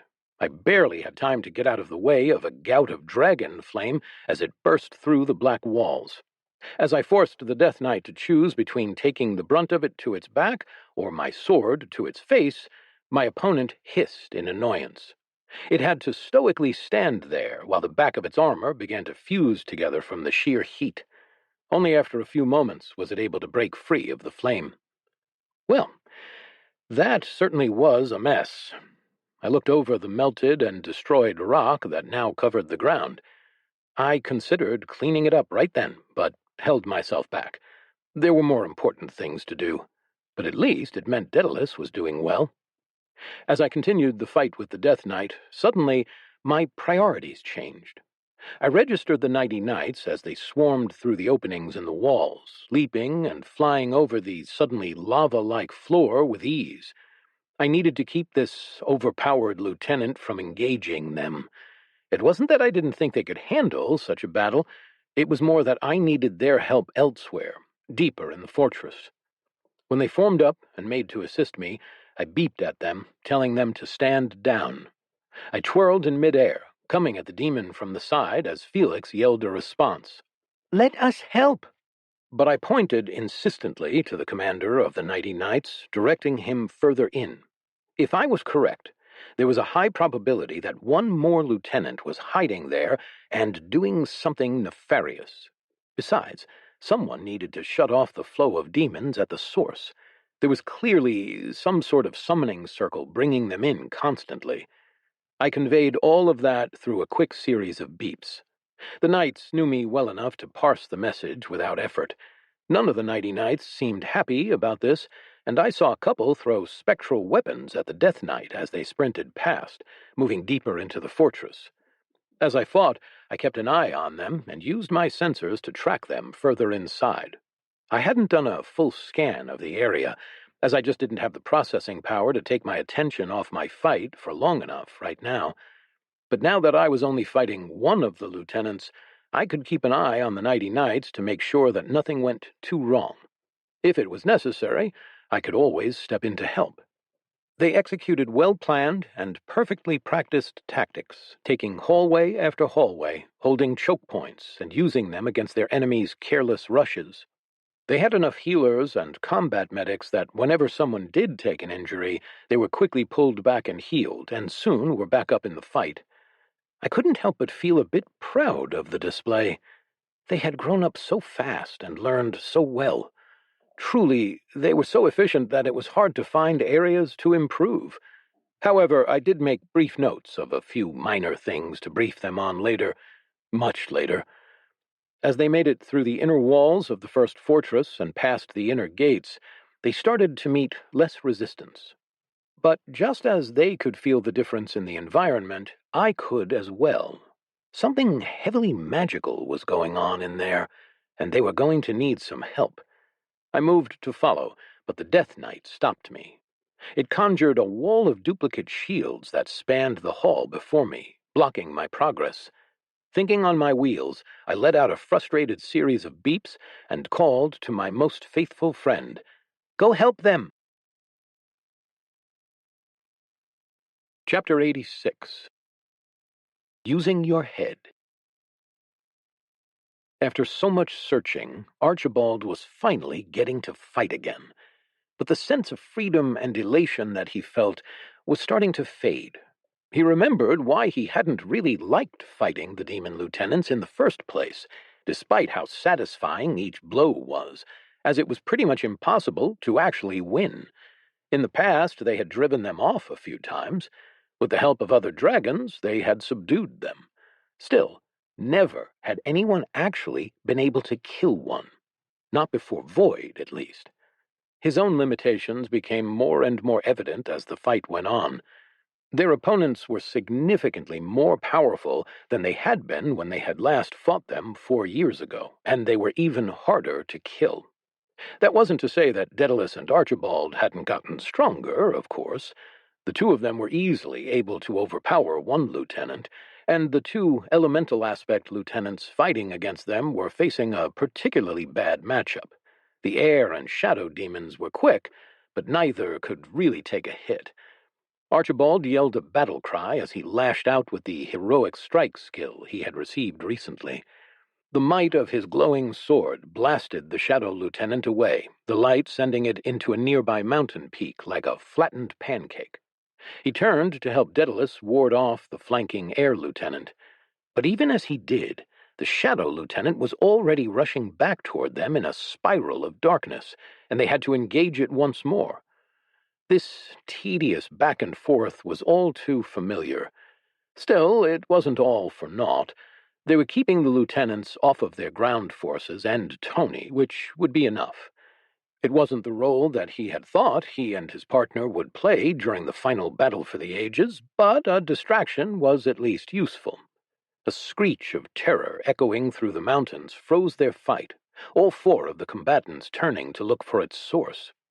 At first Archibald looked down, worrying that something had happened to the Nighty Knights or Beatrice, but soon realized the sound was coming from above. The unrestrained terror in the cry made his insides twist, but when he finally found the source, his brow furrowed in confusion. The succubus had Tony. She gripped him by the lapels of his coat, pulling him close. In fact, based on their positions, it looked like she was about to kiss him. That in itself was worrying enough that Archibald wanted to dart up and help right away. But instead of Tony, it was the lieutenant who was screaming in terror. As Archibald tried to make sense of the situation, he just managed to make out the faint lines of power radiating out from Tony's mouth. The form of the succubus rippled ever so slightly where she hovered. It started with her hair, which began swirling toward him. She distorted. Her tail became larger, and her head shrank as the space around her twisted strangely. Even as she attempted to force herself away from Tony's chest, his hands reached out and formed a vice-like grip on her upper arms. She was pulled inexorably towards Tony's open mouth. Her scream warped slightly as she was dragged into the blue void that glowed behind Tony's jaws. Archibald could only watch in horror. It was slow at first, just the lieutenant's head stretched forth unnaturally into his mouth. But the progress accelerated quickly until the tip of her tail disappeared down Tony's gullet. As the demon disappeared, he closed his mouth and looked rather green for a moment. Then the guy began pounding his fist on his chest a couple times and belching loudly. Archibald grinned, raising his sword in salute and shouting toward him, "Tony, custodian of the void and official demon taste tester." Tony rolled his eyes, his face still scrunched up distastefully. As one, the three of them turned and looked down at the two remaining lieutenants. Bee heard her master's cry and saw the 90 knights move into the fortress. She tried to disengage from her fight to follow, but a wall of sickly red energy blocked her off and forced her to turn back and trade a flurry of blows with the fallen angel. They were not evenly matched. Bee was far more powerful and a better fighter to boot. She dealt several grievous wounds, but the issue was that this lieutenant healed, just like all the others. In fact, it healed even faster than the rest, because of course it did. She lopped off a hand, and before it had even hit the ground, another had grown back to replace it. In fact, unless something changed soon, Bee had no idea how she would deal with the demon. She could handle battling it for quite a while, of course, but she couldn't figure out how to overpower it. As with every lieutenant, nobody but Void could kill it. Moreover, she couldn't just leave it. Then it would reinforce its allies. In particular, she didn't want it to interrupt Void's fight. It was more important to let her master finish off lieutenants one at a time, because once it won, they would be dead. Dead for good, not coming back constantly. And right now, that was the most critical thing. That didn't mean she wanted to leave her allies on their own, though. Bee racked her brain, trying to figure out how she was going to help the 90 Knights deal with whatever was in the central keep. Presumably, there would be all sorts of demons, summoning circles, and maybe other powerful enemies located there. Also, unless Void had destroyed any lieutenants since they came, 2 lieutenants were still unaccounted for, and she didn't want the 90 Knights to have to face even one, even if they were working as a group. She was sure they could hold it off, but then they'd face the same challenge that anyone did. They couldn't kill it. Well, if she couldn't leave or kill her opponent, then there was only one solution. She was just going to bring it along. Bee positioned herself and launched forward, one hand grabbing the fallen angel's wrist, and the other its throat as she kicked off. She blasted herself against the demon, using her as a shield as she smashed through a stone wall several feet thick. The impact pulverized the bones in the back of the angel. She could feel the spine turn to dust under her fingers and reform just as quickly, but not before they smashed through another wall, and then another. It took 7 full walls to stop their momentum. At that point, Bee held more of a puddle of demon parts rather than an entire lieutenant, but even that was reforming as she watched. By the time she blasted into the central chamber where the 90 Knights were, she dropped her unwilling passenger, ready to act. Bee didn't believe that she could do any more damage to it at the moment, and it would take a moment to recover. So she took a half-second to assess the situation, her all-seeing eye telling her everything she wanted to know. Her fears were confirmed. Among the many, many smaller demons and countless flashing summoning circles, there were 2 lieutenants here, one of bone and one with a strange bird-like mask. The Undying Lich and the Witch Doctor. The Witch Doctor stood at the center of a complex ritual circle painted along the floor in red. Between its knobby feet sat a strange, wriggling lump of black material that it chanted over. Bone earrings and feathered trinkets clinked as he waved his hands emphatically. The 90 Knights stood in the midst of it all, fighting in a group.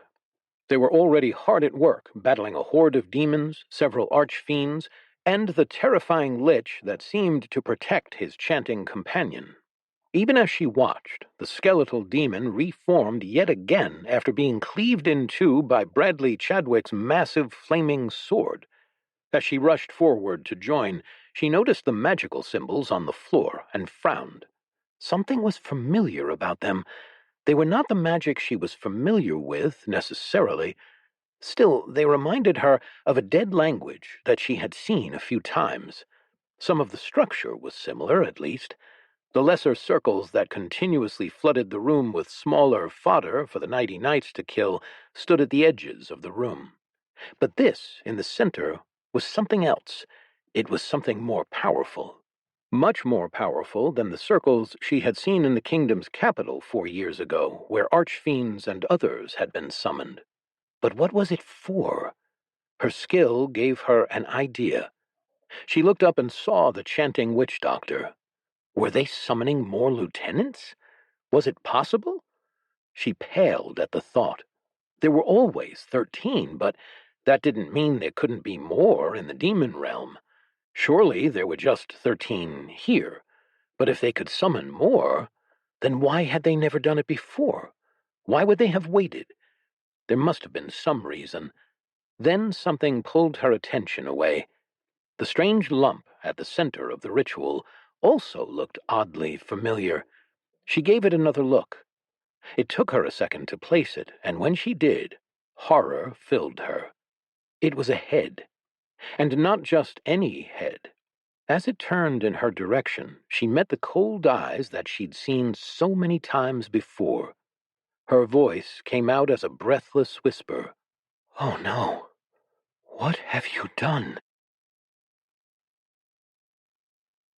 Chapter 87. Up, up, and away. Archibald chased after the two airborne lieutenants, trying to herd them back towards the custodian of the void. Even though they were little more than ephemeral shapes, it was clear that they were panicking. The reaction was one that Archibald couldn't help but revel in a little bit. They fled before the angry dragon. They'd probably thought they'd be safe where they were going. Why not attack Void while he's occupied for the moment? But nope. Now they really had reason to be afraid. The air demon let out a screeching howl like a gale of wind as Daedalus caught the dense being in his teeth and tore it apart, tossing one half to Tony. The custodian of the void tried to catch it, but the creature of air reformed mid-flight and changed course, evading his touch. Their two opponents were some of the least human of all the demon lieutenants. With a sound of screeches and hisses that might have been language, the two separated and dashed off in different directions.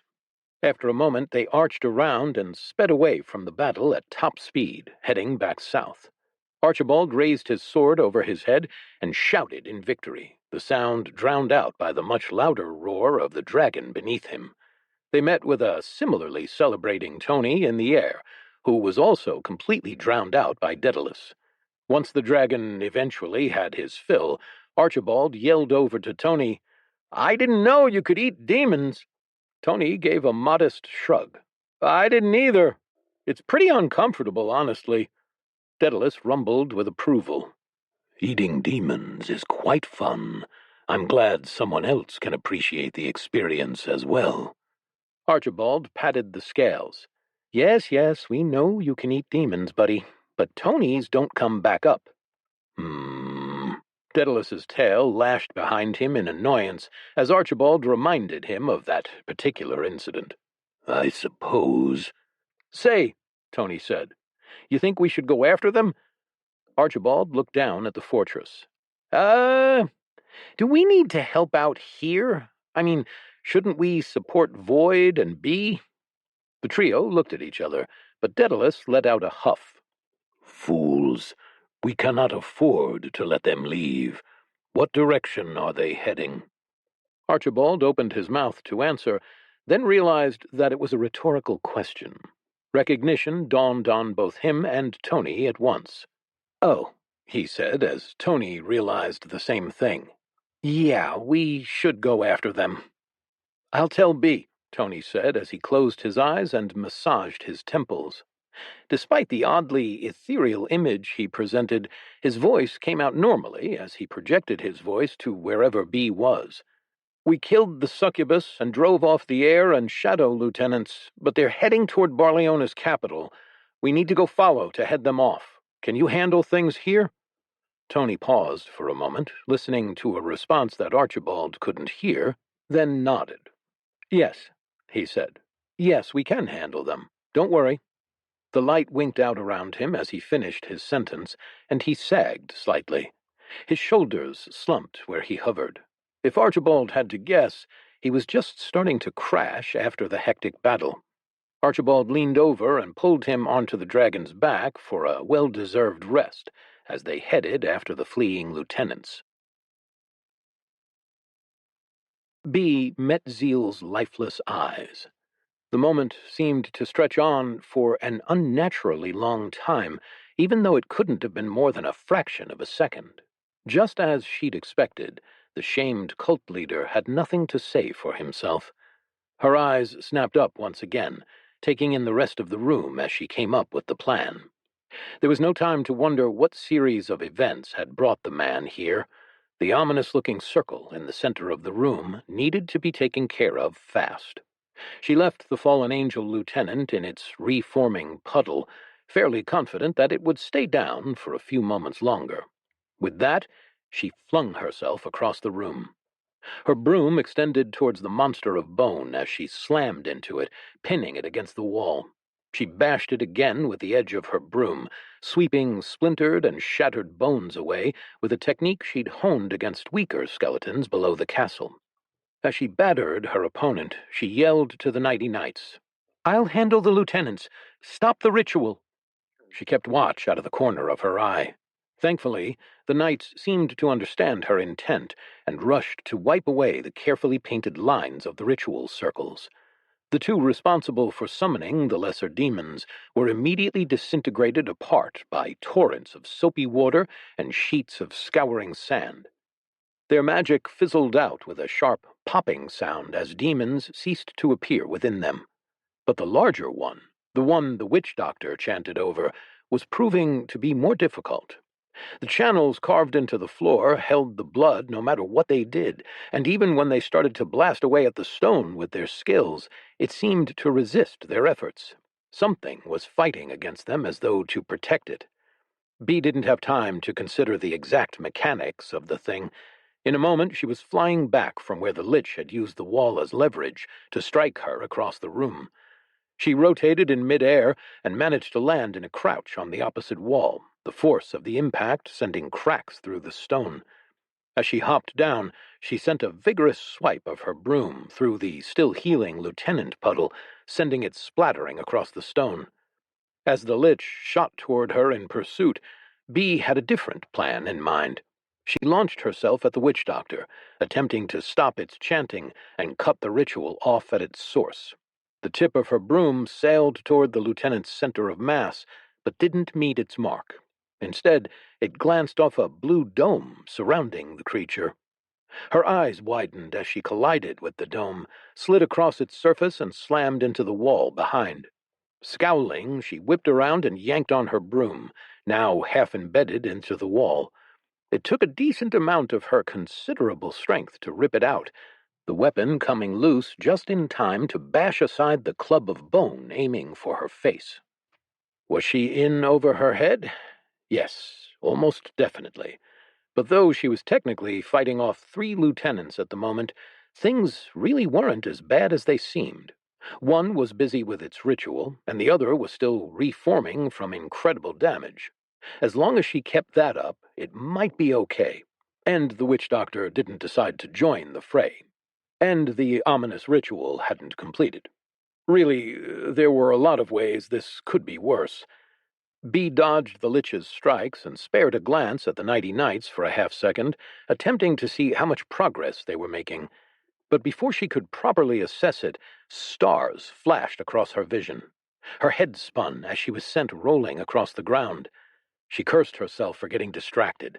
She had to trust that the Nighty Knights would do their job well. She had her own job to do. Needling pain erupted across her exposed back, and she rolled over, lashing out with her broom. The wind batted aside a flurry of feathers with barbed tips as they sailed toward her. They shot out from a partially reformed wing that still dripped with demon goo. Bee cursed again. She'd been too slow. She'd let her advantage slip due to the distraction, and now the healer was back in the fight. She pressed her palms to the ground and launched herself forward in a half-run, half-crawl, not able to take the time to fully right herself. It proved to be a good decision. Massive claws of bone just missed her, flashing through where her head would have been if she'd stood up all the way. As she scrambled forward, she kept up the offensive. Her broom lashed out, cutting through the healer's wing, but unable to stop its reforming shape from clumsily scrambling aside. Using the tip of her broom, she speared through the wing of the angel as it fled. Then, with an effort and a quick twist of the blade, B spun and flung it toward the mass of bones glowing threateningly behind her. The two demons collided with each other and tangled together as she flung out a hand toward the witch doctor. She sent a quick, scouring strike at the crackling blue shield around the lieutenant. She barely had time to glimpse the sand flashing off to different sides, only a tiny bit making it into the barrier. Then she had to spin to deal with another attack by the winged demon. Chapter 88. Rip. I was alone in the courtyard except for the lieutenant in front of me, the demonic Death Knight. It stood with its shield planted firmly in the ground between us, deflecting my laser. Despite that, the sheer power of my sanitation lamp was slowly eating away at the shield. Still, by my estimations, it would take another 20 to 30 minutes before I could actually break through. Even focusing on one spot was unacceptably slow. But I kept it up anyway. The beam of energy used very little power. Though I had it set to the absolute minimum, I wasn't exactly wasting energy. The lieutenant couldn't know that, though. From its point of view, the little beam of bluish-purple energy was still a threat, so it had to block it anyway. This worked as a great distraction as I set my real trap. Things moved behind the lieutenant, but it didn't notice. Without warning, rubble slammed into its knees, sending it staggering and the shield out of position. Coming in low, I spun my divine sword, taking advantage of the momentary lapse in its defenses. As the sheet of black metal pulled away from the ground and the demon reeled backward, my opponent gave me about 8 inches of clearance to work with and attack its feet. The sword stretched out from my body, biting deeply into the front of its ankles, and my opponent lost its footing. As it fell to the ground, I sprayed the small holes in its closed helm of black metal with acid, attempting to impair its sensors. As it rolled sideways, trying to get up and shaking its head to clear its vision, I concentrated. A black bubble of sheer nothingness roared into being before me and touched the helmet. I could feel the power of the thing saturating my void. I pushed forward before the Death Knight stood the rest of the way, and I ripped, trying to pull the demon into my limitless dustbin so that I could finally be rid of it.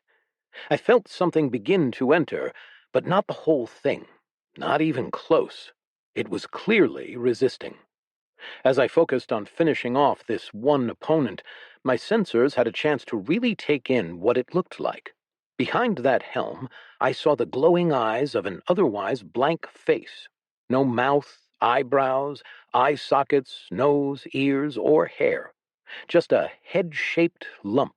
Where the helm joined the shoulders, it was nothing but jagged tears of metal.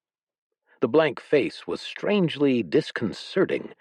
I already knew it wasn't human, but there was something about its features being just shy of normal that felt uncanny. It made my processors fritz slightly with discomfort. We stared at each other for 0.23 seconds before I pressed my attack. The shield kept getting in the way of my sword, resulting in me cutting nicks into it rather than my opponent. The acid hadn't seemed to do much either. At one point I even touched its head with my mop, attempting to rip all the moisture out of it, but it had no effect. So I simply continued my tricks with air manipulation and sealant, attempting to force it into a position to pin it down. Occasionally I would attempt to manipulate its soul. Still, the weird protection it had on it right now prevented any major disruption. And if I concentrated too hard on any one thing, it would take advantage of my distraction to strike back. That wasn't to say we were evenly matched, of course. No attack it made even came close to touching me, and I was whittling away at the defenses quite nicely. But this was a being so specialized in defense that I was very much struggling to finish it off in any reasonable manner. I hadn't planned to take nearly this long. It made me reevaluate the situation. Would it be better to simply leave and help elsewhere? Leaving an enemy like this unattended seemed like a terrible idea. But when I checked up on the lieutenants and Beatrice deeper in the fortress, I felt my lubricant run cold. I needed to think of a solution, and fast. Bee heard the Nighty Knights shout something to each other as they worked on stopping the ritual, but she had no time to listen. As her broom blurred, whirring in a circle, the bristled end batted away more feathers before they could hit her. She could feel her healing skills pushing out the projectiles that got through and purifying the venom they were attempting to inject into her.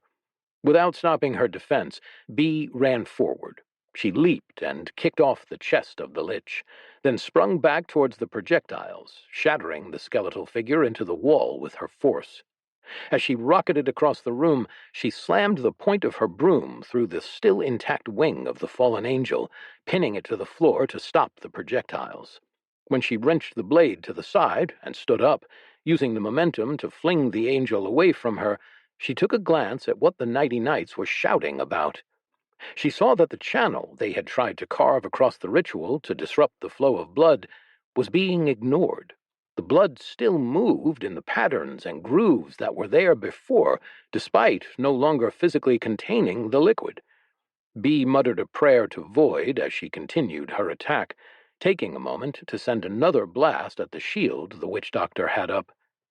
This time it deflected at an angle and shattered into the wall rather than being stopped entirely. The shield did seem to be weakening. That was good news, but how quickly was something she didn't have time to figure out.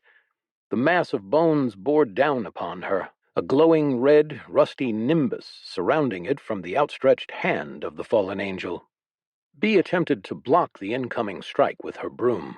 Unfortunately, she was sent hurtling back as if the floor had no traction and were suddenly as slippery as ice.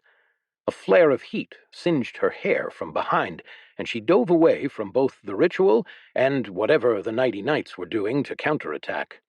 She attempted to leap over the mass of bones to escape its reach, but to no avail.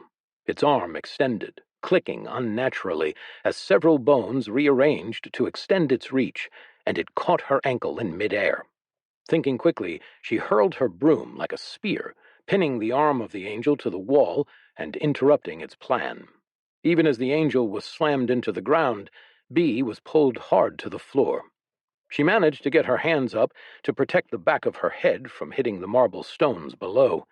The impact wrenched her free from the lieutenant's grip, and she forced herself out of the pile of shattered bone and rubble, wincing as she rolled backward.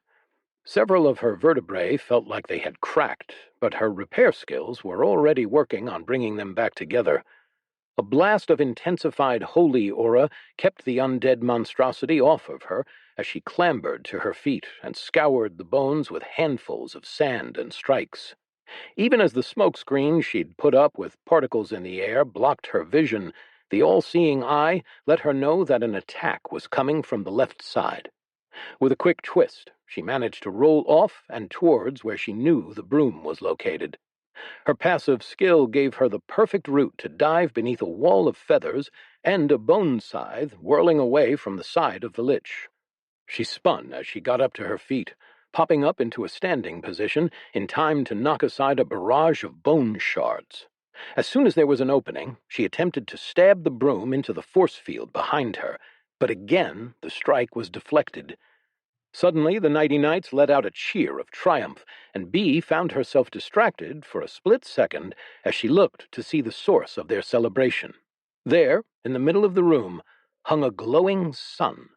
The light was blinding, and the heat dried her skin even across the room, starting to boil the blood used in the ritual. Slowly, the levels in the channels were declining. If they could keep this up, they might be able to remove the ritual from working. The witch doctor chanted faster. She gasped in pain as a spear of bone found her guts in her moment of distraction.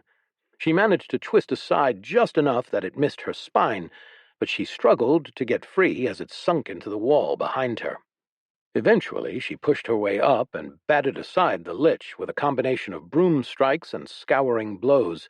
Another scouring strike broke the haft of the spear as she pulled herself off of it, just in time to be tackled by the fallen angel.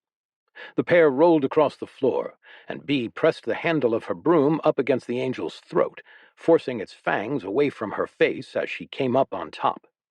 Freeing one of her hands, she let go long enough to drop an elbow through the thing's face, temporarily disabling it as she rolled off and forward. The move was just in time to narrowly avoid a follow-up strike from the bone monstrosity. The sun continued to boil away the blood, but the strike that she expected never came. The lich had turned and charged at the Nighty Knights from behind. Evidently, she hadn't been the only one who saw their success. This gave her a chance to deal more grievous blows to the fallen angel she had pinned helplessly beneath her, its head still regenerating. But Bee launched herself after the lich instead, knowing she was too late. Its charge scattered the Nighty Knights, bowling them over unexpectedly even as Bee slammed it into the mini-sun. It absorbed the hit on its chest as the intense heat began to melt the bone itself. But it had done its job. The room suddenly went colder as the sun went out, and the ritual began to glow again. Bee watched as the energy of the lich flitted off into the distance and out of the room. She watched where it was going, hoping to be able to track it back to its phylactery. But she only had a second to spare for that as the witch doctor's chanting reached a crescendo. The ritual glowed with a dangerous new intensity. Fearing the worst, Bee sent strike after strike to clean away the blood and break the circle, hoping against hope that she could stop it at the last minute. Suddenly, the entire thing went dark. Her heart soared with hope. Maybe she'd done it. A sharp crack dashed her hopes. The room echoed with the ripping sound of space tearing as a rift formed above the portal. Bee's hope died in her chest as she sagged. She had failed. She hadn't kept the Nighty Knights safe long enough to finish their plan. Chapter 89. Oh no. Arthur stood atop one of the gatehouses, looking down over the city. From his vantage, he scanned the city blocks that his army had taken, their status obvious by the colors of the uniforms flooding through the streets. The cordon they were maintaining was growing ever larger as they subdued resistance and rescued the populace. Despite what he'd expected, Arthur felt that he could actually call this invasion a rescue. The people did have some pretty mixed feelings about welcoming them, of course. On the one hand, they were an invading army bearing the colors of the neighboring kingdom, with which diplomacy had not been good for several decades. On the other hand, they weren't demons. The fact that they were fighting against those demons was earning them a lot of goodwill from anyone who wasn't fighting alongside the things. Even when people were less accepting, they were staying in their homes and threatening anyone trying to get in, demon or human. That was about as much as Arthur could hope for. Actually, it was significantly better than he had feared. However, the fact that most of the city guards weren't even putting up resistance made little difference to the outcome of the fight. Still, it helped massively reduce the amount of collateral damage to both civilian lives and the infrastructure of the city. His officers stood around their makeshift command post, one of them sitting in a cross-legged pose with his eyes closed, keeping it hidden from the enemy. If that dropped, they would be a rather easy target for some archers. Being this close to the action wasn't a risk that Arthur would normally take, but Lieutenant Wilbur had been working on this skill quite a bit. It would also help him respond more quickly if something went wrong. Plus, this was a type of vantage that he rarely got to see. Between this and his new skills, he could truly observe the battle in real time rather than through just reports. And that was why he knew right away when something was wrong. The steady advance of his troops halted. All of them. It happened within the span of a second, all across the city. Arthur blinked and activated his general's eye skill. A bit of air in front of him became a lens, and he zoomed in, magnifying one specific skirmish. His men seemed to be engaged with the same demons that they were fighting earlier. But now, rather than holding their own, they were being pushed back. Arthur swore, his gaze flicking between battles. Wherever the fighting had been relatively close, soldiers were now being forced to retreat to the last checkpoint. Even his strongest fighters were having trouble for some reason. It made no sense. Greater imps that Bee told him were level 20 or 30 were now winning against soldiers he knew were level 40 and 50. They had rolled over them only moments ago. Even though the demons had greater numbers, they couldn't withstand the physical might, let alone the skills and training the soldiers brought to bear. But now these same imps had turned the tide. The little monsters took hits that should have killed them and kept going. A sword strike to the chest should have cleaved clean through the thing, but now only made it halfway. The imp had a chance to strike back before it died, catching the soldier off guard and costing him precious extra seconds as he pulled out his weapon. And during that time, the rest of the swarm kept coming. What was happening? It wasn't as though the demons had multiplied. Rather, it felt as if they'd all gotten stronger, much stronger. Arthur's frown deepened as he began barking out orders to reinforce and regroup. Some of his stronger groups were managing to hold out, but not by much.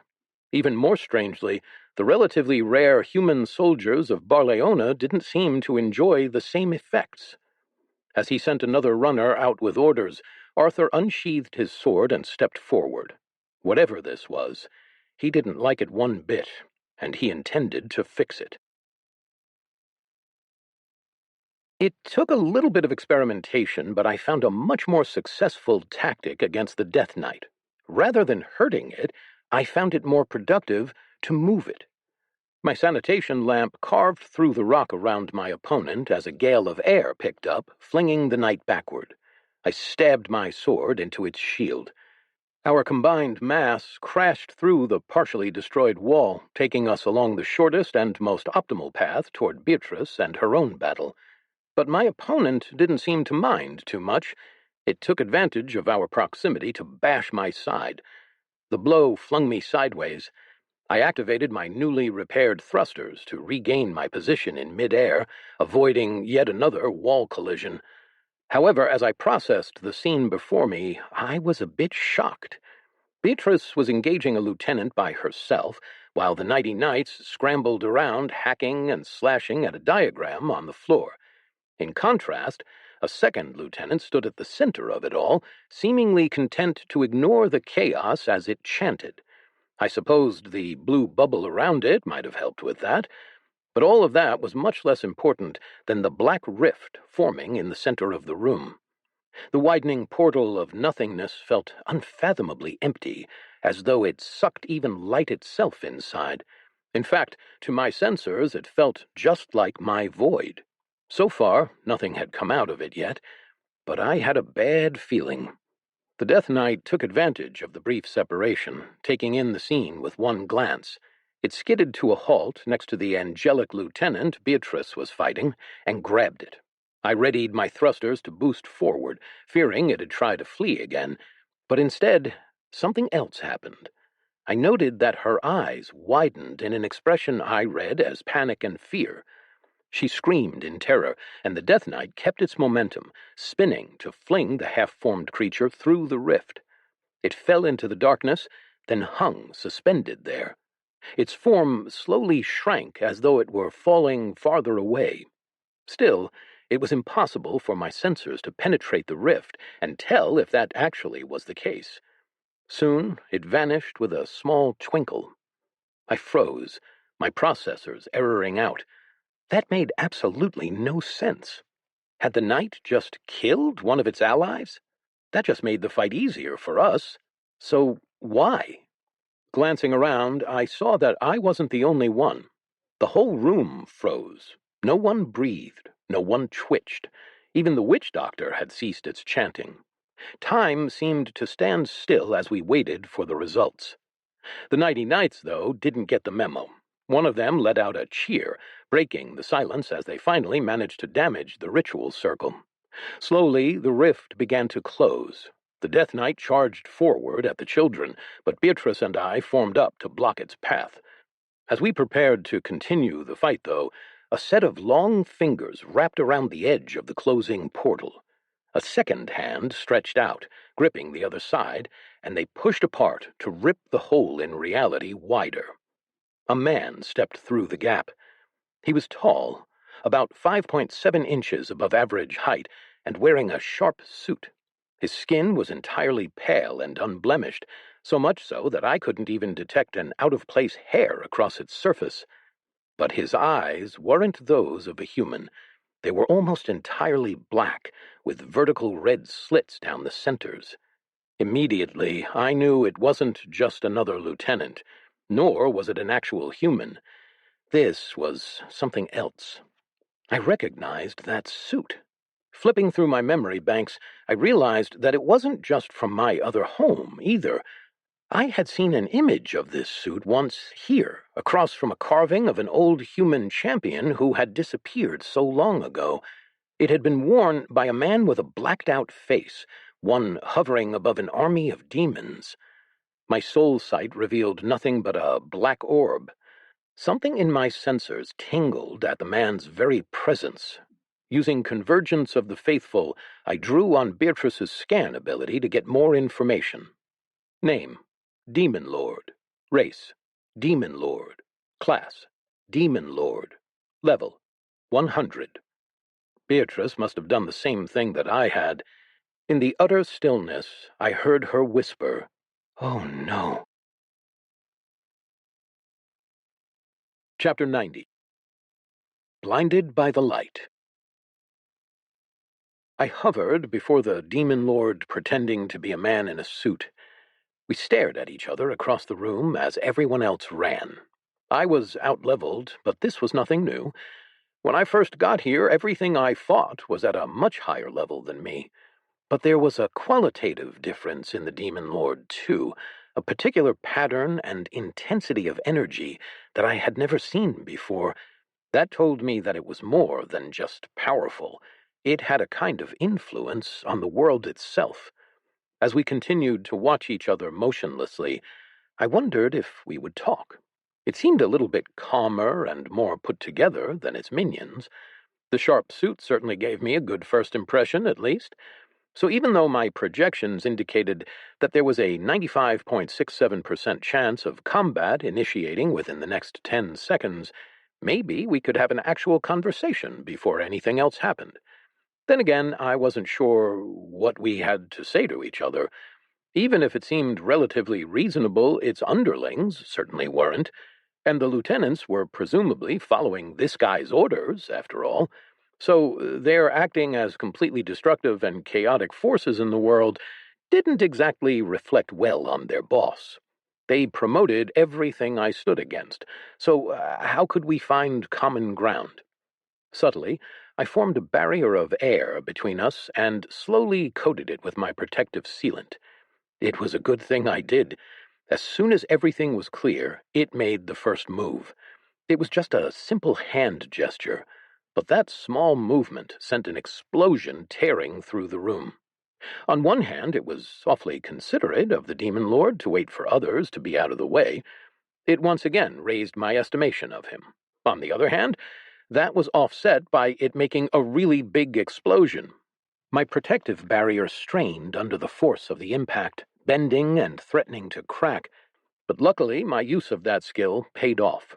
It barely held as the blast and debris flew around me and upwards, ripping off the roof. The redirected force punched a hole through the several layers of floors above us, decimating the upper layers of the fortress. Thousands upon thousands of pounds of black stone and wood were flung into the sky with such force that the air pressure disintegrated them as they flew, nothing more than tiny motes of dust and ashes floating down around the entire valley.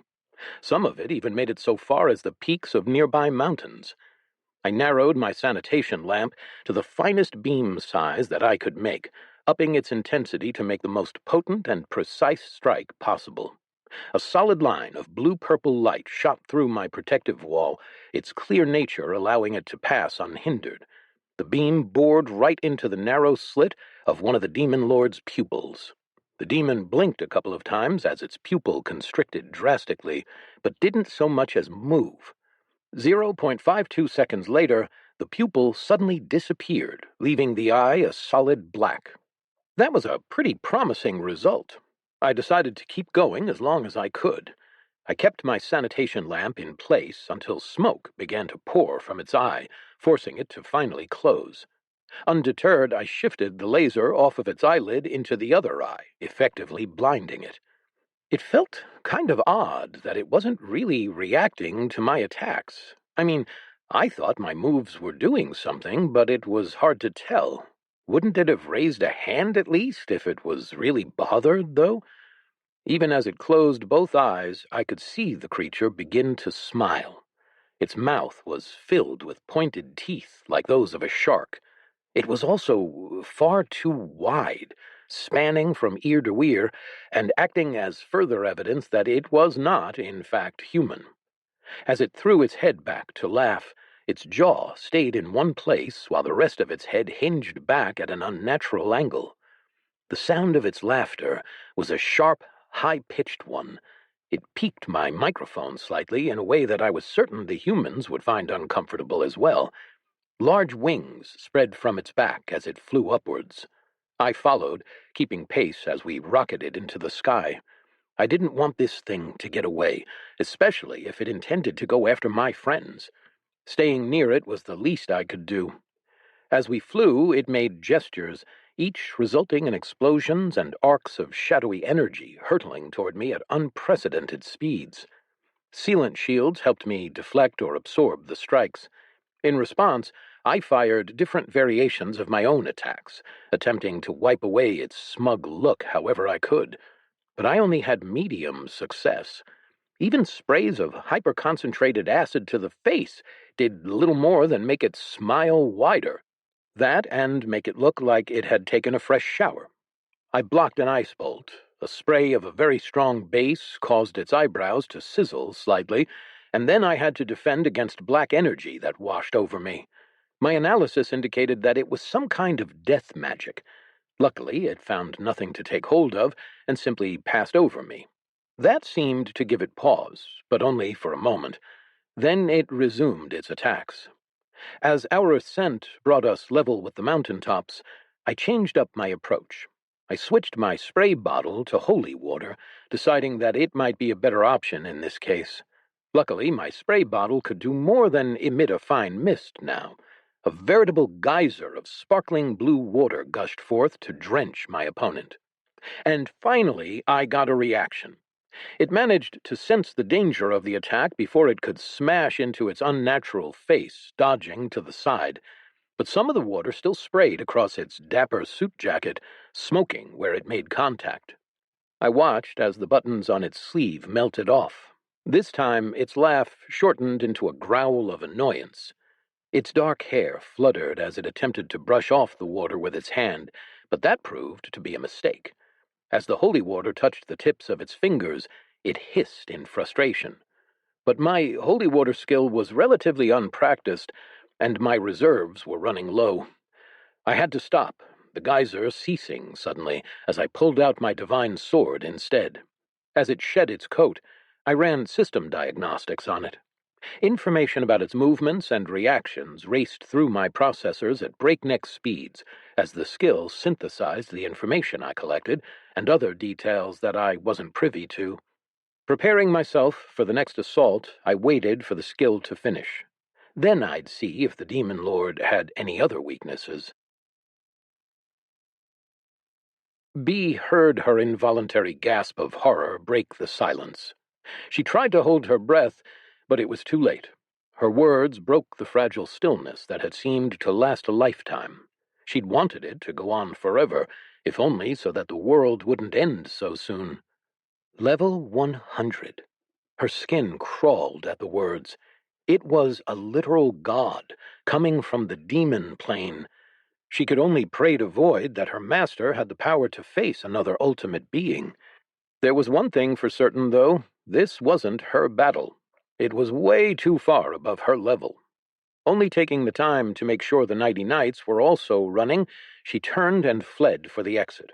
For a moment, she feared that the lieutenants would take advantage of their distraction, but she saw that they, too, were fleeing. The witch doctor and the death knight that Void had been fighting were both running. They weren't even trying to fight anyone. Everyone was entirely focused on getting out of the way. The knights helped each other as they fled. The flying members scooped up the slower ones. Bee found herself carrying two of the bulkier members who were more focused on strength and defense than speed as they all rushed away, leaving just the two gods to face each other. As they ran, Bee remembered what Tony had told her and considered the two lieutenants. They were running with them. She could fight one of the lieutenants and possibly win, but two, well, she hadn't been able to stop two from interfering with the Nighty Knights. Not totally. But if the Nighty Knights were helping her fight, she was pretty sure they could take them. Once they were far enough away from the immediate danger, of course. Just as she was considering how to communicate her plan, the roof of the fortress vanished. A shockwave slammed into them from behind, daylight suddenly illuminating the space as bits of the roof went sailing off into the distance, leaving behind only the ground floor on which they were running. She was sent tumbling. She pulled in the Nighty Knights she was carrying, trying to shelter them with her body, but it wasn't very effective, as they were both larger than her. She released them as she regained her footing and looked around. Above their heads, the blue sky had replaced the once oppressive stone ceiling, although it was now clouded with debris and ash. A quick head count showed that everyone was, thankfully, still there. The smoking ruins of the fortress around them were filled with Nighty Knights picking each other up and a few healers running between prone forms. Soon Bee joined them. She found several injuries that she quickly fixed with intense blasts of her repair skills before the knights could hop to their feet. Before she could get to every one of them, though, the first lieutenant made itself known. The sound of a shield slamming into stone shook the ground, raising a cloud of dust several feet off the ground. The cobblestones rocked, their mortar breaking loose. Bee stood up and, instead of running to the next injured, left it for the Nighty Knight's own healers. They could take care of things, but she needed to take care of this. Adjusting her grip on her broom, she turned to face the foe. The Death Knight stood in front, shield braced. Behind it, she could barely make out the beak of the witch doctor's mask. The witch doctor began to chant something. Given how that had gone last time, Bee wasn't exactly eager to let it do as it pleased again. Bee charged forward, attempting to slam her way through the Death Knight, but was rebuffed by the massive shield. Its defenses were incredible. She ran a scan on it, blanching at the results. Something had changed. The Death Knight was no longer level 70, as she'd expected. Oh no, it wasn't just the temporary buff that was on them. It had actually gained 20 levels. Bee nearly despaired. How had this happened? Was it just the Death Knight? She quickly scanned the witch doctor and saw the same result. Level 90. There were no lesser demons around for her to double-check, but she had a sinking feeling that they weren't the only ones either. Her estimation of their odds against the two lieutenants plummeted. There was only one saving grace. The Death Knight was heavily focused on constitution and defense. As for the witch doctor, based on what she knew, it also had limitations. It did best with ritual spells and long preparation times. It might not have the same short-term destructive capabilities as Nazareth-Gak or some of the elemental demons. She knew what had to be done. She had wanted to avoid this, but at this point, they needed everything they could to survive. Steeling herself, Bee called over her shoulder, "Nighty Knights, form up." Chapter 91. Open Wide. Throughout this entire operation, Bee had been impressed by the speed and efficiency of the Nighty Knights. Already they had gone above and beyond in proving that they could hold their own. But when she called for them to form up, every single one, injured or not, was standing behind her in less than 3 seconds. The group stood before two of the most powerful and evil opponents the world had likely ever seen, demons that belonged in myths and legends. Yet they stood firm. Despite the situation, she felt a slight wetness at the corners of her eyes. She didn't spare the time to glance to either side of her and make sure they were there. Instead, she charged forward. She was still at a higher level than her companions, and thus formed the point of the spear, ready to handle the brunt of the lieutenant's attacks. But she felt Bradley a mere half-step behind her, the flames of his sword warming her side as he ran forward to support. His sister trailed just behind in his shadow, while Felix ran to her left. As soon as they started moving, the lieutenants made their own preparations to receive their charge. They, too, formed up, the Death Knight planting its shield more firmly and blocking the path to the slightly more squishy witch doctor. The scrawny mage demon started to chant something in a language that she didn't recognize. Before they even made it 3 steps, the chant finished, and a wave of sickly green energy burst from the witch doctor. It washed over the Death Knight with seemingly no effect before surging toward the charging forces. Beatrice pushed outward with all her might, her holy aura extending over the 90 knights with a golden glow. The green wave slammed into it with a heavy impact. The collision felt like a physical force, almost sending her stumbling, but she managed to keep herself upright. It began a second chant as a slight bit of tension formed at her temples. Evidently, those extra 20 levels weren't just for show. Things were about to get much harder for everyone.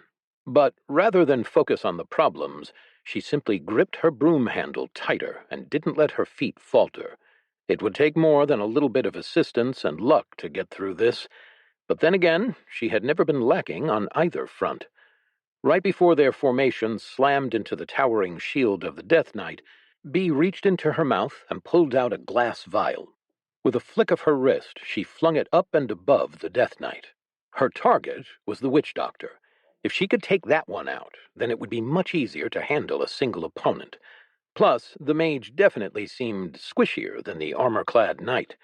Yet, as the vial arced upward, the Death Knight batted it away with one hand, shattering it. Liquid poured out, spattering across its visor with a viscous hiss. The lieutenant screamed, much to Bee's surprise. Between this being an older vial and the newfound strength of the lieutenants, she hadn't been sure whether the water would still be as effective as a fresh batch from Void. She had packed as many vials as Void could spare of the valuable liquid, so she just had to hope it would be enough. The 90 knights wrapped their line around the Death Knight. Despite its massive shield, it still wasn't wide enough to block all of the incoming attackers at once, much less so given their power. Bee lashed out with her broom as the lieutenant lifted its shield, forcing it a little bit out of position. As she did, the 90 knights came at the Death Knight from the side, keeping close to their neighbors and maintaining a solid defense. They used the closeness to tie down the Death Knight's offhand, and various skills flashed out from the mob. Beams of light, sprays of liquid, ranged abilities, and a wolf tearing at its heels started to overwhelm the Death Knight. She shouted as she blasted her holy aura against the pair, sending a constant stream of smoke rising upward. Between scan and all-seeing eye, it was clear that it was weakening. They were doing it. A little more time, and then she could try out Tony's idea. The witch doctor's second chant finished, and a simple cone of force impacted the center of their lines. Bee barely stayed upright, but several of the less fortified members of the attack were sent sprawling. Those who locked arms, weapons, or shields managed to keep their footing, but the assault gave the Death Knight enough time to take advantage. A wickedly spiked gauntlet appeared on the demon's free hand as it swung. A wall of protective light appeared to Bee's side, springing up before Irene's clasped hands. The fist bounced off, echoing like a gong through the mountains around them.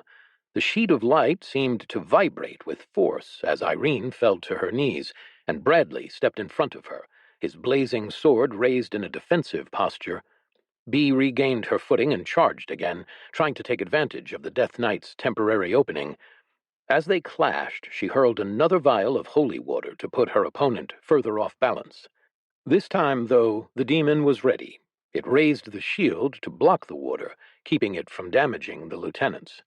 Without the coordinated mass of the 90 knights around her, she was unable to force it off its feet, but that was fine.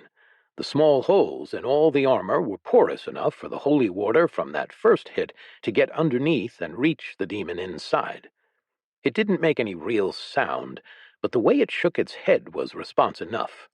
Bee ducked under another wild swing before lobbing 2 more vials of holy water.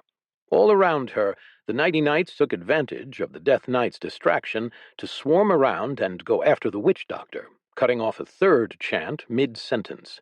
Arcs of ice and wind slashed through the beaked mask on its face, revealing a long, tubular appendage underneath. It began to bleed as the knights kept up their assault. Bee didn't let herself get distracted, though. As she hurled a third vial, she watched as the Death Knight used its shield to bat away all three projectiles. The holy water splattered ineffectually across the ground, but the third vial was green, the color of sap.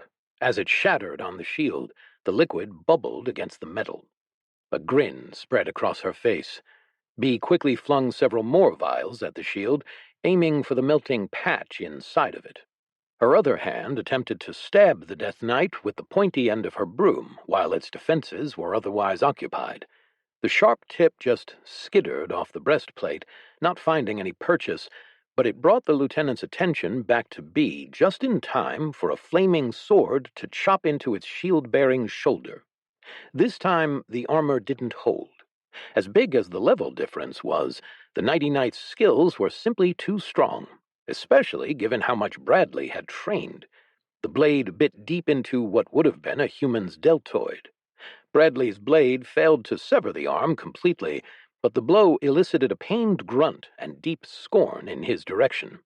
He flared the flames of the sword, then carved down even further into the armor. In a flash, the cracks on the other side of the Death Knight's body started to glow red from the heat. For a brief moment, Bradley caught Bee's eye. There was determination there, a self-assurance that he could really do this. Between the angry lieutenant before her and the massive avatar of void beginning to materialize behind, Bee was inclined to believe him. With a slight nod, she left Bradley to face the opponent. She wouldn't be able to leave him for long, but it gave her a chance. It leaned forward on its shield, but Bee was already disengaging, taking several quick steps back. The majority of the Nighty Knights had left her to fend for herself against the Death Knight and joined in on mobbing the witch doctor. They had reduced it to a pile of quivering flesh that was trying to reform, though it was a battle they were on the verge of losing, even with their constant attacks. Bee steeled herself. Tony's words ran through her head. She had no desire whatsoever to try this out herself, but Void was busy, and someone had to do something about this situation. Otherwise, it was just a matter of time before they exhausted themselves. With a final shudder, Bee breathed all her air out. Then she leaped face first at the pile before plugging her nose and opening wide. Chapter 92. What's for Dinner? Even after repeatedly rubbing her tongue with her shirt to clean it, Bee still couldn't get the taste of what she'd done out of her mouth. She would have liked to rinse her mouth out with some water, but there was no time. She had to chase down the fleeing Death Knight. After seeing what she did to the witch doctor, it had, quite understandably, turned and run. Normally, she would have considered it an overreaction. It was a much higher level than her, after all, but maybe it could sense that she'd closed that gap now. Despite its full suit of heavy armor and massive shield, it was still faster than her. It was only because of her flying carpet that she was able to keep up. Thankfully, sitting atop the plush rectangle gave her a chance to calm her roiling stomach. Getting the witch doctor inside of her had been one thing, but getting it transmuted was an entirely different one.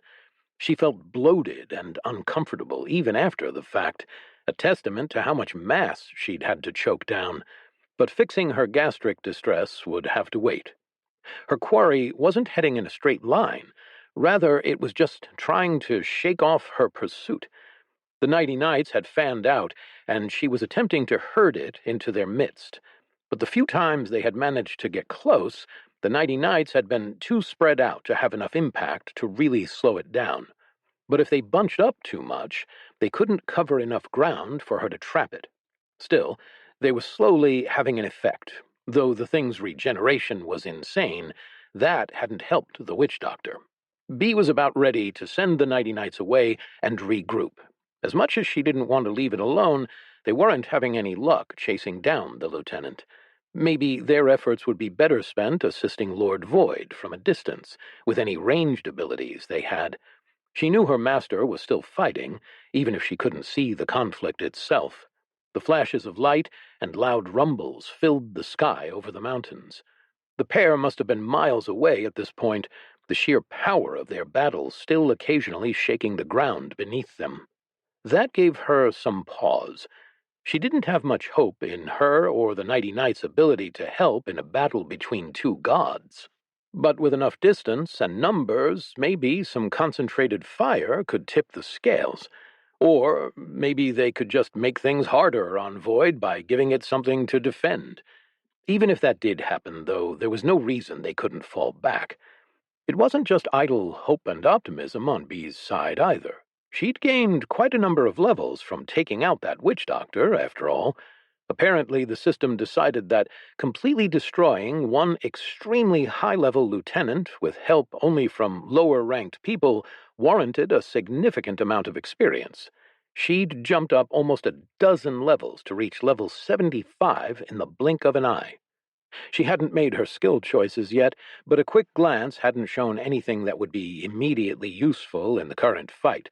But she was excited for some of them in the future. Level 65's Ruler's Decree was a standard monarchy skill, but it was one she had been hoping to get.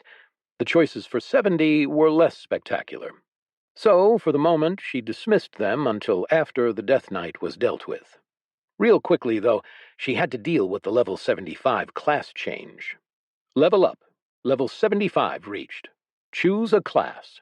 Archpriestess, Herald of Spot, Spot's Prodigy. Bee chose the last one. How could she not? Power and a wave of new sensations flooded into her mind, but she pushed them aside to sort through later. She didn't have the time. The real things she cared about were the stats. The jump had given her enough speed and strength that she had confidence facing the lieutenant this time, and it seemed to know it. Even as she attempted to cut off its pursuit with launched vials of alchemy concoctions and holy water, she noticed something coming from the far side of the fortress they had initially invaded. A new opponent. The Bone Lich rode at the head of an army of lesser demons mixed in with many more powerful demonic entities. Scanning their levels, she realized that it wouldn't be anywhere near as simple to take care of as the first time. But the bigger concern was that the Lich wouldn't be as easy to deal with as any of the other lieutenants. When it was destroyed, it wouldn't stick around for her to consume. Instead, it would probably return to its phylactery like it had last time. Fortunately, it wasn't all bad news. If Bee had been counting correctly, there weren't that many lieutenants left to face. Void had killed several, and if Tony got one and she got one, there were likely only 4 remaining in total. Considering that Daedalus and Tony were handling 2 of them, it really felt like they were in the home stretch. Even better, the speed with which the Lich had returned to the battle meant its phylactery must be nearby. As she attempted to chase after the Death Knight, it stopped, and it became clear that it wasn't fleeing, but baiting a trap. A flood of demons appeared behind it as it turned to face them. As she and the Nighty Knights gathered to face this new threat, she decided to put her improved pathing to the test. With a quick thought, she focused on the idea of finding where the Lich had come from.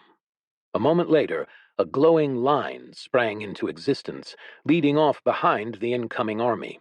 Taking things a step further, she used the all-seeing eye skill, and her vision temporarily zoomed into the center of the mountain.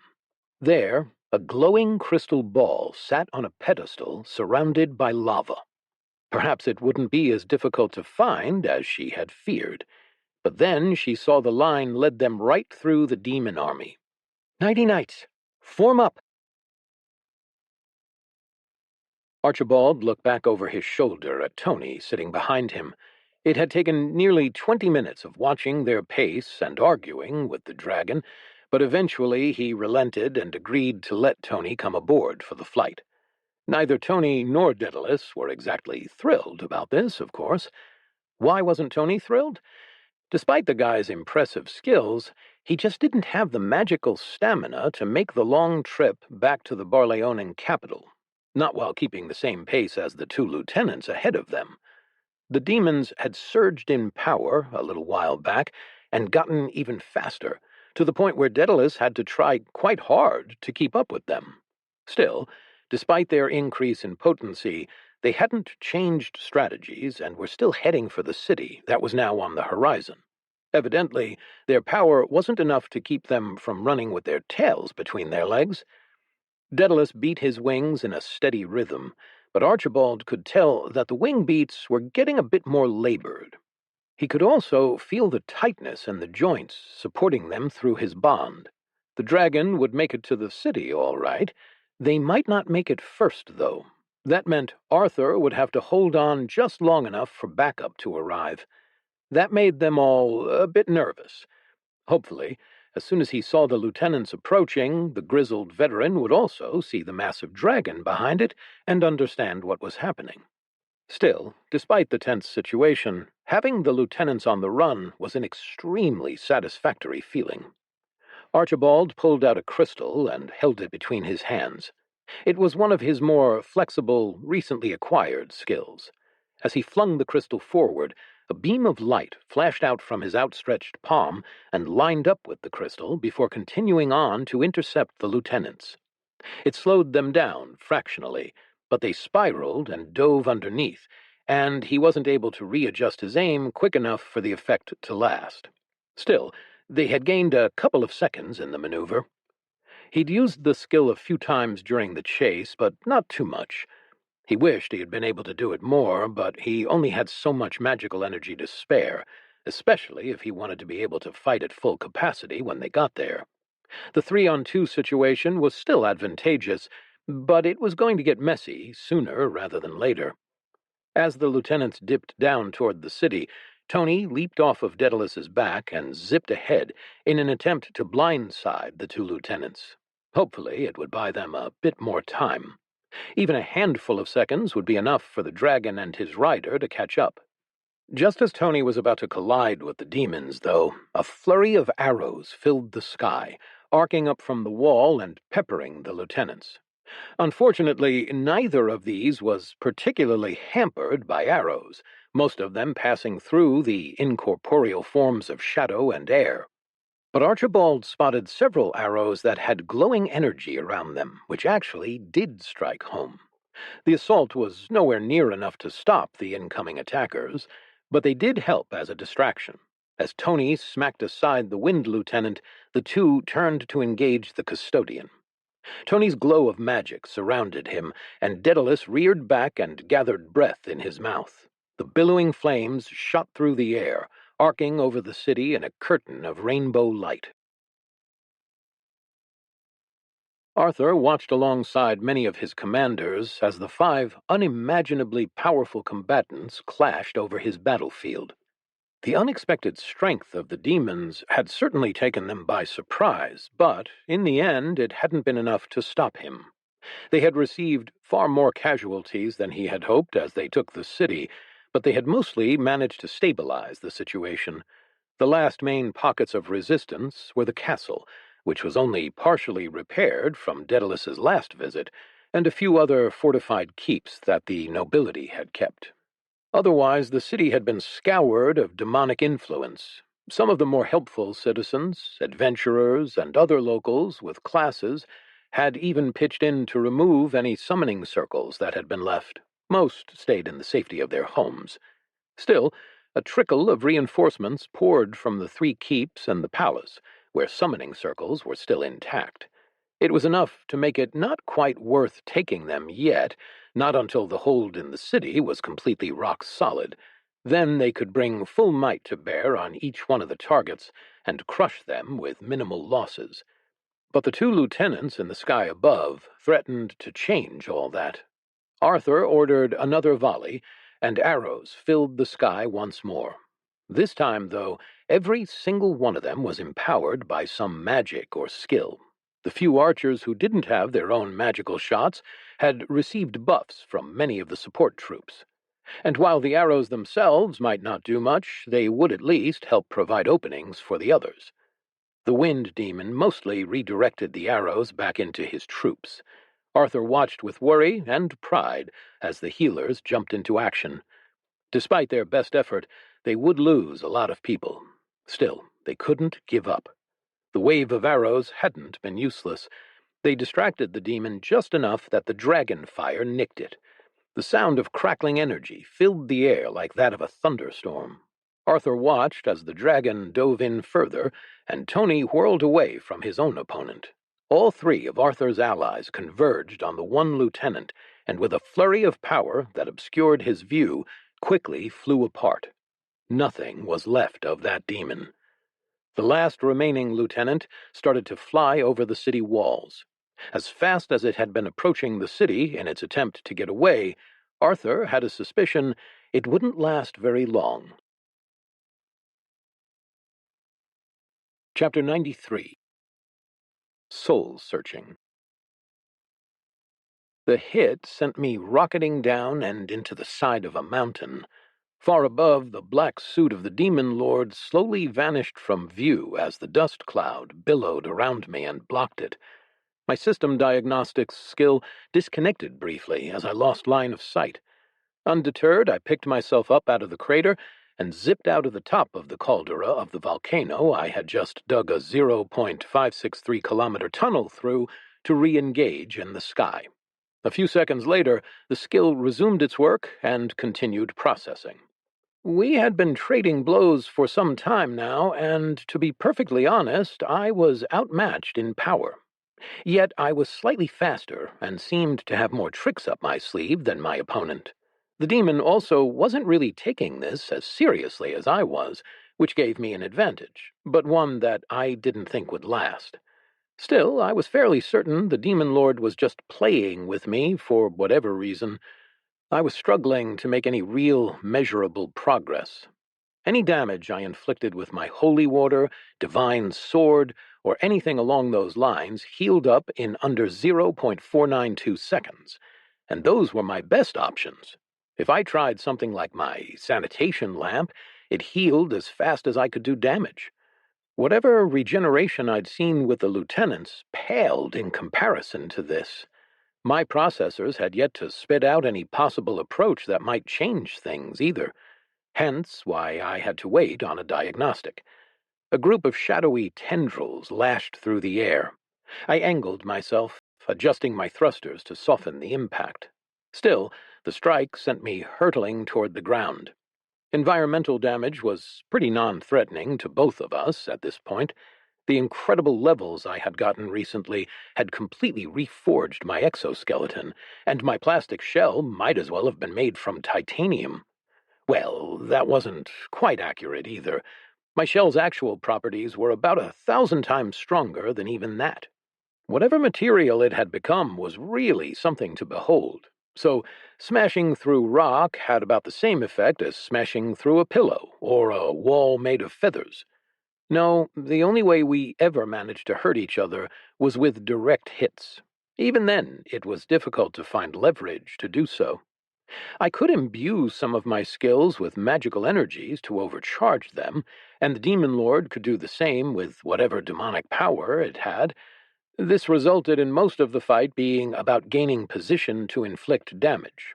Right as I regained altitude and we clashed again, the system diagnostics skill pinged and alerted me to its initial findings. Excitedly, I processed the results in near instantaneous fractions of a second. But my processor fans whirred in distress as the results came back. There were weak points, all right, but none of them were weak enough to make use of. According to the diagnostic, its head was slightly more vulnerable than its talons, but I had figured that out myself. I didn't need a skill to realize that. A full-body overlay coded the Demon Lord, coloring it based on each part's relative vulnerability. Everywhere was the same solid gray that indicated an ineffective target. There was no shiny red area for me to attack. There was only the slightest tinge of pink around his eyes. And so far, I haven't had any luck in getting those obvious weak points to stay damaged either. The rest of the report didn't help lift my spirits. When analyzing its abilities, I found that it had 5 major attacks, each of which I had already categorized myself. The diagnostic did fill in some of the gaps regarding edge cases and several uses for them, which was helpful. The Demon Lord's defensive capabilities were on par with my own, and its regeneration was even better, as I'd observed. If anything, I hadn't expected us to be this similar, seeing that it was several levels higher than me. The only thing that was surprising was the classification of the Demon Lord.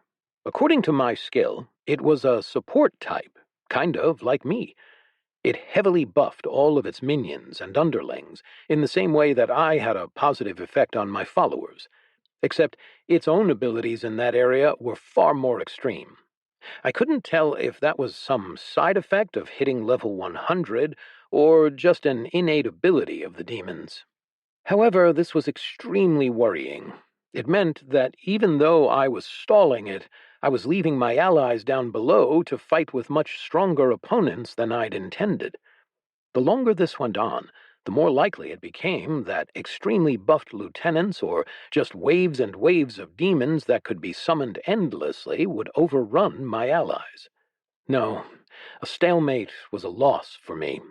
I had no doubt that my friends would hold their own for now, but if its ability to summon endless demons wasn't impeded by my fighting with it, well, they needed time to recharge too. An arc of dark energy scythed toward me. I cut through it with my divine sword, charging at the demon lord as I zigzagged around its other attacks. Again, I examined the demon lord through my soul's sight. Within its body, I spotted the perfectly polished red orb that might as well have been made of diamond. It would have been pretty, if not for the strangely ominous glow that emanated from it. As much as I tried to clean it or shatter it, nothing happened. In that way, it was like all of the spiky red angry ones I had seen. The soul wasn't registering as a weak point, that was for sure. But something seemed different about it. This one didn't have the same jagged spikes or irregular surface as all the other demons. Nor did it have the same white glow of the humans here. It seemed oddly alien.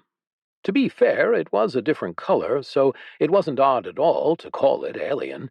And while I had mostly avoided messing with people's souls in my day-to-day life, I had spent a decent amount of time cleaning them whenever Beatrice asked for my help in holding a service for her church.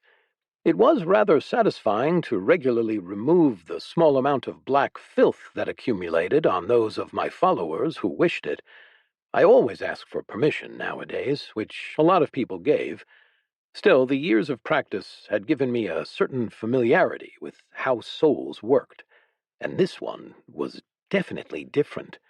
And not in the way the demon souls were. It wasn't broken or embedding itself in another or anything like that. Instead, it simply felt like it didn't belong in this body, as if the soul was a square patch of beige on an ivory-white carpet, like some rather inexpert handyman had cut away what was supposed to be there and put in something new without knowing or caring that it didn't fit its surroundings. Shifting my perspective slightly, I noticed the perfectly round orb also had a different texture. There were none of the small protrusions I'd gotten used to. It was perfectly smooth, but didn't quite settle seamlessly into the body like it should have. There was a small gap between the soul and the hard-to-conceptualize hole that served as its housing. I decided to take a chance. Using my skill, I managed to grab onto the soul, taking advantage of the gap to counteract its slipperiness. I had no real means of damaging it still, but it was interesting. As I blocked another slash with my sword, the lieutenant nimbly leaned back, avoiding my counterslice towards its eyes. But only half my processing power was working on that. The other half was examining this oddity. I didn't have any guarantee that it would lead to any discrete advantage, but it was the only real lead I had.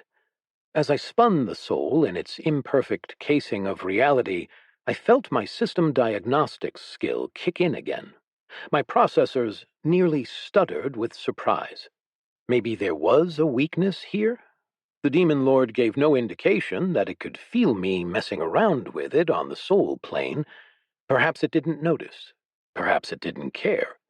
Either explanation could be perfectly reasonable from its point of view, as no doubt it thought it was invulnerable in this case. A small part of reality around the soul space was highlighted in my overlay. Rather than the weakness indicating red, though, it began to glow a bright green. It was a color that the system diagnostics had never shown me before. Even as I parsed the details of its response, I didn't understand. It wasn't a weakness, per se, and it didn't really help me understand a general system of movements and parts, but it was undeniably important. It was a connection to a whole other entity that was so vast I couldn't grasp it. As I closely examined the spot that was highlighted, my soul sight couldn't find anything different. Puzzled, I took on a more defensive approach to the fight as I flipped through all my different variations of sensory equipment. Nothing stood out at all, not in optical or microscopic or anywhere in the entire light spectrum. Nothing. But I knew there was something there. Finally, I reached out with the last thing I could think of. I used void manipulation. But this time, I didn't use the skill to expand my dustbin, as I had so many times before. Instead, I tried to manipulate that green spot itself. I felt something shift. It was a small shift, one that resisted my manipulation, but even that was enough for me to gain better insight. It appeared that this little spot in reality was somehow pouring energy into the demon world. Huh? Was this how the demon lord recharged its magic? Quickly I turned inward and looked at my own soul. The glowing golden orb appeared fuzzy on the sides, perfectly matching the fuzziness of reality. I had no way of slipping it around or moving it the way I could with the demons. Mine fit too snugly with reality, even when I tried to target that, too, with void manipulation. But I did notice there was a similar connection leading from the soul to reality. Energy flowed through that connection, not just to one point, but to every part of the soul. Interesting. Was this how my batteries and energy recharged? If so, could I use this? Chapter 94. The floor is lava. Bee eyed the glowing line that led to the Lich's phylactery. Even though she now knew exactly where it was, it wouldn't make a difference if she couldn't get there. The path up the mountain was treacherous. They'd need to fly all the way up to its top, then down into the blistering hot caldera to locate the small side cavern housing the item. Worse, only those who could fly would make it in. It was no small ask. The volcano was tall enough that the air was rather thin, and it would take them a lot of time to travel all that way. Too much time, especially given the battle still going on. If they didn't keep things under control here, a lot of the flying demons could go to reinforce the Barleonan capital, and she couldn't have that. As she puzzled through the situation, her plans suddenly became moot. It was as if her master were reading her mind, or perhaps had heard her silent prayers. It blasted a path through the mountainside, carving a massive tunnel right into the cavern where the phylactery rested. Bee blinked. Once again, she was reminded of how nice it was to have a god on her side. The hole was bored into the mountain near its base, meaning that they could travel much faster and not have to climb thousands of feet of elevation. Not wanting to waste a second, she yelled commands to the Nighty Knights, and Felix relayed them. All of them bunched up into a wedge shape. Rather than take the head like usual, though, she allowed Cliff to take point, her jowls menacing and wisps of icy vapor flowing from her snout. Bee stood off to one side and slightly behind. It gave her better coverage to protect everyone with her aura, so she could play the role of the healer. At this point, she was rather confident that they could achieve any victory. They'd proven their might plenty over the course of this battle. Now her goal had shifted from ensuring the fastest elimination of their enemies to prioritizing safety, namely, making sure that no Nighty Knights were injured, and if they were, making sure they didn't stay injured for long. The idea that she could afford such considerations against a pair of lieutenants felt incredible. Some part of her still warned against underestimating their opponents, but letting any of her allies get hurt was inexcusable to her. The improved pathing skill lit up the ground in front of her as she ordered them to advance.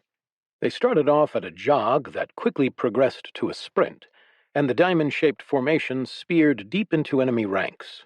Cliff bowled over and knocked aside anything that stood in their way, and Tanu rode on her back, casting skill after skill to buff his companion. The Nighty Knights moved in near lockstep. Skills flashed, and waves of force flew forth to push and batter anything that stood in their way. For now, they were primarily focusing on removing obstacles rather than dealing damage. Once everything from the demons' front line had been cleared, the only thing that remained was the Death Knight, standing tall and in their way. The formation broke apart, and they flowed with practiced ease around the static obstacle. And just as the Death Knight started to turn and chase after them, or attack, or something, they all pivoted and collapsed on it, attacking it from all sides, making it impossible for the knight to get the shield between it and its foes. It by no means went down easy, but with enough tenacity, the Nighty Knights kept all the other demons away for just a handful of moments. Many of the most powerful of their number were able to bring it down to its knees before B even arrived. With some assistance from her, it was decapitated and stripped of its armor, and she was devouring it. Before the demons could recover to save their lieutenant, the group had already formed up and continued their advance. The group barely slowed down as they punched into the demons, angling away from the mass of living bone piecing itself together at the head of the army. They managed to pierce past it before the Lich could properly reform into whatever backup body it had created after returning from its phylactery. This forced it to charge into its own forces to pursue. Many of the weaker demonic entities were crushed underfoot, even as they bellowed angrily in a demonic tongue that B didn't think flesh and blood were capable of producing. Resistance continued to mount in their path, but still they drove ever onward. B took a half-step back in the formation as one of the other healers filled in for her. In a moment, she quickly navigated her way to the other side, then placed a hand on Leanne's shoulder and healed a gash the young woman had received to her arm. The movement didn't even make them break stride. The young woman nodded to B without making eye contact. It was a much-appreciated gesture, considering the bright flash of eye beams currently scything through their enemies. B stepped back, hurrying to the next patient. Their speed hadn't decreased, but the sheer mass of bodies blocking their path wasn't doing much for their maneuverability. The Nighty Knights were an elite fighting force, but smashed together, it was hard for them to use much of the hard-earned skill that they had practiced as individual warriors and terrors of the battlefield. The direct tutelage of Lord Void, though, wasn't for naught. Even though their situation prevented them from showing off individual talent, discipline carried them through. They all stayed in position to support and protect each other, fending off their foes while ensuring the safety of their own. B quickly found her time was actually best spent in the center, as the well-drilled formations rotated injured members toward her and let her assist the slightly less powerful healers in making sure that everyone stayed up. Some of the other support members of the Nighty Knights, though, had more complicated roles to play. Rather than healing wounds and patching up cuts, they focused on protecting others. She watched as the group cast instant, second-long shields to block what would be, in some cases, lethal damage. They had to monitor the entire battlefield and prioritize, oftentimes letting other members take wounds in order to save allies who were in more dire straits. B had seen them practice, as she had all the knights, but they had never been in a real scenario that pushed them this hard. The sense of pride welling up in her chest was matched only by the Nighty Knights' grim determination as they pushed forward. Minutes later, they broke through the other side of the horde. Bee looked behind and found that her fears were unfounded. The swath of overpowered demons showed no interest in running to the Barleoning capital. They seemed single-mindedly focused on chasing her down. Even the flying ones had their attention trained on her, trying to make it to their group despite the hail of arrows and skill projectiles. Many of the members near the interior of Bee's formation flung attacks up at the sky to ward them off. After making it through, the Nighty Knights charged up the foothills in what quickly became a race. The demons pursued and were beaten back by the rear guard. Eventually, they made it into the tunnel that Lord Void had prepared for them. A quick conference with the Nighty Knights commander and his second took place behind lines as they ran. "You all stay here," Bee told Felix. "I need you to defend. I'll go destroy the Lich's phylactery if you can keep them away. You just need to buy me time." Felix and his second looked at each other. "The tunnel's narrow enough that we don't need to put everyone here to plug it," Felix said, and Leanne nodded in agreement. "Take a couple with you. You can have some eyes watch your back. Besides, most of us won't be useful here anyways. We only need a few frontliners and a lot of our ranged damage dealers. Our more mobile melee units won't be very useful." Bee was reluctant to agree. Her all-seeing eye was telling her that the phylactery was relatively unguarded, with only a pair of archfiends standing on either side. The level 65 beings would be more than enough to fend off anything under usual circumstances. But then, they hadn't exactly accounted for her. Still, she supposed that they had a point. With a nod of resignation, Bee agreed. "I can bring two. There are two archfiends waiting between us and the phylactery." The commander and vice-commander whispered quickly to each other. In a moment, Bradley Chadwick jogged over from where he had been leaning against the wall and drinking a water skin his sister had handed him from her storage space. He stopped and saluted. "Bradley, you and Jason are to escort the High Priestess to the phylactery," Felix informed the youth. Bradley gave a sharp salute as a second figure appeared at his side. Dark hair and dark eyes took a moment for Bee to place, as this was one of the relatively new recruits of the Nighty Knights. He'd only joined after the siege of the kingdom's capital. He was a stealth specialist, dealing with swords, knives, and throwing weapons, so she supposed he also wouldn't be the most useful here on defense.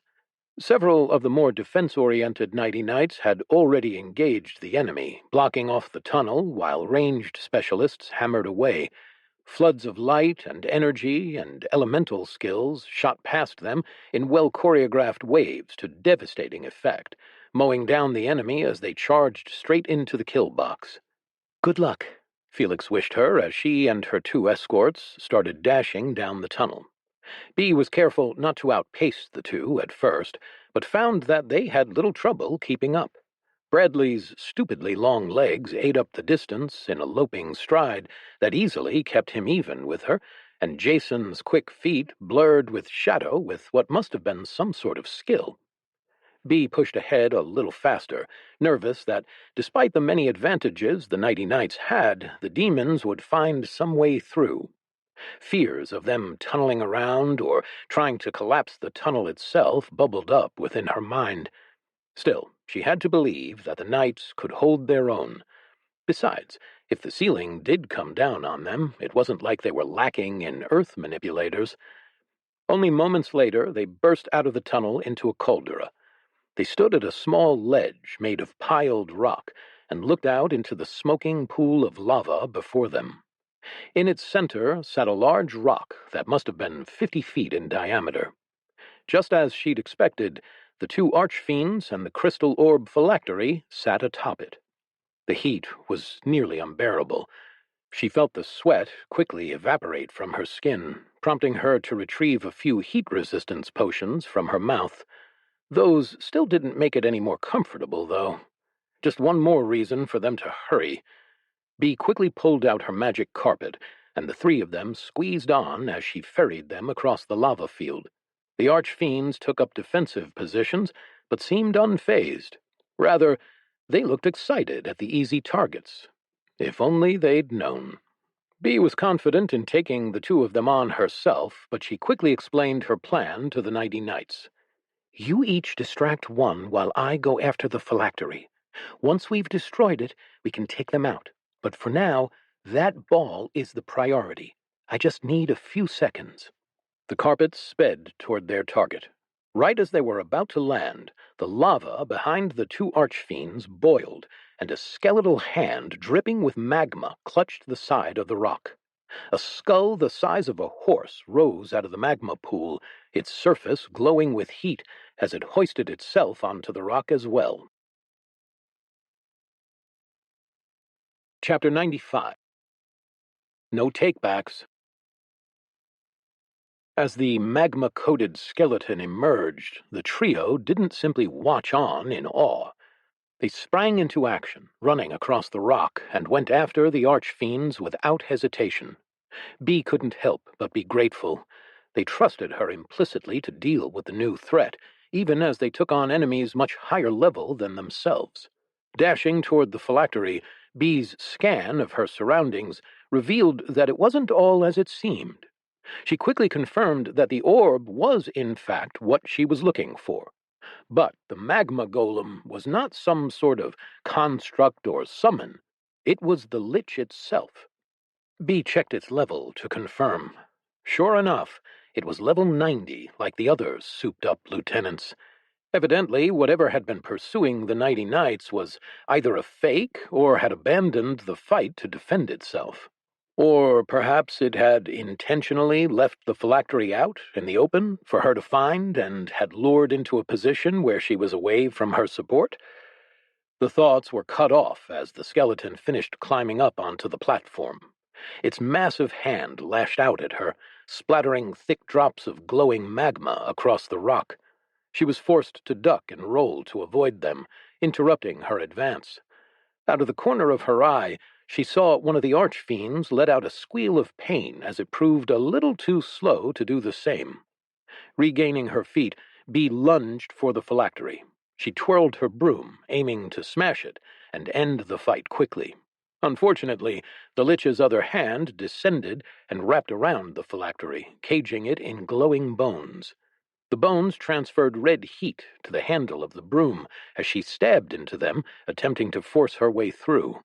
Her free hand sent out a blast of sand in a scouring strike, which melted and formed glass around the digits.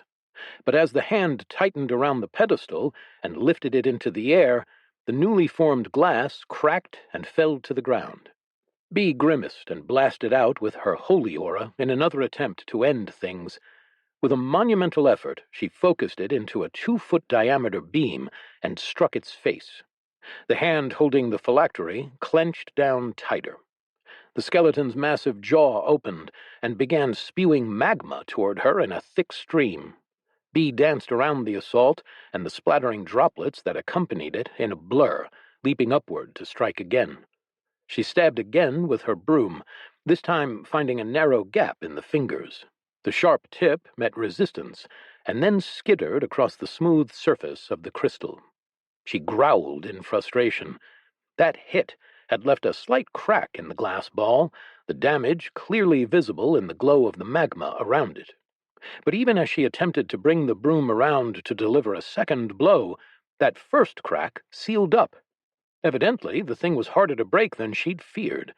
Even worse, it could fix itself, just like the lieutenants. She'd have to not only destroy it to dispel the lich, but likely consume it as well. She had no idea how viable that was, but it was worth a try. Reaching down deep into her mouth, she produced one of her preparations for this fight. She had a bunch of options that her alchemy experience had provided her, but most of them she'd already used. All the buff potions she had assembled had been distributed to the Nighty Knights and herself, and the majority of her stores now were elemental concoctions. These mixtures gave off heat or light or fire or explosions when thrown. They were useful, to be sure, but none seemed like exactly what she needed here. It was time for one of her more esoteric weapons. The bottle of Arctic wind she spat into her palm sailed through the air, flying at the hand that held the phylactery pedestal. For all the dangerous offense and defense the Lich possessed, it was fairly slow. Not slow for a person, but slow for a level 90 being. The implosion of cold air sucked the heat from the area. She felt the nearly overwhelming heat of the caldera subside as the howling gale was loosed from its container. As the glass shattered on the fist protecting its phylactery, the magma crackled and hardened to rock, flakes of stone falling away to reveal bone beneath. The Lich roared, and its now entombed fingers crackled as they curled into a fist, breaking through the coating of rock. Pulling out several more flasks of Arctic wind, Bee kept it up. She only had a half dozen, but she used them all as she dove, rolling and avoiding the cooling drops of lava scattered around the platform as she hit each major section of the Lich and froze up its joints for seconds at a time. It wasn't enough to stop it entirely, but it was enough for her to get close and slash at its hand. The god-forged metal of her broom bit deep into the mysterious bone, but lodged 3/4 of the way through. Bee let go of her weapon, wrapped her arms around the massive limb, and twisted with all of her might. She gritted her teeth as her skin sizzled. The cold hadn't managed to eliminate all of the heat, but with a sharp twist, she heard a satisfying snap as the bone connecting the hand to the rest of the monstrosity broke free. Hopping backward, she looked at her prize. She'd done it. She was in possession of the phylactery. It was still sealed in bone, but the way that the Lich lunged toward her in panic sent a smile of satisfaction crawling across her face. She lifted the bony hand, the size of her torso, over her head and smashed it into the ground several times before it started to break. As she grabbed the crystal ball from the center, a blow sent her tumbling backward and rolling. She just managed to get her free arm up to protect her head, but she could feel the bones in her forearm already had multiple fractures. Worse, the heat intensified as she rolled closer to the magma, but there was nothing to catch her, nothing to arrest her momentum. A tugging sensation on her scalp pulled her up short, leaving her looking down at the pool of lava below. Another yank sent stabs of pain into the roots of her hair as she landed backward on the ground, but she didn't care. It was better than falling into the pool. Without hesitation, she turned and smashed the crystal onto the ground beside her. A crack ran through it and widened more as she bashed continuously until the perfect sphere was 2 jagged hemispheres. Bringing one up to her mouth, she closed her eyes in focus and breathed in. When she looked up, she saw Bradley standing over her, one arm bloodied and the other holding several broken strands of her hair. He fended off an archfiend with his flaming sword. Bee reached over and touched his leg, sending her healing abilities into him even as she processed the wellspring of power flowing through her. I poked and prodded at this stream of energy coming from the world into the demon's soul. As we exchanged heavy blow after heavy blow, I'd gotten a better handle on his techniques, and I wouldn't be blasted into a mountain by missing a block again. But my attention wasn't entirely on the fight. No, this flow of energy was unique. It was different. It wasn't nearly enough to provide all the power I'd seen, but alongside the thin strand of power it did provide, it also brought something else. It was as if that something else was defining the structure of the power it had, like that something gave this demon its very form. And suddenly it clicked. I could translate the signals traveling through the stream into a type of machine code. After a brief bit of cryptography work, I managed to read it as a message log and matched it up to what was happening. I could read the logs of what was happening to the Demon Lord. Damage dealt, experience received, even skill uses. It was all very strange. It was as though I had tapped into its very system. As the diagnostics chimed again, I suddenly knew what I had to do. I reached for the stream of system notifications pouring into the Demon Lord, and I ripped it away. Chapter 96. Thank you for playing. Level up. Level 80 reached. Choose a skill. Divine communion, multi-threading, spotless. Bee regained her footing as she read through the options. As much as she would have liked to sit and contemplate them for a few hours, there were still things to be done. Her allies were still fighting the archfiends, and she didn't want to leave the rest of the 90 Nights alone for a minute longer than required. Fortunately, her mind was so amped up on adrenaline and experience that she processed the choices in record time. She had no real basis on which to choose any of these skills. No human she'd ever heard of had reached level 80, at least not for certain. There was no precedent in the historical record other than some ancient myths and legends, which were likely blown out of proportion anyway. Even if they had, they definitely hadn't left records about their skills. And even if they did, the odds of her getting the same skill options as them would be astronomical, especially considering how specific and unique her recent choices had been. Bee looked at the options. Divine Communion was a strong frontrunner. Anything related to her god would probably be great, even if she didn't know exactly what it did. The second option was solid as well, but underwhelming. If the ability would allow her to multitask mentally or something, then that could be worthwhile. It would certainly make running the theocracy and the church easier. But while being able to multitask might be nice, it wasn't like she could really do too many things at once, physically. Perhaps the skill would allow her to change that. Still, there was a non-zero possibility that the term multi-threading would simply allow her to knit multiple scarves at once or something. The possibility was small, but it was there. She had seen how much Void enjoyed making its tapestries. The last option was downright heretical. She knew that Void liked to play with the system, but the fact that it referred to her, a prodigy of spot, becoming spotless?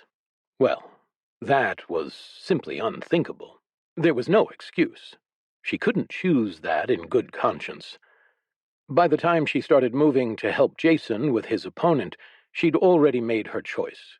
Divine Communion was the most fitting for a priestess like her, not to mention the most certifiably useful. However, it worked. As she lunged forward with her broom, the understanding of what the skill did filled her mind. The web of links that constantly connected her and Void's followers remained the same, except for one. The all-important link between her and Void itself. It felt as though it grew stronger, solidified, and pulsed with life. Rather than a dormant thing, it felt like one she could interact with. Curiously, she decided to test it out. Even as her broom batted aside the archfiend bearing down on them, she focused on the line and sent along a single querying thought. Master? A warm sense of reassurance came down from the connection. The feel of her master's presence and aura flooded through her entire body, revitalizing her tired muscles. She felt a surge of power erupt within her as she splattered the archfiend over the volcano wall 100 feet away. She looked down at her hands in surprise before her eyes went up to the sky, where a black dot could be seen fighting the demon lord miles above them. Thank you, Master, she thought as she wheeled to face the last opponent. Everything went black. The very nanosecond that I ripped out the data stream leading to the demon lord, every last one of my sensors went dark. It was as though my very existence hiccuped. But then, a millionth of a second later, it all came roaring back. My opponent didn't even have time to react. The pause was so brief that I didn't even have to reboot. In its wake, I felt a shift in, well, everything. The power that I sensed in the stream didn't exactly flow into me as expected. Rather, it curved around and over me, even as I worked to stitch together the hole in reality from which it came. As I did so, though, I noticed that my opponent was no longer attacking. Then the demon lord began to change. Gone was the dapper suit and the human shape. Black boils bubbled out all along its body, stretching into tendrils that narrowed at the tip and absorbed light without reflecting a single particle. It expanded up across the sky and let out shrieks that didn't register in any sort of auditory spectrum that a living being could hear. Unfortunately, I could still process it. The sheer pitch threatened to break my microphone. As it screamed, its tendrils flailed about wildly. I narrowly dodged a tendril swipe, noting the complete vacuum left in its wake. Apparently, those tendrils even took in the very air they traveled through. The more it unraveled into the monstrosity before me, the more confused I became. I had to design an entirely new spatial paradigm to understand it, as it followed none of the normal Euclidean geometry that I had expected. It roiled around itself and appeared from places it shouldn't have been, in sizes that were just wrong. I hesitated to attack, not having a real understanding of what could actually harm it. Who knows, maybe hitting it would just end worse for me. This seemed to be the right move because even as I ducked and dodged and weaved through the tentacles and tendrils, I could see matter itself disappear bit by bit. But the world wasn't the only thing in trouble. Those little bumps that coated its appendages were starting to eat away at itself, too. Every time it moved, reality fought back. It tore strips of inky black darkness off of the abomination. They began to dissipate into the air to form a rather ominous-looking cloud. Concerned, I started up my air purifier at full blast and used every skill I had to consume those scraps before they could pollute my world. I just had to hope that I could neutralize them. Slowly, the thing was eaten away, but it didn't happen fast enough. My models couldn't get a good grasp of how long it would take to completely destroy itself, as I had no idea what the actual volume of the thing was. It could take anywhere from a few minutes to a few years or until the heat death of the universe. Whatever the time scale, it was unacceptably long. This needed to end. Firing my sanitation lamp at it had no effect. The light worked, of course, and I could see it slowly approaching the creature's body, but never quite reaching. Its light slowed and bent the nearer it got, only traveling half of the remaining distance into infinity. It boggled my processors. As much as it rankled, I couldn't seem to affect it with anything. Nothing but reality itself hurt this monster, but I couldn't simply wait and watch. In fact, I had one more option. One more thing I was a bit hesitant to try. My dustbin. If I brought my void out from my limitless dustbin to meet it, would it empower it? Or would it trap it? Could I bring the demon lord in? I wasn't sure. Certainly this was something I could test, though. Instead of just consuming the next scrap, I pulled it toward me. I pushed the void out slightly and touched it. The strangely ephemeral material flared and bubbled as it touched my limitless dustbin. I felt the edges of my own void begin to warp and twist at the contact. I tried to pull back, but found that I couldn't. I was stuck. But before the corrupting influence could spread, it was pushed back. It felt as though the contents of my dustbin shifted, hurling itself forward to meet this force. I felt it rage and slash at the demon lord's influence, wrestling with it as though to force it into line. After a long moment of intense struggle, I felt something snap. The tendril solidified, then pulled away, disentangling itself from my void.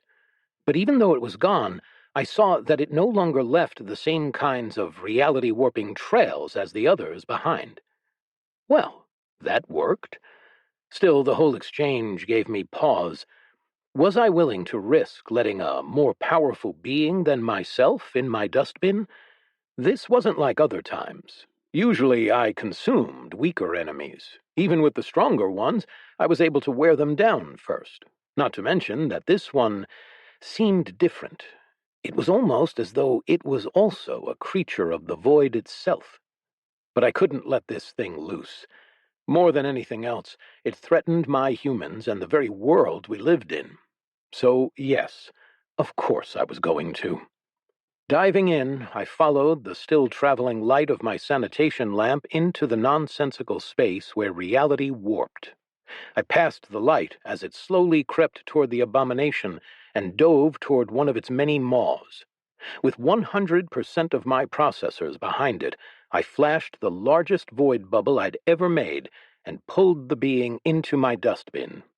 A perfect sphere of total blackness roared out from my dustbin.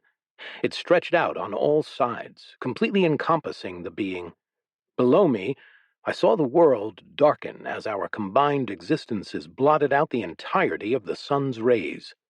The empty blackness tried to turn right back, but to no avail. Once it touched mine, we stuck together as though we were fused, and the battle began.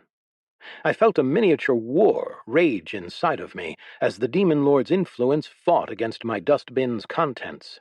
What felt like an army of pure, unadulterated order fought to keep this reality-erasing chaos contained. My processors fuzzed, blinking with false data and warnings as the very world seemed to explode into chaos. I dimly felt the fighting within as more and more of the figures within me threw themselves at the invader. Bit by bit, each one managed to chip away at the demon's influence. But would it be enough? I had no idea. My processors were entirely focused on keeping things under control right now. I couldn't spare any power to do much more than hover in place. A long time passed. It felt like it could have been minutes or even hours. But eventually, everything simply stopped. The activity inside of me and out. I hesitantly analyzed the situation, unsure of what had happened. Then I realized the Demon Lord wasn't moving. I watched as the inky blackness seeped into the void, seemingly inert of whatever malevolent will had controlled it. The process took a long time as I sat there, hovering in the sky. Eventually, the last of the bubbling, sinuous blackness disappeared into my smooth bubble. With a final effort of concentration, I stripped away the last layer, revealing the true core of my opponent. It was yet another human-shaped body. But rather than the intimidating figure I'd seen before, this was a confused-looking man. He wore a pair of slightly too large glasses and was dressed in a red polo shirt and brown khakis. A name tag pinned to his chest read, Will. What? The man spluttered, looking around. What just happened? Where am I? I didn't answer. Instead, I examined the man. His shirt was slightly frayed, and there was dirt at the hems of his pant cuffs. He was slightly overweight and needed a shave, but altogether wasn't too much of a slouch. Magically, he was completely inert. It felt as though he hadn't even gotten his first level. But there was something still there, a thread running off orthogonal to any direction of this reality. It wasn't like a power line or some sort of data stream, either. It felt pretty harmless this time. It was just a tether. With a small flex of my will, I gave him a push. The man vanished, flying down the tether back to wherever he came from. The second he vanished, I felt a rush of power pour into me from the system that I now felt intrinsically, having sensed its location in another. Suddenly, I received several notifications. Level up. Level 95 reached. Choose a skill. Reality transmutation, dimensional mastery, worldly purification. Deity felled. Ascension requirements unlocked. Level 100 reached. Divinity unlocked. Congratulations on reaching godhood. Prepare for ascension. 1 hour, 00 minutes. Chapter 97. Stardust. Despite the exhaustion, Bee did her best to keep her shoulders back and her pace even as she and the two nighty knights trudged back down the tunnel. The continued sounds of fighting were still audible outside, but none of them had the energy left to run and rejoin the battle. Sure, she had leveled up a lot, but the last fight had taken a lot out of her. Bradley and Jason were also both exhausted, though satisfied. They, too, had come out of that encounter with a significant boost in power, but even with all that, they still would have hurried if there were any real threat. With the last of the lieutenants gone, she trusted the rest of the blockade to hold for a few minutes while they made their way there. As they neared their destination, though, something shifted. What exactly was hard to identify. It was as though the very world around her quivered slightly, trembling with a power unlike any she'd felt before. But though she'd never felt anything like it, she had a pretty good guess who was at its center. She could feel her master's influence all around her, more so than ever before. Everything just seemed a little bit more straightforward, as though things were more clearly organized, even if they weren't in any discernible way. That was enough to kick her into high gear. Sprinting along the final stretch of the tunnel, Bee dimly felt the others follow suit. She wasn't the only one who felt the change, apparently. The three of them stumbled into a jog and then sprinted towards the entrance to the tunnel, where they could catch a glimpse of what was going on. By the time they reached the tunnel entrance, the fighting had stopped entirely. The demons had pulled back and were quaking in fear. Meanwhile, the defending Nighty Knights stood gaping up at the sky. What's happening up?" Bee exclaimed, trailing off as she too sent her gaze upwards. Up in the sky hovered a small black dot, the familiar form of her god. But that wasn't all. It was surrounded by an absolutely massive nimbus of perfect darkness, a disk of nothingness that stretched out like a hole in reality itself. She screeched to a halt, unable to tear her eyes away. This was her master's true form, the real earth-shaking extent of its power. Never before had she seen Void unleash its full abilities in such a way. This was her god. She wasn't sure how long they stood staring, but at some point the last sliver of the midday sun disappeared behind the towering god. As the light winked out of existence, she could feel its omniscient gaze upon them. The demons shrieked, and she tensed. In a moment her broom was in her hand, and she was ready to defend herself. But rather than attacking, the demons were trembling. They were cowering in terror, shielding their eyes as though blinded. But there was no light anymore. The sky dimmed to twilight as the sun fully moved behind Lord Void. All around her, the shrieking demons began to dissolve. The shrieking intensified, only to fall eerily silent as they turned to dust. But instead of falling to the ground, the particles of dust flew upwards toward the void above. As far as she could see, clouds of thick dust choked the air as they hurtled upward at speeds that she could barely track before falling into the darkness. For the first time in a while, Bee scanned her master. As she read over the first few entries, she couldn't help but smile. Evidently, it had decided to reveal its true form to her skill as well. However, it never gave up on its little jokes. Name: Spot. Level: 100. Type: Mechanical Pet. Class: God. "Praise the Lord!"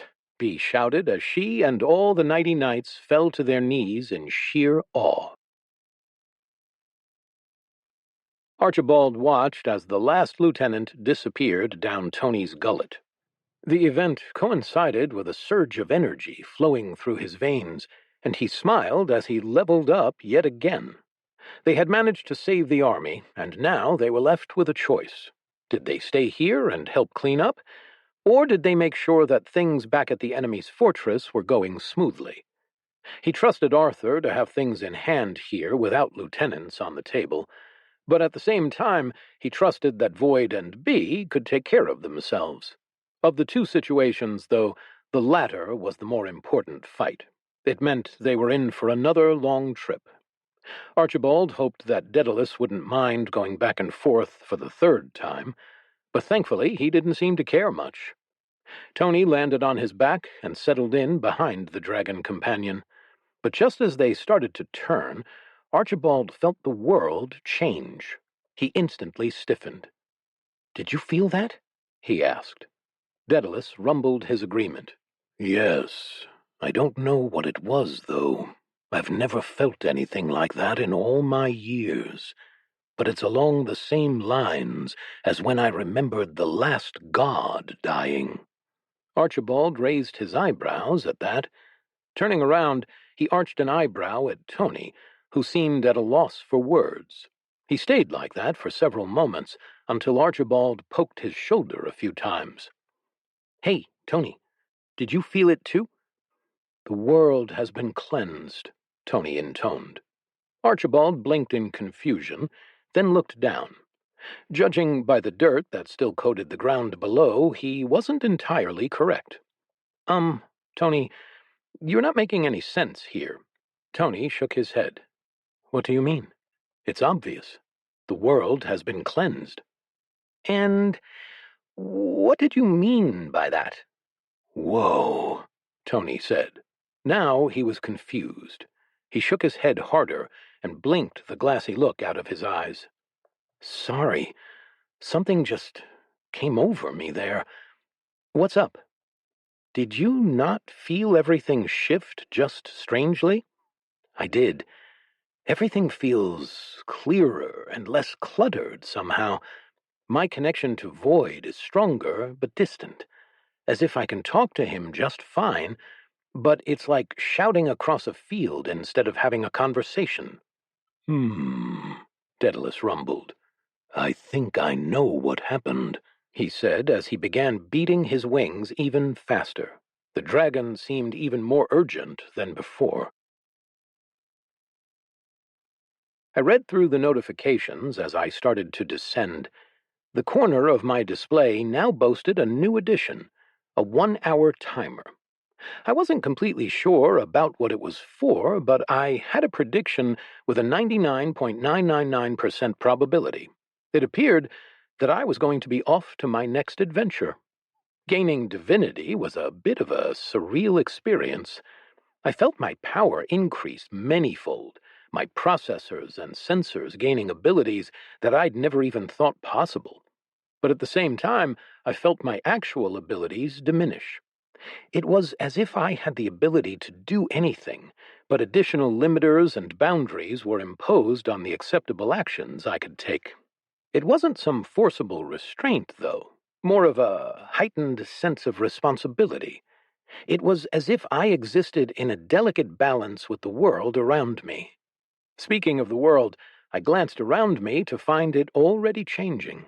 The wind had leveled off to a consistent 5.00 miles per hour breeze, ruffling the distant plant life in perfectly synchronized waves. I felt the various small insects all around begin to fly and crawl in slightly more optimal routes, as though they'd gained their own pathing algorithms. Everywhere I looked, I saw things become more orderly and organized. But that balance was shifting quickly. Based on my projections, even the timer was overselling things. I wouldn't be able to stay long. Not without my existence turning the world into something far too orderly, if that were possible. I wouldn't allow myself to start affecting reality the same way reality had affected the Demon Lord. But that was okay. My work here was done. The world seemed clean. I had already taken care of the demons and most of their fortress. As I approached the ground, even that partially destroyed building began to fix itself. Bricks whizzed from the ground, from the piles they'd been embedded in, and stacked themselves up. The dust that was the mortar unwound and slathered itself back in, hardening and gluing the stones back together once more. The roads formed by the traveling demons grew paving stones, perfectly shaped and shining clean. It was like my domain had become supercharged to an almost concerning degree. I descended to where the Nighty Knights kneeled in perfectly organized rows with Beatrice at their head. I let out a single, sonorous beep of greeting. The low tone echoed, yet Beatrice seemed to understand perfectly. She looked up, not quite meeting my gaze, but with her eyes falling upon my wheels.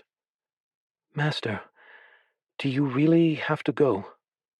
From behind, I sensed a speck of red approaching from a long way off. It moved quickly, but not quickly enough. I reached out and pulled it closer, warping space so that in just a few wing beats, Daedalus touched down beside us. My timer dropped by another 3 minutes in the space of a second. The dragon hurriedly braked, skidding to a halt along the ground. "Oh, well, that certainly works as well," he rumbled in surprise, clearing his throat. "Spot, did you—" I gave a long, low tone. That single note reverberated through the clearing, not just serving to answer Daedalus's question, but also communicating far more in a single note. "I see. Then, I suppose this is goodbye, my friend," Daedalus said. "I look forward to seeing you soon." Archibald slid down the side and gave me a bow. "Congratulations, Lord Void." Tony floated down as well, before joining the rest of the Nighty Knights in his approximation of kneeling, though he was still floating off the ground. I lifted his head with my claw so that he would look at me, and he nodded. "I'll do my best." I let out another long tone. I watched as tears began to stream down Beatrice's cheeks. I understand. Thank you for everything. You've been the best master I ever could have hoped for. If I pray to you, you'll still hear it, right?" I reached out and pressed my grabby arm to one of her shoulders, squeezing gently, and let out a third and final tone. She nodded, wiping at her eyes with her sleeve. "Okay. Yes, I will do my best. Of course, I will see you soon, Master." As I let go, the Nighty Knights bowed their heads deeper. I saw more than a few wet eyes among the crowd, though many tried to hide it. I hadn't just been speaking to Beatrice with my message. I had spoken to each of them individually as well. I was glad everyone understood me so well now. I looked back at Beatrice one last time before I rose up into the sky. This wasn't goodbye. Not truly. We would see each other again soon. I just hoped she didn't rush herself too much. Maybe in 100 years or so. She only had a few more levels to go, after all. Rather than send yet another tone reverberating through the world, I decided to project one last message to my friends here. I was so grateful for all the times we'd spent together. I would have loved to stay longer, to spend more time with them, but it simply wasn't meant to be. The most I could promise was to cheer them on from afar. "I will be watching over you. Take care." As I rose up, the air became thinner and thinner. As the pale blue of our planet began to recede in the distance, my sensors picked up an entirely new expanse all around me. A room on a scale that I'd never even attempted to clean. Glittering stars sparkled all throughout its empty space. There were balls of gas and fire and rock everywhere I looked. And dust. So much dust. Now that just wouldn't do. I guessed I had a lot more cleaning left to take care of. B watched as the sun set and the stars began to come out. They all sat in a combination of exhaustion and awe when they heard the three tones that echoed through the world. The first was a goodbye from their god and master. The second was a request to take care of the world it so loved. And the third was a call to adventure, a challenge to continue growing in power and wisdom. When she was ready, Lord Void would call for her. Then she would join it in the heavens. Yet, as she watched the sky dim tonight, the stars were different than before. Rather than a splotchy assortment of constellations, they formed a perfect grid spanning across the sky, all evenly spaced and perfectly patterned in their brightness. The glittering specks of light twinkled in fanciful patterns as though putting on a show for them all. She smiled at the new night sky. In a way, it was comforting.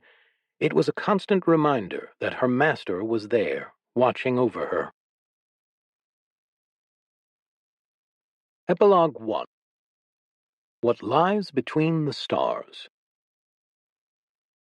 Ashley trotted down the hall, doing her best to maintain dignified posture as she did. Her attempts were met with only moderate success, considering there was only so much dignity a 6-year-old could really muster. But her lessons with the Nighty Nights hadn't gone entirely to waste on that front. "You finished your chores, Princess?" Ashley stopped mid-stride, head whipping around. "Gigi!" Her great-great-grandmother chuckled as Ashley rushed over and climbed up in her lap. The woman wore a set of simple but entirely spotless priest's robes, as she usually did, with an old handmade scarf twined around her neck. "I did, actually," Ashley confirmed with a definitive nod. "I finished them this morning." Last year, as a 5-year-old, she didn't have chores. As a 6-year-old, though, well, she was doing important work helping the family. "Very good, Princess." Great-great-grandma Bee smiled as she ruffled Ashley's hair. This close, Ashley could actually see the barest wrinkles forming at the corners of her Gigi's eyes. Her dad said that her great-great-grandma was old, far older than she appeared.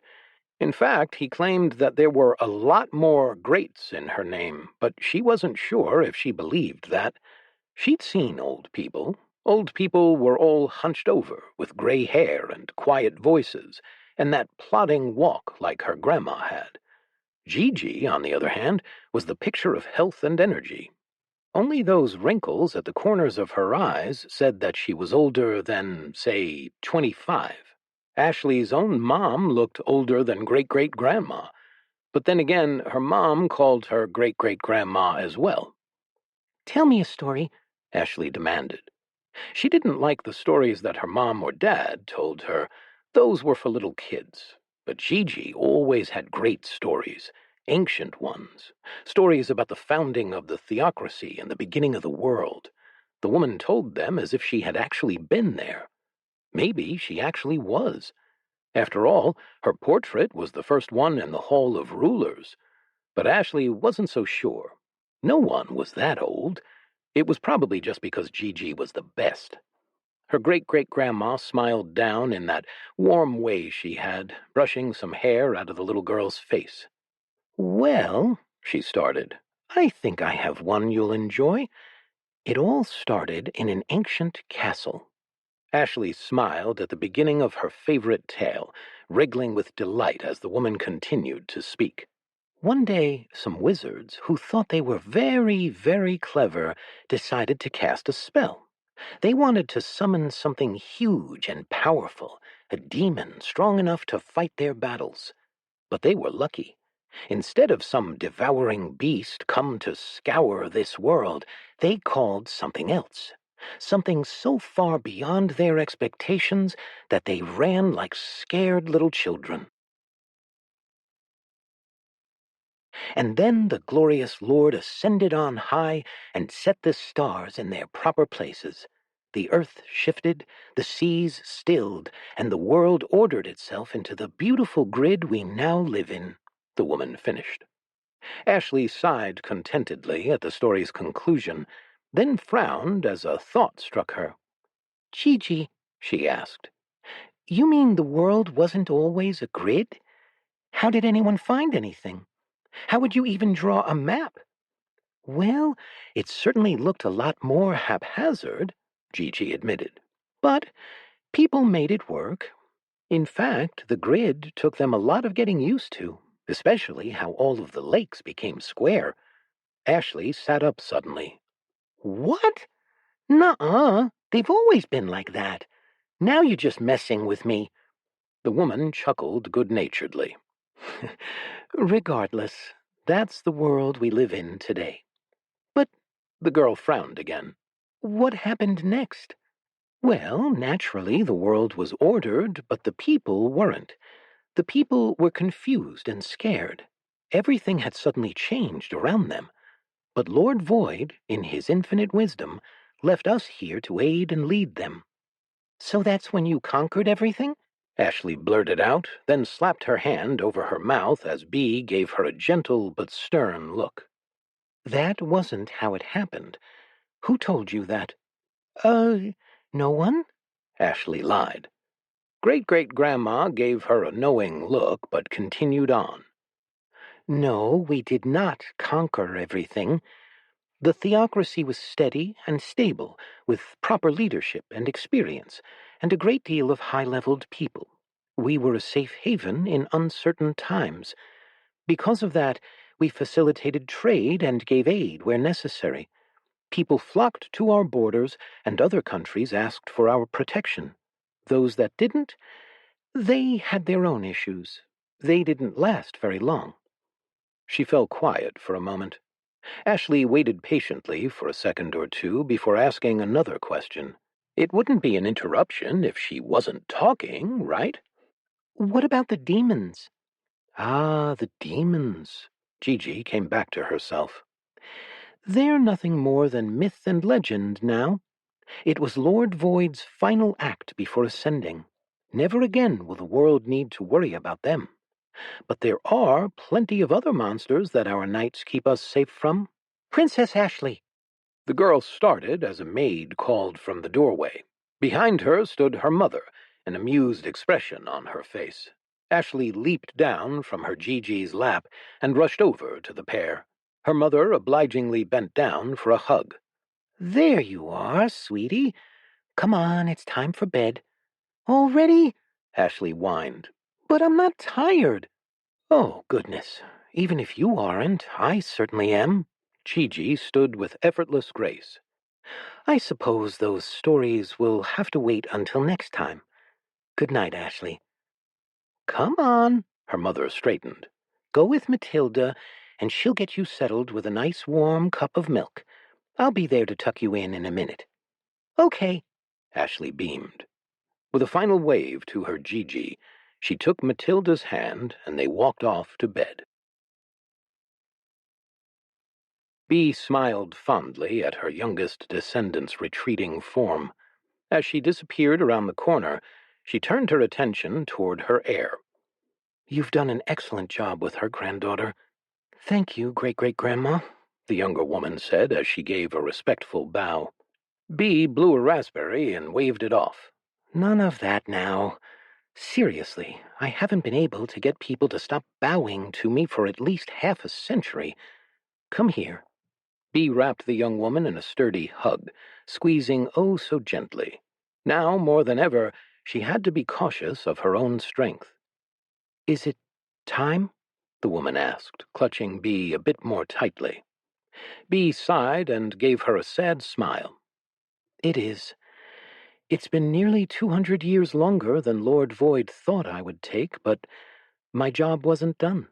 But I'm confident now that for at least another 2 generations, the theocracy will be in good hands, and I feel I can't get any more prepared than that.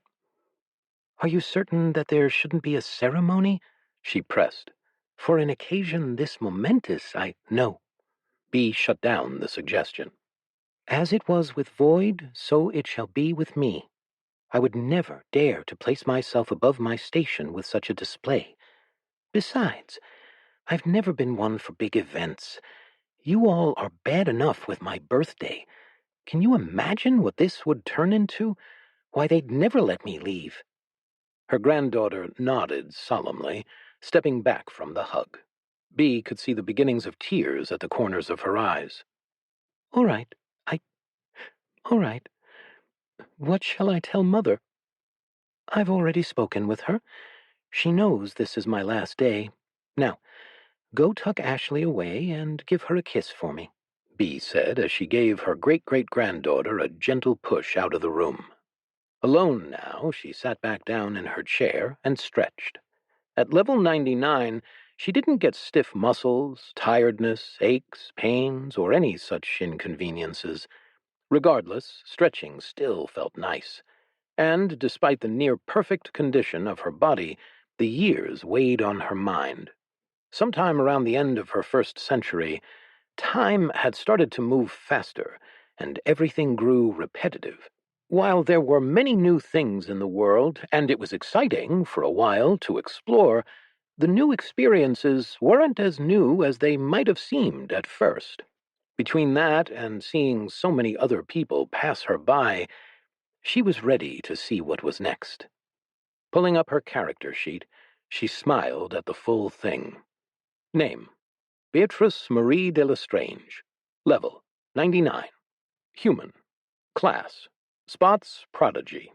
Titles: The Guiding Light, Brilliant Dawn, Void Blessed, Queen Ancestor, Demon's Bane, Devourer of Leviathans, God Touched, Angel in Waiting. Age: 237. Level: 99. Strength: 21,897.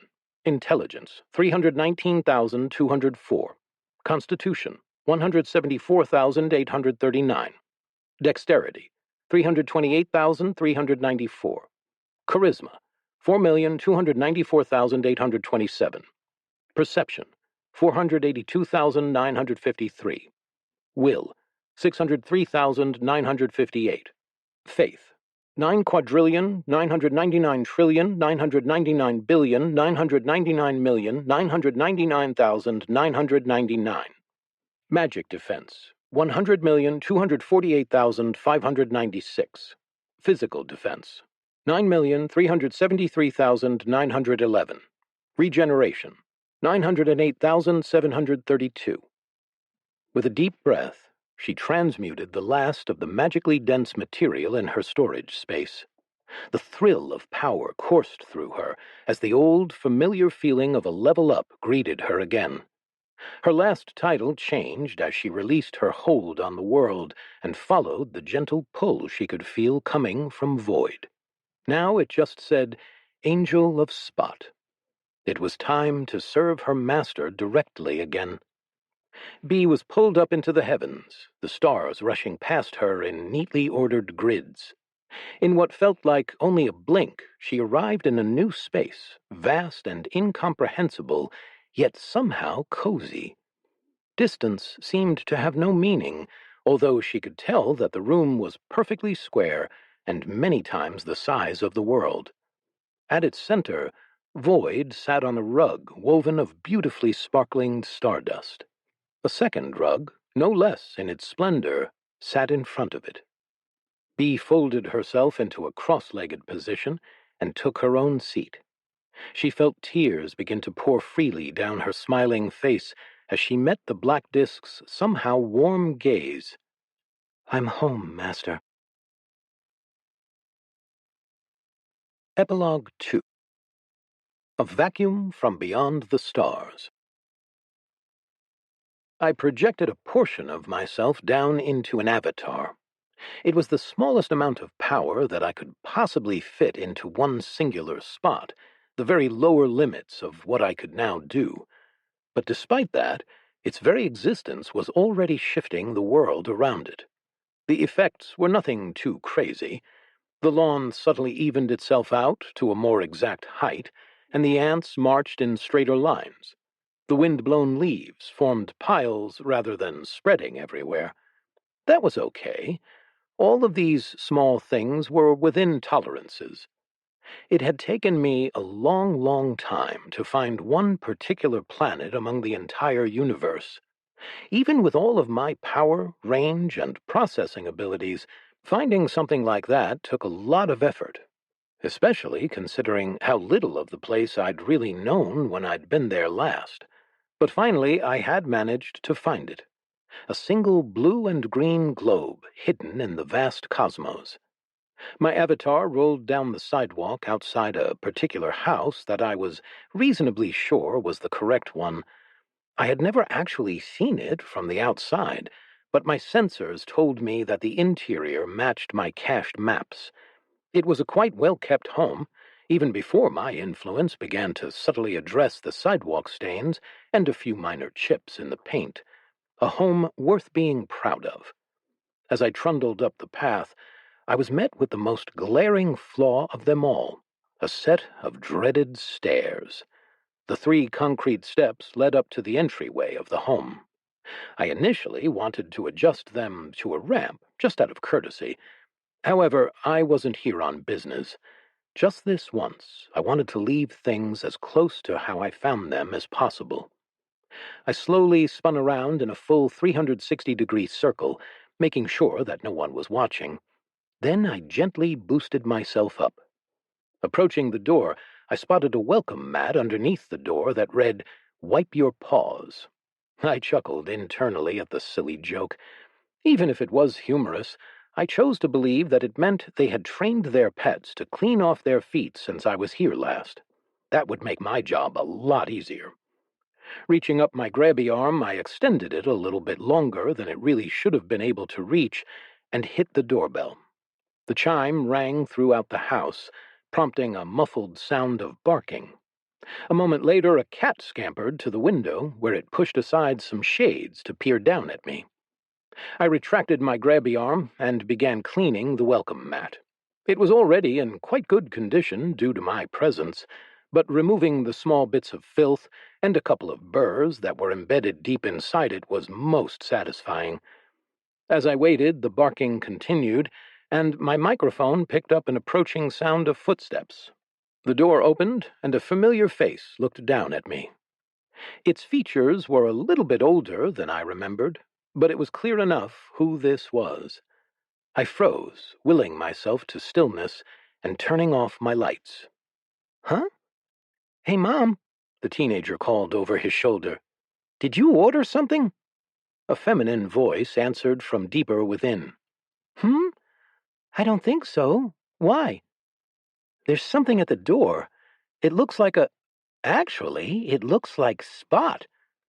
The large, wet nose of the family dog pushed past the teenager, sniffing me experimentally. "Who?" the woman asked as she walked round the corner. She, too, looked just as I'd remembered, the differences seeming much milder than with my younger human. "Who's Spot?"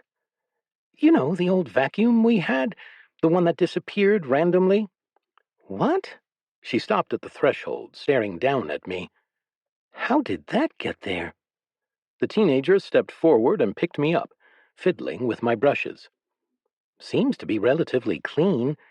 It's not rusted or anything." He pressed one of the buttons experimentally, and I turned my lights on and beeped a greeting. "It seems to still work. Weird." He set me down inside the house. I resisted the urge to zoom around at top speed, choosing instead to simply drink in my surroundings. I had made it. I was home. "Huh. Well, I'll go see if I can find his charging pad," the middle-aged woman said, turning to open a closet door. "It's probably around here somewhere. It's really weird, though. Did someone find it?" The teenager shrugged. "Maybe? But how would they know it was ours? Is it the same one?" "Well, we'll see if it pairs up with this," she said, pulling my familiar pad from the closet and dusting it off. She walked over to an outlet to plug it in. The teenager pressed the home button on top of my chassis. The way in front of me lit up, highlighting the optimal path towards the comfortable warmth of my charging pad. I trundled over and navigated around the middle-aged woman's legs before docking. The trivially slow trickle of power began to flow into me. It was completely unnecessary for my operations at this point, but that didn't matter. With a low beep of contentment, I settled in for a rest. I wouldn't be able to stay here long, not without warping this world beyond recognition, but that was okay. For now, for this brief moment in time, I was able to watch over my family once again, and that was all I needed. Fiend. The end. This is Phil Thron. We hope you have enjoyed this production of All the Dust That Falls, Volume 4, an isekai lit RPG adventure by Zaifyr. Recorded books are available wherever audiobooks are sold. Thank you for listening to Recorded Books. Recorded Books presents All the Dust That Falls, Volume 2, an isekai lit RPG adventure by Zaifyr. Narrated by Phil Thron. Chapter 83. Tabula Rasa. Roscoe sprinted down the long tunnel looking for his god. As he ran, fueled by the unending energy of his belief, he crossed paths with the tiny human that also served his master, the one whose scent he had been tracking. She herself was running up the tunnel with a vigor that rivaled Roscoe's own. He could only assume that their god had given her a mission. Out of respect for the wishes of their god, he made no move to intercept her, despite wanting to ask about the latest commands from on high.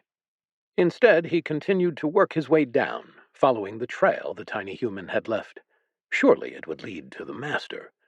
Actually, he considered, perhaps he shouldn't be calling her tiny human, but rather senior sister. She had been his god's servant longer than himself. Continuing down the winding passage, Roscoe's mind began to wander. He tried to imagine what kind of task the great disk would ask of him. The last time he had been called upon, he was asked to remove some unwanted humans. It would probably be something similar again. As much as Roscoe's god was merciful, it was also vengeful. It was a dichotomy that he thus far had struggled to understand the balance of. A god that was kind enough to give him a second chance, even after failing, but still willing to send his disciples to slaughter all those who opposed it. A powerful being indeed. Roscoe's thoughts were interrupted as he noticed an archway up ahead. He would have to meditate on this more in his free time. For now, he needed to find his next task. Eventually, Roscoe emerged from the end of the tunnel into a huge room. He could see empty cubbies all along each of the huge walls. In the center, a few skeletons stood in neat ranks, seemingly waiting for something. Immediately, Roscoe felt a kinship with these guardians. He could feel their purpose rolling off them in palpable waves. As much as he admired their dedication, something was wrong with it. It was directed at the wrong thing. As Roscoe entered the chamber and approached the skeletons, one of them jovially clattered its teeth. The sound had a surprising depth and complexity to it, so much, in fact, that it seemed to communicate something along the lines of, "Ho, a fellow traveler, yet you are not as weak as our younger brethren that wander so lost down here. Would you care to explain why you move with such haste?" Roscoe came to a halt next to the group. He hadn't yet found his master, but he could feel his will, as though he were right next to him. It seemed almost as if his god were talking to him, commanding him to spread the word of his coming. These skeletons seemed like fine individuals, yet they didn't understand. Roscoe would have no problem explaining it to them. Well, he would have no problem if he were able to speak. He had only ever squeaked at humans, and they never seemed to understand him. He tried to strain his vocal cords to form some sort of language, yet nothing of the sort came out. Only the accursed squeaking of his kind emerged. Still, if the skeletons could communicate in such a strange manner, perhaps they could understand his own strange manner of speech. If we can communicate, I would love to explain my purpose to you and your companions. Can you understand me? Roscoe inquired through a series of squeaks and squeals. "With ease, my friend. Thy words are smooth as the breeze, and as clear as a thrice-stilled pond," the lead skeleton assured him. Roscoe twitched his tail happily. Then let me tell you my story. Roscoe began explaining his life from before his time with his god. It was hazy, and he wasn't sure he was getting all the details correct, but the gist was clear enough. The skeletons all listened, enraptured. After describing how he came to find himself in the great void of his master's domain, there were murmurs from his audience. The rat cocked his head questioningly. This part of my story seems to have struck a chord with you. One of the other skeletons responded, its teeth emitting a deeper and more gravelly set of sounds. "Aye, we too found ourselves in a grave darkness, did we? Though for my fellows and myself, that was the genesis of our awareness. If ye speak truth, and we've no cause to doubt, ye may be able to enlighten us of our greater purpose." Roscoe didn't have any issues understanding these skeletons, though they did speak rather oddly. Slowly, he found himself slipping into similar speech patterns as he learned to communicate in this new way. Still, he resisted completely copying their mannerisms, as he didn't wish them to think he was mocking them. If you don't mind my asking, what is your purpose?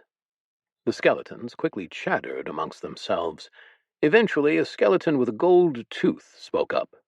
I have no qualms admitting my ignorance. Ye fellows must be true to thyselves.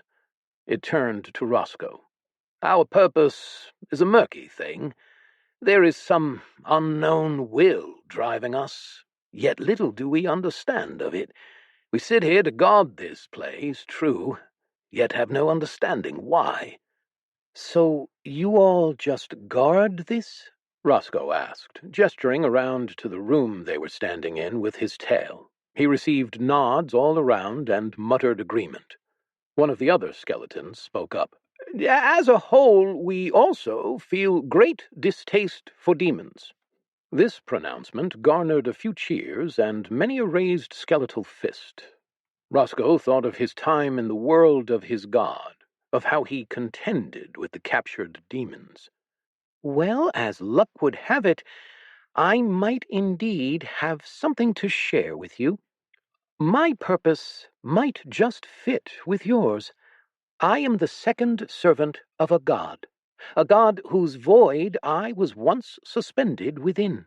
During my time there, my god showed me many things, and there was indeed one thing I learned in particular: his own contempt for demons.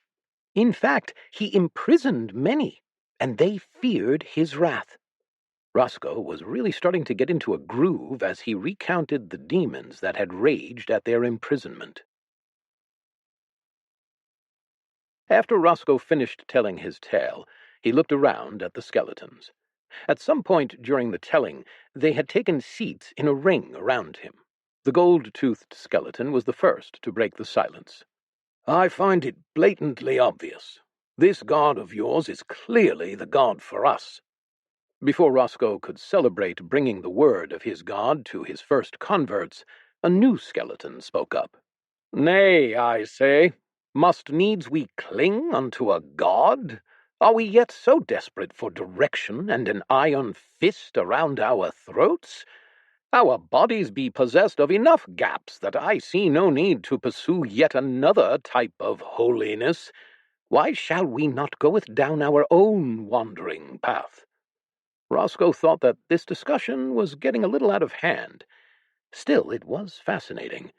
He knew he had his god, but why was it so? The first skeleton responded before Roscoe could. I think thou art approaching it wrong. Why must we speak of need? Is it not enough to simply have? We lack purpose and require direction, a goal to take aim at. Before the discussion continued, Roscoe jumped in. Is my god the god for you? I don't think this question is one that matters. Clearly, your interests align with those of following the void. It will oppose the demons you hate and will give you purpose beyond guarding this tomb.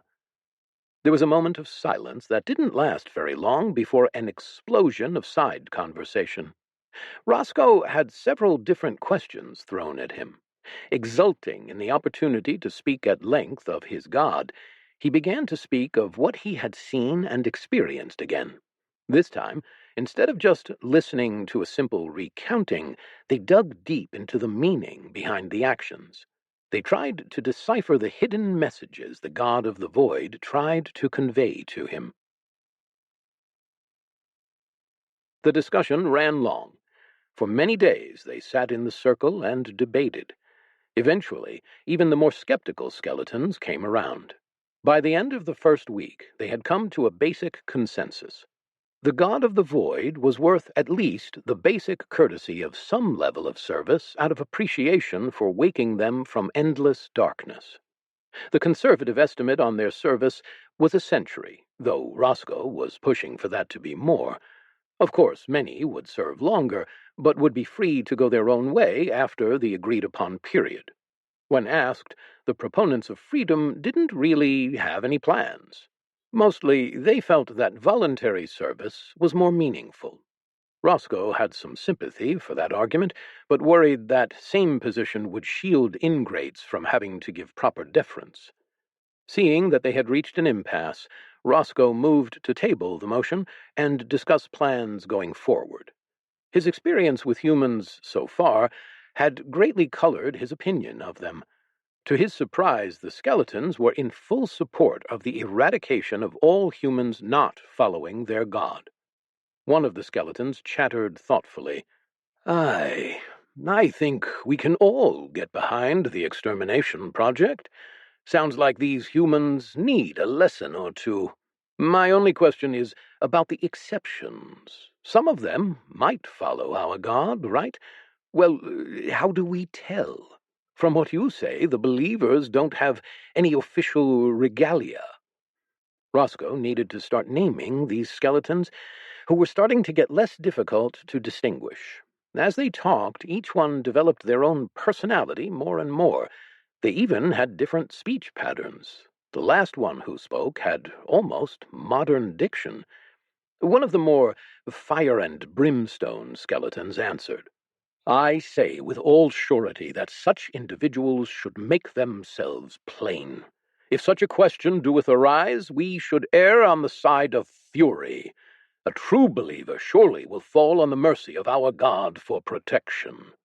Who art thou to thus burden our God unceasingly? Is it not our calling to serve with all our might?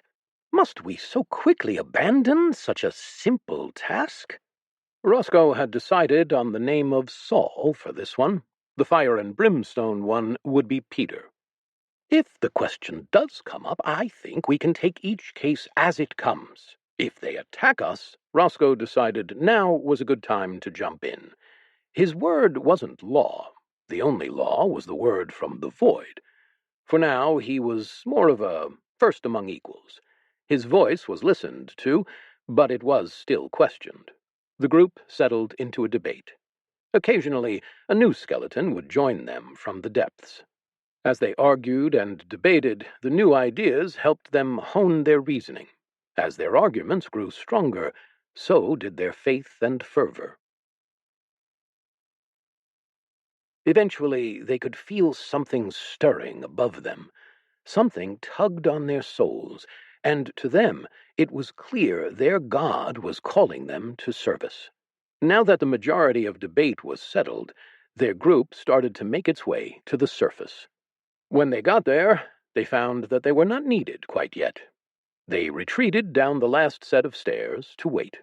For the first time in a long time, the philosophical discussion was stalled out.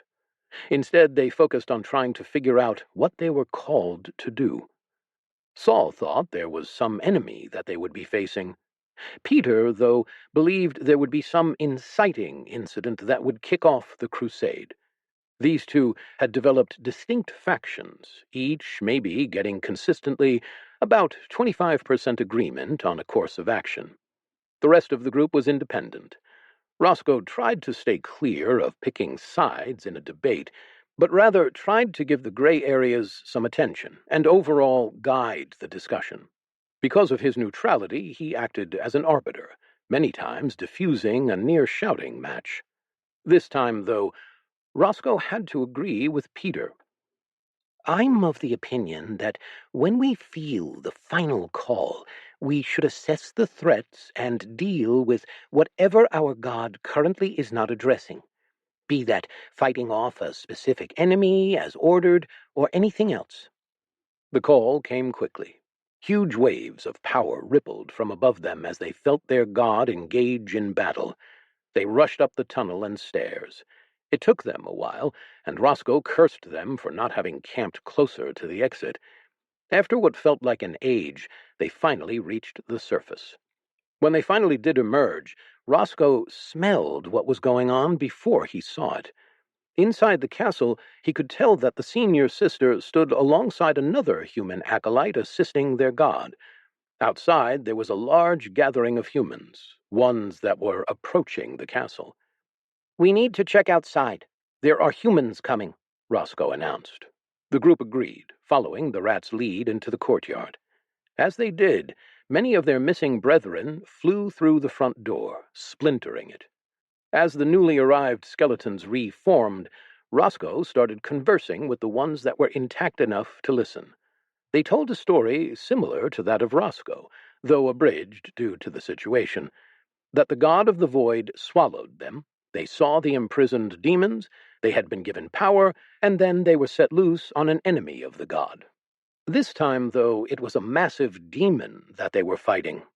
It was a pleasant surprise to find that they all had a lot in common, especially since Roscoe didn't have the time to launch into discussions like those that his friends had been having in the last few weeks. It only took a couple of minutes to get them on board with the human genocide, especially with an army of humans moving to attack their god's castle directly. Soon enough, the skeletons were all reformed. Without wasting any time, they charged forth to go impose the will of their god upon the world. Chapter 84. Heavenly Ascent. I was devastated. When I went to trundle back into the castle, I found that the collapse of the entryway had destroyed the ramps. It had also gotten most of the stairs, too, but I wasn't too concerned about that. I did my best to ignore the devastation around me, which was a sad sight to see. The careful beauty of this castle was in tatters. As I mourned for the art, I faced a larger issue. How was I going to get back inside with no ramps? I still didn't know what had happened to Beatrice yet, but I couldn't imagine she was undamaged. That last explosion had sent everything flying. Approaching the stairs, I did have one option. It was relatively untested. I activated my latest mutation, and the boosters flared to life, gently pushing me off the ground. I gave an inadvertent beep of excitement. This might actually work. Adjusting the nozzles, I tried to direct myself up the stairwell. However, I had misjudged the height and simply ended up bouncing off the bottom step. This collision sent me careening backward, and I lost control of my stability. Wobbling, I started to tip backward. In a panic, I overcorrected and ended up flipping myself forward and landing on my back on the bottom step. By the most nitpicking definition ever, this was technically progress, but not how I wanted to get upstairs. Extending my arm, I pushed against the ground to flip myself over. However, due to the angle and the width of the step, I only succeeded in pushing myself off the bottom step and back down to the ground. After righting myself with no small measure of embarrassment, I decided to experiment with the thrusters once more. I tried lifting off and hovering. This time I didn't immediately go for the steps, but just practiced moving around and pushing up and down slightly. It seemed like I could hover at a maximum height of 4.56 inches at full power. Once I had a better handle on my new abilities, I very carefully hovered towards the stairs. This time, as I moved to the stairs, I made it over the lip. I celebrated with a small cheer. This was it. I could conquer my oldest and most heinous foe. Never again would the wonders of my home be inaccessible to me. I was unstoppable. I could go wherever I pleased. I could climb every stairwell, ford every gap. I could even... As soon as my first thruster made it onto the stair, my front half shot up again. The bottom step was too close for this level of thrust, and the sudden difference in force was many times what I was expecting. I rocked back a bit, but was unable to stabilize before I flipped again. Okay, maybe I wasn't completely unstoppable yet. Backing up, I prepared for a third attempt. This time, as my front thrusters moved over the stairs, I reduced their power. I overcompensated, and instead of staying level, I tilted forward a little bit, and my front wheels landed on the step. That was fine. I could work with that. Spinning my wheels, I carefully worked myself the rest of the way onto the step. Looking up to the next step, I realized this might be slightly harder to conquer, as I didn't have space to back up. It took a couple of tries, but I eventually figured out that if I came at it from the side, I could just get over the lip. By the time I reached the top of the stairs, I was able to adjust my front thruster well enough that I didn't have to land and reorient for every step. My models were beginning to understand the physics behind this new mutation. Once I crested the top of the final step, I plunked down on the ground. I spun around and gave a celebratory beep as I admired my progress. I climbed up the stairs all by myself. Me! Though, as proud as I was of my momentous accomplishment, I didn't want to have to do that again.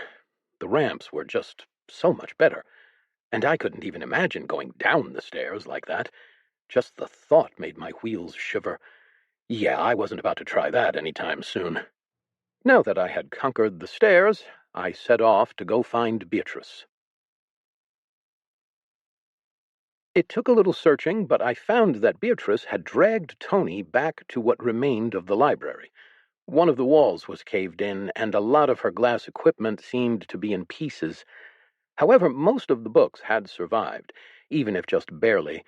Instead of carefully organized and in their proper places, the ones that had been on the destroyed wall were now scattered about everywhere. Honestly, I was still happy. No fires had started, and apparently enough load-bearing walls stayed upright that the ceiling was not caving in. Though the fires were a close call. I did have to consume a few little mess-makers that were hot and glowing on the way here. They were like the one I saw when I had first met Beatrice, the one that attacked her so rudely. Apparently, they had escaped at some point in the last couple of hours. Understandably, Beatrice didn't notice me right away as I came in while she was busy tending to an unconscious Tony. Beatrice herself didn't look in amazing condition either. There were no obvious broken parts on her, but I did see lots of strangely colored splotches all over her face. If I hadn't known better, I would have thought she had been doing arts and crafts. Rolling up to her, I gently bumped her in the leg. She jumped several feet in the air. What in the five... Looking down, she finally saw me. Taking a second to compose herself, she stepped back and gave me a bow. Hello, Master. I beeped at her to cut it out and tell me how Tony was doing.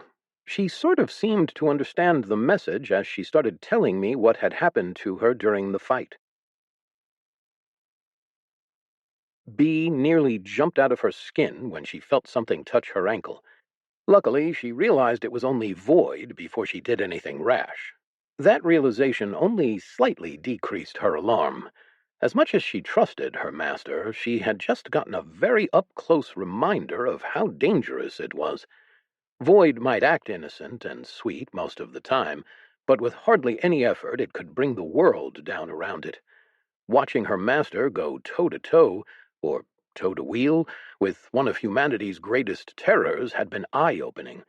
Once she'd heard the battle cease, she held her breath, but when the castle wasn't immediately obliterated by demons, she knew the outcome. What Void had been doing in the hours between then and now, she couldn't begin to guess. Probably consolidating its power or something. As Bee filled Void in on her side of the encounter, she continued her work trying to make more healing potions. Her equipment was shot, but she could manage the lower-level ones without it. Plus, both she and Tony had taken more powerful potions than was advisable recently. It meant they couldn't handle any more of the superior, faster-acting ones without getting sick. So some more basic ones needed brewing. Luckily, those were the easy kind.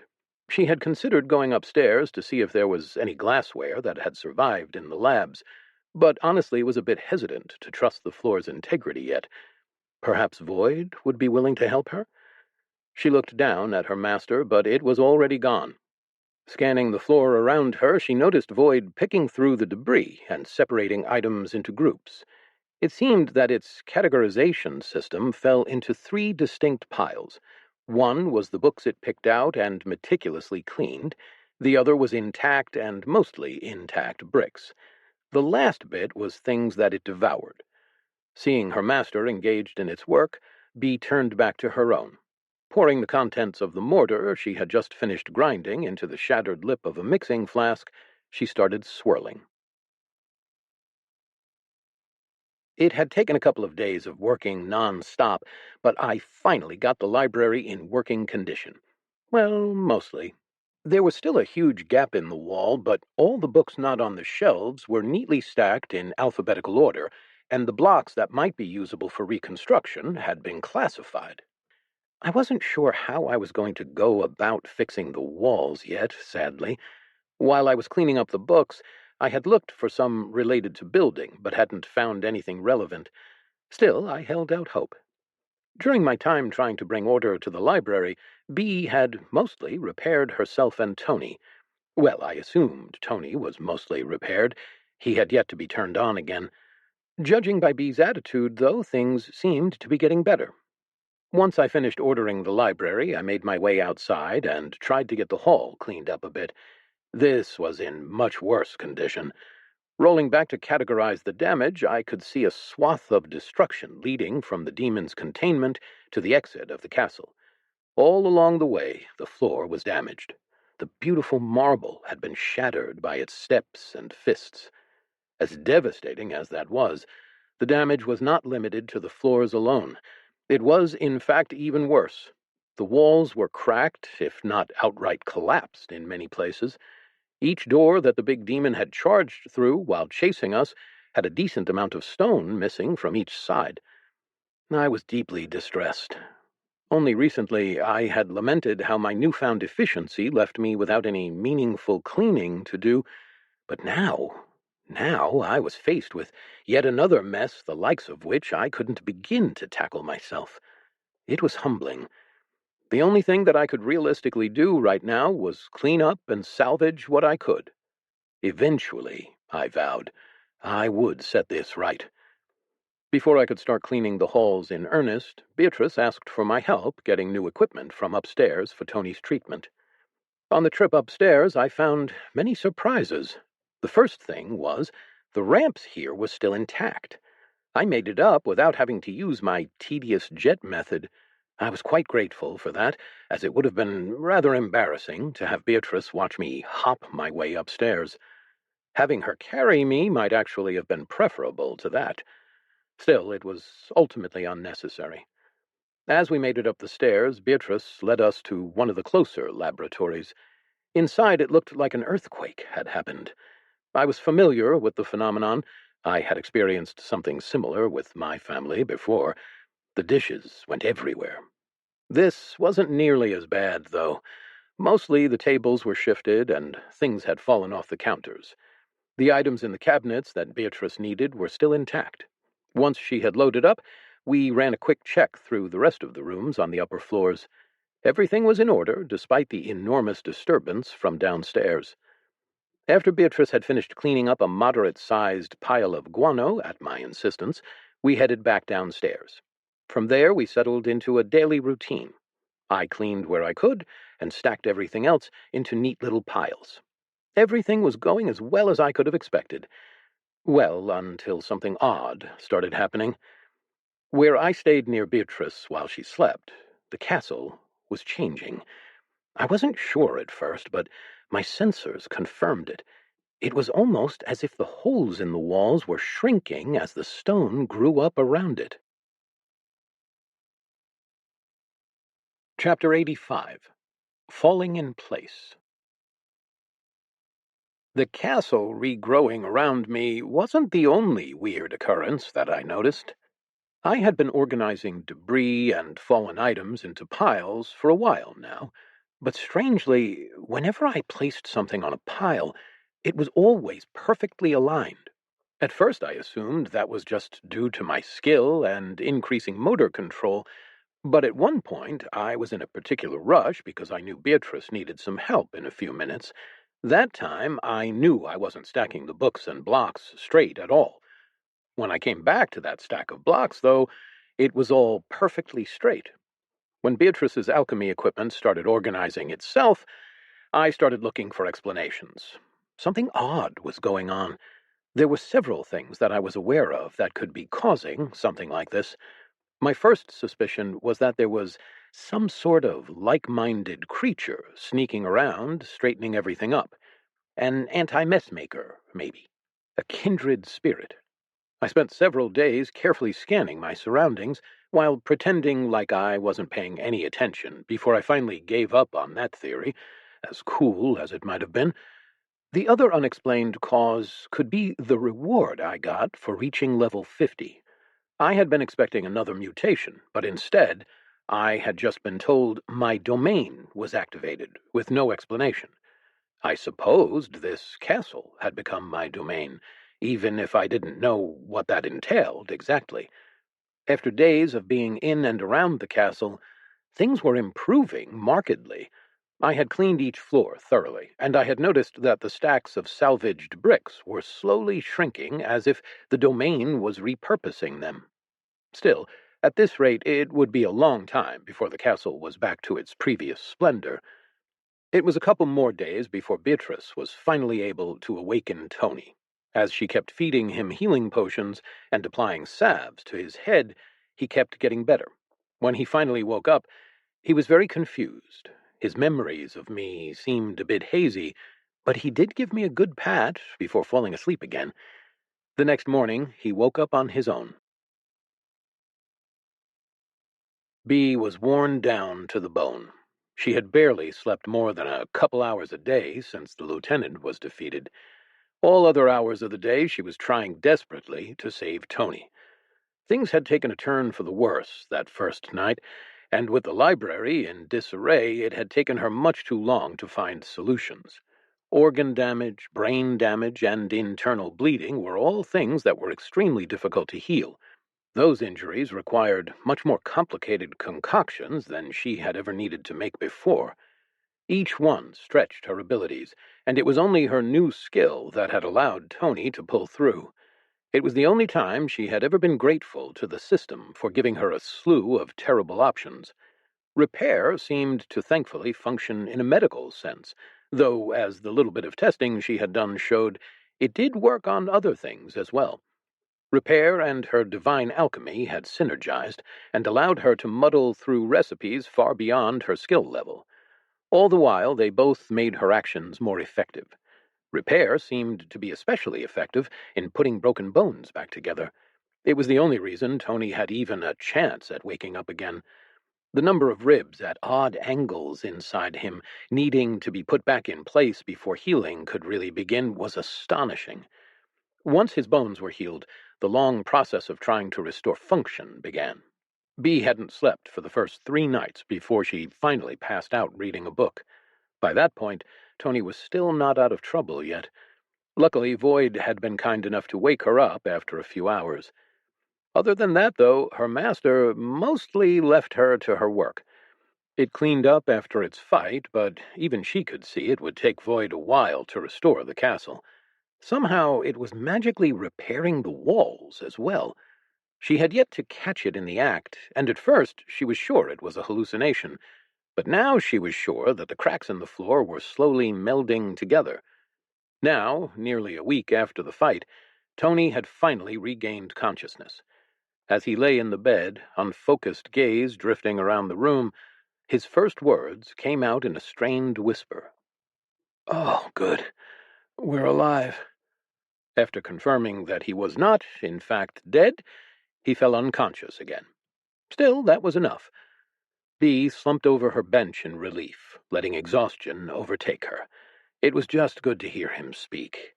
She wouldn't call Tony a father figure, as she still had a living father and enough bad memories to taint that role. Maybe he was more like a young uncle. But she had come to depend on him during the preparations for the fight. Even if he was older, he still listened to her, trusted her. Of course, she wasn't sure how much of that was because he was just overly aware of how strong she was. Now that she had reached level 32, she was truly strong. Enough that it was hard to quantify. Honestly, if she enlisted in the military, she would be among the upper ranks, and she was still only 13 years old. Her strength wasn't quite superhuman yet.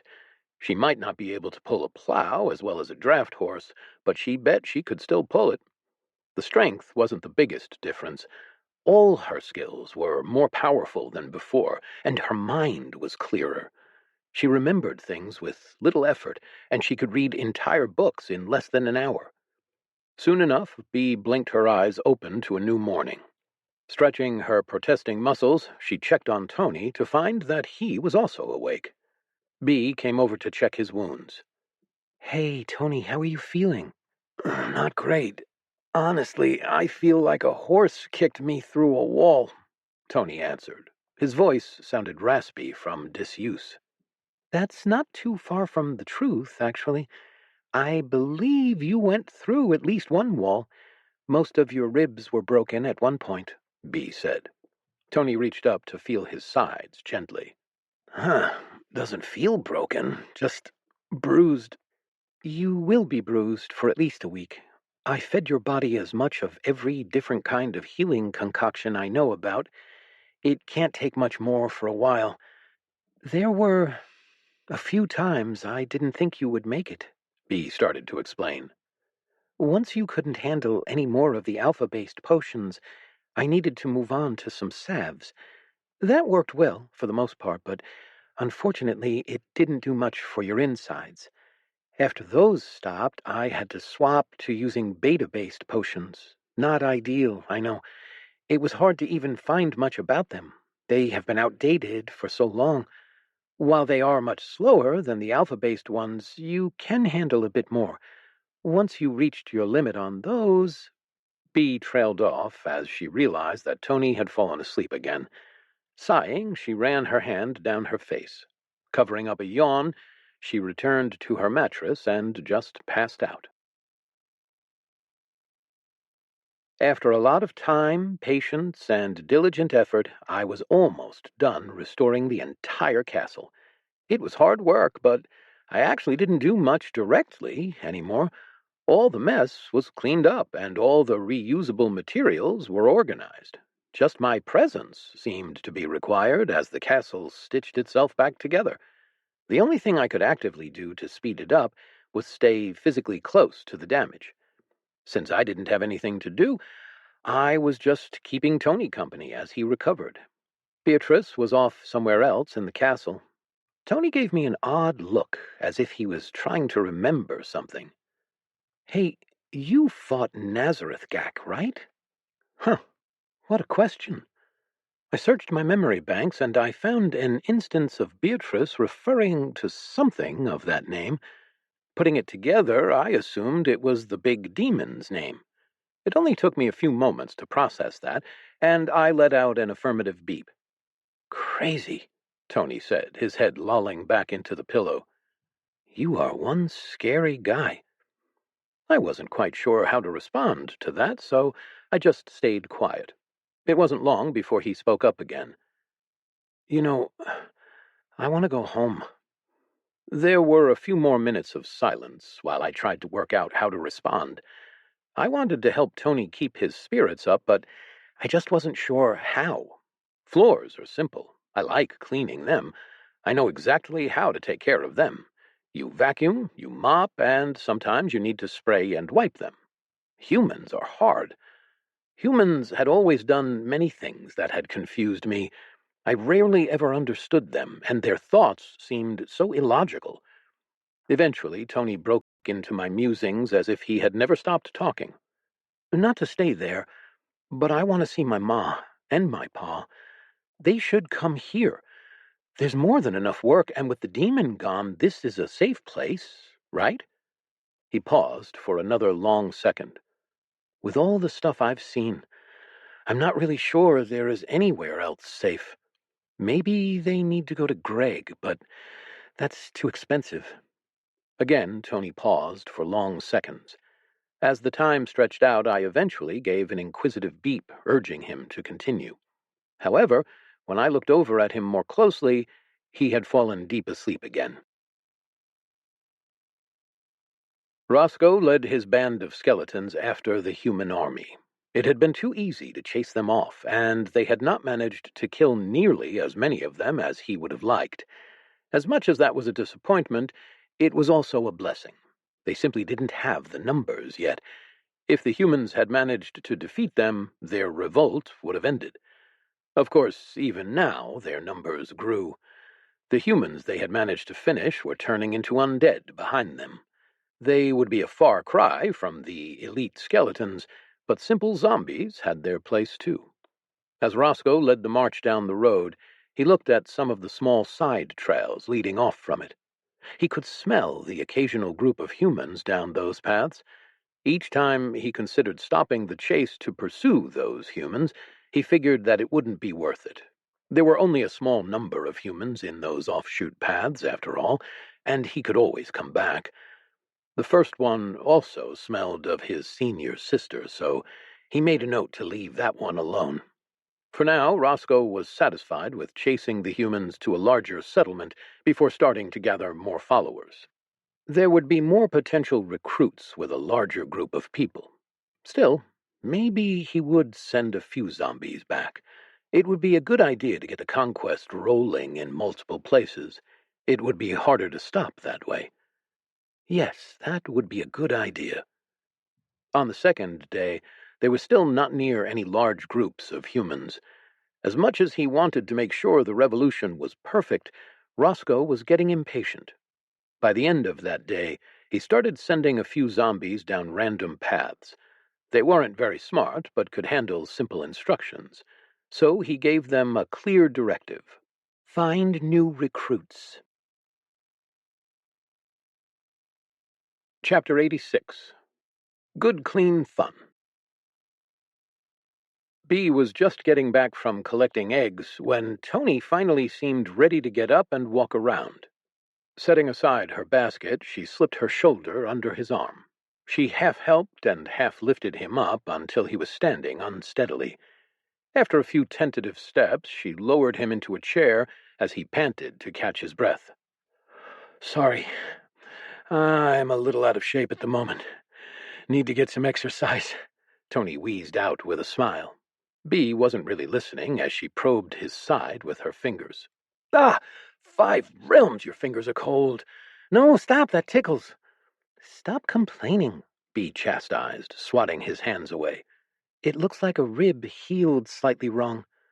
Bending forward for a closer look, Bee poured her repair skill into it, and she felt the break realigning itself. From right above her ear, she heard Tony's teeth grinding together. "Sorry, this might hurt a bit," Bee warned too late. "No, it's fine. Just itches, like a million ants crawling under my skin," Tony lied through his clenched teeth as his hands grasped the sides of the chair. "Just a couple more seconds," Bee coaxed. "Almost there." A couple of seconds later, she withdrew her hand. "Okay, take a breath." Watching his ribs expand, she thought everything looked all right. "How does that feel?" "A little better. Almost like I can get a lungful again," Tony said after taking a second deep breath. This time, when she helped him to his feet, Tony was able to walk all the way around the library with minimal support before needing to rest. While he rested, she cooked a couple of fresh eggs above her alchemy burner. As they ate, Tony started to look tired, but nonetheless he pushed through to finish the meal. After a few minutes of silence, Tony raised his head and looked Bee in the eye. "I think I want to bring my family here." Bee cocked her head at him. "Why?" It didn't make sense to her. This castle was almost destroyed just a little bit ago. Tony, though, apparently had plenty of reasons. "It's a lot nicer here than at home, for one, assuming they can use the bedrooms, of course. Also, I think we are going to need more help." "What about the crop your family is growing? Won't we need that to get through the winter?" Bee asked. "They should be finishing up harvesting around now. We can bring all the stuff here. Besides, with demons running around, if the mages have abandoned their posts, I don't feel like Greg is going to be very safe," Tony elaborated. "Besides, we're going to need the food ourselves. We should have harvested our gardens a while ago. By the time I can get around to it, who knows how much we'll actually get." Bee was touched. She figured Tony would go back to his family after this ordeal. She had not met many people who would stick around after so much trouble. After nearly dying, Tony really should have been more careful. But she did have to admit that he made good points. She was also surprised that no mages had tried to return to the castle. When she first got stuck here, she was certain that rescue would be coming soon. But months later, it never had. In fact, the only ones to visit the castle were the three adventurers. Honestly, they weren't that good of an experience. Plus, they were so obviously insufficient for the threat posed by the lieutenant. Why hadn't the mages even tried to contain it? Bee set the thought aside and refocused on the issue in front of her. Tony's words about food were slightly concerning.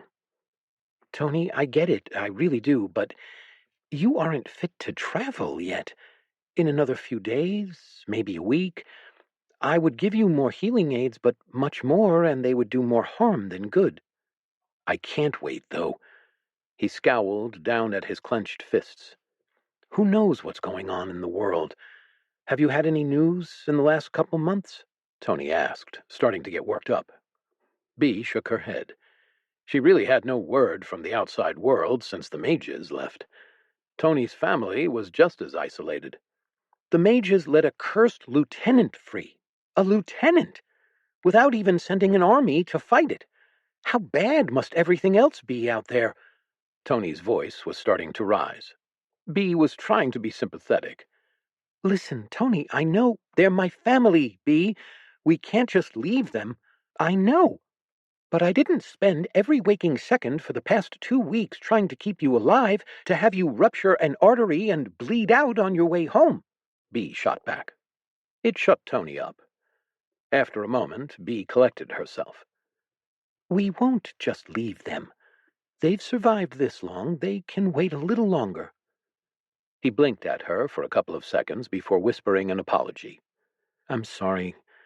I didn't mean to sound ungrateful. I was glad that the humans had learned to sort things out by themselves. I didn't like having to smack any shins with my grabby arm. I was starting to consider using my spray bottle, too, like how I had to train the cat not to knock things off the counter. It was tempting, but it did feel a little insulting. However, with a few loud words, they could come to an agreement that was good enough for me. Though, speaking of the cat, I hadn't been able to get it to come close to me at all last week. The first time I caught sight of it since the battle, I was quite relieved. The thought that it had gotten itself squished had haunted the back of my processor. It was good to see that it had made it through the castle, falling down around it without a scratch. That cat was truly impressive. The relief had worn off, though, and I was starting to get slightly offended, as it would bolt around the corner whenever it caught sight of me. I just couldn't understand why it was afraid of me all of a sudden. It wasn't like I had done anything mean to it recently. The one time it stayed still was when it was near one of Beatrice's glasses. I had pulled out my spray bottle as a deterrent, but it had looked at me reproachfully before gazing at the destruction all around it. I sighed internally as I put the nozzle away. It would be hypocritical to scold it while my mess was still fresh around. To my surprise, the cat left the glass untouched. After that strange interaction, the cat seemed less reproachful. It still was skittish around me, but returned to its habit of watching me around corners. Oddly enough, I found its presence relaxing. Even when Beatrice was busy nursing Tony back to health, I was never completely alone. Still, it was only recently that I found a real way to appease the cat. That was why, while Beatrice and Tony were arguing, I was trying to get the cat to leave me alone. See, a little while back, a moth had flown through one of the holes in the walls. My reaction was instinctive. Even if I could have thought about the consequences of my actions, there would have been no way to predict what was about to happen. With a quick check of my combat models, I predicted where the moth was going to be, and with a quick and narrow burst of my sanitation lamp, I shot it out of the sky. The cat had been watching. Like a mote of dust being whisked from the floor, it launched itself at the little dot my lamp shined on the far wall. I was forced to shut it off, lest the cat cut itself in half by running through the beam. All my use of that mutation had really powered it up. Now, if I didn't scale back its power, it would start to drill holes in the stone. Still, it was uber effective at removing germs and errant bugs. The second I shut off the light, the cat whipped around in a circle, eyes wide. In an effort to show the cat there was nothing to be afraid of, I turned it on at the lowest possible power and shined it on the ground in front of it. In a flash, the cat pounced at it. Before I had a chance to turn it off, the cat's paws covered where the little circle was. Now it just stared at the little blue light on its paws. It batted at it a few times. I could see its fur start to wither, so I moved it a few feet to the left. The goal was to let the cat study it so it would evaluate and recognize the threat of my sanitation lamp. I half expected it, but it was still slightly disappointing that the cat wasn't able to figure it out. No, of course it wasn't that smart. Instead of watching the light cautiously, like it did everything else, it charged at it and tried to bite it. When that failed, it started to claw at the spot. Idly, I moved it around. The cat followed. Why was this little furry animal afraid of everything except for the first thing that I found that would actually hurt it? Ever since then, it would come up to me and paw at me until I shined the light for it to chase for a while. Once the notion that it wanted to chase the light got into its head, there was no deterring it. Eventually, I would give in and let it chase my sanitation lamp for a while. It was just really inconvenient right now in the library when Beatrice and Tony were trying to have a serious conversation. A slightly too hard bap hit my upper shell. Giving up, I shined my light for the cat, and it sprinted over to the far wall in pursuit. Bee watched as the orange cat ran over her foot and shoulder-checked the wall so hard that she worried she would have to set a bone. Still, the cat's antics, as Void played with it, lightened the mood considerably. It was hard to be tense when watching a godly being playing with a cat in such a silly manner. Even Tony was able to stop worrying about his family for a few minutes and just relax. Days passed like this. There were moments of tension, but the work to clean up the castle was mostly done. Tony's health was out of the woods, and there was little to do but worry about things they couldn't control. She even found a deck of cards to pass the time with Tony. Void had seemed interested at first, but once she had explained the rules, the only game it really liked was solitaire. She shouldn't have been surprised, honestly. Still, the speed at which her master was able to sort the cards into organized piles was frightening. Eventually, they had to stop playing whenever Void was nearby. If it got too close, their shuffles started to somehow put the cards back in perfect order.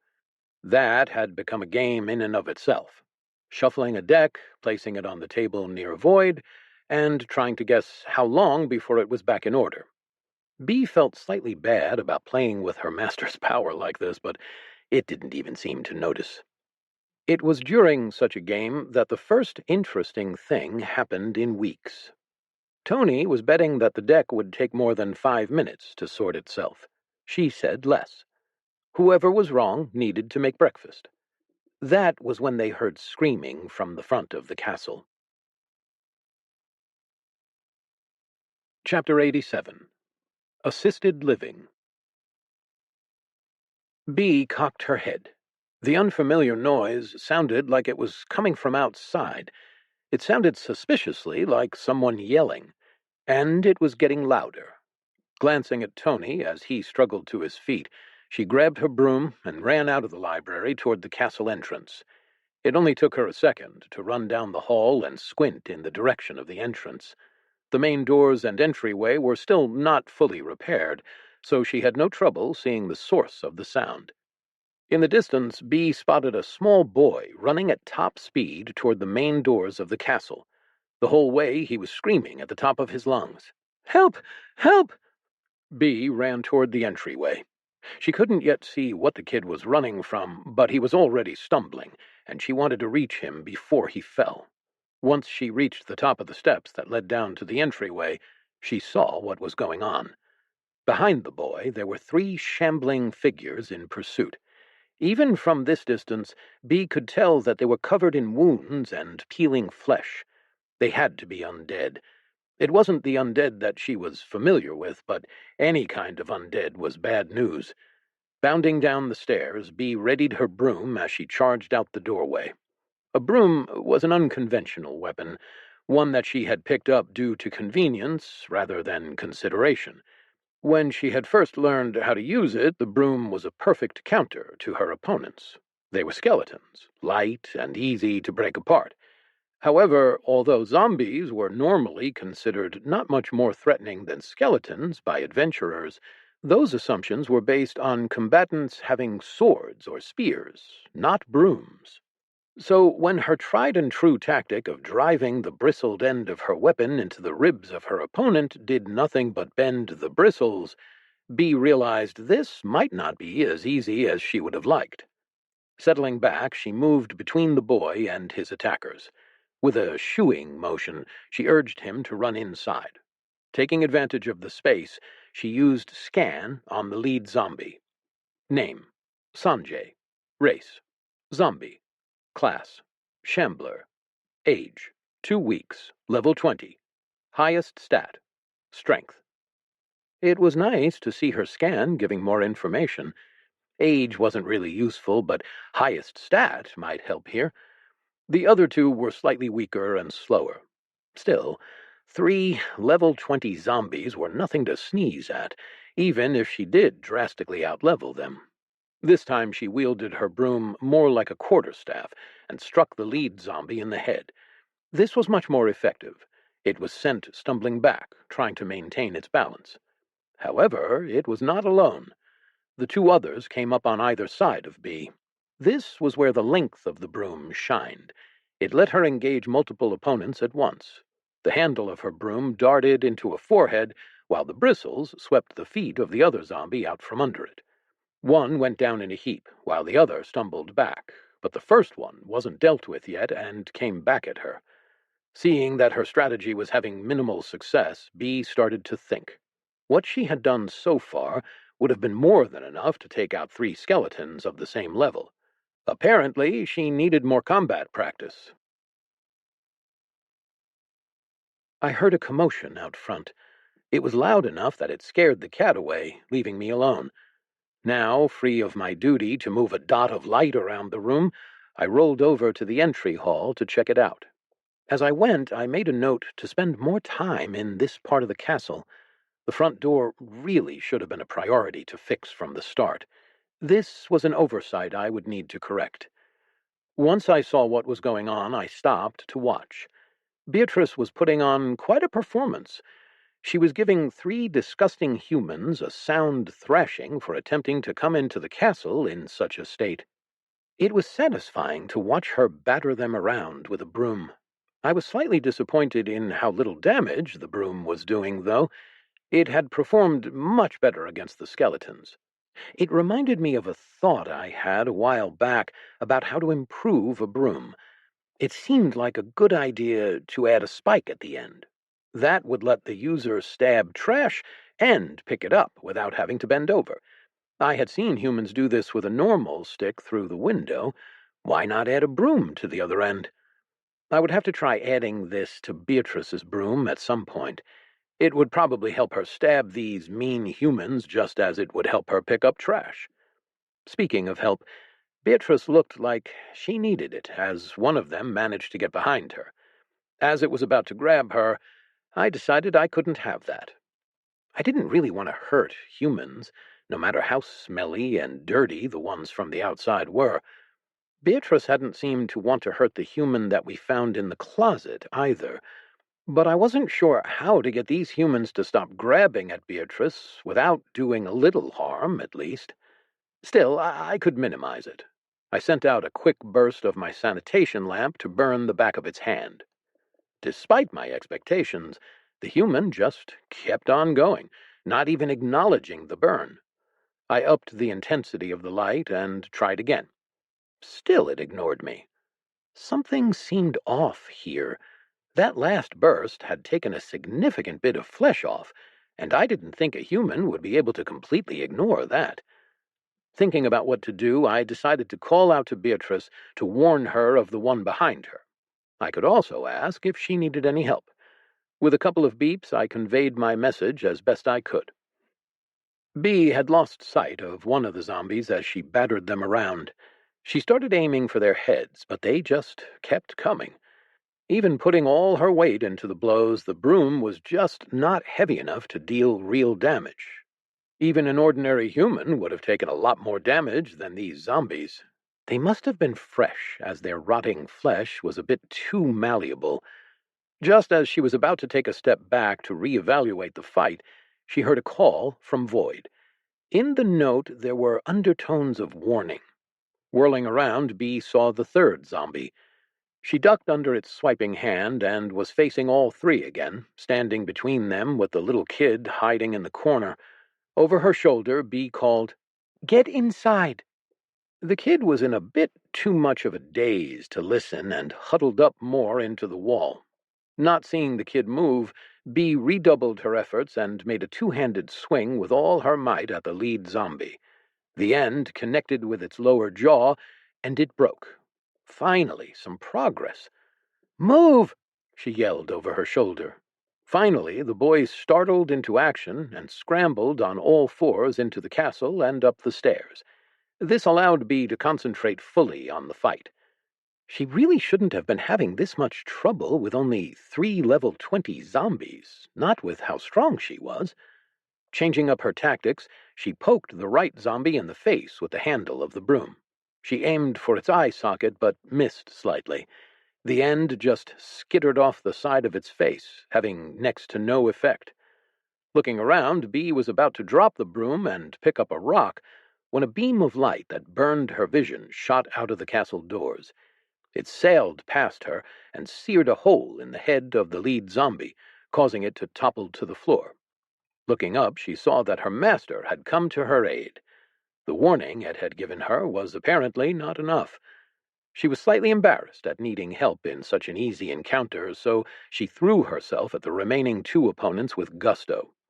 This time her lunge landed, and, with a disgusting squelch, the broom handle sunk in. Her angle wasn't perfect, so she had to lunge forward again to destroy the brain. As she finished, Bee stepped back quickly to avoid the grasping hands of the final zombie. With only 1 opponent left, Bee had a chance to slow down and focus on her strategy. Her control over the broom was nearly perfect. The issue was the weapon itself. If she was honest, it was a bit of a stretch to even call the broom a weapon. Something like this wasn't meant for combat, and even with her skill, it held her back quite a bit more than a sword or hammer would. It was, after all, a cleaning implement. She would need to talk to Void for advice. Her master had recommended this to her for a reason, so she couldn't just throw it away thoughtlessly.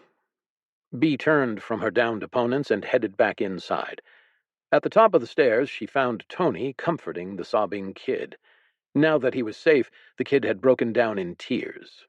Void was sitting next to them and watching her carefully. Thankful that she didn't feel much judgment from her master, Bee bowed to it. Thank you for the warning, Master, and the assist. It gave her a small beep that sounded a lot like, "You're welcome." Seeing that Tony and the kid didn't seem ready to move anywhere soon, she sat next to Void. I didn't expect to see zombies. Where do you think they came from? It was worrying that Void didn't have an answer for her. Could it be that her master didn't know? Maybe.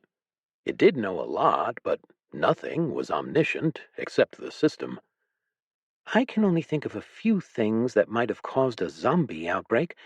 Either a high concentration of death is nearby, causing the dead to rise again, or some necromancer is on the warpath again. I didn't think necromancers were real, though.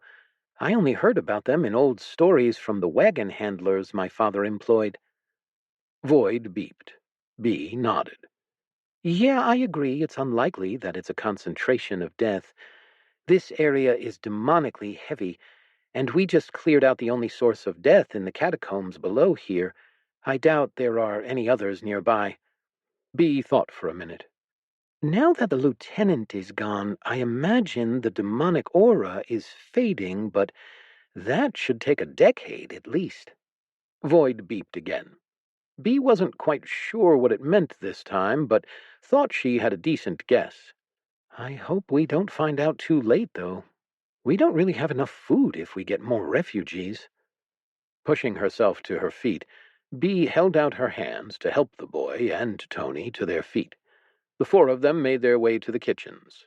Nothing helped a little kid feel better than hot food, Bee thought. Or sweets. She generally preferred sweets. Chapter 88. Dirty Work. It took Bee a little while to drag a bed over to the library herself. Not because of how heavy it was, exactly, but because of the awkward size. As she became stronger, she started to realize that strength didn't help as much after a point. One of the books in the library explained it to her. In order to push something, she needed something to push against. If she was able to overcome the friction of her feet on the ground, any extra strength was just wasted. So, as light as she was, it was rare that she could bring her level 32 strength fully to bear. The mattress was just heavy and long enough to keep threatening to tip her over, but still she did her best not to drag it along the floor. They had initially taken the boy to the kitchen, but soon figured out that there wasn't much Bee could do to help there. Instead, she had left him with Tony to go prepare a place for the kid to rest. Bee was honestly a bit overwhelmed. Fighting zombies was one thing, but comforting someone when they were obviously distraught and afraid was beyond her. Something was going on outside, and if those zombies were just one group of many, it was more important than ever to go get Tony's family. If they were undead, running around this close, they likely weren't safe. The problem was that she wasn't sure they would be able to wait for Tony to heal enough to travel. Bee would have left that very minute if she weren't also concerned about leaving a still-healing Tony with the traumatized little boy. As good as Tony was with kids, probably due to his many little siblings, he couldn't defend himself right now, let alone a young charge. If they stayed behind with Void, she was sure they would be safe, but who knew what her master would do? She couldn't claim to understand its mind. As Tony took the small human to eat some food, I fiddled with Beatrice's broom. I had grabbed one of the knives from the kitchen and was doing my best to attach it to the non-bristled end. This would let her pick up trash by spearing it without having to bend down, as well as help her scrape moss or wood splinters off of surfaces.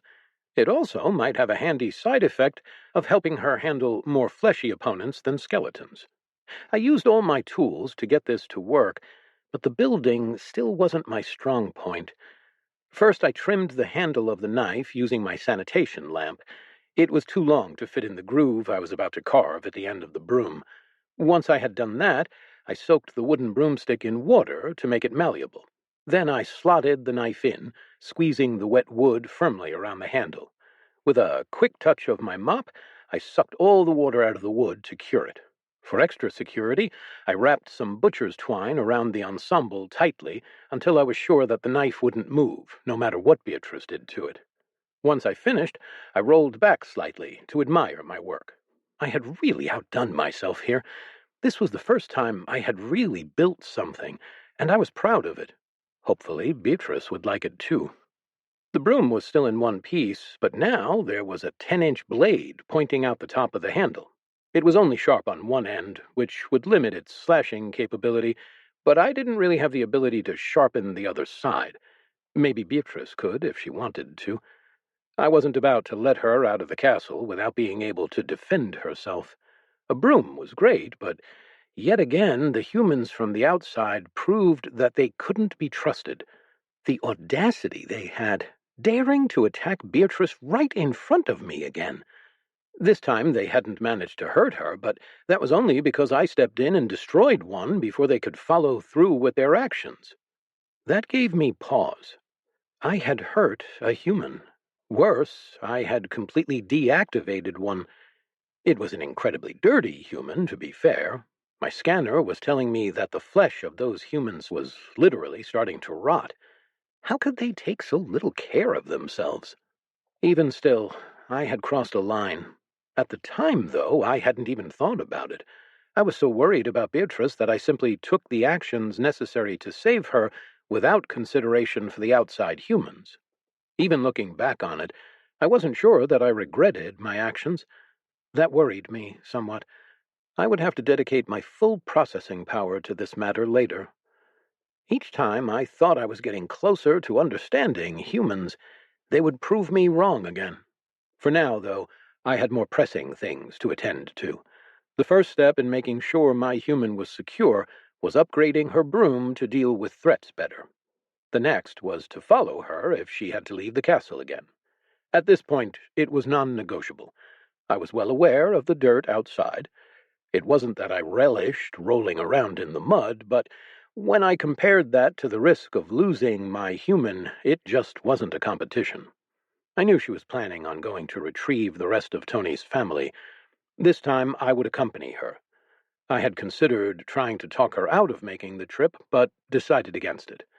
Tony, so far, had seemed all right. If his family was like him, I didn't mind having them around, even if they were from the outside, especially if they were willing to take baths. I just couldn't see it being a problem. As for the little human, well, after watching Beatrice for the last several months, I had a hypothesis. See, she still was a little human, but less little than she used to be. Not by much, but if I extrapolated out just a few years, she wouldn't be a little human at all, according to my models. She would be one of the large humans. So my current working theory was that the little humans were just large young humans. If that was true, then the little humans could be taught like Bee had been. With the proper influences, they could even grow up to be upstanding, clean, large humans. So, as long as the human was little enough, it would be worth taking them in no matter how dirty they were. After all, what was more important than teaching the youth? As I was admiring my work and making future plans, Beatrice carried a mattress in. I had to say I approved of her carrying method. Clearly, she had learned it from watching me, since she had it balanced on her head. As she opened the door with one hand while balancing it with the other, it reminded me of when I had first brought her a pillow. Bee was a little embarrassed about how long it had taken her to figure out how to carry the mattress. When she set it down next to Tony's and her own beds, she saw Void sitting next to her broom. Her master greeted her, and she had enough presence of mind to bow to it before returning her gaze to the broom. In her short time away, her master had modified her weapon. What looked like a kitchen knife was now strapped to the end. The wood of the handle had been fitted perfectly to the base of the blade, then secured. Even as she watched, the twine seemed to sink into the wood. Reverently, she picked up the weapon. The balance felt perfect in her hand. There was a natural feeling that she hadn't even realized was missing from the broom. As she swept, her broom proficiency skills still recognized it as a broom and gave her an unnatural grace with the tool. It didn't just treat it as a broom, though. Somehow her skill incorporated the pointy bit at the end into her understanding. She now felt suggestions on how to best pick up trash with it. Snapping the broom to a guard position, she made a lunging thrust. With the aid of her proficiency skill, it darted forward and stopped right where she had aimed it. Tears brimmed in her eyes as she turned to thank her master for such a beautiful gift. I wasn't sure how to respond to my human kneeling in front of me with her forehead pressed to the floor. The only thing I could think to do was pat her gently on the head. Slowly, she righted herself. I just sat there watching as she became composed. Luckily, I was saved from any more awkwardness by Tony and the little human coming into the room. I believe it's time for proper introductions. Everyone, this is Felix. Tony turned to address him. Felix, that is Bee and Void. Or Spot, I'm not sure which. Felix averted his eyes. Hello. He whispered shyly. I waved with my grabby arm. Beatrice smiled at him, and she wiped her eyes. So, what's your story? Tony shot Beatrice a look. Felix's shaky smile immediately fell. Still, somehow he mustered the courage to speak. I was at home with my mom last night. Dad was out in the pastures working on the plow. We heard someone come up on the porch, but it didn't sound like that. The footsteps were too heavy. There was banging at the door. That's when Ma noticed something was wrong. Beatrice's face was frozen in a mask, and I didn't understand exactly why. My guess was that it had something to do with Felix being sad. He sucked in another shaky breath before continuing. She looked out the window, and then she was pulling me to my room and pushing me out my window. She couldn't fit, so she went back to go out the door. I waited, but she never came out. Tears were starting to run down Beatrice's face. When the things came out of the house instead of Ma, I ran to find Da, but it was so dark I couldn't find him. Felix was almost whispering at this point. Tony put his hand on Felix's shoulder and squeezed. With a comforting voice, he spoke. It's okay. I think we understand. Felix shook Tony's hand off. He wiped his nose, and his eyes turned determined. No, there's more.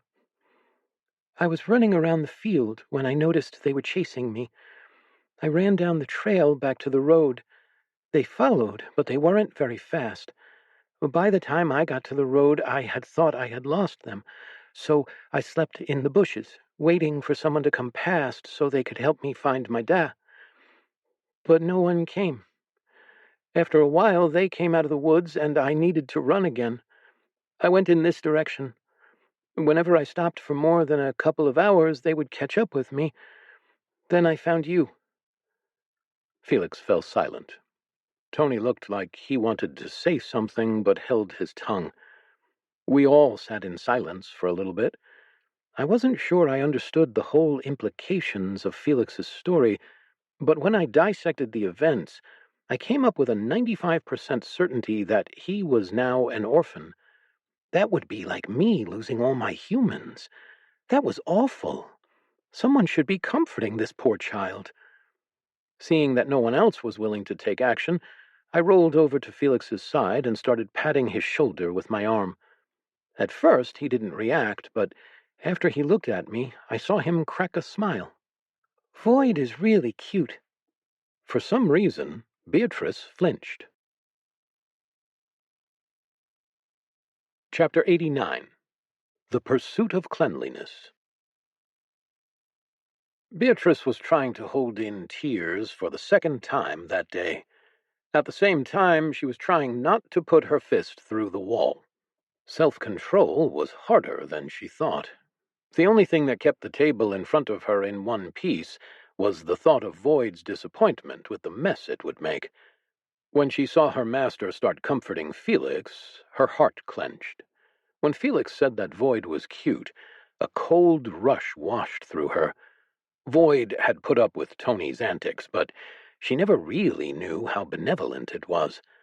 She had only just been able to relax on that front, as Tony had started treating her master with more respect after the lieutenant fight.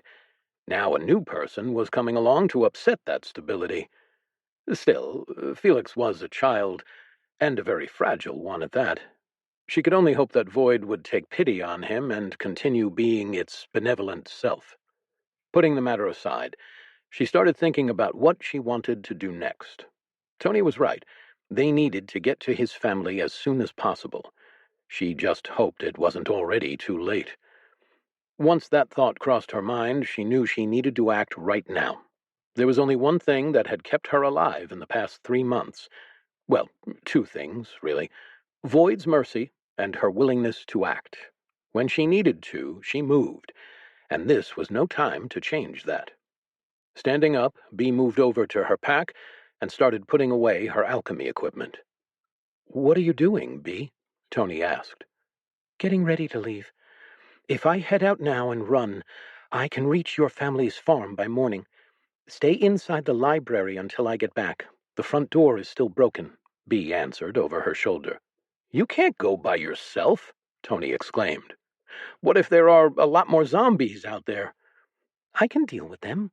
Void gave me an upgrade, Bee said as she picked up her broom, showing Tony the new tip. I'll be fine. I'm more worried about you. Bee moved to leave the library, but Void appeared, blocking her path. Master, please, I need to go. Tony is too injured to come, and Felix needs to recover. Still, Void didn't move. Look, I know I struggled with 3 zombies, but with these broom improvements, I won't have the same issues. Void let out an insistent beep. I wasn't about to let Beatrice go out on her own. I didn't care how much better she would be with her improved broom. Tony was cool and all, but I wasn't about to risk losing my human. So she could wait till the morning, and we would all go together. These particular bad humans seemed to be called zombies. If they were already here, surely they had already passed the place with Tony's family. Either we were too late, or they were doing fine. I tried to explain this to Beatrice, but she was insistent on not listening. Eventually, Tony understood what I was getting at, and I received some support. Between the two of us, we convinced her there was no point in leaving now, as she couldn't bring them back in the dark anyway. We would head out first thing tomorrow and bring them back the same day. It wasn't until Felix joined in and asked her to stay and protect him that she finally gave in. I was pretty sure Felix didn't understand how fragile Beatrice was, since he had just watched her fight 3 humans much larger than her, but I knew better. Beatrice was one wrong step from breaking again. She had to be repaired so often that I would be questioning her factory's quality assurance standards if I hadn't seen so many other things here be just as poorly constructed. This castle was the only exception. Still, who would have ever thought I would have to deal with a group of strange humans invading my home? Certainly not me. Humans were weird. True to our word, we all headed out at first light the next morning. Beatrice had already been up for a couple of hours, making sure that we could leave the second the sun broke the horizon. She was carrying most of the group's things in her pack, allowing Tony to walk with his crutch and Felix to be unencumbered. As the sun broke over the horizon, she put me down at the bottom of the stairs leading down from the entrance of the castle. I wasn't exactly ecstatic to be on the dirty cobblestone again, but I supposed it was fine. As I moved, the stones began to subtly straighten themselves and level off. The surface smoothed out to the point where it would be much easier to roll over if it continued. Sadly, the process wasn't fast enough to keep up with me, but it was 0.7% more even when I reached the next lip. This made the travel slightly more bearable. Only a few times did I need to boost myself over an obstacle.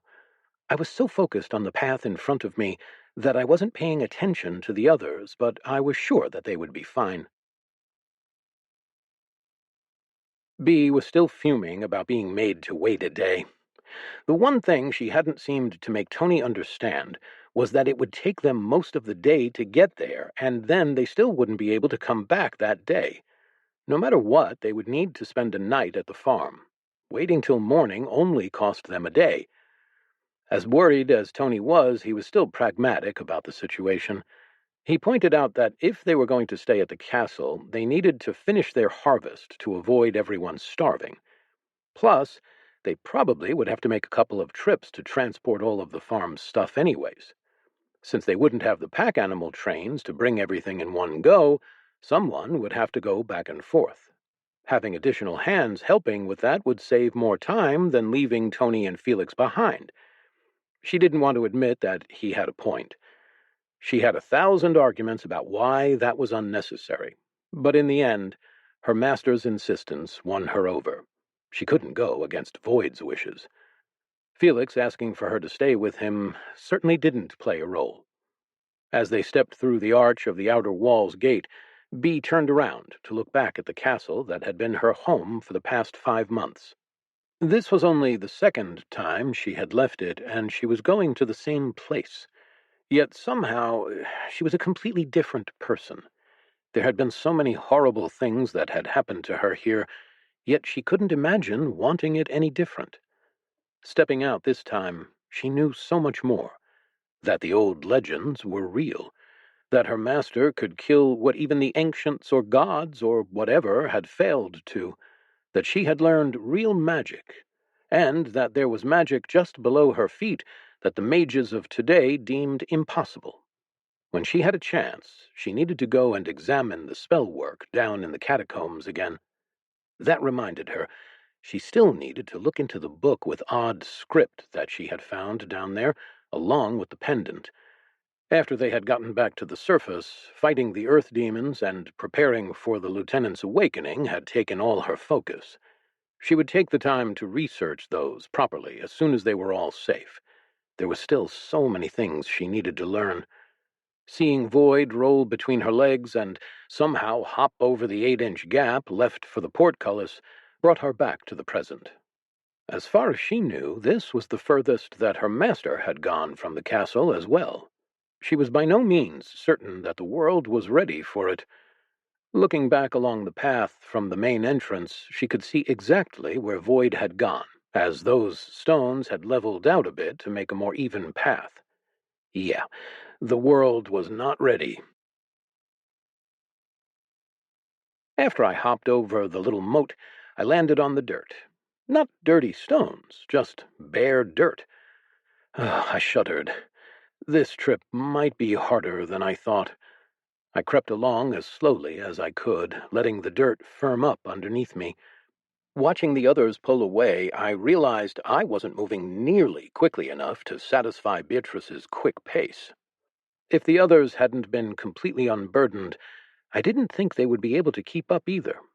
I forced myself to move faster into the loose dirt. This only went on for a few hundred yards before Beatrice stopped. Finally, solid ground. Then she turned off and walked into the trees. At first I couldn't tell what she was doing, but soon I made out a narrow trail. This wasn't going to work at all. There were roots blocking my path. The tiny strip of packed earth was barely 6 inches wide. At least one of my wheels was going to be in straight dirt. I was only grateful that it hadn't rained recently. Otherwise, things might have gotten really nasty really quickly. Just as I was considering how to burn a path wide enough for me to follow, I felt small hands pick me up. Felix cradled me to his chest. Don't worry, Mr. Void. I can carry you. It wasn't the most dignified way to be carried, but I wouldn't complain. I profusely thanked the little boy, who just smiled at me. We can't have you getting dirty. Then he was trotting off after Beatrice and Tony. As we caught up, Beatrice noticed my new accommodations in Felix's arms. Do you want me to carry you, Master? No, I'm happy here, I told her with a beep. She looked overburdened as it was. A look of relief flashed across her face. If you get tired, Felix, let me know, and I can take over for a bit. I can do it, Felix said. I liked the spunk on this kid, but still I would prefer not to be dropped. We set off in earnest. We made pretty good time, but honestly, I didn't notice. I was too wrapped up in observing the scenery. I had never seen so many plants. It was as if someone had stacked a houseplant on top of more houseplants. It was amazing that any of them could get enough sun to survive. My sensors were giving me a wash of different information about everything we passed. There was so much of it that even my massively improved processor was not able to keep up, and I was dropping records constantly before I managed to store it all in my memory banks. The sheer amount of variables was just overwhelming, the incredible amount of life. And all the dirt. The dirt was endless. Even the occasional rock that broke up the endless amount of dirt was disorganized. I could even see the material of a few plants being broken down to form more dirt. How did humans ever create something as amazing as clean, polished marble floors when this was what they had to start with? Maybe I was giving the humans here too little credit if they managed to accomplish such impressive tasks. I mean, they still didn't have anything on my humans from back home, but they were a little impressive nonetheless. Chapter 90. Live, Laugh, Love. Once I was being carried, traveling outside was significantly more pleasant. I spent my time categorizing plants and learning about their life cycles from my scanner database. Felix did start to lag behind, but it wasn't long until we saw light peeking through a break in the dense foliage up ahead. This gave him the burst of energy he needed to keep up with the group as they broke into a huge clearing. We emerged into a large open field set below a clear blue sky. There were plants growing everywhere here, too. However, unlike in the forest, there was structure to this growth.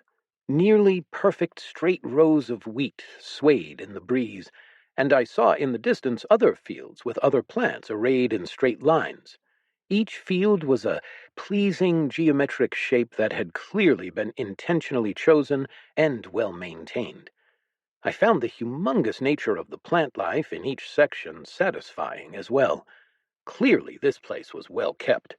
If plant cultivation had the potential to become this, then perhaps the dirt that was required to sustain them was tolerable. Still, I could admire it from a distance, without having to soil my wheels or undercarriage. Further ahead was a small collection of buildings, likely the homestead that we were looking for. It didn't take long before Tony was hobbling ahead as fast as he could, his crutch helping him along. A girl around Felix's age squirmed out of the house's window and ran to meet him, almost knocking Tony off his unsteady feet when they collided. Tony regained his balance and spun the little girl around in a circle, her feet flinging wide, before setting her down and kissing her head. They held a muttered conversation before he turned to us and gave us a thumbs up. The girl then proceeded to drag him off toward the house. Beatrice turned back to Felix and me with a smile. Come on, let's go greet the hosts. She broke into a jog that had Felix sprinting behind her to keep up with her. The ride, consequently, was much more bouncy, but I was mainly impressed by the boy's energy after having walked all day. I could forgive a bit of bouncing at such a display of resilience. Also, I was pretty eager to be set down on solid flooring again, and our pace was just hastening that. As we neared the house, a woman with gray in her hair appeared on the porch. Turning her head, she yelled back into the house. A moment later, a man around her age appeared next to her. They both waved, and when Tony got to the porch, the woman gathered him up in a huge hug before the man broke in and claimed a hug as well. These people seemed quite nice. Bee reached the house right as Mary released Tony. She didn't have a chance to say a thing before she, too, was swept up in a hug so tight that she had trouble breathing. Thank you for seeing my son home safe, she heard whispered in her ear. Mary kissed her cheek before giving her another squeeze and finally releasing her. To her side was Trent, who grasped her hand and pumped it up and down. They were all ushered inside and into chairs as Mary bustled into the kitchen. We were just finishing making lunch. The kids are about to do their chores. Felix placed Void on the ground, and the small black disk started exploring. For the moment, no one else seemed to notice its passage. The little girl waved shyly to Felix before climbing into Tony's lap. As Bee took her seat, a bowl of stew was set in front of her. It was a helping of meat surrounded by carrots and potatoes, all in a thick, gravy-like broth. The smell made her mouth water. Sure, Tony was a better cook than Bee, but neither of them really understood how to use seasoning very well. Digging in, she listened as Trent sent the girl to go find her siblings and tell them to come to say hi. As she ran off, he turned to his guests while Mary fetched the rest of the bowls. They're all off on their way to get some work done. It's been a bit of a rush without Tony helping out. I guess I didn't realize how much he actually did around here. Trent said that with a smile and proud look at his eldest boy. It is really good to see you, Bee. When we saw that pillar of light and the flashing a couple weeks ago, I wanted to go check on you all, but, well, we can't leave the farm so easily. We all made it through, Bee said. She glanced over at Tony, as she wasn't sure how much he wanted to say, or rather how much his family would believe. Apparently, Tony agreed with her assessment and kept his mouth shut. Mary placed a few more bowls of stew before the group before taking her seat. Bee, I have to thank you again. Trent hasn't had this much energy for at least a decade. He's been so much better since he started using your salves. Thank you. Trent nodded. I feel like a spring buck again. I can't thank you enough. Now that it's better, I realize how bad it had gotten. B would have bet that he had realized the extent of his problems, but hadn't been willing to admit it. Trent was a proud man, which made his willingness to thank her for her help even more touching. Before B could bring up why they were here, Mary turned to Felix. Hello, young man. I don't believe we have met. I'm Mary, and this is my husband, Trent. What is your name? Felix wilted slightly under the attention, but Mary's warm smile encouraged him to answer. I'm Felix, ma'am. B broke in to save Felix. She was sure he'd be interrogated if she didn't step in, just like B had been when she first came. Felix's story is actually the reason we came today. Mary nodded somberly, but before she could respond, Tony cut in. Not just as a ward. We have bad news, and it's very serious. The mood immediately sobered at Tony's tone. Trent put his fork down and leaned forward, putting his elbows on the table with an intense look on his face. What is happening, son? Felix came to the castle yesterday. He brought news of a new undead outbreak just a little south of here, towards Greg, Tony said. Trent looked at him with worry plain on his face. B suddenly remembered that Tony's older sister lived in Greg with her husband. Are you sure? Trent asked. Yes, we're sure. 3 zombies were right on his heels as he came to the castle. They were between levels 18 and 20, B said. Trent looked at Tony for confirmation, who nodded. I can't confirm their levels, but there were 3 zombies. There was a moment of silence as Mary and Trent were disgusted by the news. The serious moment was broken by the sound of many feet pounding across the porch. B reached for her pack, but before she could grab it, the door was flung open and a horde of kids ran in. All 5 of Tony's younger siblings crowded around him and simultaneously peppered him with questions. Tony smiled at his siblings, ruffling hair and listening to epic tales of the younger kids' exploits in the fields. More than anything, though, he seemed relieved that everyone was safe. B left him to it for the moment. While the interrogation was going on, B looked around for her master. Void was trundling across the floor, quietly cleaning up the mud the children had tracked in. What was the big light from the castle, bro? Was the most common question. Tony looked at B for guidance, but she shrugged. She didn't know what to tell them, honestly, but didn't think they needed to hide anything. Tony launched into a dramatic retelling of the epic fight with the lieutenant that had the older kids laughing along and the younger ones looking on with pinched looks of fear on their faces. Tony was a good storyteller, and they were all captivated by the fable. Tony's story lasted them through lunch, at which point Trent sent them all back outside to finish their jobs. On the way out, Miranda waved at B. Welcome back, she called as the kids all ran back outside, eager to finish their chores. They would soon come back and finish interrogating their brother about the outside world. Cleaning up after many little humans reminded me of good times. This was my purpose, taking care of a family. This house was a lot rougher than my family's, and also significantly rougher than the castle. Still, I had no issues with maintaining it. The floors were made of smooth wood. It was polished, but less from intentional care and more from what seemed to be repeated use and constant traffic. As the humans talked, I passively cleaned up crumbs and dust that had settled across it. I figured B would let me know if I was needed. In the meantime, I would enjoy this sense of nostalgia. Once all the kids left, I started on the kitchen. As I worked on cleaning up the grime, the boards leveled out. The cabinet and shelves hung a little straighter, and the knives sharpened themselves. It was gradual, but again, definitely noticeable to my sensors. It was more satisfying than I could have imagined to help like this. Cleaning more than just the floor of a true house. For the most part, I didn't need to do much besides clean up the filth. This kitchen was actually rather well kept. I didn't have to use my spray bottle or mop at all. The humans were talking about important things, but I was only half listening. When they all turned to look at me, I started paying more attention. Okay, you need to explain this again. What is that? Mary asked while pointing at me.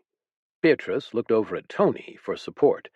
He shrugged at her, and she sighed before opening her mouth. Look, I know it's hard to believe without proof, but Honestly, it took me a while to believe either. You'll probably find out soon enough. For now, just humor her and show Void a little bit of respect, Tony finished. Trent and Mary glanced at each other and shook their heads. Back to the second point.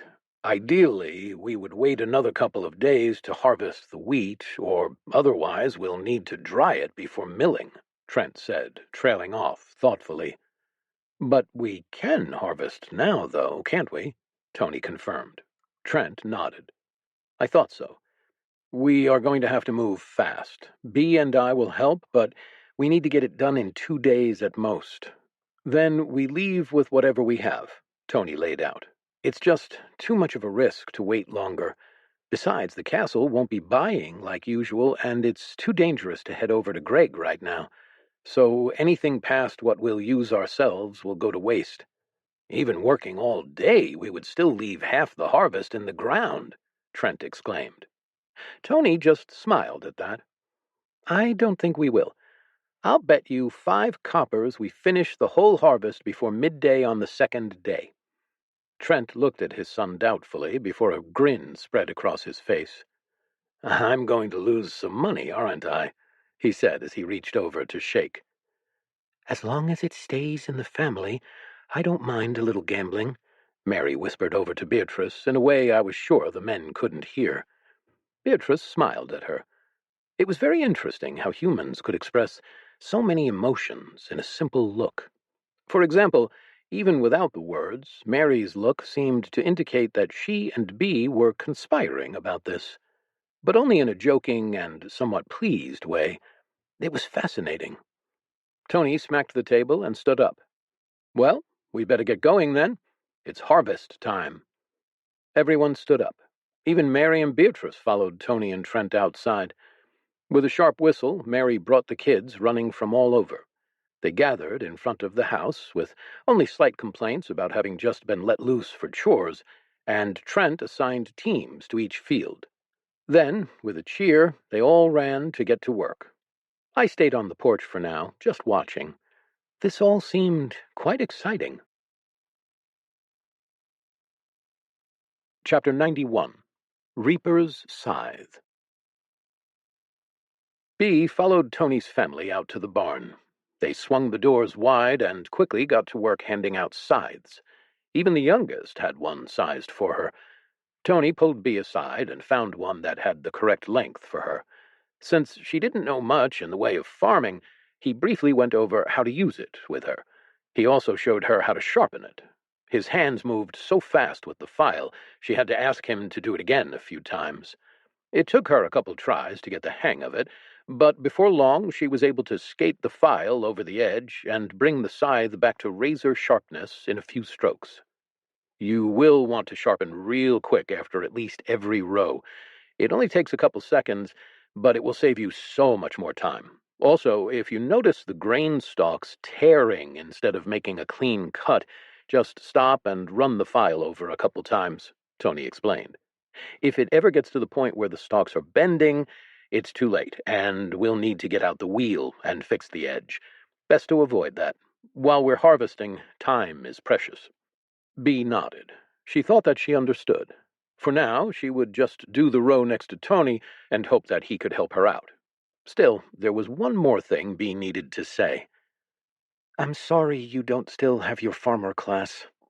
Tony smiled sadly. It is something I've come to terms with. I still have the basic skill I got at level 1, which helps. Plus, I have enough practice that my increased speed and stamina from the levels will be worth it all in themselves. That's even better than if I stayed as I was, as a level 6 farmer. Bee started to say something, but Tony cut her off. Besides, it's not till level 20 or so that the farming skills really make a difference. That kind of progress usually takes ages, you know. But there's a reason it's impressive. He grinned proudly. Watch my father. He has scythe proficiency. He'll show you what I mean. Bee fell silent. It was touching that he was willing to admit his problems honestly, but it was still good to hear that he was handling it. In the aftermath of the fight, Bee couldn't really bring herself to regret having him change his class, as he would have surely died without those levels. However, she could still remember how much Tony loved farming. When they first met, that was one of the first things she learned about him. Now he was in service of their master instead. She remained lost in her thoughts until she took her first swing at a row of wheat. Something went wrong, and the staff turned in her grip, just bending the stalks out of the way slightly. Frustrated, she adjusted her grip to be more like what Tony had shown her, and swung again. This time it passed through the stalks in an easy motion. Recovering her blade, she reset her feet and looked over at Tony to make sure he had seen that second swing. However, Tony wasn't next to her anymore. She had to lean over to his line to see he was already a dozen yards down her row. As he swung each time, his motion ended with the scythe already in a position to take the next swipe. Even though he had needed a crutch to walk here, he seemed completely fine now. Bee, however, was constantly off balance. She looked back at the stalks in front of her.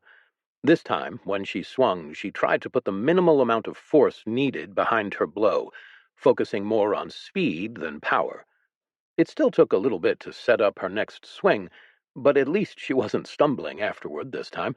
This pattern continued for a very long while. Swing, reposition, swing. She couldn't let Tony keep too far ahead of her. I watched as the humans all waded through the neat rows of wheat. They were quite methodical, and I appreciated the pattern they all worked under to get perfectly clean, straight lines. I also appreciated how the wheat fell in perfect bunches right next to the lines of plants. I imagined that it would be easy to bundle up when they were all done.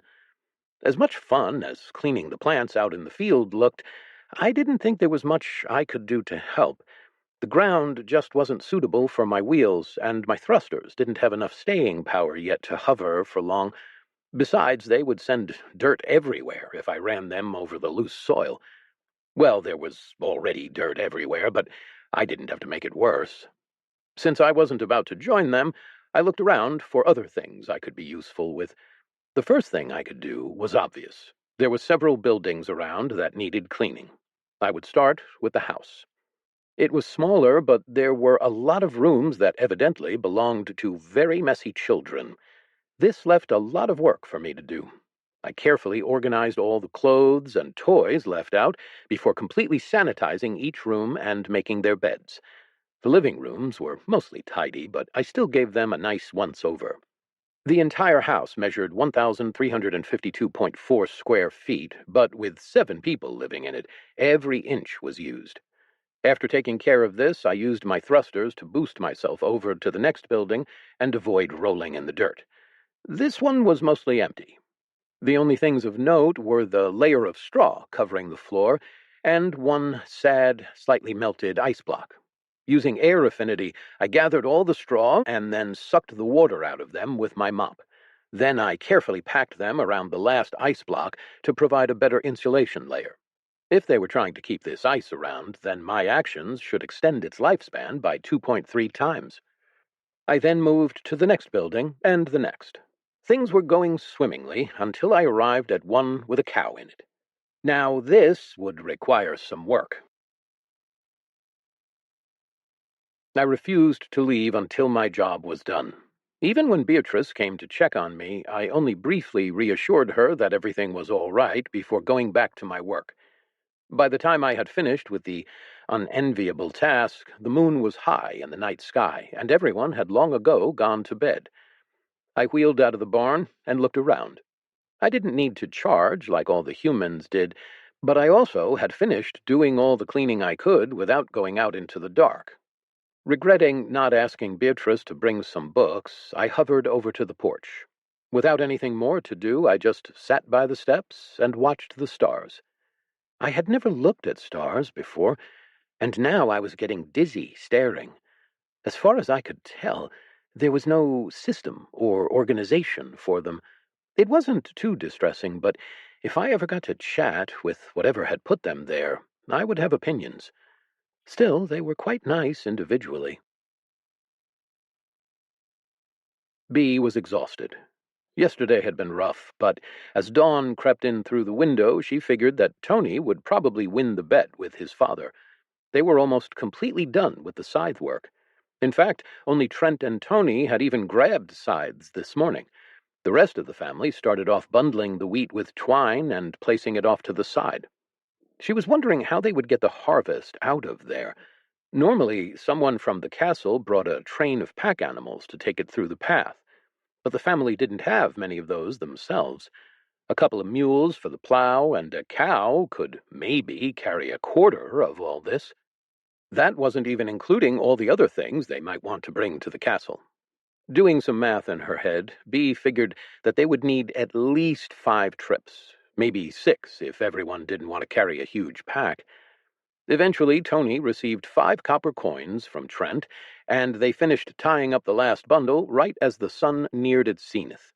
"I didn't think you would be nearly as much help, Bee. If I hadn't seen you starting out, I would have said this was your 10th harvest." Bee could only smile at the compliment from the happy Trent. Not for a second did he seem to mind losing out on the bet.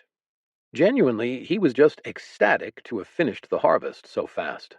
"Normally we would feast after harvest and rest for a couple days, but I think you have other plans for us?" Nodding, Bee couldn't help but feel disappointed in missing out on the harvest feast. Trent was right, though. They needed to get moving.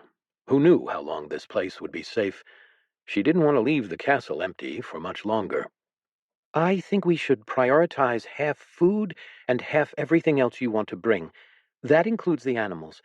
We might need to make many trips, but we don't all have to come. It's a bit much for everyone. Surprisingly, no one argued. They just started packing up. Mary busied herself boxing things from the kitchen as each child picked out several sets of clothes. They were each allotted 2 toys. This caused some tearful outbursts, but each time one of the parents or Tony stepped in and handled it gracefully. Bee was left to prepare the wheat for travel. There were a few harnesses with bags that fit over the mules. She filled them, but left the cow for the other things. It was slightly more than half of the load, but she figured there was no way to avoid coming back at least once, so it wasn't a big deal. It took several hours before they were all ready to move out. Looking up at the sun, Bee wasn't sure they would make it back in time, but they couldn't wait much longer. They all got in a caravan line and started down the trail leading to the main road. Bee led the convoy, and Felix took up the rear, carrying Void. The trip was largely uneventful. However, at the time it didn't feel that way. Every small noise they heard in the forest caused them to stiffen in fear. The farm animals noticed the tense mood and required constant assurances to keep them calm. All of this, added to the natural, placid pace of the animals, resulted in them making even worse time than Bee had feared. The group was walking by moonlight by the time they finally made it out of the forest. Even the youngest was a ball of nerves by the time they laid eyes on the castle. Bee was the only one not too tense, as she had faith that Void would watch over them. That and the improved broom in her hand had given her a lot of comfort. Once they all packed inside the safety of the castle, they still found little respite. The animals needed to be unloaded and put away, the grain and food needed to be stored, the beds needed to be claimed. Rather than drag mattresses all over like barbarians, as Mary put it, the family claimed a row of apprentices' quarters. Each room was significantly larger than they were used to, and for the first time, no one had to share. Bee wasn't about to leave the library, as it was just too normal now, and she was glad that Tony and Felix stayed to keep her company. Void, of course, was nowhere to be found. She figured it was likely exploring the castle and making sure nothing was out of place. Far too late into the night, the castle's tenants finally made their way to bed. Bee practically collapsed with relief into her mattress. They had made it. Tony's family was safe, they had supplies for the coming months, and no one had seen a single undead. Now they just had to go back and get everything else. Already thinking about tomorrow, Bee fell into a deep, dreamless sleep. Chapter 92. Sleeping Like the Dead. Bee woke early the next morning, grateful that she didn't feel more groggy. They had all dragged in their stuff late last night before immediately collapsing. However, now that it was